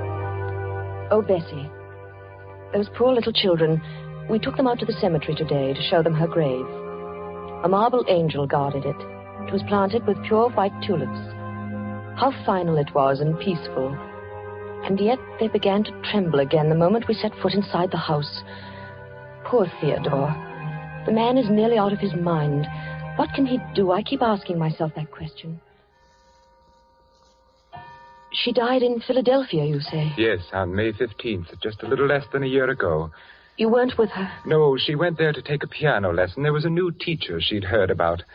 She was always so self-conscious about her technique. But she never reached his studio. They notified me at midnight from the city morgue. And no one in Philadelphia saw her? No one except the attendants at the morgue, of course, and the people who picked her up after the collision. It was such a brutal accident. There'd be no one from among them who could speak to the children, explain to them? Oh, no. Oh, it's so horrible, so sordid. Oh, I know, my dear. I hate to make you suffer. But if we could find some way, if they could just believe. When you brought her back here to Pilotsville, there was a funeral. Yes. And was there anybody then who saw her? Oh, no, I couldn't bear it, Amanda. I didn't think at the time. She'd been so beautiful. Her lovely, sweet, gentle face and her eyes. The horses had completely trembled. Oh. Even if the children had been able to come home, I wouldn't have let them look. The coffin was sealed when I left Philadelphia. I didn't want to see her again myself. But there was a funeral. People came. There were flowers, an undertaker. Yes? Well, if they could believe that, if there was one witness, perhaps my own sister Lizzie. Funeral, Amanda? Of course there was a funeral. The finest funeral in town. A snow-white hearse and 25 coaches. Everybody sent flowers. The casket wasn't open, but I've been to lots of funerals where they don't open the casket. And from what I understand, she was pretty badly mangled. But it was a beautiful funeral. Mr. Evans played the organ himself, the finest selections. All the sweet old pieces his wife liked. There was Narcissus, and Mighty Like a Rose, and Goodbye Forever. That's the way it was. So you see, David, my sister, Mrs. Chumley, was there. Yes, but how did she know it was Mama? Oh, David. She didn't see Mama, did she? Well, nobody saw your poor Mama, dear. She wouldn't have wanted anyone to see her. Mommy wasn't there. She talks to us every night. She tells us to look for her. Where, dear? In the pipes. But, David, your Mama's dead. She's been dead for nearly a year. Now, you saw her grave out in the cemetery. She's happy and at rest. Why doesn't Papa give us a key? If he'd only let us have it, we could look for her. What key, dear? The keys to the pipes. There's a little door just underneath the stairs. That's where the big pipes are. And inside it's all dark. But there are tunnels. There's a little room. A little room. Dear. That's where she's hiding. That's where Mommy is. That's where Mommy is. Oh, David, darling, now look, come here. No, I hate you. But why do you hate me? Why don't you let me help you? Because... Because what? Because you like him. Him? Papa, you're going to marry him, aren't you? Yes, you are. Rafina says you are. You're going to marry him. Then he'll send us back to school. There'll be no one left to help Mama. Poor Mama will never be left out. Oh, I hate you. I hate you. David, what are you doing here? David, did you strike Miss Peabody? He's sick, Theodore. I'm sure he's very sick. Now go to your room at once. Oh, those dreadful children. I tell you, Amanda, they'll ruin whatever happiness we might have. Theodore, I love you very much, but I couldn't marry you. Not with that child's cry ringing in my head. We've got to help them. Give them that key. Let them go and look in the room where the pipes are. Then they'll see for themselves that there's no ghost. Key? Who told you about a key to that room? The children. The children? Amanda, I'm going to tell you something I've never told to a living soul. It may frighten you. Yes? Margaret was going mad when she died. Oh. No one knew it but me. It ran in her family. I discovered it long after we were married, after the children were born.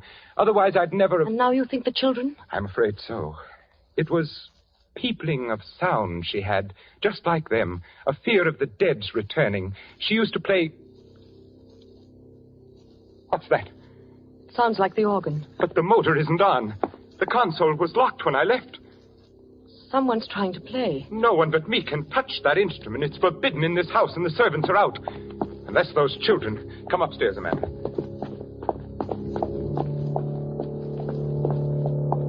Theodore.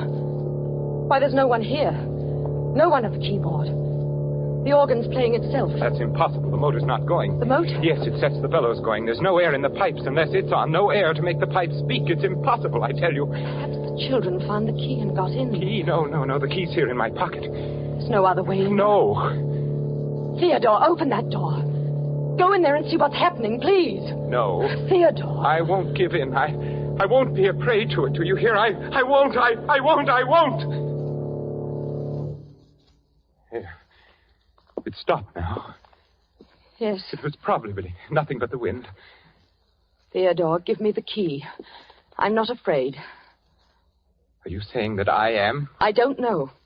But I'll be fair with you, Theodore. I couldn't marry you and live here with that any more than your children can. What do you mean? Rip out those pipes. Rip out the whole pipe organ. Give it to a church, but don't keep it here. Get rid of it's the not pipe worth it. organ. Yes. But I couldn't. The whole house was built around it. It's been the very soul and spirit of this home. It's been the curse, you mean. Theodore, I know I'd go mad, too, if I had to listen to it night and day. It's so hollow. To think of those pipes so huge down there in the darkness. I'd begin to hear things, too. Oh, Be quiet. Be quiet. Come outside. We'll take a walk. No, give me the key. Give me the key. You're hysterical, Amanda. I'm sorry I've overburdened you. Why don't you want to go in there? Is it because you know something? You did something? What do you mean? Did you kill her? Amanda. Very well, Amanda. Here's the key. If that's the way you trust me, we'll go down and look around together. Come now, Amanda. I'm sorry, Theodore. It slipped out. It was a dreadful thing to say. It's all right, I understand. Yet it hurts a little. I've trusted you so completely, Amanda. Theodore. Yes, Amanda? Let's not go in there. I do trust you, darling. I believe everything you've told me. No. This little key. To think it should mean so much. How black it is. Yes, pitch black. And cold. Where are the pipes? I can't see them. Come in further, Amanda. You'll see them as soon as your eyes grow accustomed to the darkness. The biggest pipes pack this well under the great staircase like giants. Oh, yes, I'm beginning to see them now. Shouldn't we go and get a candle? Oh, no. Go in a little further. Be careful. The floor's a maze of wires. Now stand there for a second. Theodore, don't leave me. I won't be long. I thought you said you weren't afraid. No, I'm not only... Where are you going? Just upstairs to play for you. Theodore. I'd like you to hear how the music sounds in the darkness. It's quite an experience being so close to the pipes. You know, narrow, suffocating, especially when I play the great Passacaglia and Fugue of Bach. Oh, Theodore, please. I don't want to stay here. Perhaps one of the Rheinberger symphonies or the great chorales of César Franck. Margaret, of course, preferred Narcissus. Margaret? Now, you're very gullible, Amanda. Then you did kill her. You killed her in this room. And you're going to kill me. Yes, simple, isn't it? But why? I don't Why? know. One gets tired every now and then of mere music. Sometimes the classics demand competition. A scream, for example. There's something so exciting about pulling out all the stops and drowning out all human sound. Have you ever tried to match your voice, Miss Peabody, against the thunderous voice of Bach? It's most effective. And then when the struggle gets weaker, when the air is almost gone and you choke and gasp for breath, to bring the music down softer, softer. Theodore, you're mad. You're mad. Come, Amanda. Would you deny me that pleasure? No. I Help. promise you the concert Help. won't be too long. It takes about 8 hours before the air gives out. But you know, I could play for days. And don't worry about the children. I think you've convinced them about the ghost. What's that? Theodore. Someone shut the door. It's locked and the key's outside. Who's there? Let me out. Let me out. Theodore. Get away from me. Let me out, do you hear? Let me out. Let me out. I can't breathe. I'm suffocating. It's so dark. I can't breathe. Let me out, please. Please. I can't breathe. I can't. No, don't. I can't. Let me out. I can't breathe.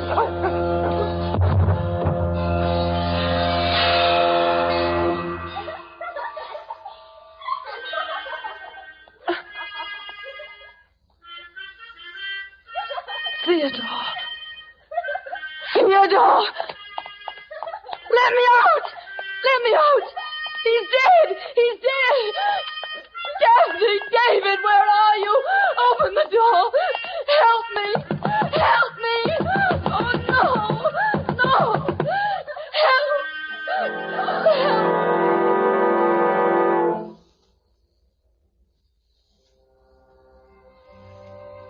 May 1st, 1900. I shall be coming home in a few days, Bessie. I still can't sleep at night. I still hear that laughter. Still hear that cornet playing its unearthly music. And Theodore Evans once more lies dead at my feet. It was his heart, Bessie. He died of fright. In those few moments, he anticipated the hideous fate he had meted out to so many.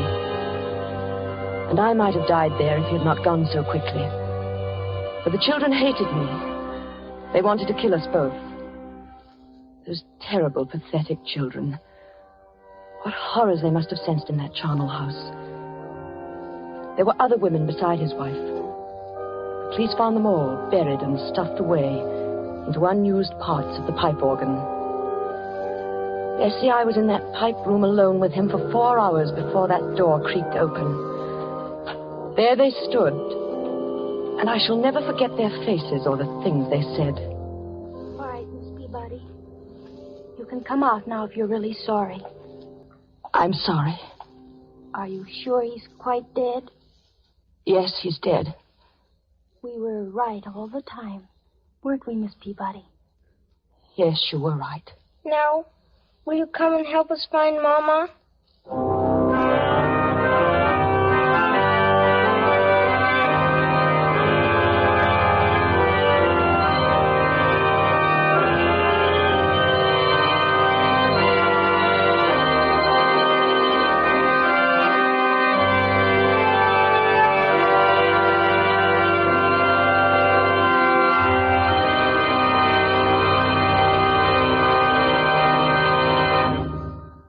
And so closes Fugue in C minor, starring Miss Ida Lupino and Vincent Price.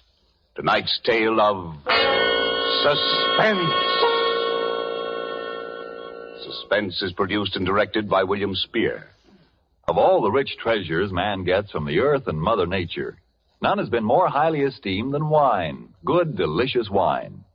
And if you are one who does not yet know how much and how delightfully Roma wines add to your meals, well, let me urge you not to miss out any longer on such a treat as this. There's nothing complicated about it.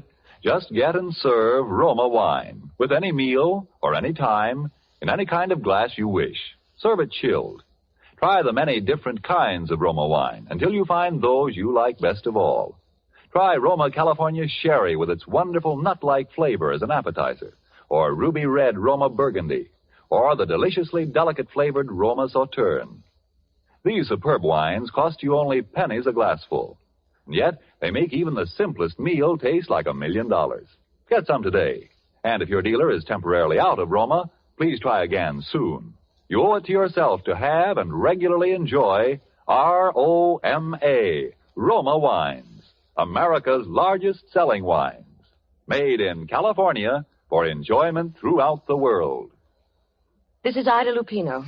Mr. Spear has just been telling me a little about next week's Suspense show. The star will be Thomas Mitchell in a story about a man who had headaches, tried everything to cure them, finally went to a psychiatrist, and found out that he was a murderer. Now, that certainly sounds like a broadcast we listeners won't want to miss. One more word. Don't forget to buy that war bond this week. Next Thursday, same time, you will hear Thomas Mitchell and Donald Crisp in Suspense. Presented by Roma Wines, ROMA, made in California for enjoyment throughout the world. This is CBS, the Columbia Broadcasting System.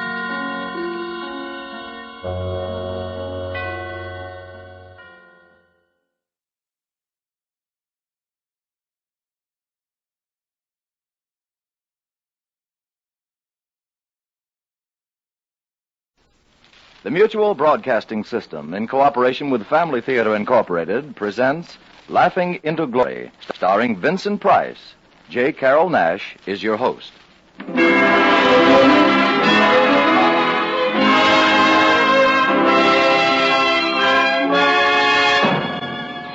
More things are wrought by prayer than this world dreams of.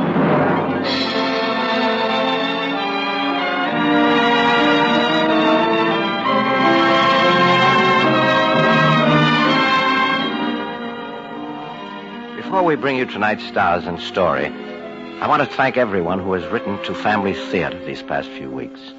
Your letters, wonderful letters from all parts of the country, have been a great encouragement to us in Hollywood because through this program, we want to express a conviction that prayer, family prayer, can help keep our families together and happy. Yes, Family Theater is dedicated to your family, to all families, in the hope that they will always be well and happy, and in the hope that your family will pray together, because a family that prays together stays together.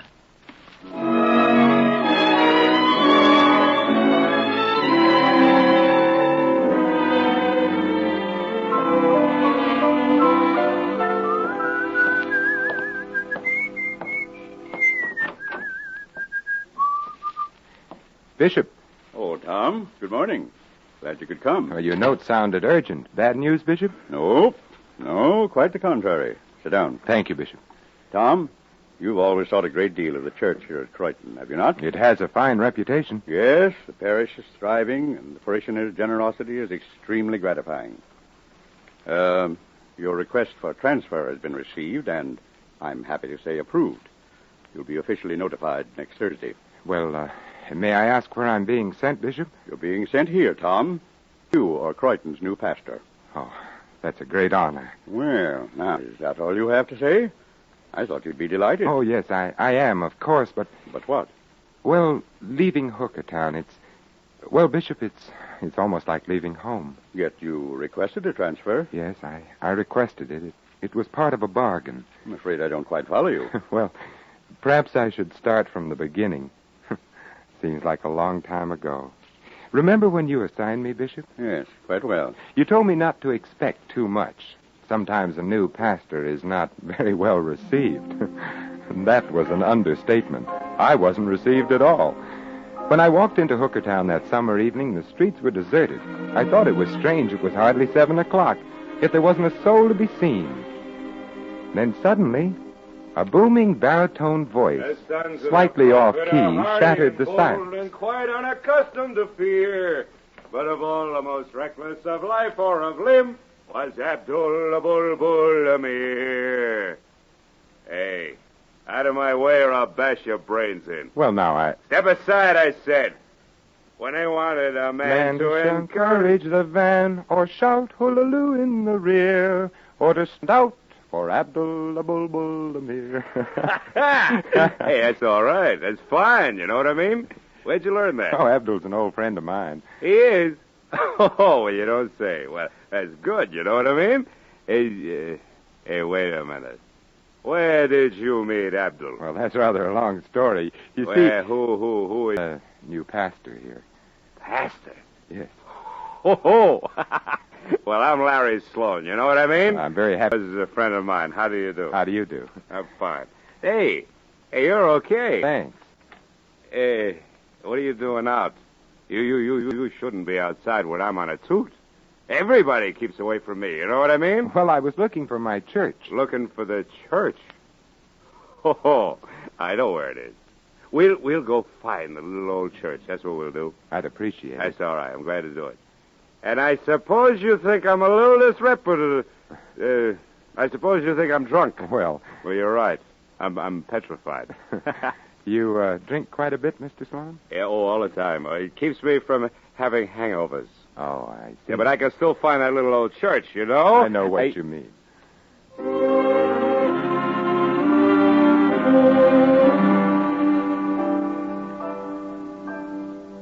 Well, what do you think of her? Well, offhand, I'd say it could do with a few repairs.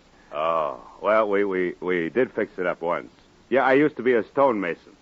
I rebuilt that back wall myself. Oh? When did you do that? Oh, about 12 years ago. Well, I don't mean to sound impetuous, but don't you think it's about time to replace those broken bricks? Oh, that's a good idea. I'll be glad to see it when you get it finished. Well, I gotta go now. So long.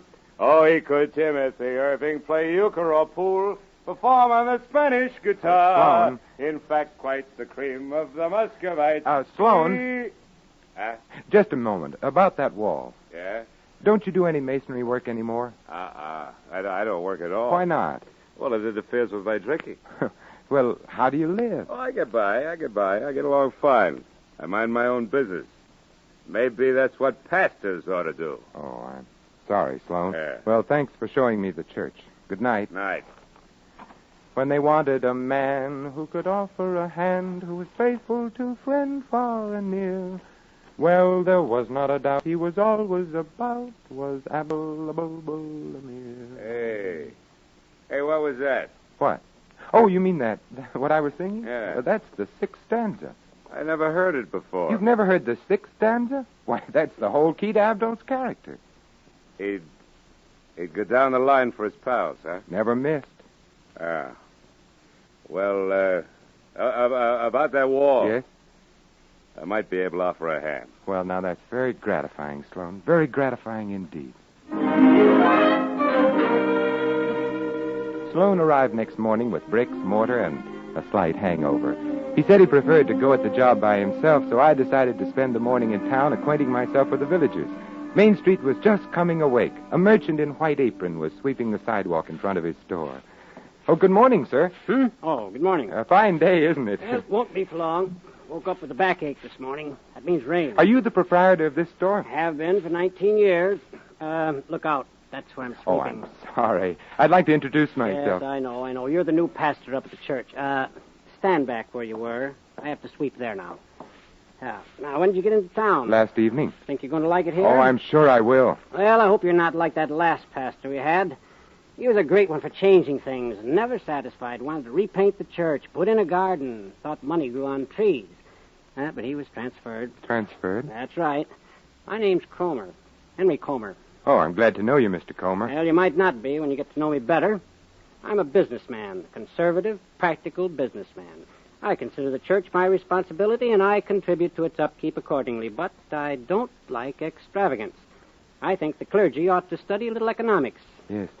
Speaking of the church, Mr. Comer, I noticed last night that the roof... What's the matter with the roof? Well, it leaks, what there is of it. Well, in that case, I'd suggest that you repair it. I'm afraid it's beyond repair. You see, the beams have decayed... And reinforce them. You certainly don't want roof caving in on your congregation, now do you? Exactly. Mr. Comer, that's why You'll find some 2x4s in the rear of the store. You're welcome to them. As for nails, I feel it my duty to let you have them at wholesale price. Thank you. Well, I've enjoyed talking with you. Good day. Good day, Mr. Comer. After meeting Mr. Comer, I realized that he could stand a sermon on the virtues of generosity and the joy of giving. Across the street on the same corner was another grocery. A bewhiskered gentleman standing in the doorway motioned to me. Oh, Your Reverence, could I have a word with you? Why, yes, of course. My name is Michael Kane, and I own this shop. I saw you talking with Comer across the street, and I feel I should warn you about the man. Warn me? Indeed, Your Reverence. Comer's a black-hearted tyrant with not an ounce of compassion in his warped soul. I take it you gentlemen are competitors. Competitors? I wouldn't stoop to compete with the likes of him. I run a proper price store, I do, with charge accounts. And Comer trusts no one. So if you're thinking of doing business with him, remember my warning. It'll be pay as you go. Well, Mr. Comer and I weren't discussing his store. We were talking of another matter. Oh, and what might that be? The roof of the church. It's in pretty sorry condition. Perhaps you've noticed. No, I can't say as I have. As a matter of fact, it looked fine the last time I saw it. Oh, we could stand a new one, Mr. Kane. A new roof? Oh, no, I wouldn't advocate that, not at all. It's not so much the money, you understand. It's, I better be getting back to my counter. Good day to you, Reverence. Good day, Mr. Kane. Repairing the church seemed to be a pretty unpopular project, but suddenly I had an idea. So long as the two grocers were such ardent rivals, why not put this rivalry to good use? I recrossed the street to Comer's store. Oh, it's you again. Well, did you find the 2x4s all right? I haven't looked yet, Mr. Comer. I was across the street talking with Mr. Kane. Kane? Yes, I told him about the roof. And what did he have to say? Well, I suggested a new roof for the church. He didn't approve. Oh, he didn't. And how would that heathen know the needs of a church? Just let me remind you, I've lived in this parish long before Kane came to Hookertown. Yes, Mr. Comer. If I think the church requires a new roof, it should have one. You understand? Certainly, Mr. Comer. Matter of fact, the quicker we start, the better. Now, you go get an estimate on the cost and send me the bill. That's all. Good day. Good day, Mr. Comer.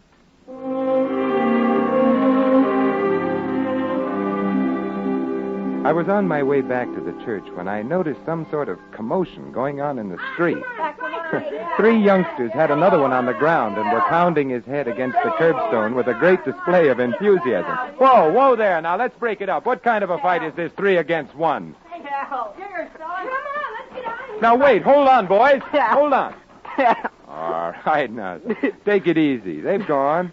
What's this all about? Here you go. Blow. What's it all about? Oh, they chase me all the time. What for?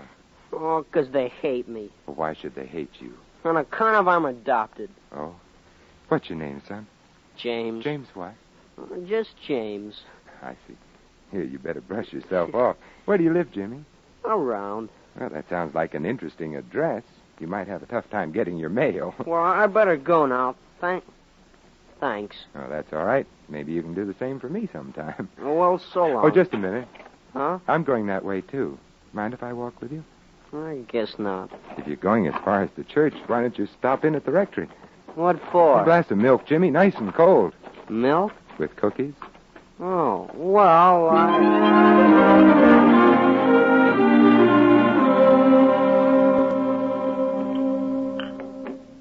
Take another cake if you like. Oh, thanks. Have you ever been here before? Church? Uh-uh. Oh, that's too bad. You know, I was thinking of getting some fellas together this summer for ball games. Do you like baseball, Jimmy? Oh, I sure do. You gonna have to come to church to play ball? Not necessarily. What's your objection to church? I don't believe in God. Oh? Oh. When did you decide that? A long time ago. They say there's a God, and he looks after people, and he helps them out if they pray. Yeah, well, I prayed, and it don't work. Well, how do you know it doesn't? Well, I'm still adopted, ain't I? I haven't got my own father and mother, have I? I see. You asked God to straighten out an adoption matter. And he don't do nothing about it. Look, Jimmy, there's a lot of folks asking favors of the Lord, and they keep him pretty busy, believe me. He hears every prayer. But sometimes God doesn't answer them in the way we'd like to have him. You mean he didn't want to help me? Oh, no. I mean that perhaps God wanted you to help yourself. You see, it's this way, Jimmy. Being adopted is really a pretty wonderful thing if you stop and think it over. Now, you take the average baby that's born. His parents have to accept him sight unseen, don't they? I guess so. If they want a boy and get a girl instead, there's nothing they can do about it. No way of sending back for another model. But on the other hand, you take someone who's adopted. Now, people have a chance to look him over. They can decide whether they want him or not. So, when someone picks you, Jimmy, you can be sure that you're exactly what they want. That's not so. Nobody wants me. Of course they do. Tell me, who takes care of you, Jimmy? My uncle, Uncle Larry. Larry Sloan? Yeah. Oh, it's you, Sloan. Oh, now, this is what I call a coincidence. I gotta go into town for more bricks. I got the wall hat. Jimmy, what are you doing here? Nothing. I'm going now. How's school been, kid? All right. Look, I'm sorry about not seeing you much lately. I've been sick. You've been drunk. Everybody says so. Well, maybe so, Jim. They're always laughing at me and calling me names, all on account of you. I'm sorry, boy, honest. Sloan, wait a minute. Sloan! Jimmy stayed around the church with me after that. I got him a room at one of the neighbors. The weeks lengthened into months, and never a word from Sloan. He had disappeared. Where? Well, that was anyone's guess. Gradually, improvements were added to the church, thanks largely to the animosity existing between one Mr. Comer and one Mr. Kane. When it came time to paint the church, I presented my problem to Mr. Kane. Mr. Kane, I was just talking with Mr. Comer in regard to painting the church. Hey? It appears that Mr. Comer is dead set against it. Well, you can hardly expect a scavenger to appreciate a thing of beauty. I say paint the church. And charge it to Michael Kane. And weeks later, when a new boiler for the basement was needed, I approached Mr. Comer. Mr. Comer, I just spoke to Mr. Kane on the matter of a new boiler for the church. Yes? I'm afraid Mr. Kane is rather adamant. And I'm afraid Mr. Kane is just plain addled. Go ahead, install your boiler. Never let it be said that Henry Comer stands in the way of progress. Well, our congregation seemed to grow with the church, and I was able now to devote more time to Jimmy. But all my efforts to help him overcome his sense of inferiority met with very little success. He avoided the other youngsters in the village at every turn. And then one day, I put him to whitewashing the fence. Some boys from school came by. I overheard the conversation from the rectory window. Look at James. Gotta paint the fence. Oh, go on away. Well, who adopted you now? Yeah. And where's Sloan? Drunk again? Now, why don't you beat it? Oh, why don't you make it? You better paint that wall real nice, Jamesy, if you don't want to be bopped with the Bible. Hey, shut up. Jimmy, Yeah? come over here a minute. Yeah, what do you want? I want you to keep painting that wall, Jimmy. I don't want you to leave it. Yeah, but there's some guys Never mind those guys. Jim, don't you know the story of Tom Sawyer? I don't think so. Well, Tom Sawyer had a problem, just about like yours. Some fellas started razzing him while he was whitewashing the back fence. You know what he did? What? He used a little, psychology. Psychology? Mm-hmm. You see, Tom figured that as long as he had to do the fence, he might as well. The boys started stopping by the church regularly after that. From there on in, it was easy. We decided to organize a club for sports and outings. We decided to start off with a football field on the lot behind Mr. Comer's store. Uh-oh. Gee, I'm sorry. I didn't think I could kick that All far. right. Who broke my window? Speak up now. Oh, I'm terribly sorry, Mr. Comer. I'm afraid I'm to blame. So, you were the one. Yeah. Kicking a football through people's windows like a common ragamuffin. A man of your station. I can assure you it wasn't intentional, Mr. Comer. I'll assume all responsibility. Oh, is that so? And I suppose you'll assume the bill for the broken window. Well, Just as I thought. Since your first day in this town, you've seemed determined to change things to your satisfaction. I should like to make it clear to you that you are Hooker Town's servant, not its keeper. Frankly, I think you're a born troublemaker. Always have. Now, this particular incident bears me out. Therefore, I'm afraid that I'll be obliged to write to the bishop this week. Good day. Good day, Mr. Comer. Well, Comer didn't waste any time. 2 days later, I received a letter. The bishop would appreciate my paying a call. Come in. Good morning, Bishop. Well, good morning, Tom. Sit down. Thank you. Just a minute. Oh, yes. I have a letter here from a Mr. Comer. Yes, I thought you would. It appears that one Mr. Comer is not entirely satisfied with your presence at Hooker Town. I'm aware of that, Bishop. Mr. Comer informs me that you are continually requesting large sums of money. Oh, for church improvements, Bishop. What about the broken window? Just recently, I thought I might organize a boys' club. And during our football scrimmage, one of the lads happened to boot the ball through Mr. Comer's window. Must have been quite a boot. Oh, it was, Bishop. A good 50 yards. How old is the boy? Oh, I'd say he was about 14. Just 14. 50 yards, you say it was? As pretty a spiral kick as you've ever seen, Bishop. Well, now, that's truly a feat. Yeah. You know, kicking was one of my failings in prep school. I could get accuracy, but no distance. I remember one time, I believe it was the Brookfield game. Yes, it was. Yes, we were behind 13-6, and let me see. We were discussing a broken window. Yes, of course. Well, now, as pastor of that gang of football players, what do you intend to do about this matter? Well, I can assure Mr. Comer that there will be no recurrence of this unfortunate incident. We've already decided on another vacant lot quite some distance from Mr. Comer's establishment. Yes, that would be more fitting. And what about the cost of the window? Well, if you'll allow me time, Bishop, I'll do my very best to make restitution. Of course you will. Well, that seems to take care of everything. Just like I always say, there's nothing like a nice, friendly talk to get things ironed out. I'll write a letter to Mr. Comer. You know, oil on the turbulent parochial water.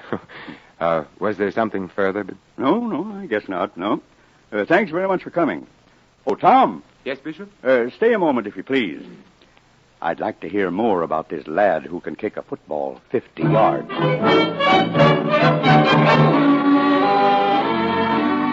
I was late getting back to the church that night. As I started up the walk to the rectory, I heard someone behind me. Larry Sloan. I've been away. I've been doing odd jobs on the road. I made a few dollars here. Take it. Well, what's this for? Well, I heard what you'd done for Jimmy, and it was swell of you to put him up. I thought maybe I could pay you back something for his keep. Oh, Jimmy more than earns his own way, Larry. I'm glad to have him around. Oh, that's fine. How is he? Oh, he's tip-top. Wouldn't you like to see him? No, I done enough to him. Just leave things be, huh? Take the dough, and I guess I better be hitting the road. I almost forgot to tell you. I ain't been drinking. Ain't touched a drop since the day I left. Oh, that's fine, Larry. That's your Uncle Larry? Hey, Uncle Larry. Hello, Jimmy. Yeah, where you been, Uncle Larry? Gosh, I missed you. Did you, Jimmy? Hey, I'm sorry about what I said that day. I don't hate you, honest I do, and I've even been praying for you. Oh, that's real nice of you. You know, there's one thing that still bothers me. It hasn't been fixed yet. About that wall, Larry. Well, I'd like to help you, see, but you understand it's... Are you going back on Abdul? Abdul? I almost forgot about him. Huh? Look, really, I'm sorry. I just got a blow, that's all. Oh, you're not leaving? Yeah, Jimmy, I got a lot of things to do. Now don't leave, Uncle Larry. Oh, you wouldn't want me to go through all that praying again, would you? Well, it's kind of tough to explain, kid. You see... This is where you belong, Larry. We want you to stay. Yeah, that's right, Unc. We want you. Oh, come on. Let's go home. Home? All right, kid, let's go home. Next morning, I stopped by Kane's grocery. I wasn't seeking a contribution for the church this time. This was a rather unusual request. I told him Larry Sloan's story. Would he loan Sloan enough money to start his own masonry? To which Kane replied, I most certainly would not. Sloan's a worthless tramp, and I can't see how he's ever going to change. Go see Henry Comer. Maybe he can help you out. Which is precisely what I did. Mr. Comer's answer to my request was rather surprising. Michael Caine, for the first time in his life, is absolutely right. I wouldn't finance that drunkard for one solitary cent. Good day. Oh, just one moment, Mr. Comer. What is it? Mr. Comer, next week, the spring appointments are coming out. New pastors are assigned to various churches. Others are transferred to different towns. I'm familiar with the clerical activities of the church. Well, if a pastor expressed a desire for transfer, the request would be carefully considered. Oh? Yes, sometimes the request is granted. Very interesting. Mr. Comer, I have a slight suspicion that I've been getting in your hair. You certainly have. I lost a plate glass window, for one thing, and you practically tricked me into carrying most of the parish expenses. Cain and I are getting wise to you. Yes. I knew you'd catch up with me sometime. Well, let's say I make a petition for a transfer. Cain and I would certainly appreciate it. Would you appreciate it to the extent of getting together and seeing your way clear to help Mr. Sloan financially? That's a bargain. Fine. It's a bargain.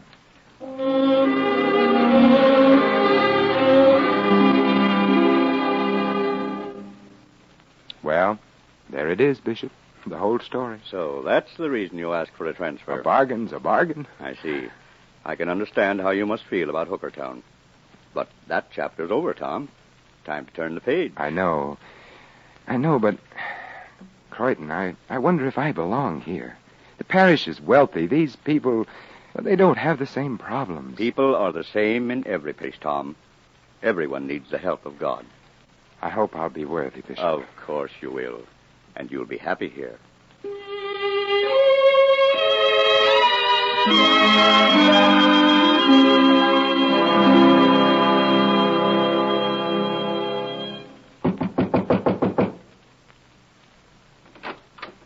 Good morning. Good morning. Are you the new pastor? As of this morning, yes, sir. Well, now, this is a stroke of luck. We should have a talk. We should have a talk right now. Yes? My name is Sheridan. I am the owner and president of Sheridan's department store. Well, I'm very happy to... Later, please. I should like to warn you about a certain Mr. Walker, one of our druggists here in Croydon. The man has some fool idea about installing chimes in the bell tower. Now is the church's foremost of tolerating this waste of time and good money. And furthermore, I would... pardon me just a minute. Certainly. Good morning. How do you do? You're the new pastor. That's right, sir. Well, I'm very happy to make your acquaintance. My name is Walker. The gentleman I was telling you about. Well, Sheridan, I see you didn't waste any time getting down here. If you were as fast on Sunday mornings... I had no idea that the pastor would be here. I'll bet. Now, see here, Walker, Gentlemen, please. I'm sure we can talk this matter over sensibly. Now, about these chimes... I tell you, we don't need chimes. It's foolishness. Well, I appreciate your feeling in the matter. However, Mr. Sheridan, I wonder if you're familiar with the story of Abdul Bulbul Amir?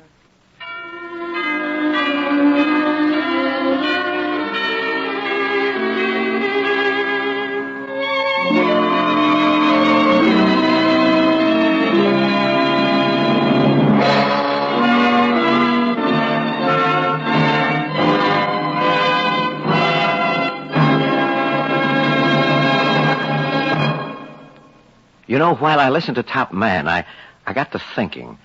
Yes, I was thinking that a happy family is, well, it's the most wonderful thing in the world. Wonderful for mother, father, and children. For the community and for the country. But everybody knows it isn't something that comes just with dreaming. It doesn't come even with planning and working hard. No, because maybe you can honestly say you've given everything to make your family happy. You dreamed, you planned, you worked hard to make your home happy. You gave it all you had. But now you feel, well, now you're afraid that your marriage is going on the rocks.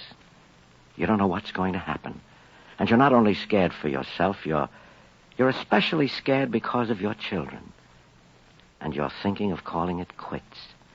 You've decided that you tried everything and can't make a go of it. But you're wrong. You're dead wrong. Have you tried everything? Have you tried the simplest and most powerful thing? Prayer. Yes, sincere prayer. Have you tried asking God to help you when the job became too big, too tough? He can help you. So say a prayer. And pray together with your family. Because a family that prays together stays together. Now, this is J. Carroll Nash saying good night and God bless you.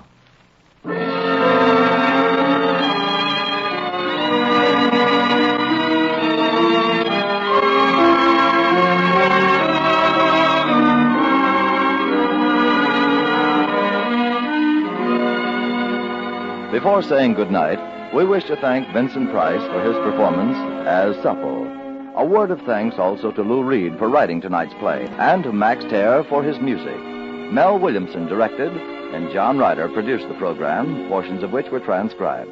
Others who appeared in our play tonight were Ralph Moody, Herbert Litton, Don Doolittle, Jack Nestle, Gerald Moore, David McMahon, Joel Davis, Tommy Bernard, and Tommy Cook. Next week, our Family Theater star will be William Gargan. Your host will be Dennis Morgan.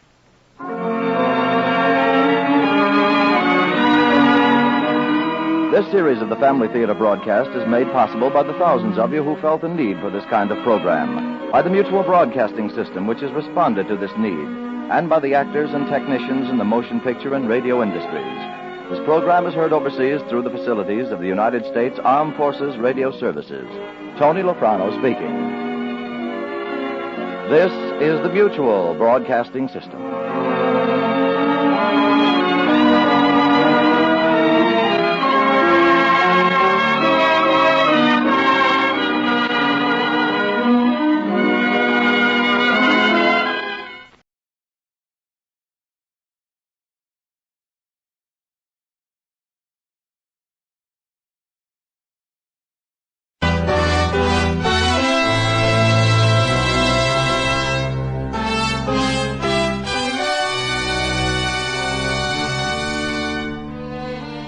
Mutual Radio Theater, a new adventure in radio listening.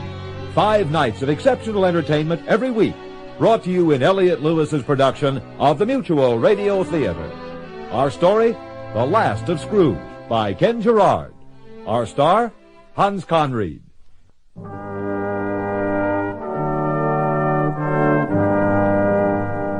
What had befallen Scrooge after his miraculous transformation from skinflint to as good a man as the good old city knew? Wasn't his very being filled with love and charity enough to erase the harm of his former image? Or was it his intense desire to be loved that destroyed him in the end? Or was it madness?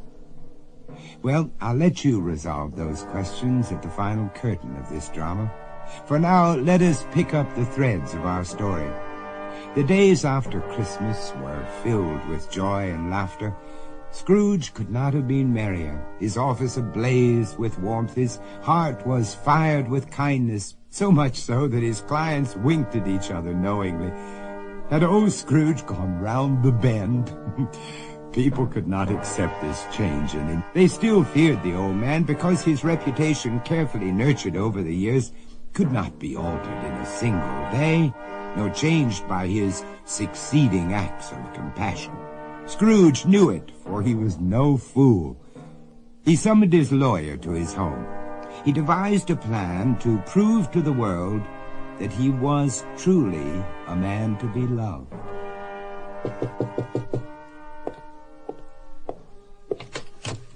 Oh, Mr. Campton. Come in, sir, please. Yeah. How are you, Ebenezer? Oh, never better, thank you. Come, Mr. Campton. We'll sit in the parlour and enjoy a roaring fire whilst we talk. Well, you've repainted the entire house. Oh, indeed. I couldn't look at those drab walls another day. How I lived here in such depressing surroundings beyond me. Oh, yes, Mr. Campton. A new life is ahead of me.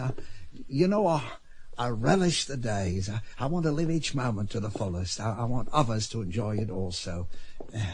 That's why I asked you here. Please sit there. No. Take a seat by the fire. Well, I marvel at your change, Ebenezer. It was quite sudden, but nevertheless, welcome. Well, if it hadn't been for the spirits, I never would have come to my senses. Spirits?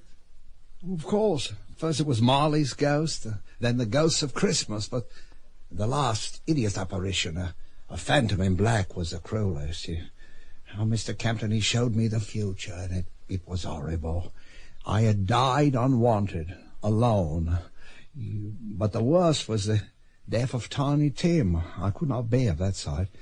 You had visions of your own death? Of course. I saw the future and the past. It was then that I realized my entire life had meant nothing. I'd thrown away everything I loved. I was consumed by suspicion and hate. I knew I had to change. No, I knew I had to give, Campton. Give love and receive it in return. And that's why I've asked you here. Yeah. These visions, did they ever speak to you before? No. Did you saw Jacob Marley's ghost? I spoke with him. Poor Jacob was in chains. I see. And did you talk to other visions? Oh, naturally. And I flew with him. We passed through the walls and were transported to old Fezziwig's house. You say you flew and walked through walls? Several times. Ebenezer, have you told others this tale? No, I don't think so. Good. Let's keep it our secret. The others might... some could get the wrong impression about the entire episode. I believe you understand, don't you? No, my dear Mr. Captain. I'm not crazy. I'm cured. The visions, the ghosts, and Jacob's warning have given me a clearer picture than ever before. Oh, I'm quite sane. Oh, no, I didn't mean to imply anything. Oh, I know. It all seems so mad, so topsy-turvy, that I should turn over a new leaf and attempt to right my past mistakes. Call them dreams or visions, whatever you wish, it doesn't matter. The important fact remains that they changed my life for the better. Yes, well, probably they were dreams. Often nightmares prod us to action where sweet reveries lull us into complacency. Now what are we about? A new will, a lawsuit? I'm at your disposal. Oh, better than that, my dear Mr. Kempton. I want to dispose of all my earthly goods before I die. Well, that's simple. I can draw up a will in 2 days. Do you have a list of the bequests and the heirs? No. I want to give everything away now, tomorrow.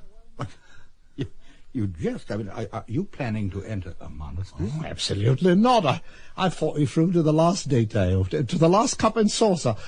I want people to enjoy my wealth while I'm still alive. This is incredible. Ebenezer, you have to reconsider the idea. Now, where would you live? Who would care for you? Who would run the business? No, patience, my dear friend. I have it entirely settled in my mind. Oh, no, this is folly. It's madness. Oh, hardly. It's love and kindness I'm offering to repay those who endured my wrath and cruelty. Mr. Kempton, I must do this with your help. I must show those who snicker behind my back and call me fool that I am a loving fool. But you mustn't pay any attention to idle chatter, or they'd malign the angels if given half the chance. Oh, but I have to clear my name. Scrooge. The very sound has become synonymous with an heart of flint, with a grasping old man laced with hate and greed. Suppose your name rang the devil's bell in others' hearts. Oh, I pray that may never happen. My name is my cross, my burden. I must cleanse it of the very poison with which it infects the air. Each time a child points a finger in anger and utters Scrooge at his victim, my soul shrivels. I detest my name. I loathe it as much as I loathe what I've done to others. I want to burn the word from our vocabulary. I will not go down in history as a villain. Oh, help me, Captain. Please, help me right monstrous wrongs. Help me clear myself before I die. I want to be loved. I will buy my share of devotion, if it's necessary. And Kempton did assist Scrooge, though rather unwillingly. The concept was simple. Scrooge intended to give away all his possessions, his house, his furniture, the silver, and even the second set of china dishes. All this was to go to the Cratchits. Additionally, he set aside money. Kempton shook his head with disbelief, but Scrooge was insistent. He made Kempton draw the papers with such clarity and precision that there could be little doubt who was to receive what. Scrooge made certain that everybody had a fair and equitable share of the fortune. To his faithful nephew, Fred, Scrooge would sign over 75% interest in his counting house. The remainder would be given to Bob Cratchit. Dutifully, Kempton drafted the proper legal documents and placed them in front of his client for his signature. I wish you'd reconsider this plan. Oh, why, if it brings such joy to others and relieves me of my troubles? Money cannot bring you happiness, Kempton. How well I know that. My house is nothing without laughter resounding off its walls. A business cannot thrive unless it gives service. No, my mind is made up. I shan't be free until the Cratchits are in this house and Fred is in charge of my firm. Now, here must I sign the deed. Here, and once more on this document.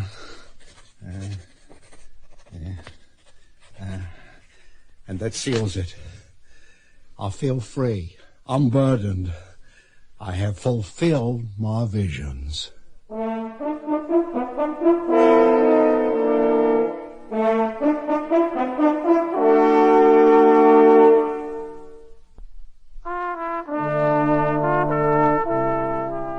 With a scratch of a pen, Scrooge had signed over all his assets to the Cratchits and his nephew. He had reversed the entire course of a lifetime within 3 weeks. Scrooge leaned back in the dark leather chair, satisfied that he had unburdened his soul and brought happiness to everyone. Lawyer Kempton looked at the documents and shook his head. It seemed foolhardy to give away the house, the business. Certainly Scrooge was acting rashly, or was it irrationally? Kempton wondered if he should mention any of the visions or discussions with Marley to Ebenezer's nephew. No, surely not. Perhaps Scrooge was jesting. Of course it was a joke, a play upon words. Kempton handed the papers back to Scrooge. Well, it's done, Ebenezer. You have given everything away. I've never felt more at peace with myself than at this moment, Mr. Kempton. I'm free. It's as if a millstone had been lifted off my entire being. Don't you realize how happy, truly happy I am? I'm trying to understand, Ebenezer. Oh, good. Please, go to the Cratchits' house, to my nephew's home. Bring all of them here. I want to see the joy on their faces when I tell them the news.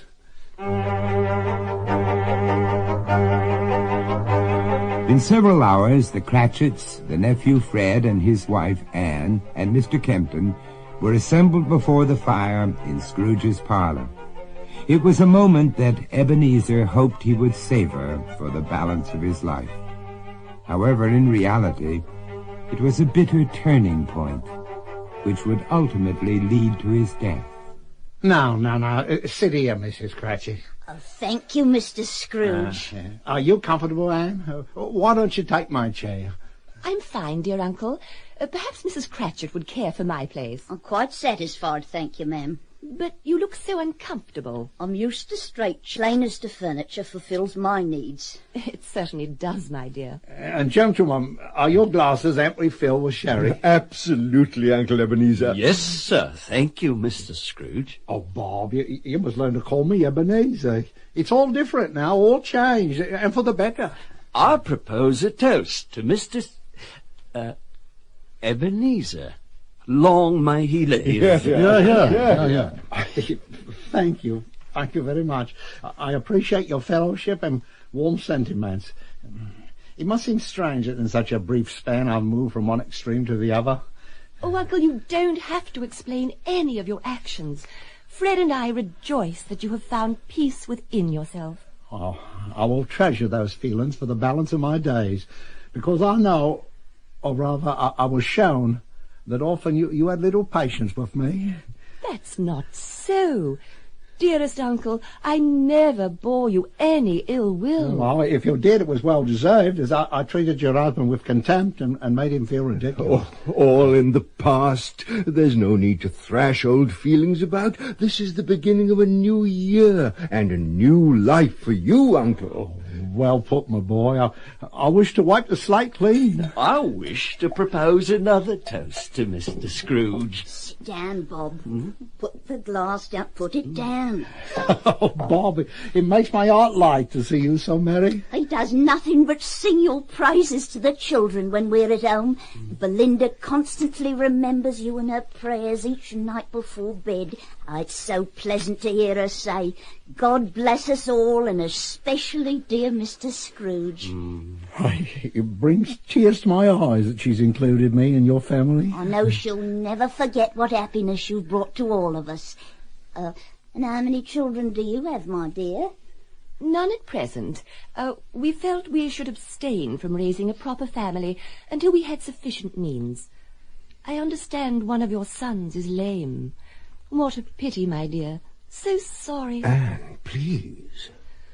You expect me to hold my tongue when that cheap fishwife, that cow, plays your uncle like a cello with her children's prayers and adoring smile. She makes me ill. We'll discuss it afterwards. Well, I've asked you here to unfold some of my plans.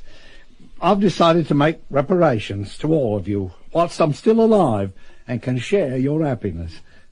I don't understand. Well, I'm giving my fortune away now. What? Mr. Campton, would you please read the document? Yes, of course, Scrooge. I, Ebenezer Scrooge, being of sound mind, do hereby instruct my attorneys to prepare the documents. 1. My home and chattels therein be given to Robert Cratchit. You're giving us this house? And all the furniture, the dishes, the towels, even the mousetrap. It's a small compensation for the disservice I've done to your family. The old man's a raving lunatic. And to each of the Cratchit children I put in trust the sum of £5,000 to be divided among them when they reach legal maturity. God bless you, sir. In addition, I place in trust with Kempton and Kempton Esquires the sum of £2,000, which shall be disbursed for medical treatment as needed by Master Timothy Cratchit. You have our Tim's undying love. And fourthly, I give to my faithful friend Robert Cratchit the sum of £3,000. I can't believe this. You're just too kind, Mr. Scrooge. Too kind. Yes, well, I've instructed the bank to issue you a draft for the entire sum in the morning. Yes, sir. Thank you, sir. An ass in feathers is still an ass. And to my dearest nephew, Frederick, I give the sum of £3,000. Most gracious of you, Uncle. Oh, wait. There's more. Read on, Mr. Kempton, read on. And sixthly, I assign a 75% interest in my business to my nephew, Fred. What? And the remaining 25% to my devoted clerk, Robert Cratchit. Thus ends the gifts and trust. Ain't it wonderful? Fred and Bob, partners. I cannot tell you how overjoyed this has made me. We can only thank the specters for this wonderful moment.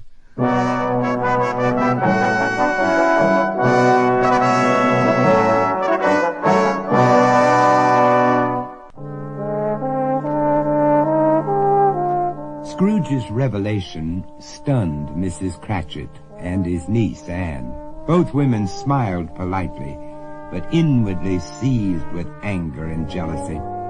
Lawyer Kempton watched their show of happiness, realizing that beneath the charming veneer, they hated each other. Mr. Kempton, did you hear what Mrs. Cratchit said? No, I didn't. I'm sorry, Ebenezer. I was rereading the deed to your house. We want Mr. Scrooge to live with us. Well, it wouldn't seem right to have him give up his comforts, even though we'll be there. Isn't that right, Bob? Oh, for certain. The children would love to be with you. Tiny Tim already thinks of you as his grandfather. You hear that, Mr. Kempton? I'm a grandfather. Yes, you're very lucky, Ebenezer. Very lucky. Oh, it'll be wonderful. Mr. Scrooge sitting by the fire, reading to the children and helping Bob to learn the business and spoiling Belinda with treats. We'd be a real family, a very happy family. Oh, you see, Mr. Kempton, you see, it's a dream come true. I hope so. I sincerely do. Mr. Kempton, don't be so worried. Of course the Cratchits will take good care of Uncle Ebenezer. Isn't that right, Mrs. Cratchit? Well, yes, of course. We'll always have a place. See, it's settled. I'm delighted. But, well, never mind. Now, I am. Speak on. I sense something's bothering you. It's not my place, Uncle. No, I insist. What is it?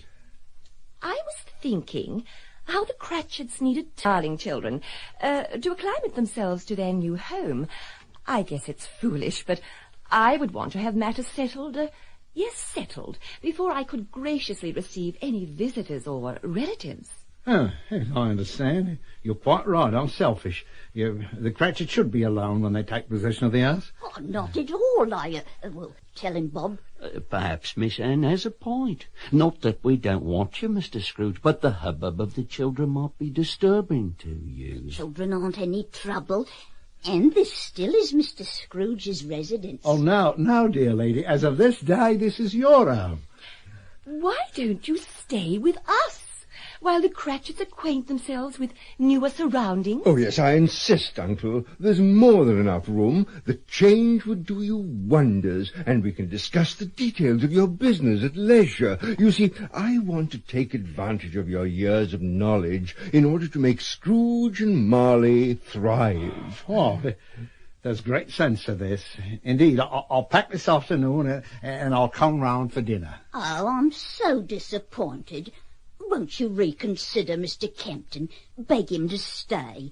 I feel as if I'd forced you out of the house. Odious woman. Harpy. I've won, you snivelling witch. You might own the house, but I'll have him. I wish I could tear those blonde curls out of her head. I'll have you back, you old man, before she's poisoned your mind. True to his word, Scrooge moved in with his nephew, while the Cratchits took possession of the home. Daily, Scrooge would accompany Fred to the counting house, where they would pore over loans and interest rates and collections. Bob Cratchit often listened to their discussions, but inevitably returned to his desk to add columns of figures. Ebenezer was pleased that his nephew had such a grasp of the business, and expressed his pleasure to Anne that evening at dinner. Oh, Anne, I marvel at your husband's ability. He's learned my business within days. You're too kind. I'm sure there's much more for him to know. What took you years of wisdom and experience to understand can't be understood in such a short time. You flatter him, Uncle Ebenezer. Oh, indeed not. I thank the spirits that I had the good sense to turn everything over to Fred. Not everything, but we're more than satisfied. Your company is payment enough. A toast to Uncle Ebenezer and the spirit of Christmas. Oh, spirits, Fred, spirits. I hope they haven't bothered you since you've been here. Oh, not at all. I only talk to Jacob at night. You've seen Jacob Marley? Oh, yes. Every night as I lie in bed and wait for him to materialize. And then we talk for hours. I've told him how happy I am, how Fred's progressing, what's happened to the Cratchits. Oh, Jacob is pleased, very pleased. They're dreams, Uncle, like the other time. Well, dreams, if you wish, but Marley does visit with me. Have you ever discussed these apparitions with Mr. Kempton? Oh, certainly. He knows all about them. There's nothing I would hide from my attorney. Most sensible, Uncle, and most important. Did he feel the spirits had guided you unwisely in the past weeks? Wow, you know Mr. Kempton, he's a man of logic, of fact. His mind, it works like a clock. He thought my voices were a fever that had swayed my judgment. Poor man, he has little imagination and too much reason. Did he question your actions? Did he feel giving your home to the Cratchits a sound decision? Well, it wasn't his decision or mine. It was the will of the spirits. I've told you that before. Anne and Fred sat facing each other in the parlor after Scrooge had gone to bed. Despite their silence, they thought along similar lines. Finally, Anne spoke.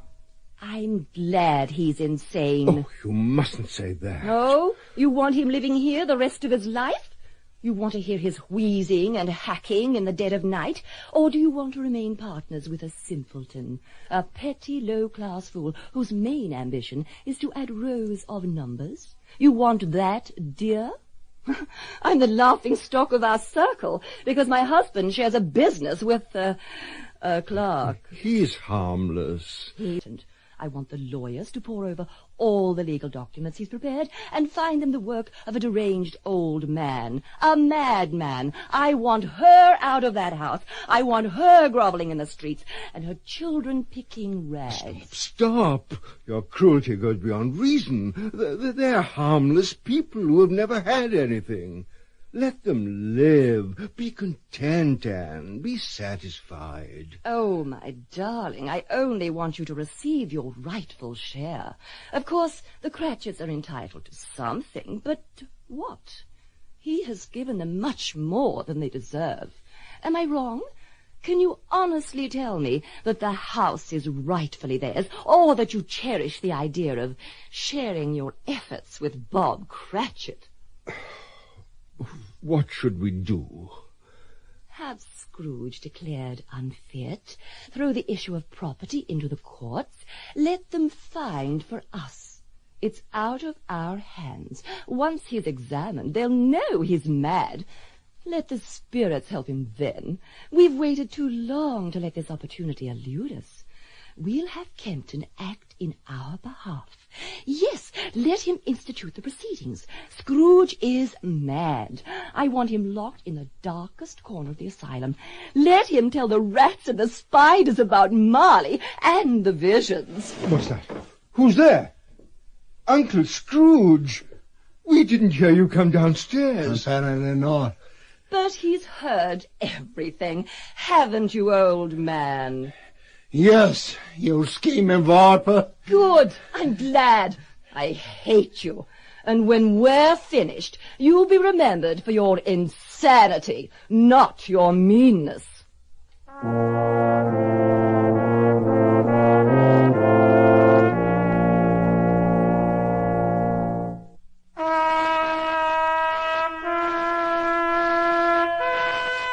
Scrooge ran from the house in the dead of night. Tears streamed down his cheeks as Anne's words echoed in his brain.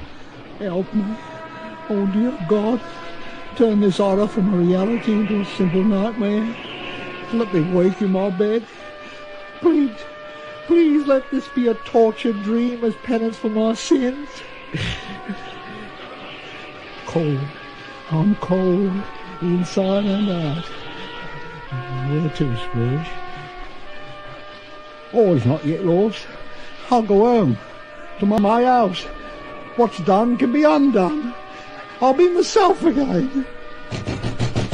Open! Open!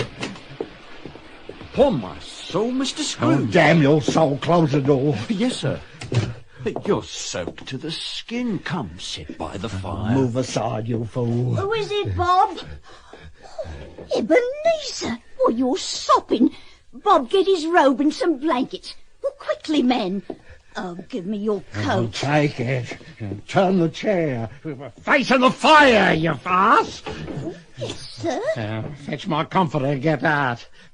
I said get out, didn't you hear me, you fat-faced little gutter snipe? Get out. Ill, sir? Ill? No, I'm cured. And I see you for what you are. You get out now.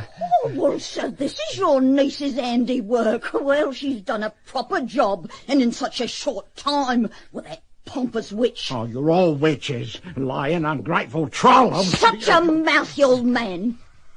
How dare you? Get out of my house. Take your pack of disgusting children, your feeble-minded husband, and get out. You sit down. Sit down and be still. Well, I'll have the bailiffs throw you out into the deepest part of the prison and make sure that your brats never leave the workhouse. If you speak once more, just once, I'll bend this poke across your wretched head.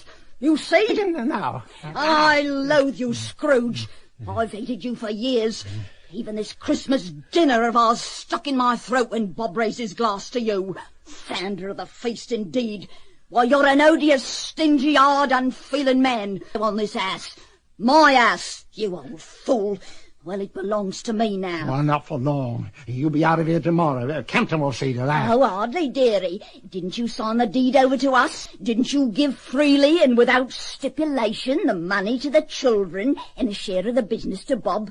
You did all that. It's signed and ours. All ours. Oh, not quite. You see, my dear, I'm going to contest the transaction. I'm going to have the whole matter reversed. I'll bring my case on temporary insanity brought on by food poisoning. Then everything will be thrown into a conservator's hands, Mr. Kempton's hands, and you and these miserable brats will be forced from my home. Scrooge will be Scrooge once more. I see you dead before one of my children sleeps among the lice and roaches again. You'll burn in hell as you deserve. Insane. You're just mad, but to my advantage. Look at you. Well, you're just nothing but a raving lunatic. What's signed and sealed will never be undone by the likes of you. Your darling niece has played the hand for both of us. Now get out, Scrooge. Get out of my house. Let the wind and rain freeze your wretched heart. Contemptible slut. No, put that poker down. Don't come near me now. Get out, you filth! Don't you dare touch me, out! Don't! Run, old man, run to your death!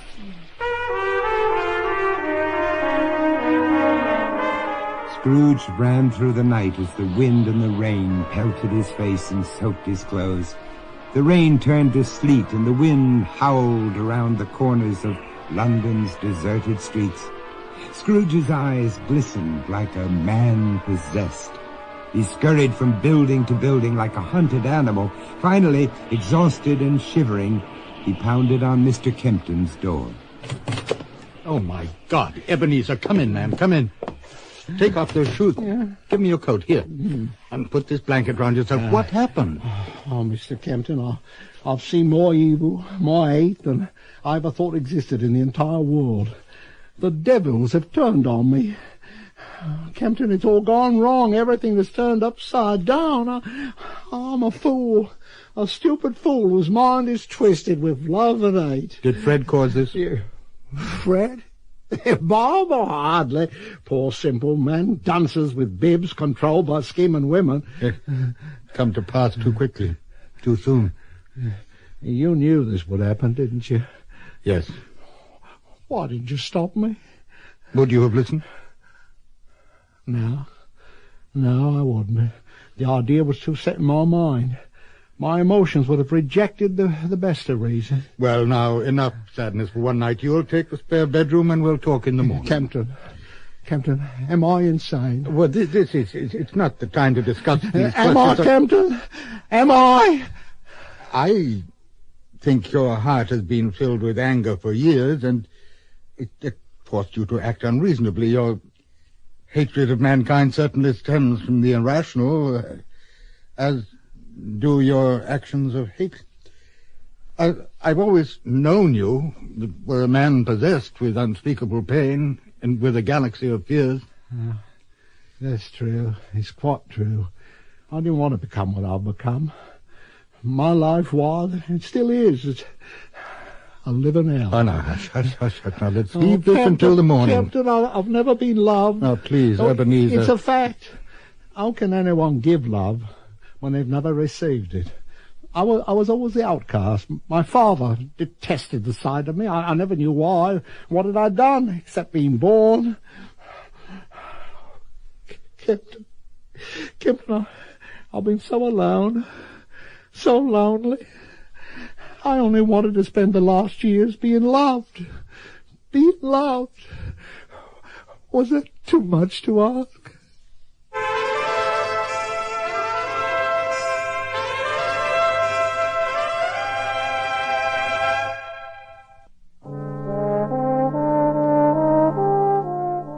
Kempton guided Scrooge up the stairs and into the spare bedroom. He closed the door, leaving the old man to prepare himself for bed.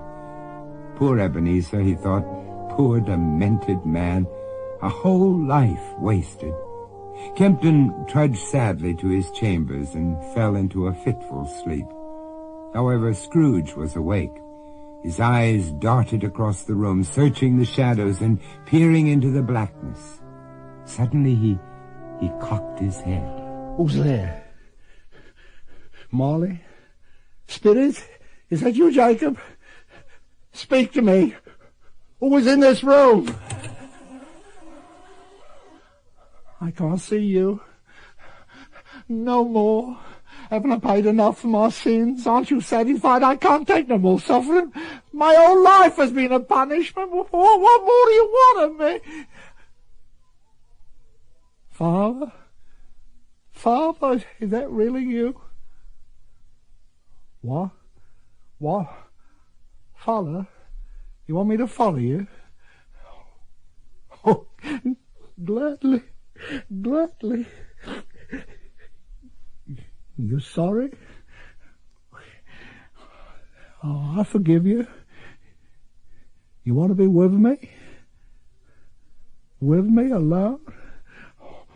Oh, yes, I'll come gladly. I've waited such a long time for you, Father. It's been so lonely without you.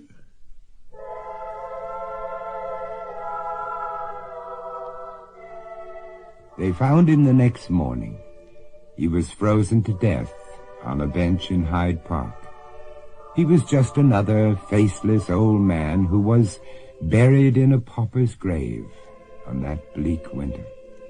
Kempton never suspected he had died, and the others didn't care.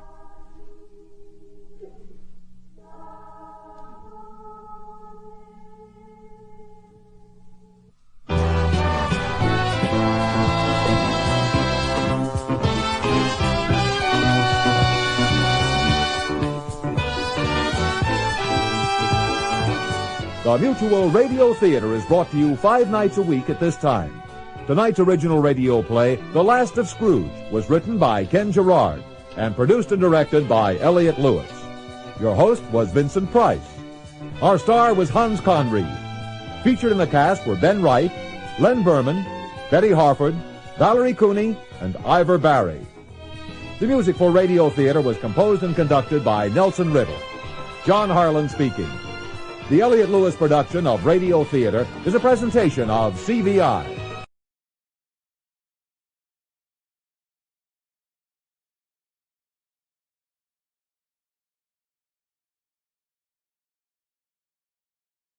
Tired of the everyday routine? Ever dream of a life of romantic adventure? Want to get away from it all? We offer you Escape!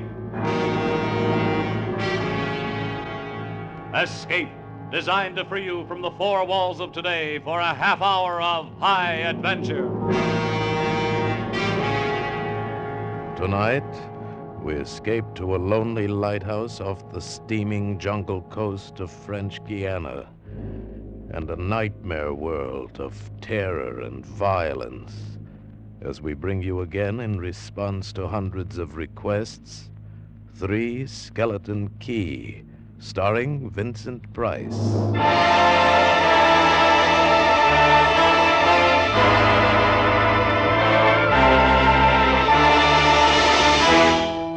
Picture this place.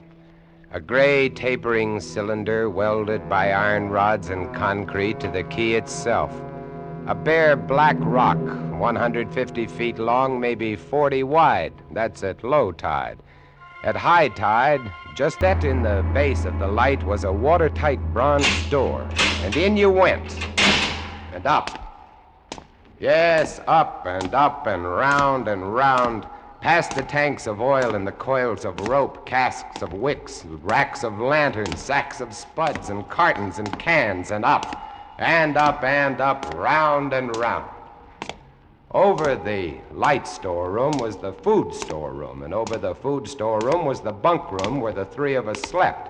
And over the bunk room was the living and cooking room, and over the living and cooking room was the light.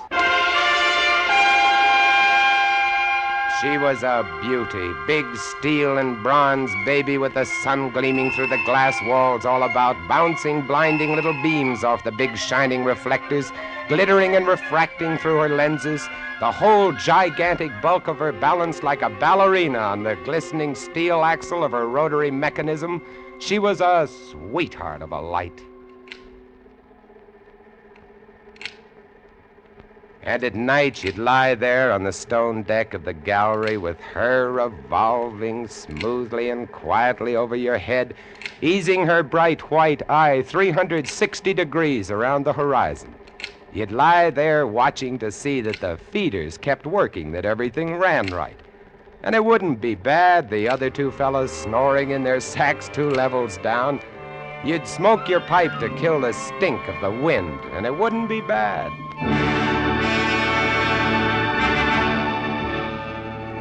About those other 2, Louis and Auguste. What a pair. Louis, he was head man, was a big fellow from the Basque country, black beard, little hard black eyes, and a pair of arms that I tell you, those arms were as big around as my legs. Yes, head man he was, and what word he let go was law. A silent fellow, and although I spent my first 2 weeks trying to strike up a real conversation, The most I could ever get out of him was... Jean, I took up this profession because I don't like people. They want to talk too much.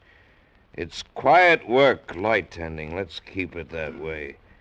You're getting to be as bad as Auguste. I thought maybe for once they'd send me somebody who That could keep was his Louis. mouth shut. When he accused me of becoming like Auguste, I quieted down, because Auguste was the talkingest man I'd ever met. The talkingest and the ugliest. He was hunchbacked, stood 4 feet high, had red hair and big blue eyes. It seems he'd been an actor in Paris. Yes, indeed. Played in over 200 different productions, dear boy, at the Grand Guignol. Oh, but it was monstrous horrible, the way we used to scare the audiences. I was hated. Yes, they used to throw things and hiss and bare their teeth at me. Finally, it got too bad. I couldn't stand it any longer. I gave up the theater. My nerves, you understand. Yes, gave it up completely. I really did. Couldn't stand it any longer.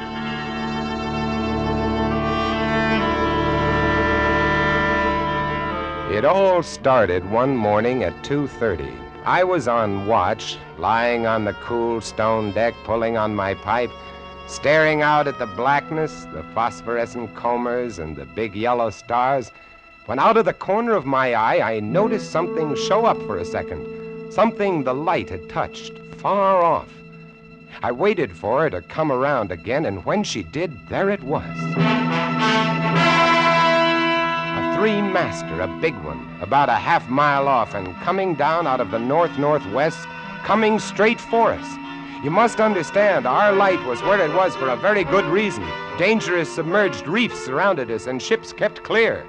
But this one, this sailing vessel, was coming straight on. I went over to the gallery door and yelled, "Louis! Louis!" Couldn't understand it.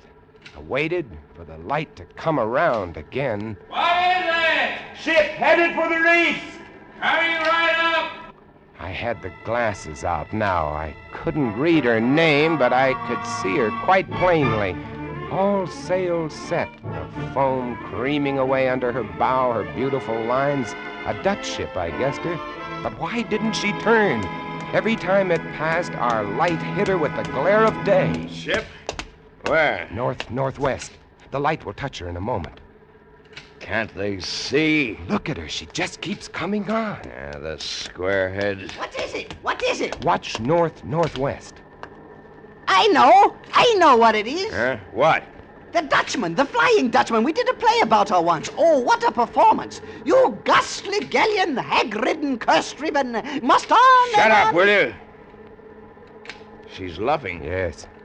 Sloppy way to come about. She's derelict, that's it. Derelict? Abandoned. The crew left her for some reason or other. But instead of sinking, she's gone on, running before every wind. She'll not run long. Not with these reefs to break her up.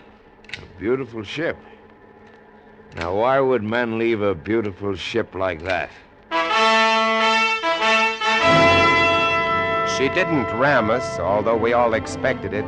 But as man caught some odd gust and we watched, heeling and rocking, pushed and pulled by every stray wind, every freak current, watched her until the dawn came, till the sea turned, and on she came again, heading for us. We all had our glasses trained on her now. August, you can kill the light. Right, Chief? She doesn't look so good by daylight. Think she'll ground this time? What? I say, do you think she'll ground this time? Huh? This is impossible. Absolutely impossible. What? Here, take my glasses. They're better than yours. All right. What is it you're... I had to focus, and then my breath froze in my throat. The decks were swarming with a dark brown carpet that looked like a gigantic fungus, but undulating. And on the masts and yards, I don't know, an endless number of enormous rats. See them? Yes, I see them. Now we know why she's derelict. Yes, now we know. What are you two doing? Here, give me a look. Yes, give him the glasses. Take a good look, chatterbox. Give you something to talk about. She's still heading for us. Yes. She's going to turn. She better turn soon. Suppose she doesn't. You mean suppose she piles up on the key? It's low tide. Yes. Yes, it is. Where's all the conversation, August, huh? Here, want the glasses again? No. Want another look? No. She's still coming on. Go away! Go away! Turn, will you? Turn, I say, I pray you, turn! She's cracking up. The rats! Look! On the water! Like a carpet! They're swimming. Sure, they're swimming. Those are ship's rats. But they're swimming for the rocks. The door below! It's open! Come on. Down, we're taking them 3 and 4 at a time. Scared? You bet we were scared. August, you get the windows. Maybe they can climb. We don't know. Right, Chief. But hurry! Hurry!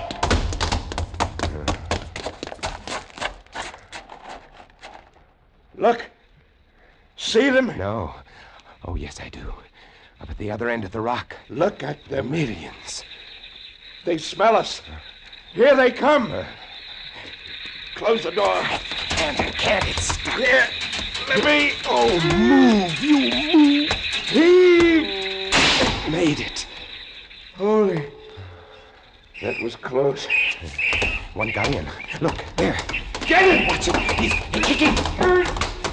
He was as big as a tomcat, bigger. And his eyes were wild and red, his teeth long and sharp and yellow. He went for us, starving, ravenous, and we fought him, fought that one rat all over the room. It was, oh, believe me, I do not exaggerate, it was like fighting a panther. Got him.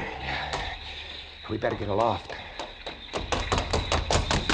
As we ran up the winding staircase, we passed the tiny windows of the various levels, and at every one was a thick, wriggling, screaming curtain of brown fur. I was ahead of Louis, and I dreaded each successive level. Suppose they had found a way in. Look at them! Will you look at them? It's a nightmare. Will you look at them? The air of the gallery was thick and fetid with the stink of them. The light was dim, brown, filtered through the crawling mass that swarmed over the glass all about us. We could not see the sky. Nothing but them. Their wriggling, hairy snouts and their teeth. The rats. They screamed and howled and threw themselves against the glass. They were starving. And we three, we stood very quietly. Oh, very quietly in the center of the glass room under our beautiful light. And we waited. What can we do? What can we do, Chief? Take it easy, old man. Take it easy. I just can't. It won't do any. Won't do any good to stand here and shake. That's right. Anybody want a cigarette? Yes, I have one, thank you. Good boy. We've got to keep calm about this thing. Here's a light. They don't like the fire, do they? Guess not. Give me another match. You don't like that much, do you, I say? Don't rile them, August.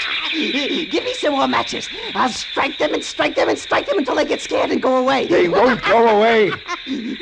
Not until... Finish it, Chief. Not until what? Not until they've been fed.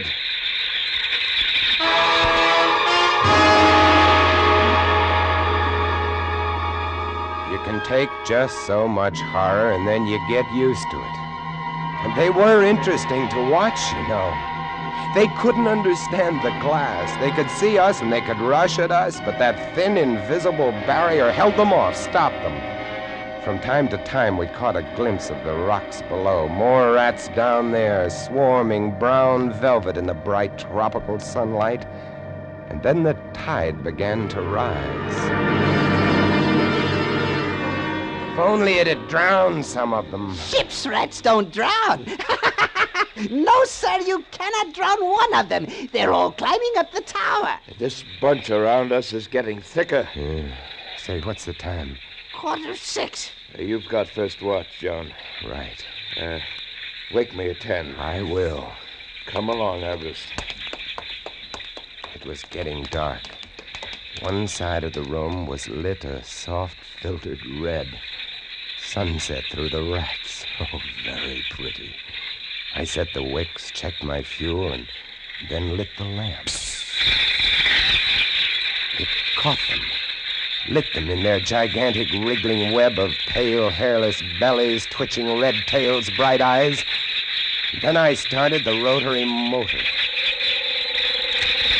The light drove them mad as she swung slowly and smoothly about. She blinded them in the fierce stabbing bar of light, moving continually about, ever turning, ever touching, ever moving around and around, and they twitching and shuddering, eyes flaming when they were struck by the light. The bright light moving, and behind on the dark side of the room, so close, I dared not turn my back, but you cannot help turning your back when you're in a room made of glass. On the dark side of the room, you could not see them, but only their eyes. Thousands of points of blank red light, blinking and twinkling like the stars of hell.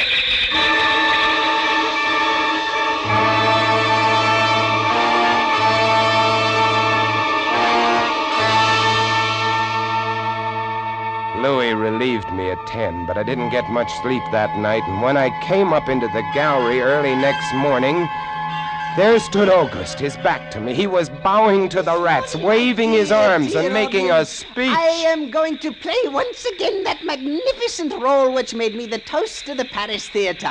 Prelate, the evil genius of the medieval underworld. I am he who did guide the dark soul of the Marechal into the nether paths. Do not be frightened, little children. I will not hurt turning. you. I stood staring at him, horror-struck, but he didn't notice me. The man had gone mad. He kept turning, telling his stories to all the rats, leaving no one out. August! August! Ah, another one. A latecomer. Take a seat on the aisle, dear patron. August, move stop over it, there. stop it. Let the gentleman be But seated. he didn't stop. Come. He went up, his big blue eyes rolling and winking, his wild red hair waving about him. I grabbed him by the arms and slapped his face. He looked at me like a child.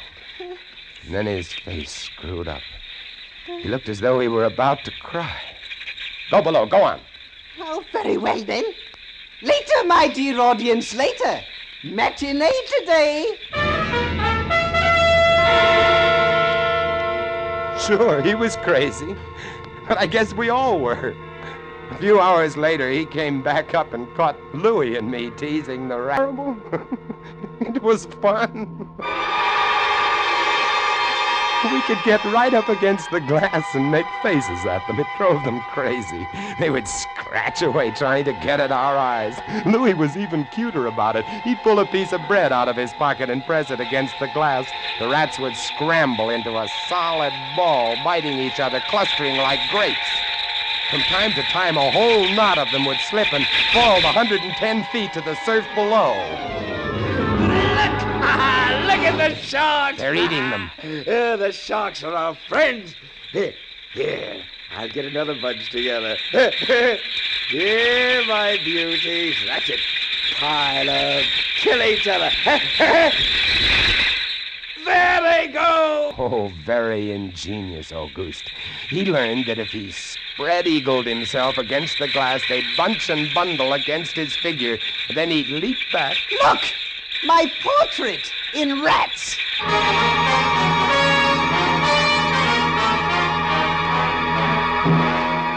And then I was lying in bed. It was about midnight. I was very tired, and I was just beginning to fall off to sleep when I became conscious of a new sound.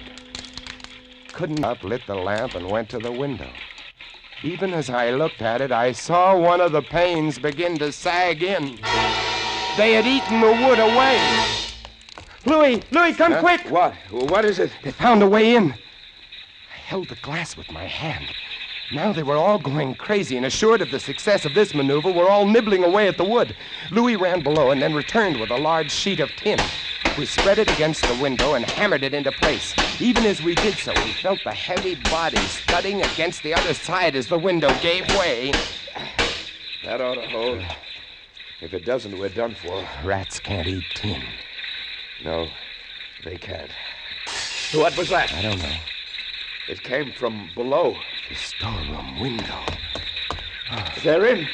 They're swarming up the stairs. Drop the trap. Right. Two of them got in. Let's go after them. We didn't have to go after them. They came at us. I leaped to one side and grabbed a marlin spike, swung, and smashed one in midair. No! I whirled to see Louis with the other. It had ripped his hand open, and the blood was pouring all over the place. He held his hand aloft and kicked at the snarling rat. I stepped and swung and got him. My hand! He got my hand! That's both of them, Louis. I'll get you something to tie that up. Blood! Look at it! My blood! I'm bleeding! Now, don't worry about it, Louis. Here, look. I'll wind this kerchief around it. It'll be okay. Blood! There, now. It's not bad, just the flesh. And then I became conscious of another new sound. They were gnawing their way through the wooden trap door. I watched the wood fascinated. Even as I did, it began to give way, and a bristling, whiskery nose showed through. Louis, we've got to go up. Next level was the living quarters and kitchen. I slammed the trap door there, too, but it, too, was wood. My blood. What are we going to do? I don't know. We'll be through this one in a moment. The gallery. The trap door in the gallery is metal. Good. Come on. We made it. We lay across the trap door exhausted, while below us the rats took over the entire tower. I could hear them howling and fighting over our food supply, our water, our leather. And all about us, the others screamed and glared in at us, swayed in a tangled mass, hypnotized by the ever-turning light.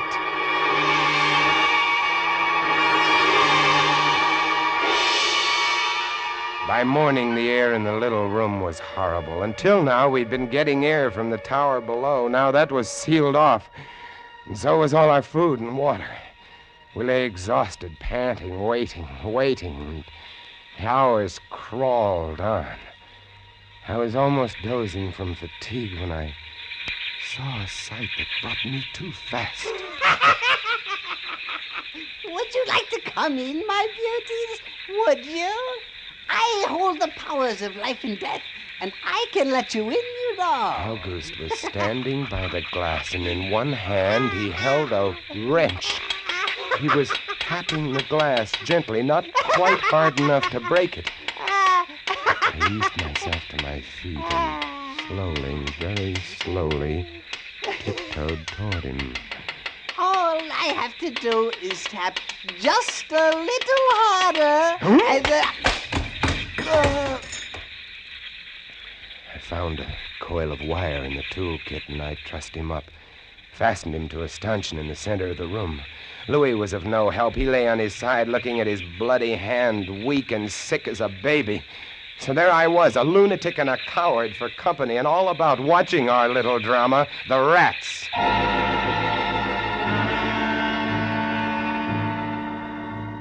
The day dragged by. The supply boat wasn't due for another 12 days. I don't know what they could have done if they had come. We had only one way of summoning them, and that was to shoot off distress rockets, but the rockets were 4 floors below.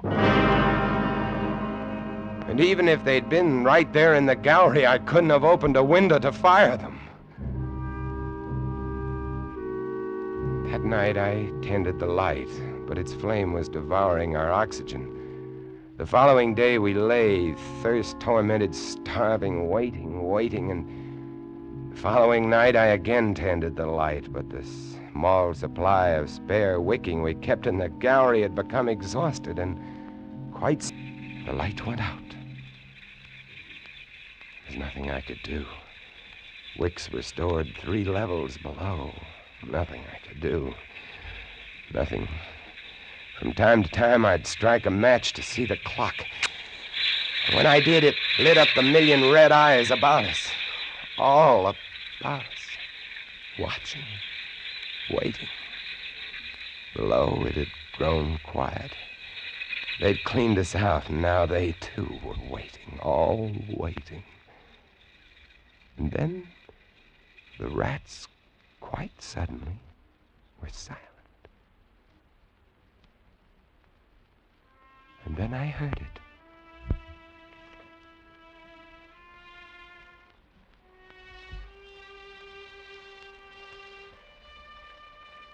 And then I saw the sky and the stars. The rats were gone. I went to the glass. Out there on the water, a small freighter, a banana boat, showing a few lights, came softly and innocently at us. The light was out. They didn't know. I wanted to open the windows to call out to them, to warn them somehow, but I was afraid the rats were hiding from me, tricking me. So I waited. She grounded very yards from the quay and playing the cornet. Was he a passenger or crewman off watch? Didn't even stop playing. They tried washing her back off. I could have told them to save their fuel. The tide was rising, would have floated her free. And I waited.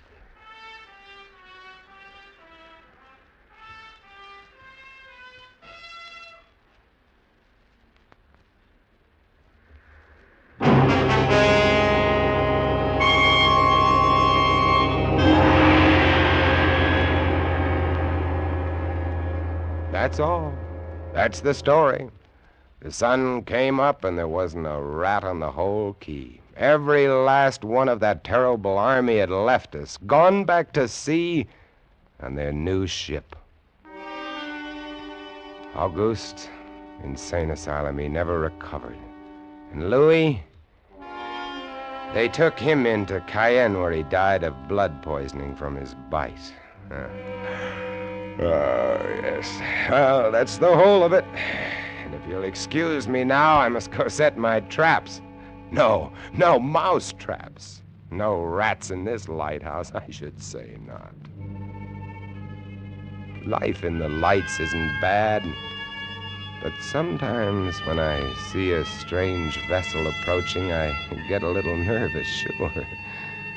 Somewhere on the seas, there's a little banana boat without a crew. That is, without a human crew.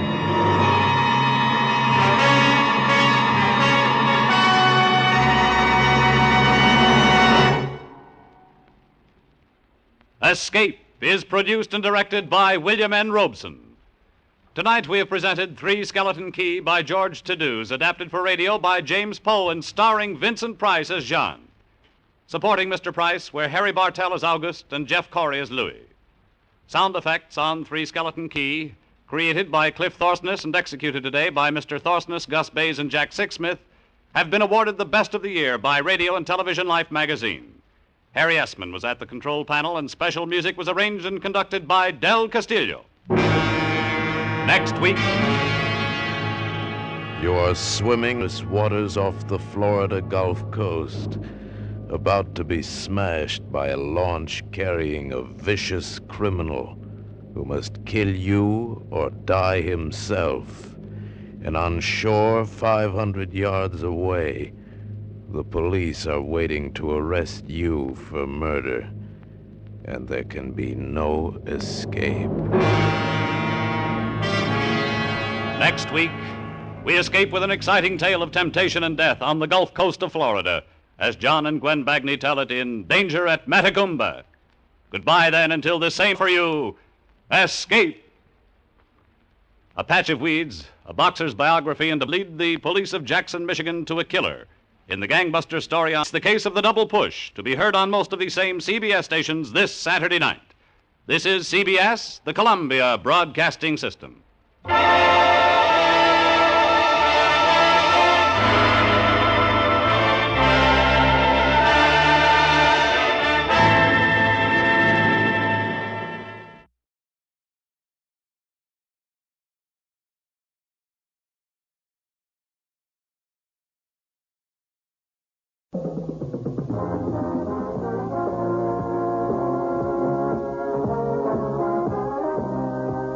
the theme from Sears Radio Theater, which will be brought to you Monday through Friday on this station. Today, Vincent Price will bring you a generous helping of mystery and suspense. Tomorrow, Cicely Tyson will enthrall you with tales of love and hate, dramas involving human emotions. Friday, Richard Widmark will host tales of adventure in outer space, under the sea, anywhere there is adventure. Monday, you'll hear stories of the Golden West and the West we know today with Lorne Greene as your host. And on Tuesday, you can laugh with Andy Griffith as your host for things that are funny. The Sears Radio Theater will begin after this message from your local station.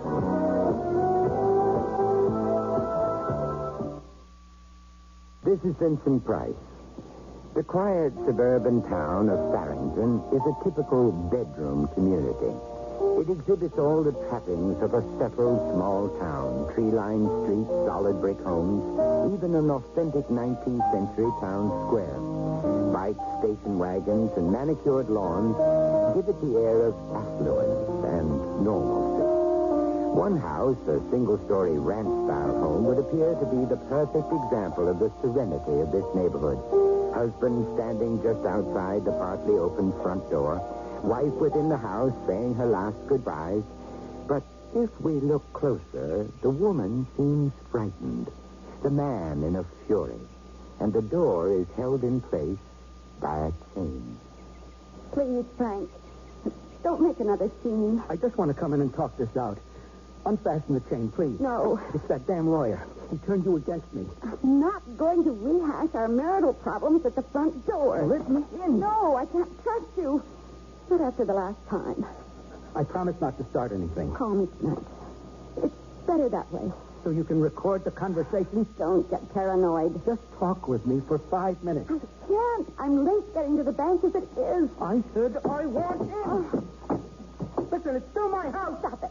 You'll upset the children again. Dad, Carrie! Oh. It's Daddy, help me! Mommy won't let me see you. She won't let me come home. Stop it. Now stop it. Don't drag them into our mess. All I want to do is sit in my own living room and reason with you instead of some attorney's office. Is that asking too much? We've been talking for months. Nothing's changed. I'll never give you a divorce. I mean it. I haven't asked for one. Now give me time to think. I won't let you go. I know you want to marry Brock. Just keep him away from this house. Frank, please. I don't want him touching you, holding you. You're only making things worse. I'm warning you. If you see that lawyer Brock again, you'll live to regret it. And that's only the beginning of our story.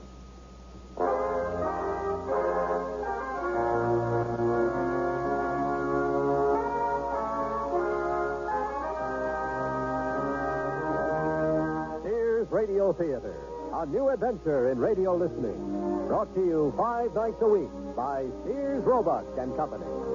Sears, where America shops. Your host, Lorne Greene. I'll bring you stories of the Old West and the New. Andy Griffith with a look at the funny side of life. Vincent Price with tales of mystery and suspense. Cicely Tyson with stories about love, hate, and religious things. Richard Widmark. I'll bring you stories of pure adventure. 5 nights of exceptional entertainment every week. Brought to you in Elliott Lewis production of the Sears Radio Theater.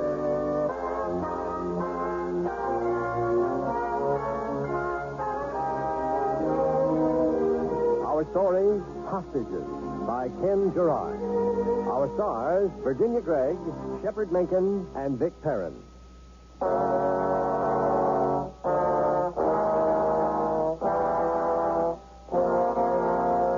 In spite of her husband's threat, Carol Madison called her attorney, Ted Brock, the moment she arrived at the bank. She was terrified. She needed advice. Ted Brock told her he would come to her office immediately. How are you this morning, Mr. Enright? Never better, Mr. Brock. Oh, you can smell spring in the air. So go right in, please. Mrs. Matson's expecting you in her office. Thanks. I know the way. I've been here enough.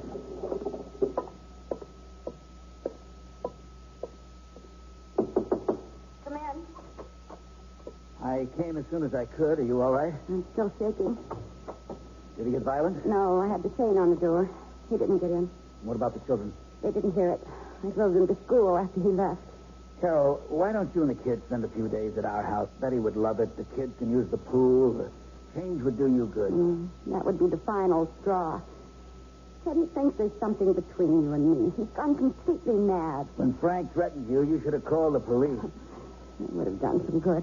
How do you arrest a police lieutenant? They wouldn't have believed me. Hasn't your situation gone far enough? You've given him every chance to pull himself together. He's not going to change. Please, file the divorce papers.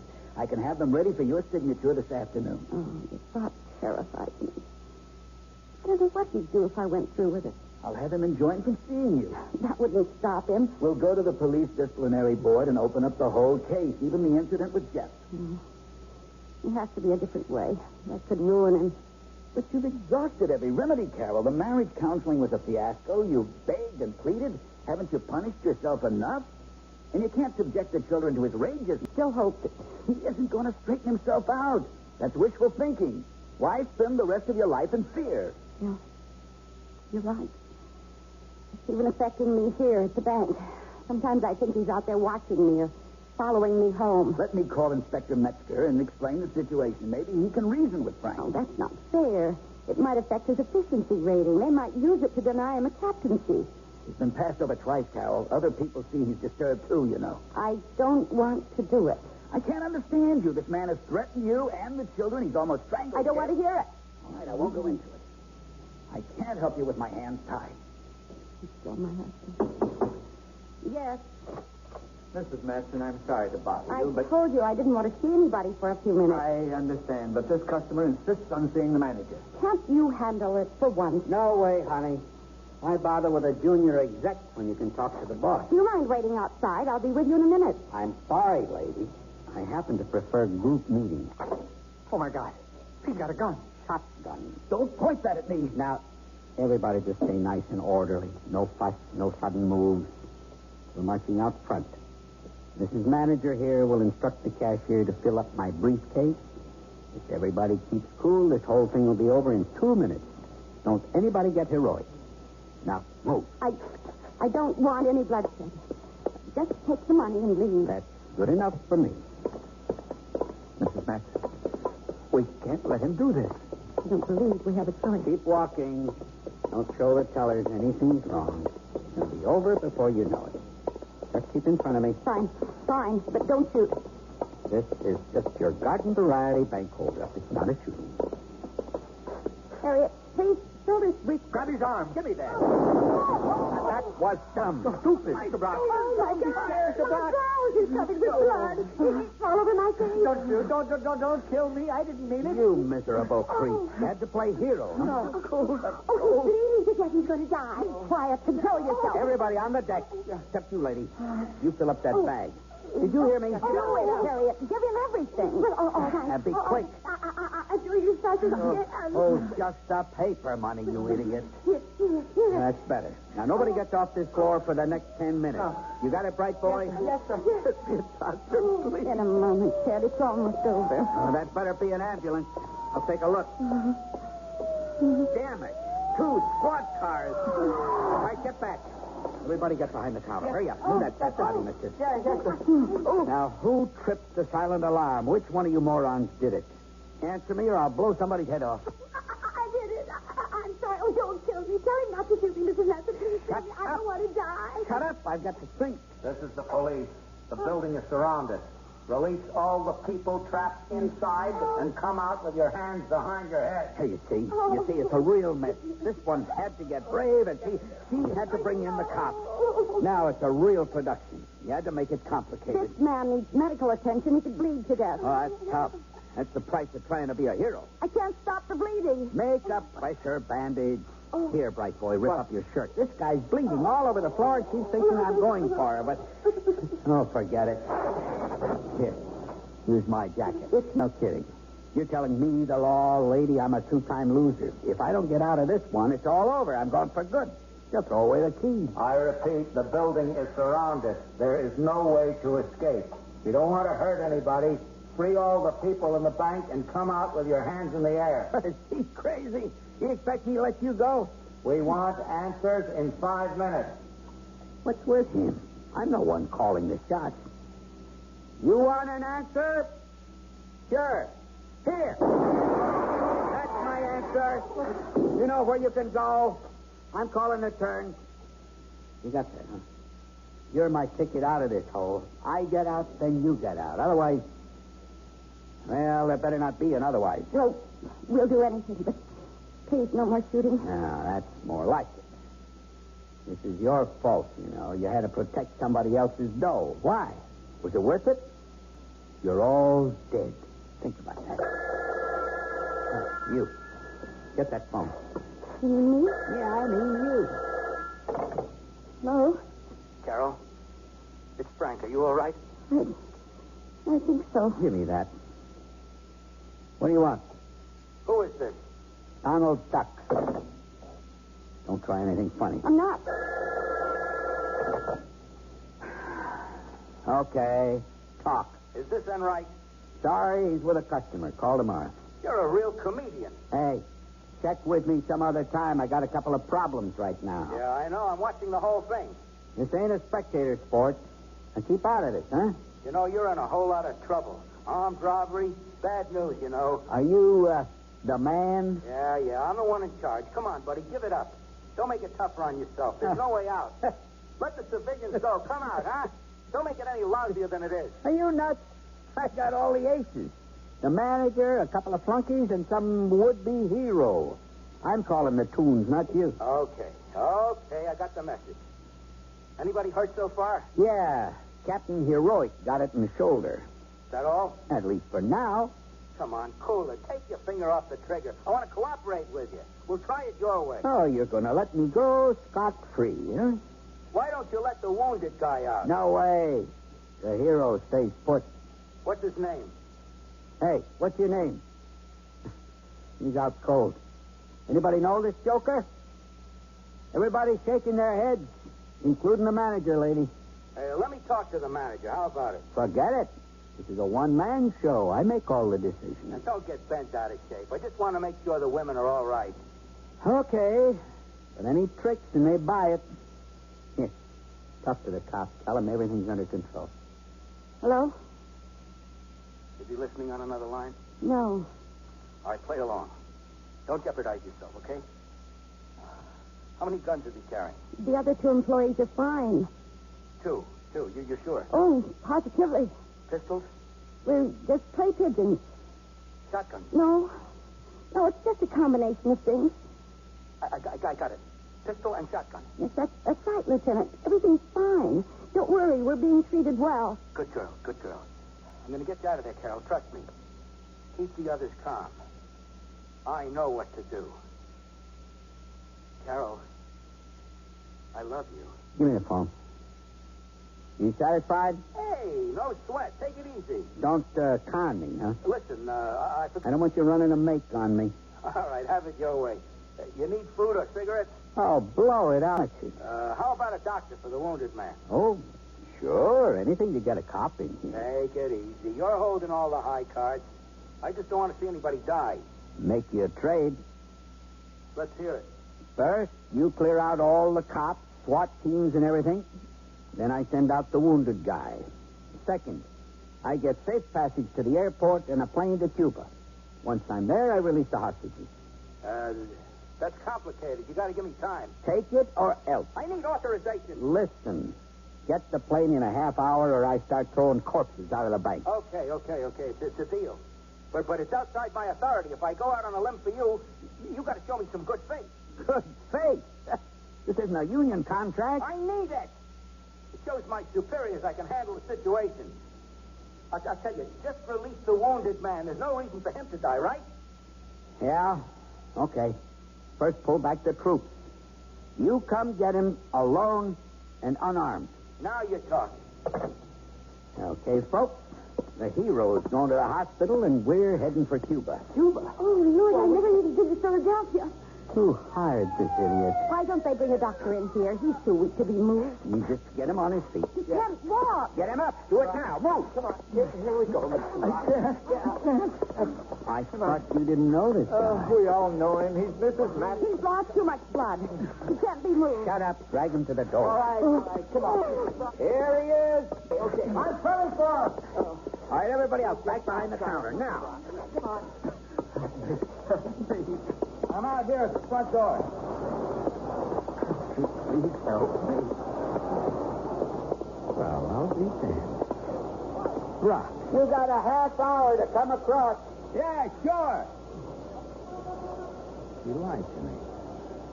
Oh, I should have known it. You met with her. I told her not to see you. I warned her, but she did it anyway. Please help me. You couldn't stay away from each other, could you? You had to put your filthy hands on her. Touch her. Please. Oh, I hope you're in agony. Serves you right. Breaking up my home. She's deceived me for the last time. I told her I meant business. I got her now. And she thinks I'm gonna save her.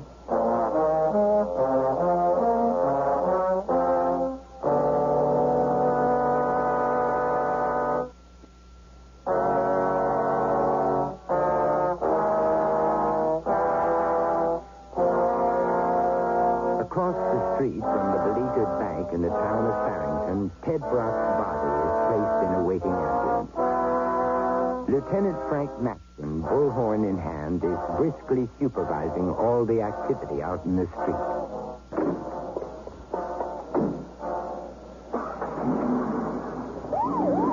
All right, you in the bank. I kept my part of the deal. For now. Yeah. You're just what I want. Harry, come in. Yeah. Pull the marksman back, completely out of sight. Tell those guys on the roof to get down. Roger. Sergeant Lopez, take 3 men with riot guns and the SWAT team to the rear of the bank. You wait on my orders. In boss. When I give the word, you go in blasting. Everything. He's a wild one. But wait for my word. And Lopez, no screw-up. Sure, Frank. You're in control. We're going to have to watch him, Commissioner. He's got automatic weapons. Sounds like a tough monkey. What's the status? The area's roped off. No TV, no press. The place is surrounded. Hank set up a command post in the stationery store across the street. There's a phone there up front in the window. You can see it clearly from the bank. Good planning. Now, I've got one guy out already. Bad shoulder wound, but he'll survive. Anybody else in there? 3. One of them's my wife. What? Frank. Yeah. It's a rough one. How about Captain Gordon taking over? No, sir. My ball game. And it's my wife trapped in All there. right. Okay, now run the show. Let's get him out of there in one piece. Just let me alone and I can do it. All right. Any demands? A plane to Cuba, $2 million, and release of all political prisoners. What prisoners? Beats hell out of me. He sounds like an extremist. Nah, he's just a punk hood. Says his name is Claudio. Hey. There's a Claudio wanted in connection with an attempt on the German ambassador. Could be the same guy, a radical. Pro-hitman. Listen now, don't you make any moves yet. I'm going to get the FBI in on this. Meantime, just stall some more. Maybe that's what he wants us to do. Why be a platform for him? Once we bring in the feds, then I can't hold back the press. Let's handle it like a local matter. Nurse him along. All right, I'll buy that. Treat him like a stick-up man. Play it low-key. Keep it one-on-one. For now. Until we can force the issue. Now, Frank, this Claudio is no back-alley thug. He's got a full sheet. Arson, political assassination, murder, and rape. Now, don't take any chances. In my situation? Look, I want my wife out, alive. If you need anything, I'll be at the command post. I'm coming with you. I'm going to use that phone in the front window. You'll see I'm alone. No taps, no SWAT team. Good. Frank, you pull this one off and you'll make Captain yell. Well, we'll see about that later.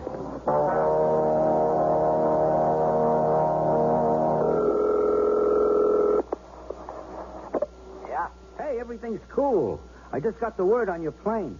Slow it down. Good. No fancy stuff. Oh, I know. Or everybody gets hurt. Right. Hey, did that guy make it? Oh, sure. The paramedic stopped up his wound. Be good as new in a couple of weeks. You did a smart thing, buddy. I won't forget it. Sure. You'll be a character witness. Let me speak to the manager again, will you? She's good stuff. You got something going with her? Manager lady, Dick Tracy wants to talk to you. Lady, get on the horn. Hello. Carol, Ted Brock died. Bled to death in the ambulance. Oh, no. Oh, Ted. Oh, my Ted. He was a trying to help. It isn't fair. What the hell is going on? My fault. Well, Miss Masson, what happened? What did you do? I didn't do anything. I killed him. I killed him because of me. He's dead. Who's dead? Dead. I killed No. He murdered him. He shot him. Killer. I knew it. We're all going to die. Everybody shut up. What is going on? Did that cop tell you something? Yes. Brock died on the way to the hospital. Oh, the hero? Yes. Well, the cop told me he's alive. They patched him up. Hey, lady, if this is some trick, you'll all be sorry. Hey, let me go, please. I got a bad heart. I'm sick. Fink, coward. You let these beauties stay here, wouldn't you? If that badge has something cooked up, you better ship it. I want to say something. There's a lot of funny stuff going down. First, nobody knows the hero, then everybody does. The cop tells her one thing, then feeds me another line. I just don't like the smell of this. Too many bad vibes. That's so?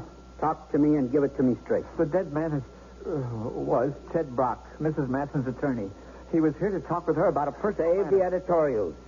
There's a missing piece that makes me nervous. And, folks, that's bad news for all of you. Yeah. You're set. 25 minutes. Maybe. What do you mean, maybe? I had it all worked out. The plane's fueling. The car will be in front of the bank in 10 minutes. There's stuff in the air. The guy I sent out. What's his name, Fatso? Ted Brock. Yeah, Ted Brock. He bought it, huh? No. I told you. He's at the county general being sewed up. The manager says he's dead. Hysterical women. What do you expect? Can't hear anything right. Let me talk to her. Here, talk. No. Get on the phone now.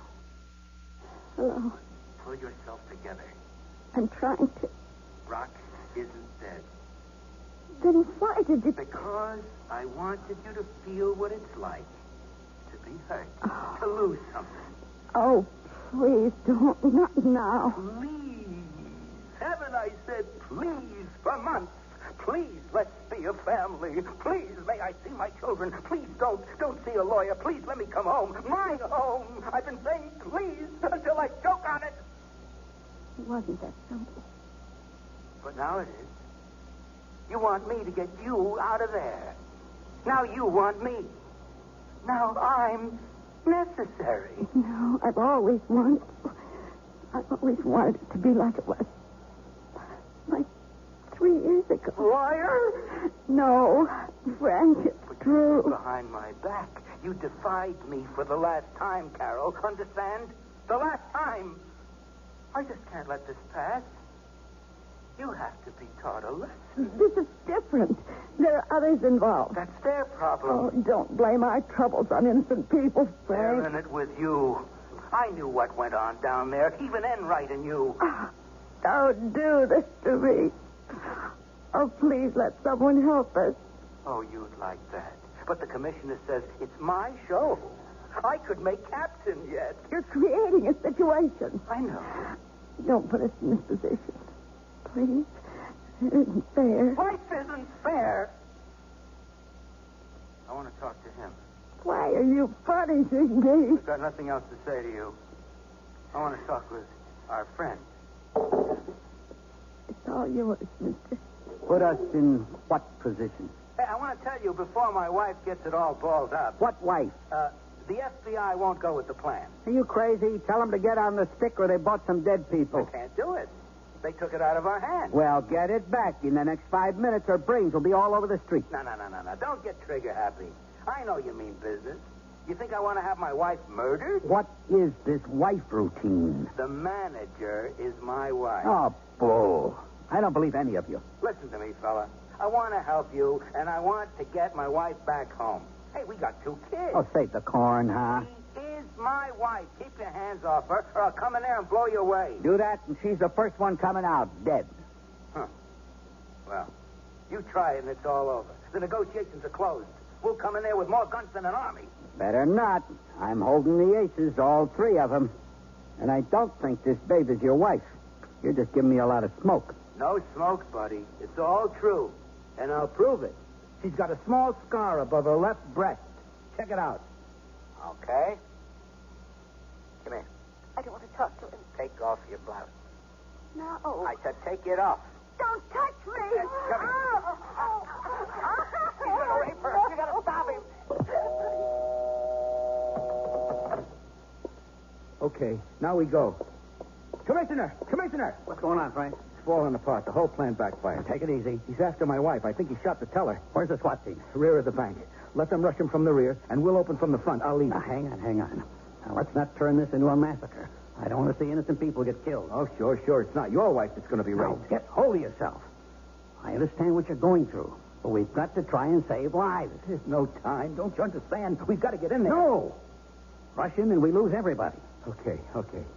Then let's make it a solo job. I can get into the bank through the air conditioning ducts. The main feed is in a room to the rear of the teller's cages. And we'll start a diversionary movement in front. Yeah. Pull some squad cars back and forth. It should give me enough time to do it. All right. Get whatever gear you need, flak jacket, helmet, anything. Yeah, well, all I need is my gun. Fine. Let's move. We'll start the cars in 3 minutes. Sure, that'll give me enough time to get into the shaft and start down. Good luck, Frank. Thank you, sir. Don't take too many chances. No, sir. But get him. I will. I'm going to shoot to kill. Both of them.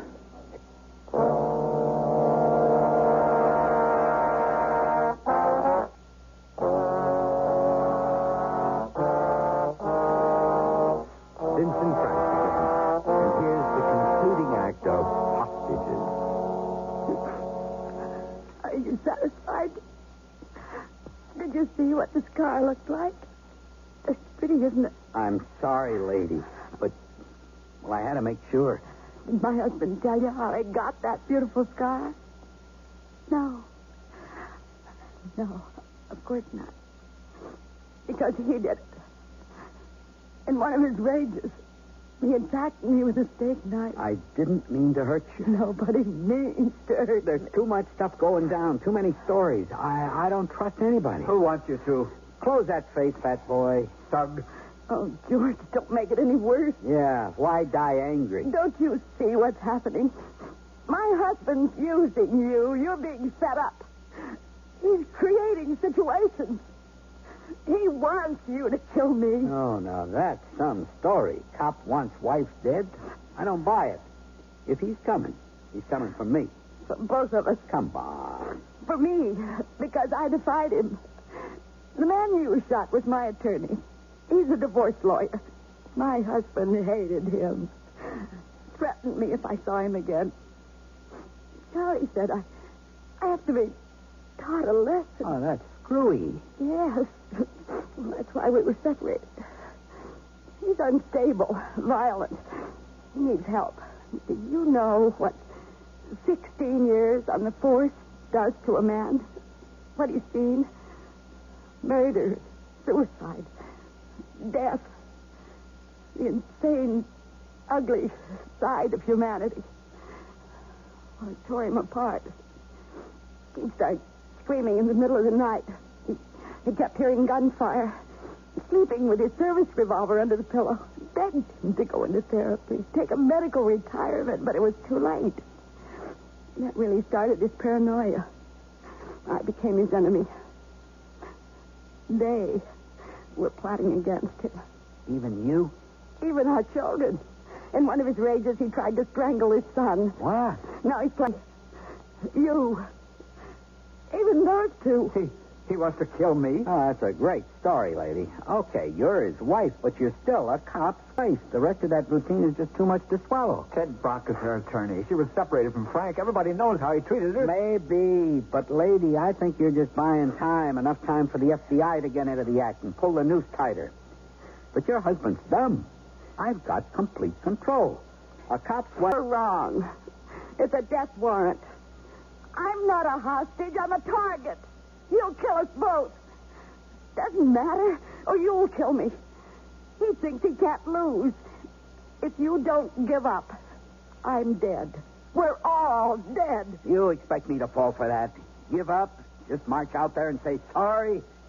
Hey, if I don't get armed robbery, assault, kidnapping, well, even without a prior record, I'm away forever. So drop the routine. I don't believe you. Okay, Fatso, up.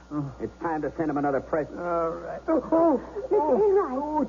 Just pain. It's his heart. Oh, bull, it's another trick. Trick. That's all you can even think about. He's had a weak heart for years. What do you expect when a gun's aimed at you? Breathing so heavily. Get some water.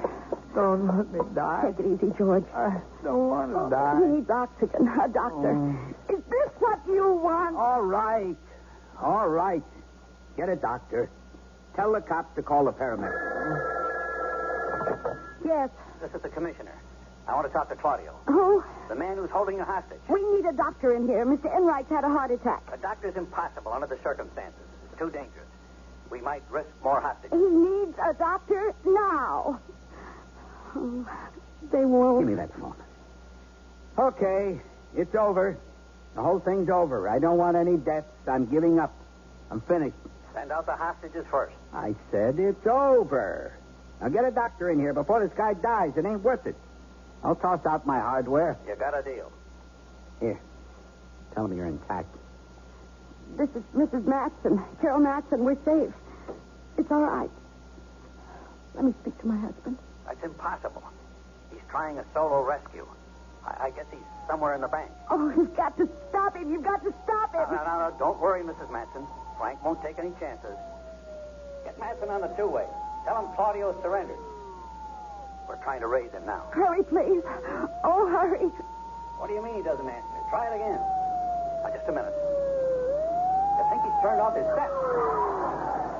Frank doesn't respond, Mrs. Matson. Oh. He's probably there. Inside now. What the hell's going on? Give me that phone. If you're coming in here, they die. No. I've called off the operation. Sure? I'm pulling everybody out. Okay. You can have two of them, but the manager sticks with me until I'm positive. That's not our deal. Neither with the goon cars. Now pull them out, everybody. All right. Surrender to me. I'll meet you in the front of the bank. What an honor. Okay, chickens, you're going home. Hang tight, fella. We're getting you a doctor. Miss Enright, here, let me help you. I think I can make it, Harriet. Oh, you didn't have a heart attack. That was a fake. Run, Harriet. Run. Oh, don't shoot, officer. Don't shoot. Let a hostage. I'll be damned. The coward. Fink. Chicken butt. Go ahead, sister. Beat it. No, I said go. Move now. Go ahead, Harriet. I'll be all right. Oh, what a screw-up for a lousy couple of G's. Boy, you people on the outside are something. It's safer in the joint. Come on, lady. I've had it. We're coming out. Hold it right there. Oh, it was a trick. Oh.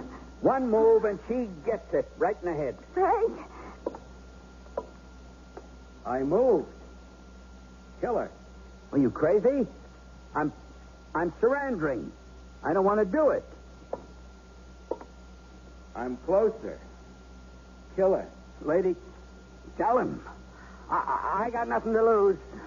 You haven't got the guts to pull that trigger. You're just a small-time punk hood. Frank, please. We worked it out. He's giving up. In the crunch, these guys haven't got it. No guts, no backbone.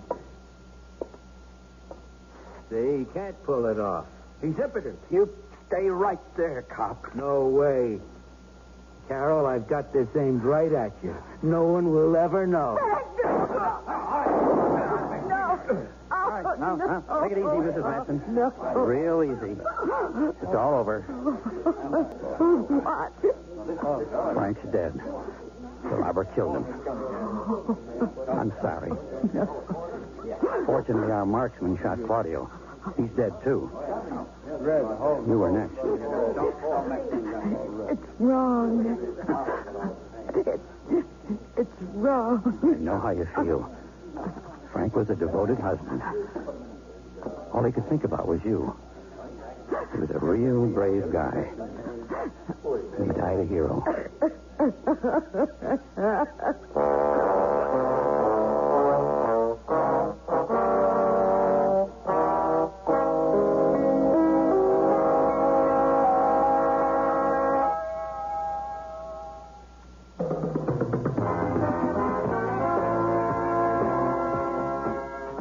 You've been listening to Sears Radio Theater, brought to you 5 nights a week by Sears Roebuck and Company.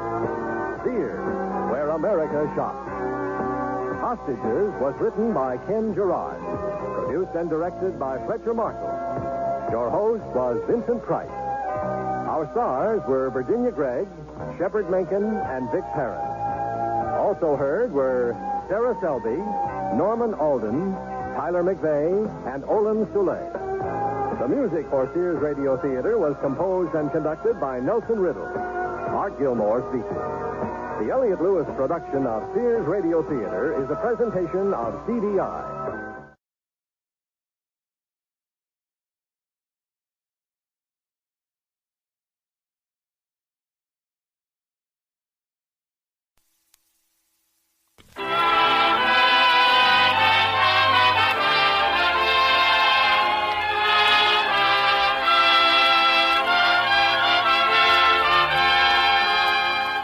The Radio Theater brings you Gene Tierney and Vincent Price in Dragonwick. Ladies and gentlemen, your producer, Mr. William Keighley.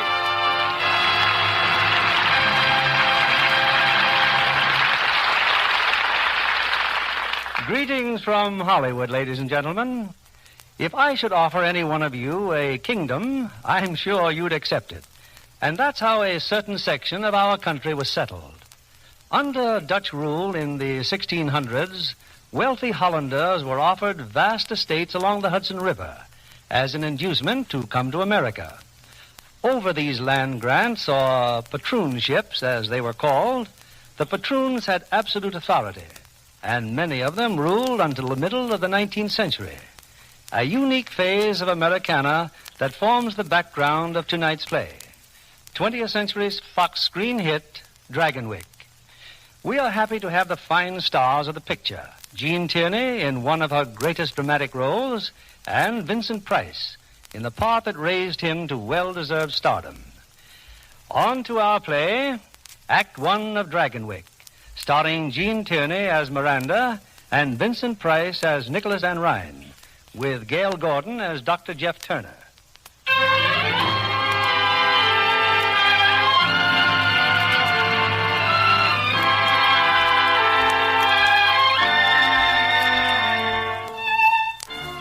New York City, 1844. In a suite at the ultra-fashionable Astor House, Elfram Wells and his daughter await the arrival of a man they've never met. Oh, I never had such a dinner in my life, Pa. Imagine Mr. Van Ryn ordering all that food just for us. Wasteful extravagance is what it is. And how did he know what I wanted to eat? But there was everything you could possibly want. Everything is what no man should ever want, Miranda. Yes, Pa. We'll drink our coffee later. And renting these rooms for us. I just don't understand such a man as Nicholas Van Ryn. But what is there to understand? He wrote to us inviting me to live with his family at Dragonwick. After all, we are related. So distantly as to matter not at all. We've never even met him. Then why do you feel so suspicious, Pa? Because the wealthy effect and elegance that is against the word of God. Because he is a patroon. I'm a Yankee farmer, and we're as good and maybe better than any Dutchman on the Hudson River. Oh, of course, Pa. But there's no harm in my being a companion to his little daughter if he and his wife so wish it. I gave you my consent, however foolishly, and you're going to Dragonwick. I want you to read with me, Miranda. Hand me my Bible. Yes, Pa.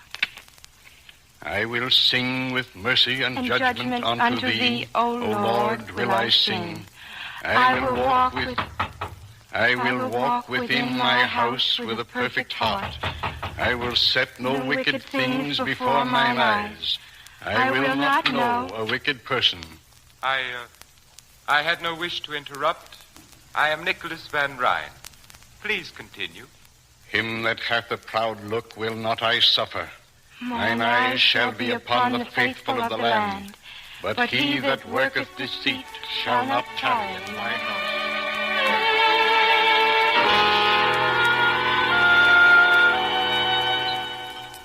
Well, Cousin Miranda, more coffee? No, thank you. You, sir? No, thanks. Mr. Van Ryn? Sir? I don't know what made me think you'd be a much older man. Does that affect your confidence in me, sir? Alexander the Great, when he was younger than I, had conquered most of the world. Maybe if he'd been a little older, he'd have conquered all of it. What are your politics? For Van Buren, I suppose. Van Buren is an old friend of mine. Naturally, if he's nominated, my farmers will vote for him. Your farmers? Yes, the tenant farmers on my land. Tenant farmers? You mean they don't own their own land? The land has belonged to the Van Ryns since 1630. I permit the farmers to work it, In return, they pay me tribute and a share of their produce. But they can buy the land if they want it. No, they cannot. Why? Because it belongs to me. I'd rather own 1/2 acre of barren rock than work the richest land in the world for someone else. I dare say we don't understand each other's viewpoint. I dare say. Cousin Nicholas, that music. It sounds very much like one. Do you dance the waltz? Yes, Cousin Miranda, but never in public places. Oh. It's time for bed, Miranda. Don't forget your prayers. I won't, Pa. Good night. Good night, Cousin Nicholas. I'll be here in the morning at 8 o'clock. The steamboat sails at 9. At this time tomorrow, you'll be in Dragonwick. Yes, Mr. Van Ryn. Oh, Yes? Cousin Miranda, on occasion we dance the waltz at Dragonwick. Good night.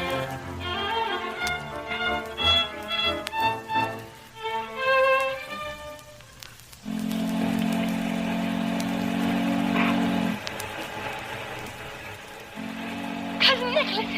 Oh, Cousin Nicholas. I just saw it. I saw Dragonwick. Oh, golly. It's like a great castle. All alone on a mountain. Oh, how can you sit there so quietly? But why not? I should think that seeing Dragonwick would be more thrilling to you than to anyone. Nothing could be thrilling that is shared with so many other people. Oh, tell me about Dragonwick. How many rooms are there? I've never counted them. And lots of servants. I've never counted them either. Oh, your bonnet.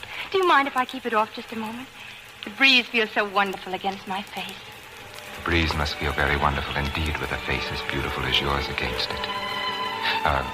Come, Cousin Miranda, I'd better see about your luggage.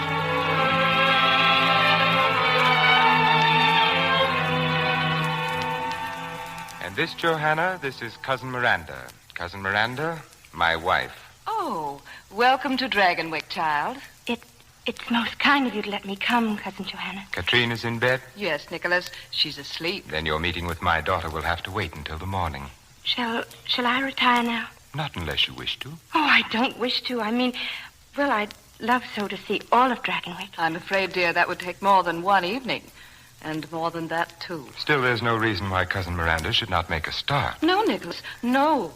I only Now, had this room over here, for example. Do you like it? Oh, how beautiful. And a harpsichord. And that portrait on the wall. Who is she? She was my great-grandmother, Azild. Azild. What a strange name. I don't know why we keep her hanging there. And that ugly old harpsichord. The servants have to be driven to dust it.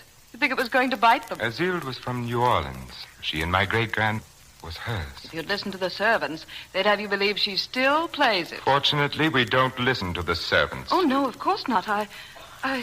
Isn't it rather... Yes,